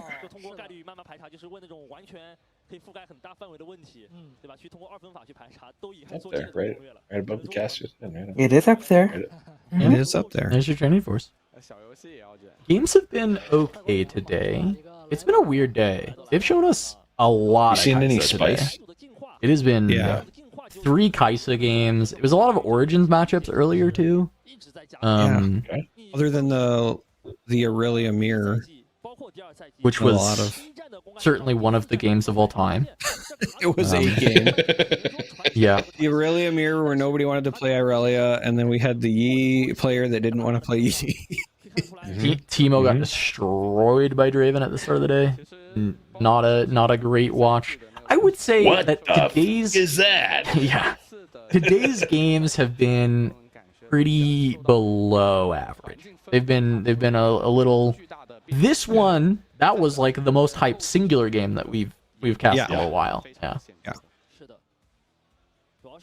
Yeah, I guess I would agree with you as far as like the below average, because like the Rex I won was a little frustrating as well.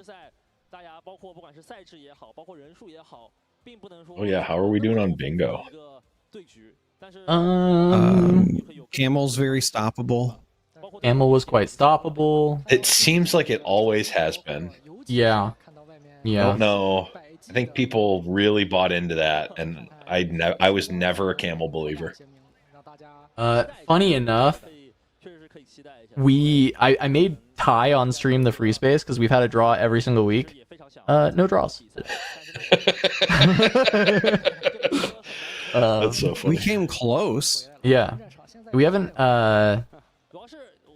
we did have a game goes to time and we ended up with a winner though, at least. Right. So that works. And then we got like someone has 0 cards in hand, we got draw 5 in 1 turn, unnecessary judge intervention, Phoenix gets recurred, the Rek'Sai got us the Phoenix. And we got 5+ runes recycled in a single turn by a single player. We might get Draven loses on stream here. We might get Draven loses on stream. Yeah, we've been a little light this time. I'll swap out the free space tomorrow because ties can't happen anymore, and I think that's fair. Because it was supposed to be a free space. Right. So I'll swap it out for something else that's like for sure gonna happen. I thought it was a shoo-in because every single week we've had multiple ties. Yeah. Usually in the first few rounds, but it just did not happen. Weapon cascades. Yeah, we nearly had the weapon cascade for the win from the Draven there. Yeah. But not quite.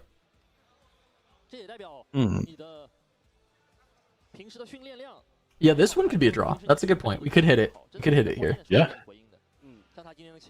Though it's more likely someone's gonna scoop. But I guess if it was gonna be a draw and then someone scoops, then we could probably count it. Here's a question: if you, so it's 1-1. We did get 5+ it's units be in a the draw. combat. I actually that is true. We did have. Oh, no, that's true. We did.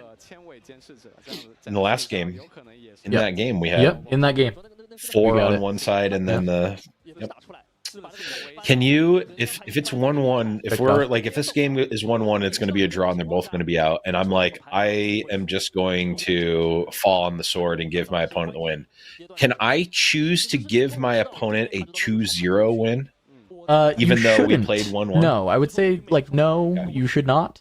Like, can I super concede and be like, I don't even want the win I actually got? This is something that I'm hoping has been. Because it is super relevant. For no, I'm hoping that tiebreakers. this has been fixed going forward. That was a problem that I heard about happening at Houston. Is towards the end of the tournament, people were just entering any game 2-0, which is really bad and shouldn't have been happening. Yes. But I heard that it was like happening a decent amount.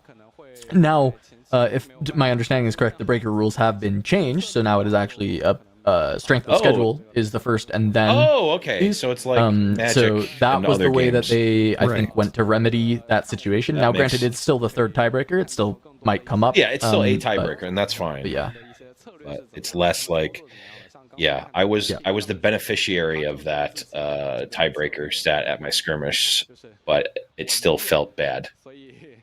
oh yeah, of just like you just Like, happened to do it, you might. I made the top cut because I 2-0'd all of, like, I lost in the first round, which would normally be like with the size of tournament I was at, like, Yeah, I might as your well go breakers home, would but I'm be like, doomed. I want to play anyway. But I 2-0'd the rest of the way there, and I made it in at fourth. And the person that I lost to, who lost in the last round, they won 2-1 every time, and they got boomed. And it felt kind of backwards to me, but that's also just from what I'm I used thought to. this was in the big rules update that game 1 was changed to it was strength of schedule instead. I don't. Oh wait, no, that's what you're saying.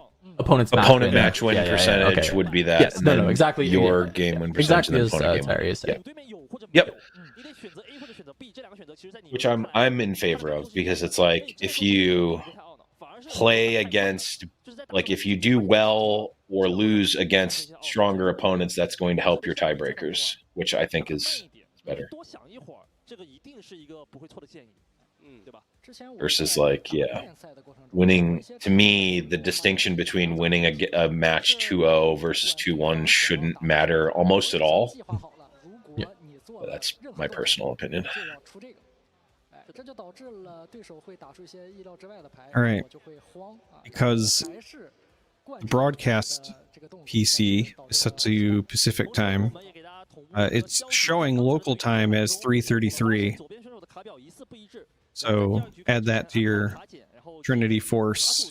There it is. Three Game casters, 3, Trinity Force, 3 casters, 3 coaster. Wow. This is like 3/4 of Jin. Jarvis asks, is anyone actually on Pacific time? And I think it's literally millions of people. Nah, nobody's on it. Nobody's No, there. it's fake. It's almost as fake as Mountain Time. Yeah. Well, that one doesn't even exist. Yeah. Yeah. No, strength of schedule is like literally my ancient esports brain of playing tournaments when I was younger. There's so I mean, much. it's the same as Magic has always done that. Opponent match win percentage. Oh, so no, like, but if you lose calling early, it, they're making fun of me for calling it strength of schedule. Yeah. Is it not? I feel like that strength of makes more schedule? sense. Like, No, it's opponent match win percentage. It's no, dude. yeah. Like Magic. back when Magic called it like Type 1 and Type 2, we said strength of schedule, sir. Oh, really? Okay. Yes. That was before I was playing tournaments. That was when I was just No, we wee definitely lad. said strength of schedule back then. Okay. I'm fair. booming out here, as they say. I mean, to me, that is more clear than opponent match win percentage. Although that is also quite clear to me when you think about it, but it's like viscerally clear. Quite literal. It does. Yeah. Does make sense. But it's viscerally clear when you say strength of schedule. It's like, oh, how good were the players I played against? Got it. Right. It's also just easier to say. I agree. I'm 100% in on call it strength of schedule. Then you can abbreviate it as SOS. And opponent match win percentage. Yeah, that's something that Belvins would suggest. Yeah, right. Belvins would call it that. Yep. He's not going to now because he's asleep. Because it's his local time at 3:35. Belvins lives in Pacific time. We're getting little grains of Belvin's lore that no one wants. Yeah. Oh, we've playing since Mask is too late. Too new? You can't. The brand new it's set? it was too new, right? Like No, your that's Rishidan pre-me. port stuff. You got to predate that. Yeah. I'm not tapping your lands. I'm destroying them with my 4 strip mines that are legal in the format that I'm playing. You're not wrong. We just called them breakers. Yeah, that's true. I also. But the thing is like we're digging a layer deeper than just breakers. I'm not even I didn't know it was used in Magic either. It just definitely like was used a lot in tournaments I was played when I was young. It's just been in my brain. Yeah. Also, you know, Jacob might be right. I think they were saying it on LEC, and it probably got back in my brain because it was like something that was used when I was really young, and now I've been watching LEC when I go to sleep, and so they've been talking about strength of schedule as I'm falling asleep, and it's in my head. I think strength of schedule is probably the terminology used when it's a broadcast product. Versus like you're not going to say they don't say. I don't remember ever hearing strength of schedule like at a tournament level product, but they told us that it was always our breakers when I was playing HOTS Pro. Yeah. That was like what they would tell us. Like they're like, yeah, the first breaker is your strength of schedule.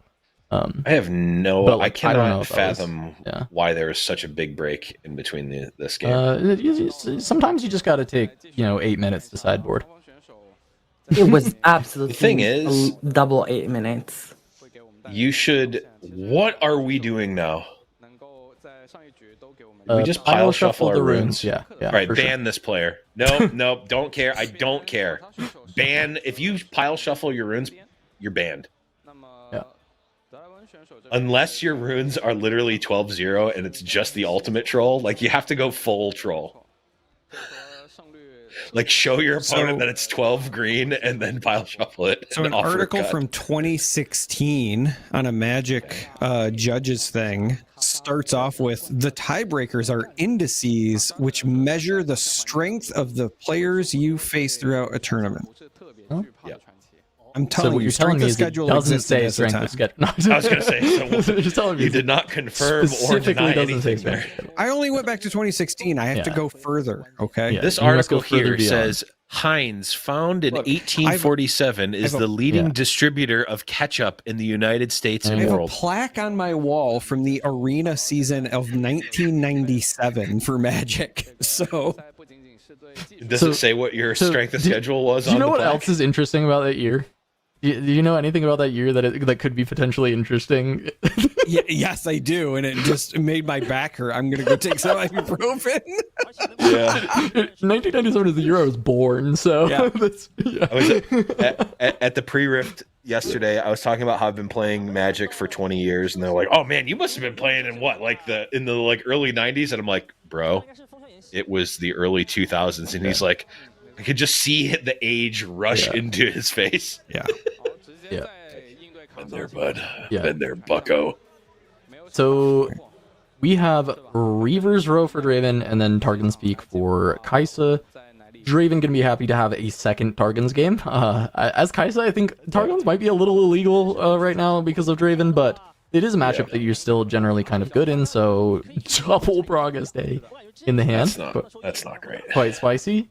Gonna have to deploy a pretty early Poggers Day this game, I think. Seeing as how you have 2 dead cards in a hand of 5 cards. Or what if you just pretend your hand is 2 cards smaller and power through it anyway? It's gotta be time for the E, right? This is why you never run double Poggers. Yeah, I think double Poggers is kind of greedy personally, but I do too. I just can't wait to see it just get slam hard bargained.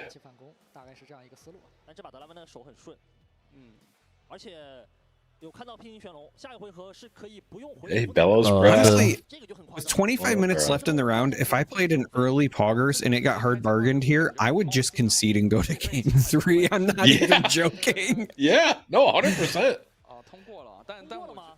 Right, draw 4. He does have the Singularity in hand is also kind of nice, but he can wait for a juicier target. Didn't find the most deliberate draw 4.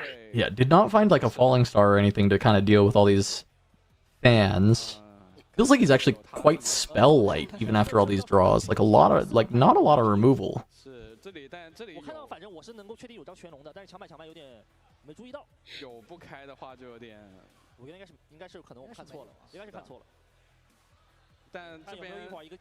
They just... They can't Bellows Breath. This is another, like, they're taking an exorbitant amount of time. Oh, no, they won. Actually, that's actually kind of sus. Now, they're up. I forgot that Kai'Sa's up a game. Taking a lot of time on your turn when there's no play, that's sus to me. I'm starting to see a little... I don't know if I'd say that. I mean, there is 24 minutes left. Like, if it was sub 20, maybe, but... I mean, you have to chip, like, if you're thinking about worst case scenario and you're thinking that it's that they are trying to get the clock, you chip away at the time where you can. Like, there was no possible play there. Hand him the full stack for the Mind Splitter. So there is a Watcher and a Bellows. Yeah, this is the next check. You have to deny the Watcher Bellows once again. Yeah. Even though there are two singularities, but you must hold strong and say you cannot have Watcher Bellows again. I was going to say, I think that's all the more reason why the Watcher has to go, because there's two singularities, right? Yeah. Yeah, denying one's not doing anything anyways, really, but a lot of removal available for Kai'Sa. Gonna have to start chipping away at this board.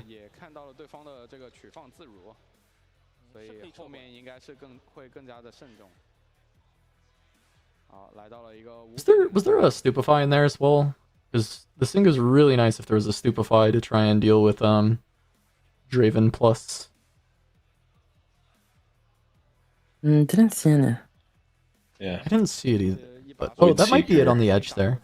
On the left edge, I think there's 1 second from the left or bottommost card, and that would inform this singularity.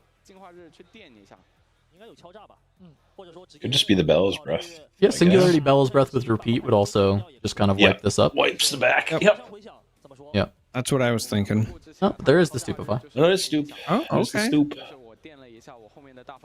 Mace. Well, no, I guess if you were going to Bellows Breath repeated, you might as well save the Stupefy, I guess.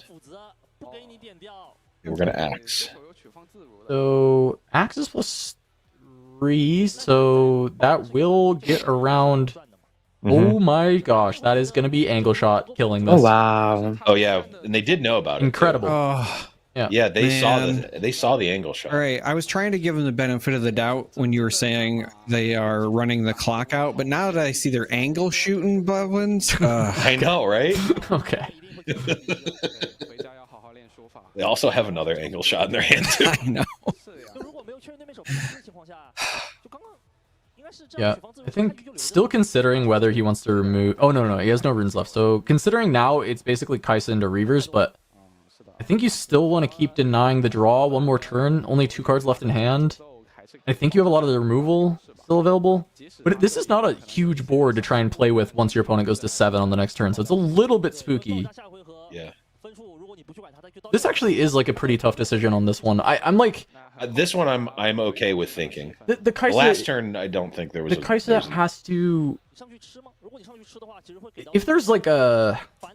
There's no Ray, there's no... I'm trying to think like if there's ever a world we're going into peak here, kill the treasure hunter, draw, get the runes. Maybe it's actually fine. You do have the angle shot, which can be relevant.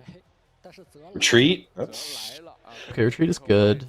Well, I guess you need to have an opening. If you can get an opening before they start a combat, you can retreat the Kai'Sa. Been one here because the temporary trigger on the spinning axe should go off. And you actually should have a window to retreat.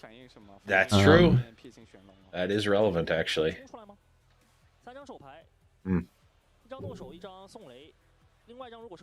So if that was what he wanted to do, he should have been able to respond to the spinning axe. Yeah, I was just gonna say maybe they're just not concerned. Yeah. Well, they also they just drew the retreat, so it is possible that they weren't considering it, and it is a weird. Yes. These guys should be running Aspirant's Climb with this strategy. Yeah, I could see it. I would agree. It could be a serious issue into Aurora, but there's not that much Aurora. Anything else it could be a serious issue into? I feel like if it's good for your Draven matchup and it's bad for your Aurora matchup, I'm slamming that in my deck of this tournament every time. Totally fine. I'm wondering like the Aurelia matchup if it makes it even worse, giving them more time. Yeah, I guess if you're already losing. So now they're okay. Yeah, now the Draven trigger they can retreat. Yep. Okay. Yeah. So I'm guessing they just missed. They just didn't realize that the not something you think about trigger. all the time. The axe. Also, the axe might have just been thrown in the bin on the previous turn because it was gonna die, and they kind of forgot about the fact that it's supposed to give you that temporary trigger. Yep. Wouldn't be surprised.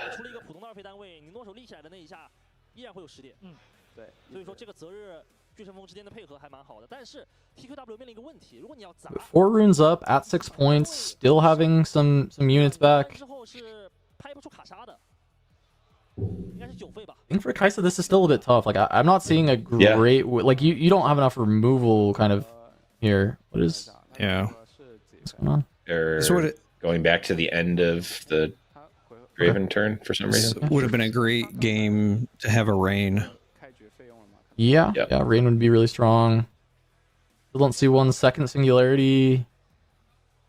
Bellows Breath can still get something done. Yeah, with singularity. There's a star in hand too. Long star in hand as well.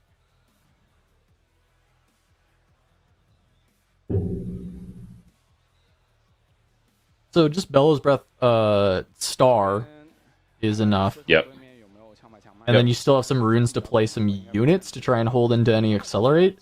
The question is like, what is it? What are the 4 runes going to be able to accomplish? I think it's 2 cards in Draven hand still. I think you do have a Breath Repeat, a Void Seeker that if you are conquering Targons, you can potentially hold up. Yep. Okay, so it just all goes through. Yep. So now it needs to be the development. 现在1-6的比分，其实和上一局1-7的比分形式是一样的，我都要开始运作了，已经要开始反攻了。好，也没有急速。 Okay. Yeah, I was gonna say, is there a scenario where? 好，先上去巨神风。 Oh, interesting. Yeah, I was gonna say, is there a scenario where you want to go to here to just get the runes back up so you can be more reactive because you just don't want to run into like accelerated Kai'Sa and then Darius, right? Yeah, the hand is still very reactive, as you said. Wait, Bryn here ride the winds doesn't quite do it because he can't actually score both sides. Right. So just gonna be just Mind Splitter. Yeah. You've got time to do that next turn. Next turn, Bryn here ride the wind is a very good concept. You can just even take like the smoke screen realistically from this hand. I think if you're trying to play it, don't need to though. Yeah. Smoke screen is just at a battlefield, right? Yeah, but we're going for there. Is it? Huh? No, it hits I can't as well. remember. Smoke screen hits base. Yeah, I as think well. smoke hits anywhere. I'm pretty sure smoke then hits I like that.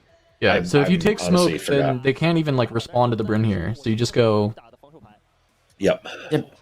Go Bryn here ride on the next turn to get the last 2 points. Mm-hmm. well, and the thing is, you might not even need the ride depending on what game state it's like because you have the. Wait. The Stupefy allows the Mind Splitter kill. Yeah, that is. And I think you just go for it. I think like with your opponent on 2 cards, like you just that is another way that you could kill the Splitter with the Singularity. Stupefy is more efficient, of course. Yep. I don't think they're gonna do Singularity doesn't need 2 targets, right? No, it shouldn't. No. As long as it has a target, I think. Yep. Yeah, for sure.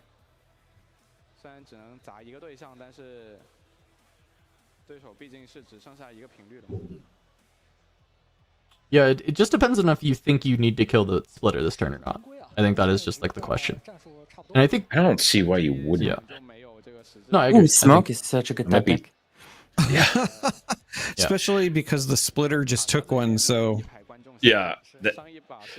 It's rarely stronger. A card is rarely stronger than after your opponent thinks you don't have one because they just made you discard it. Right. And even if Kaisa doesn't currently know why the smoke is really good, I think they can infer that their opponent thinks the smoke was the best card in their hand, and so therefore the smoke is now the best card in their hand.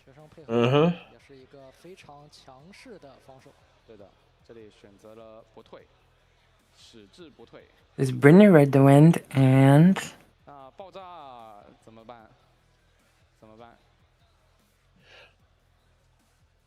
I'm really curious if we, in week 1, saw this matchup get played out like this, if people would still think that Draven was like tier 0, we need to ban cards.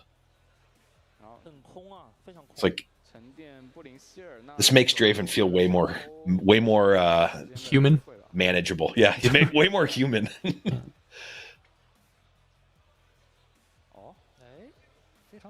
Okay. Yep. Yeah, I guess why not, right? You're worried that maybe this is something. Maybe this is like something that beats you. So you just like, you know what? That's fine. And as you said, Cass, right? Like you don't know why they took that with the splitter, but you know that they took that with the splitter. So why not just fire it off? It either beats we you forgot or the it doesn't. trigger on the student. Raven Bloom, yeah. Probably won't matter. Okay, it's pass. Yep.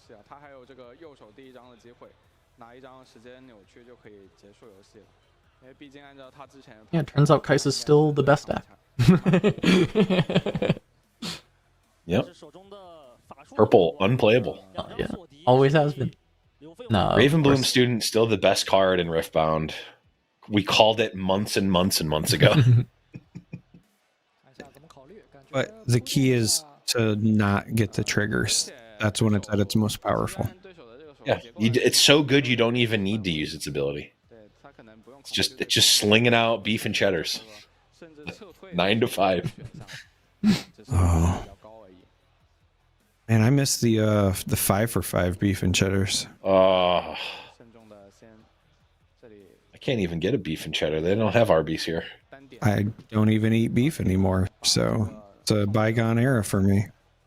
It's okay. They're only they're beef in name only. It's only technically meat. Yeah. It's actually not true. I'm slandering Arby's here. Arby's, I'm so sorry. I miss you. Okay, I mean, yeah, just literally just cleaning the board every which way that you can.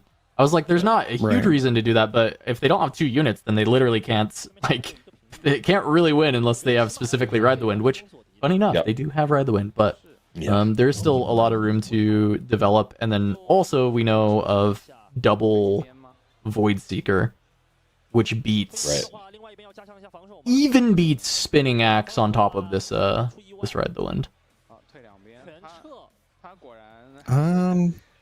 Wow, that feels real risky. Yeah. Does it? Hold on. Does it? Yeah. Why beat we? It if it's like a Darius though? Like if you play Darius. Darius. Well, it's 2 cards. So Darius Ride the Wind. Like Falling Ride the Wind, Star. Spinning Axe. Falling Like Star. it beats all of that, right? Yeah. So maybe it's not risky. Maybe there's just... no 2-card hands that actually beat this. But that's like backing off seems kind of crazy. That's really bold. Well, it's another one like so. If they... The thing is if they are thinking like they're only going to have 2 cards, backing off. That's why I was mentioning it, right? It's like backing off is what makes it for sure be a 2-card hand. Yep. Oh yeah. No, but you can still do this even with your unit sitting there, and it just like would theoretically insulate you from. They're scared of like anything. I don't know. I think they're scared of like maybe Firefly push to draw. I mean that would draw the Draven or like a rebuke or something. Yeah. Maybe they really don't want to get then you just any fire off both opportunity. the Void Seekers, right? And then they don't get. But if you if they yeah, I mean, it works though. I mean, Kaisa gets the win. Yeah, we'll see if Kaisa can end up making it to to that top cut. This is, I mean, I'm sure there will be some amount of Kai'Sa tomorrow, like a reasonable amount, but this guy is, he is going to be 5 wins, 2 losses, so it will come down to breakers whether or not he makes it. It was a win and maybe be in, which is generally what we see at the end of Swiss for these tournaments, because the breakers are so harsh, and lots of people will ID if they only have the single loss, so you get these like X and 2s, and they're just like fighting to try and get the breakers, but yeah, that's gonna do it on the day with our winning and to close things out. And Kai'Sa showing why she's still queen, slapping down the Draven once more. Yeah. I mean, that was macro plan enabled, and it seems to be quite a successful one, as we saw last week. And obviously, that match there was really textbook. I mean, there was a few micro decisions that we didn't agree with, and a few like objective misplays. But outside of it, like macro plan versus what mid range Draven is doing seems to work, which is an interesting wrinkle. As an interesting wrinkle in the, like you said, the triangle meta that we're starting to see develop. Did you have something to say, Kuvi? Or are you just agreeing? I'm agreeing, sorry. Okay. No, I know you're sleepy. You haven't slept, right? You just stayed up all the way. No. All right. Kuvi, go to bed. I need to go to bed because I have a pre-rift event in a few hours, and I need to sleep so that we can also do the finals tomorrow. The top 64 day 2. The last one. The last regional open in China for Spiritforged. And it will be tomorrow, the culmination. We'll see if Draven can win 3 out of 4. Maybe Kai'Sa wins back-to-back and extends her lead on just tournament wins, because she's still not beatable. Maybe we get another different deck that comes through and picks up a win. Maybe even just more decks that are getting their first top 8s, like we saw Jax do in the last week. So come back tomorrow. We have the co-stream here on the Tournament Sideways channel. But thanks for watching. Please subscribe if you enjoyed it. And then, Blev, do you want to finish closing us out? As always, this is tradition. Yeah, that'll be it. Again, tune back right here next day. I was going to say next week, but next day, tomorrow, right here, we're going to be catching all the rounds and the finals, of course. But that is going to be it for this one. Again, thanks everyone. Like, comment, subscribe, all that good stuff, because we do a lot of content here on the channel, including The Winning Point, which is a podcast that features myself, Charmer, and Casanova, and also Pastry Time more often again, which is awesome. We had the full cast, which episode came out earlier today or yesterday, depending on when and where you're listening. But that will be it. So for Casanova, for Charmer, for everyone else who jumped on as well, for Kuvi, and for the Tournament Sideways crew, I'm Blevins. We'll see you tomorrow. Bye.